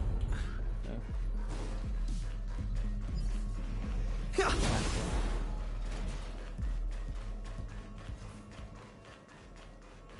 Oh, look who's here. Huh? There's someone in the distance. Who's that? Who is...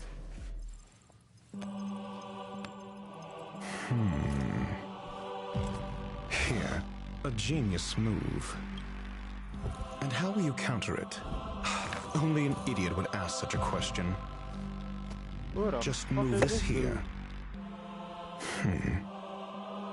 Wait. Is that Dr. Ratio? You look distressed. Yeah, but the only thing that's different is his face. Something the matter?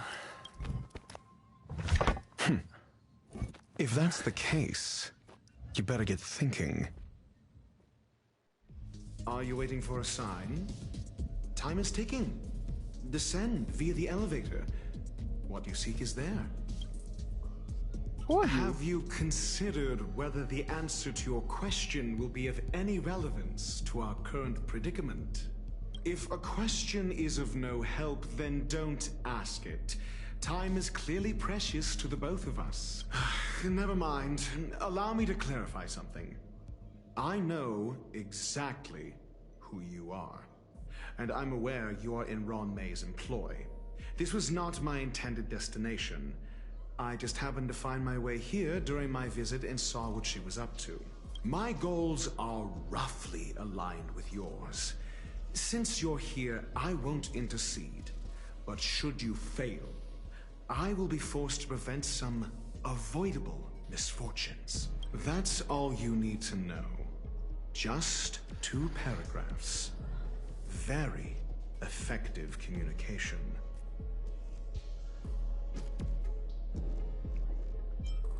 Because I can't bear to see idiots. Of course, they wouldn't want to see me either. The real Ron May's creation is hidden in the giant incubator below us. Go. Take the elevator and bear witness to this genius. And it's gone. Okay.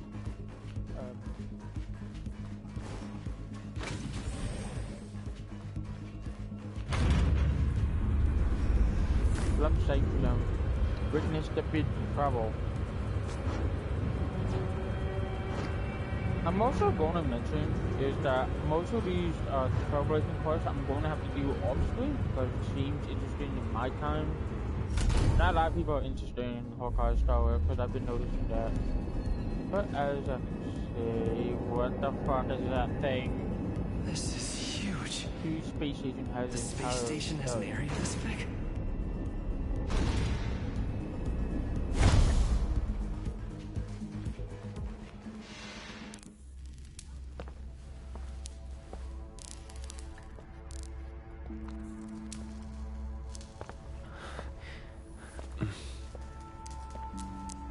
checking his surroundings.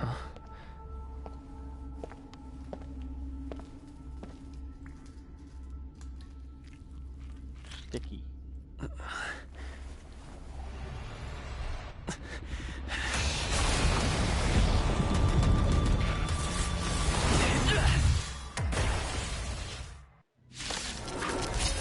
What the fuck does that say? An emanator of propagation clone? How can that be? There's a giant fucking beetle! You can't run! Stay alert. How about this? Step aside. Belly of damage.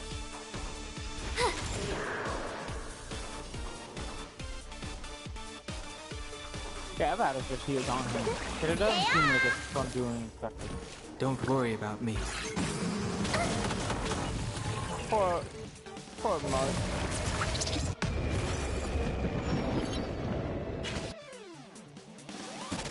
Ow. Let's go. Very effectively.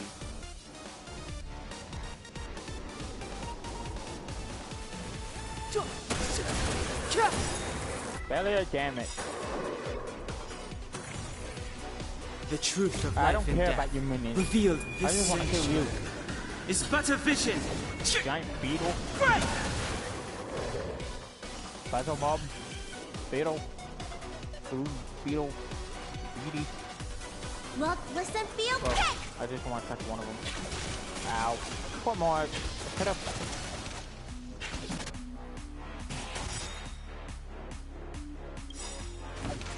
Mark. Time to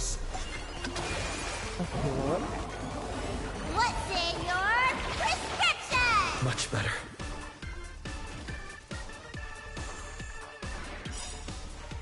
Gotta try hard sometimes. Check out this awesome move. Please the fuck out of you.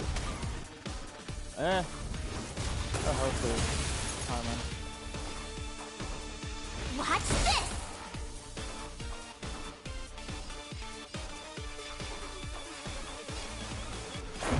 How about this? Rules are made to be broken!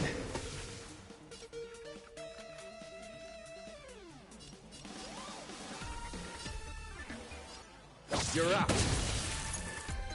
Clemency? Never heard of it. Why? Does it do it then? Gotta get those vitamins. Thanks a lot. Recovered from frozen. Bully. I'm happy I like this character. As much I can do. But going away as well. I don't like that. You have the worst luck running into me. Stay right there while I give you a present. Let's make it quick.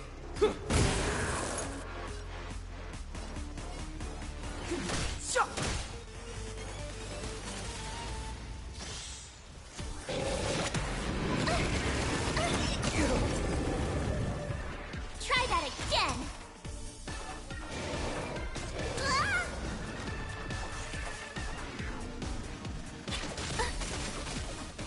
You can't run.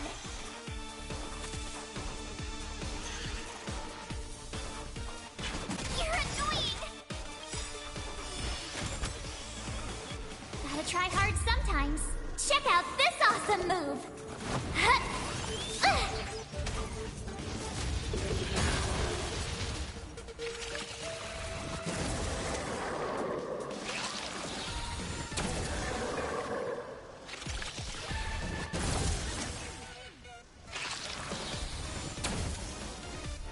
Let me tend to your wounds.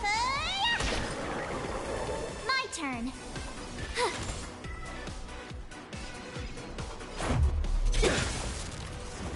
It's too late to repent.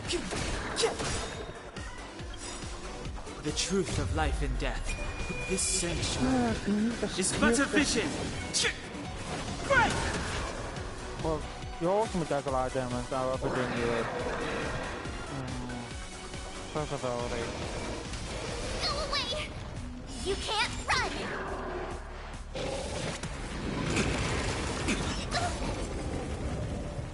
Try that again! Dude, you always want to get hit by her. Stay off! Don't worry about me. Let's go. How about this? Destroy the space station.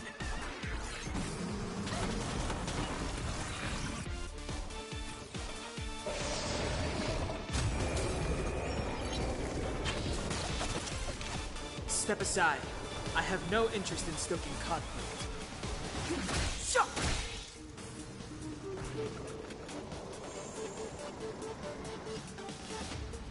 With me out here, how can we lose? Gotta try hard sometimes. Check out this awesome move!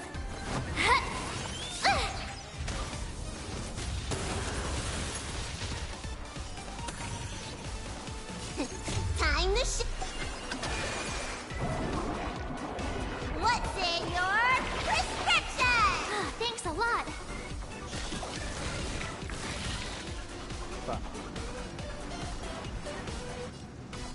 Can you give me one that doesn't...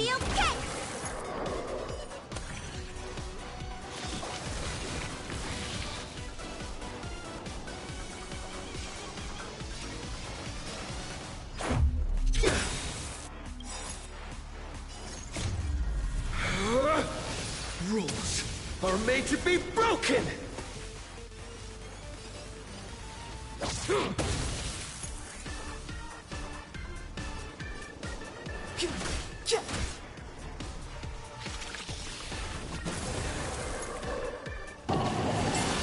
Oh, fuck.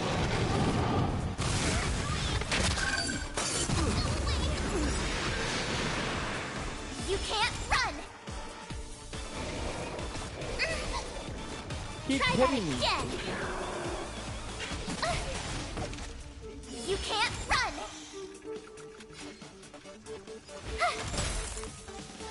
Looks like somebody needs a doctor.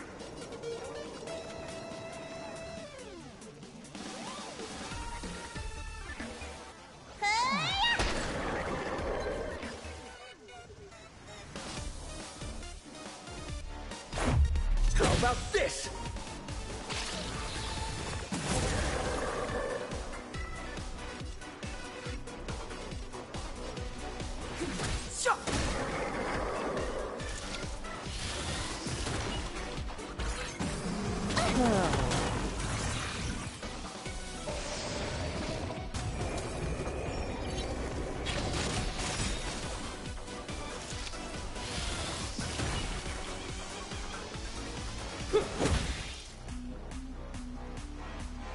Clemens, the time is now.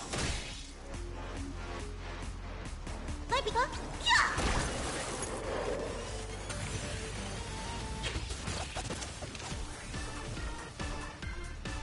You watch this!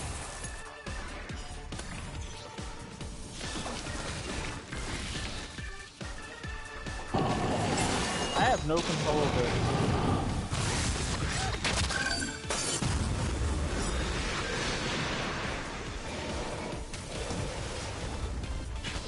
You bully!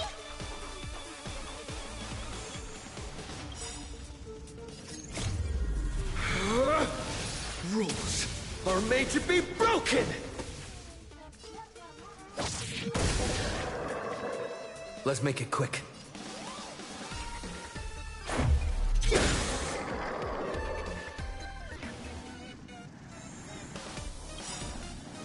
The truth of life and death, revealed in an instant. This sanctuary is but a vision.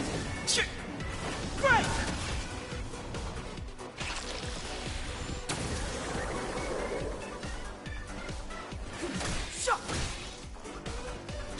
You're annoying!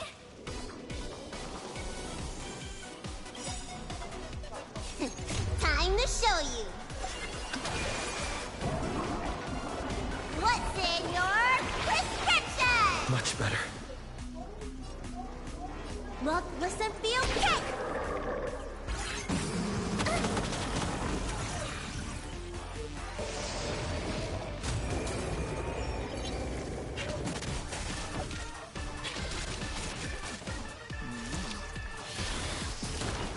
Oh. Batter up. Oh. Fucking Christ! Stop spawning more fucking beetles!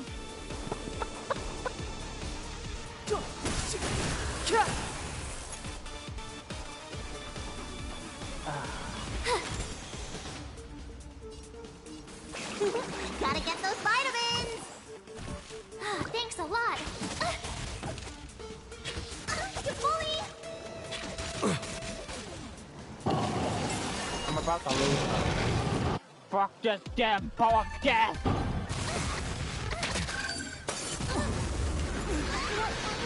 He's gone, but not really. Your treatment's not done yet! Alright, I'm done messing around. Check out this awesome move!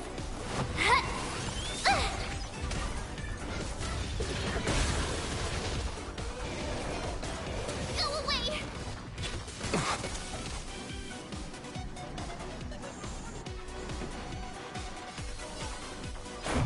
How about this?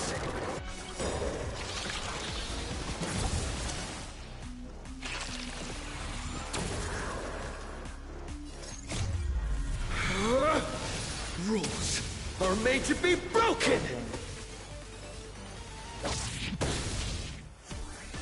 It's too late to... The truth of life and death, revealed in this sanctuary, is but a vision. Break!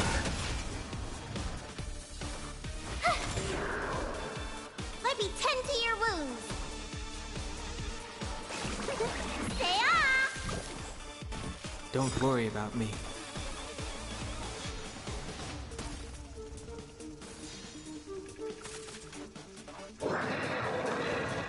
You have 1%.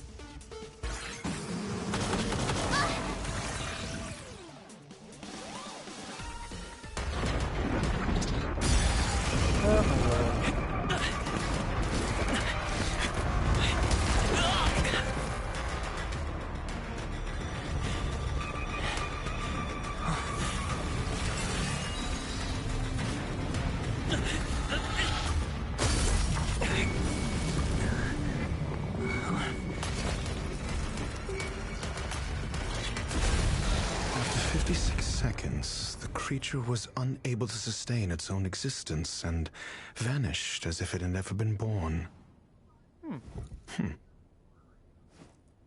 The threat is over. Time to get going. Doctor Ratio. Is it over? I need to get some answers out of Rome.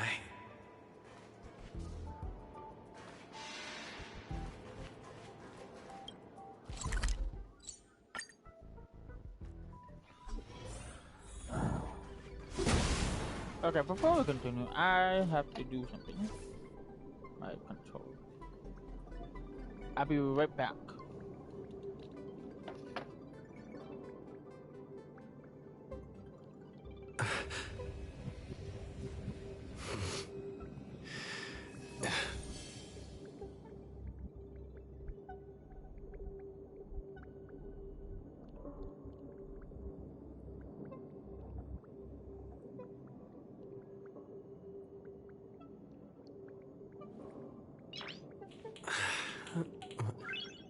Nice.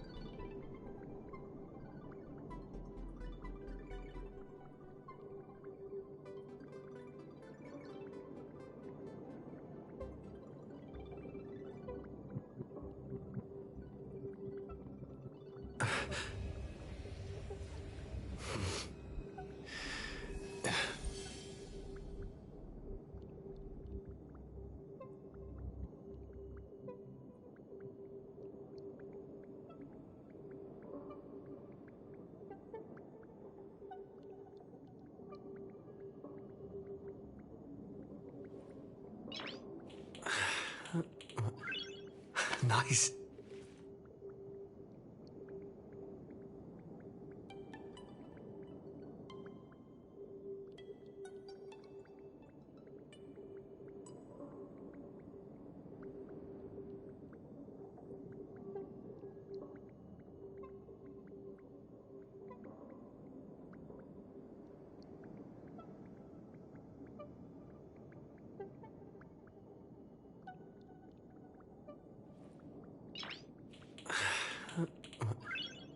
Nice.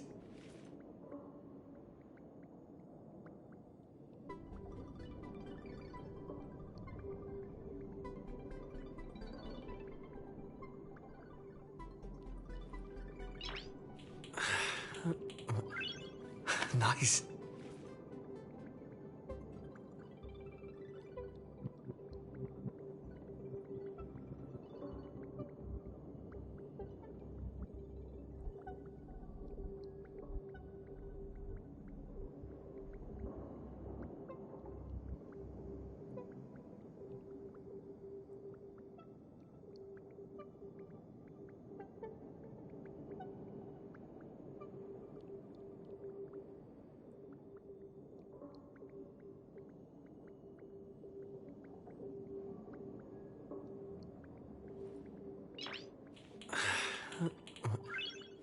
Nice.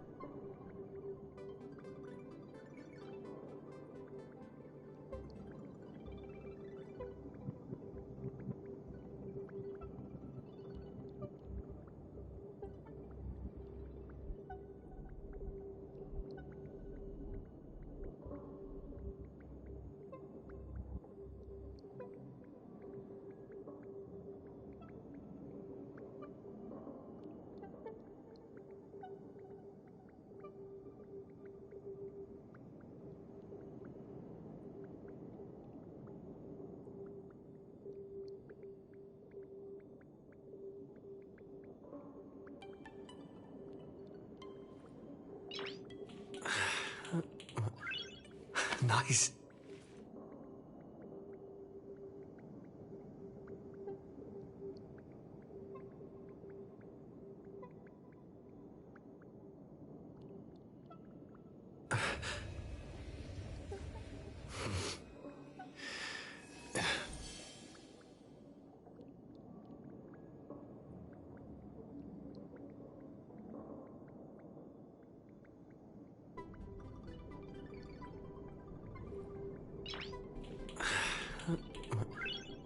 Nice.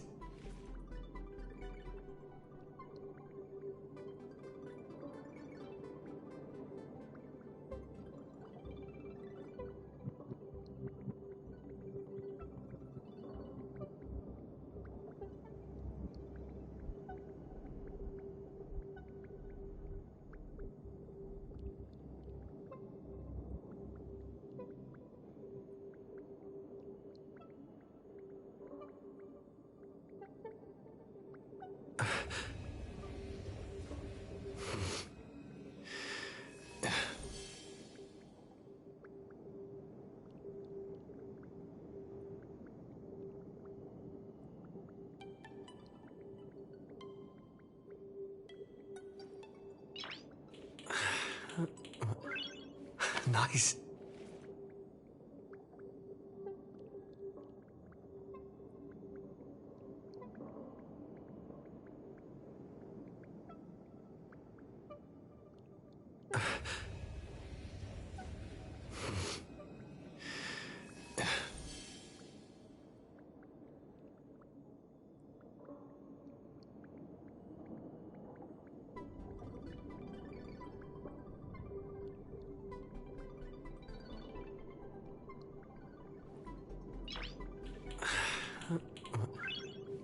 Nice.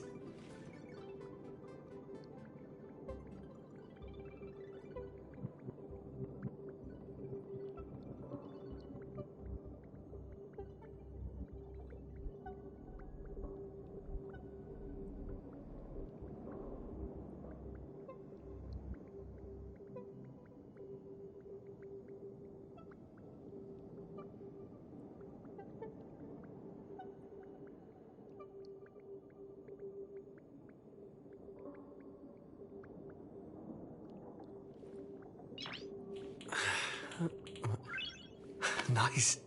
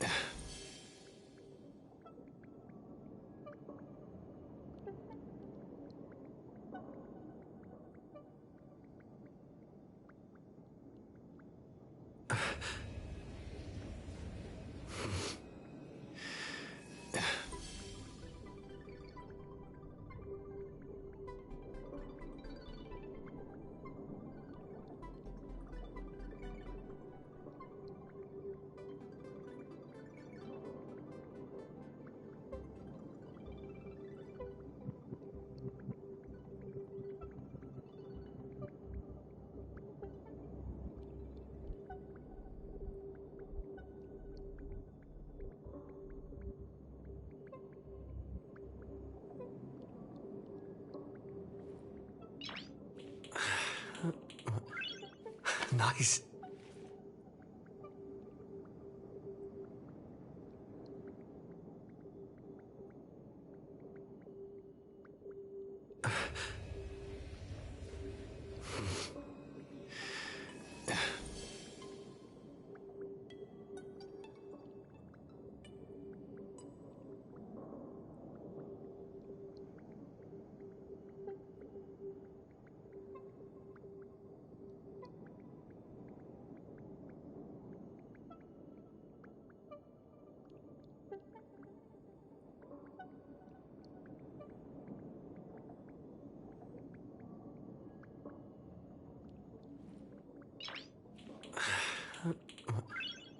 Nice.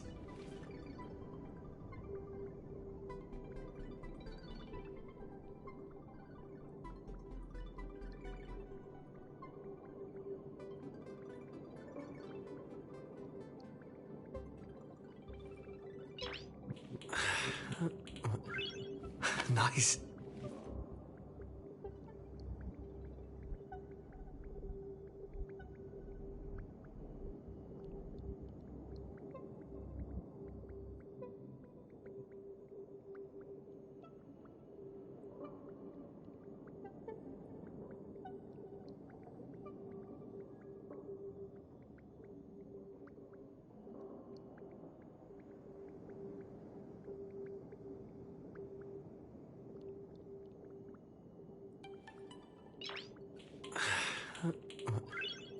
Nice.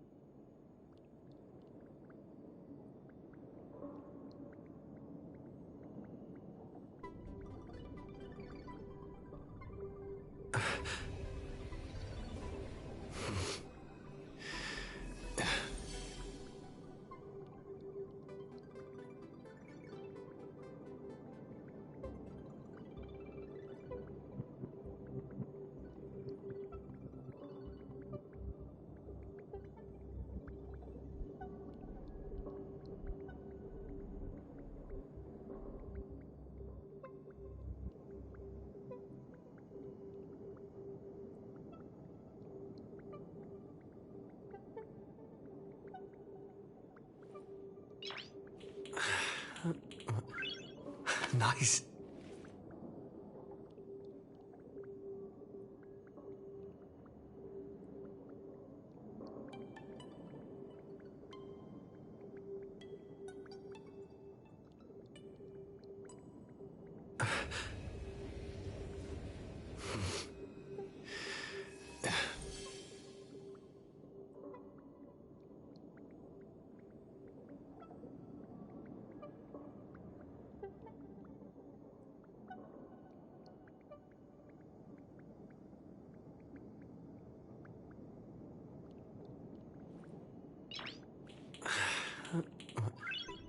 Nice.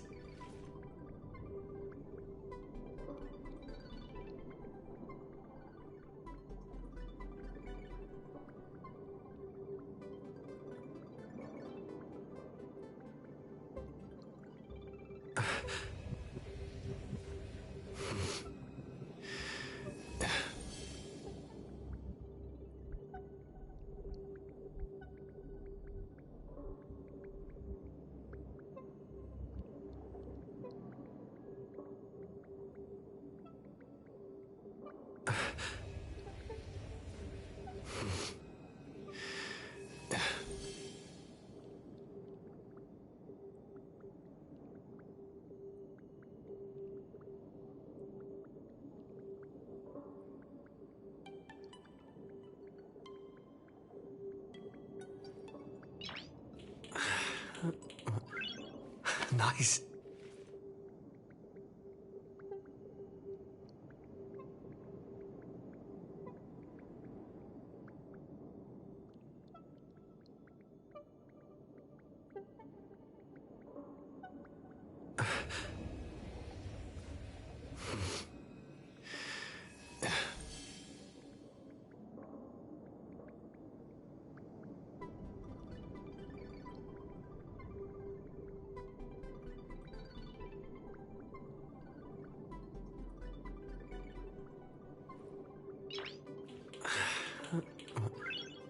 Nice.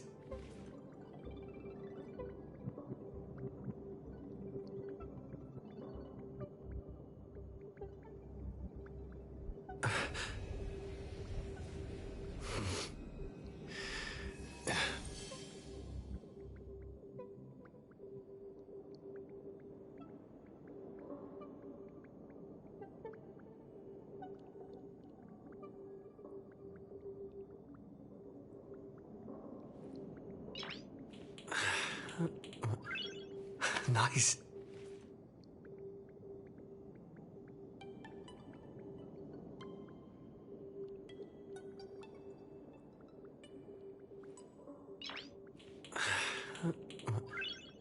Nice.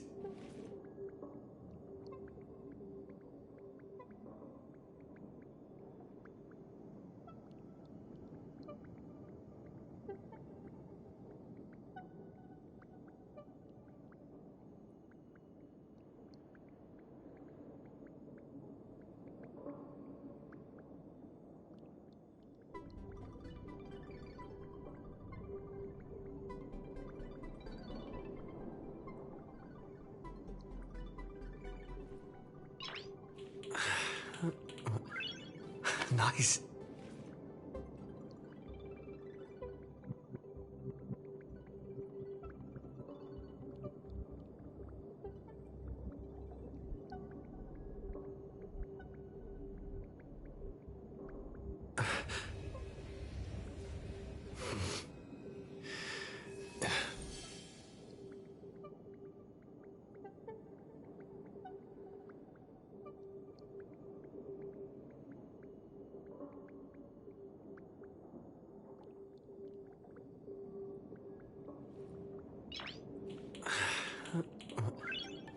Nice.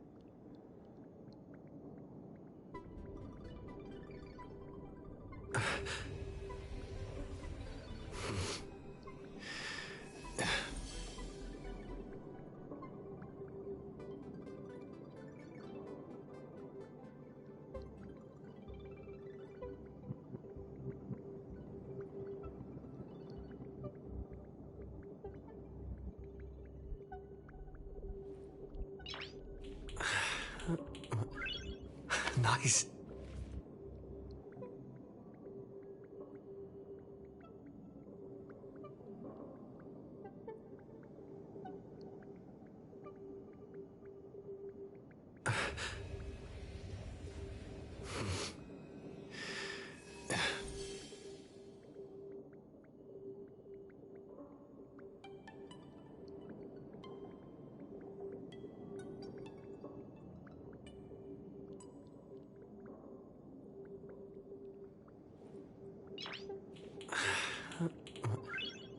Nice.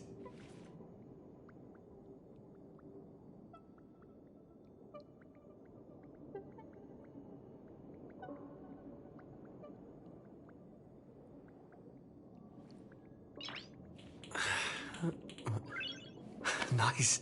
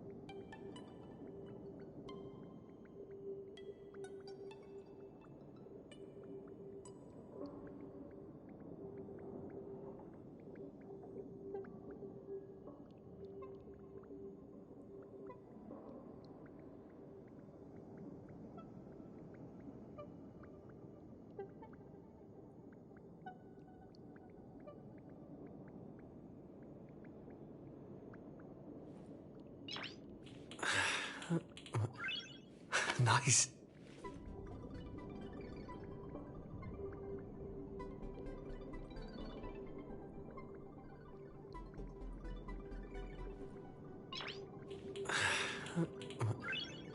Nice.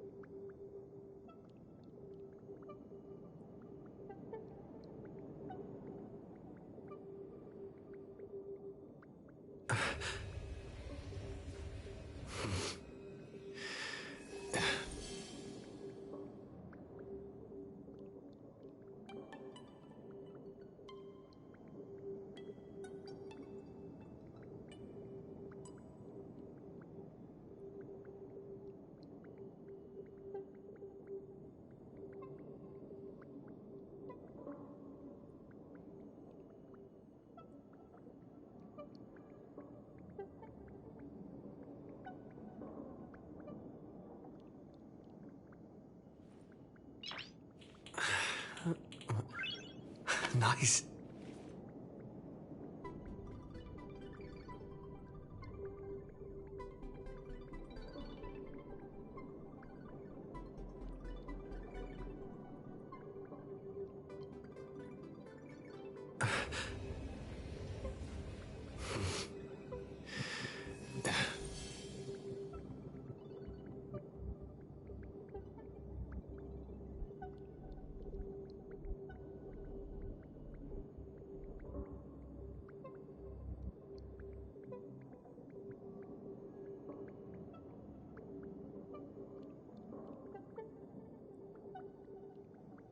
Alright, I'm back.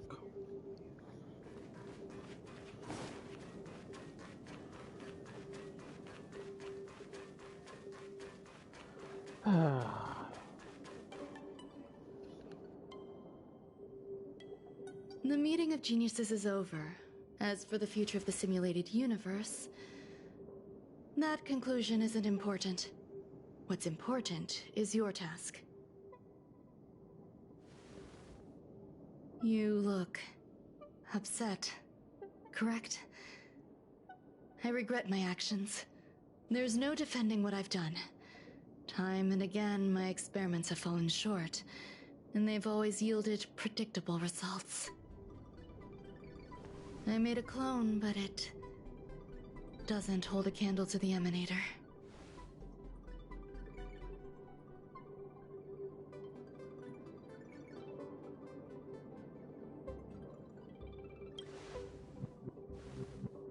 Exactly as predicted. 56 seconds on the dot. Restrained by time and place, its code of life could only be considered an incomplete attempt. I managed to replicate the moment it was born. However, it would soon disappear and be reduced to particles. Like every living being, it inevitably faced its demise as it journeyed towards the end. I find no fault in that. However, even the briefest life should have meaning. I want to know the limits of its capacity. It will indicate how far I've gone in a field completely incomprehensible to me.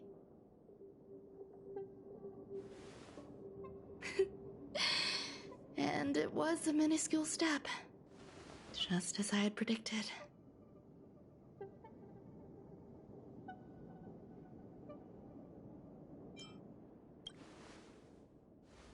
Indeed, this is how I keep the distractions at bay.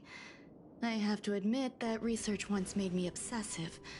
That wasn't a good period in my life, though now I navigate it much more smoothly. I must admit, I'm not fond of scenarios where everything aligns perfectly with my expectations. An experiment should have its unforeseen twists. That's where the joy lies. Even the most predictable storylines can have their pleasant surprises. I have to admit that these little ones born in the process sometimes move me. I see a human-like response in them. It is a concept completely opposite to that of divinity. They have emotions. Emotions may be either positive or negative. However, the love rooted in the depths of their heart is eternal and unchanging. They're still a long way from becoming geniuses, and are therefore unable to discern whether this love is one of friendship, romance, or familial love. That being said, can even geniuses tell the difference? I cannot, at least. I do not understand what love is, and cannot respond to their feelings.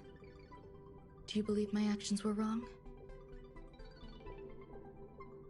There's no need to tell me your answer. I just felt like asking the question. How should I take care of them? Perhaps leaving them at the space station is the best choice. Do I seem irresponsible? I'm sorry. I am often at a loss as to how to face my own creations. The effects of the anti-truth serum will also wear off. If others mention me to you in the future, you can answer however you like. Or even pretend you never knew me.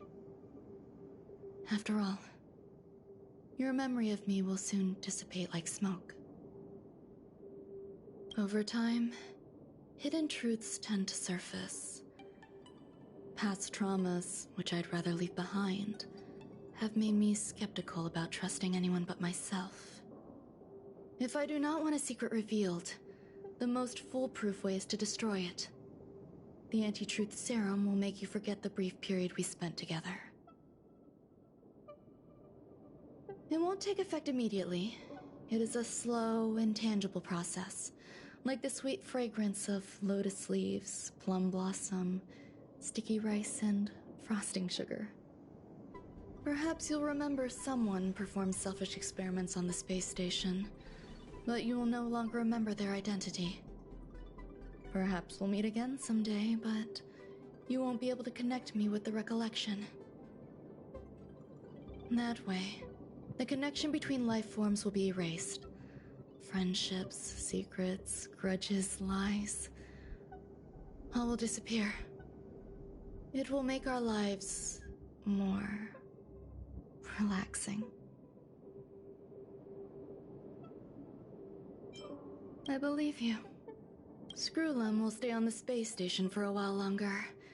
He and Herta still have problems they need to solve. As for me, I'm leaving soon and won't bother with goodbyes. Do you still remember the no man's land I mentioned? I'm considering a solo trip back there during my research downtime. just to see how things are. I miss member number 55 Yu Qingtu sometimes. She used to always make something delicious for me to drink every time we parted ways. I hope I won't meet member number 4 Polka Kakamond.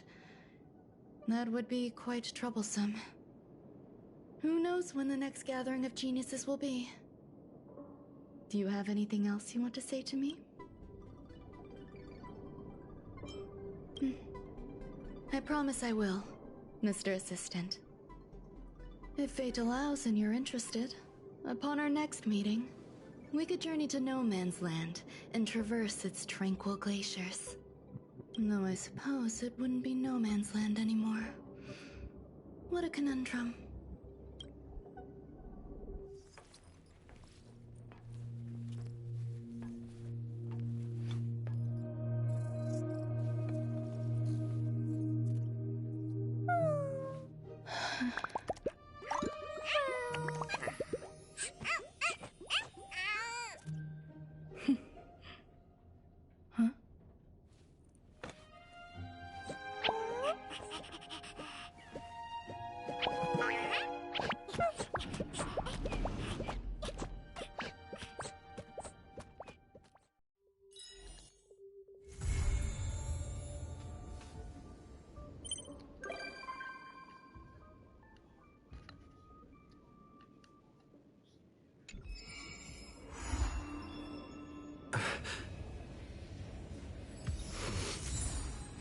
Okay.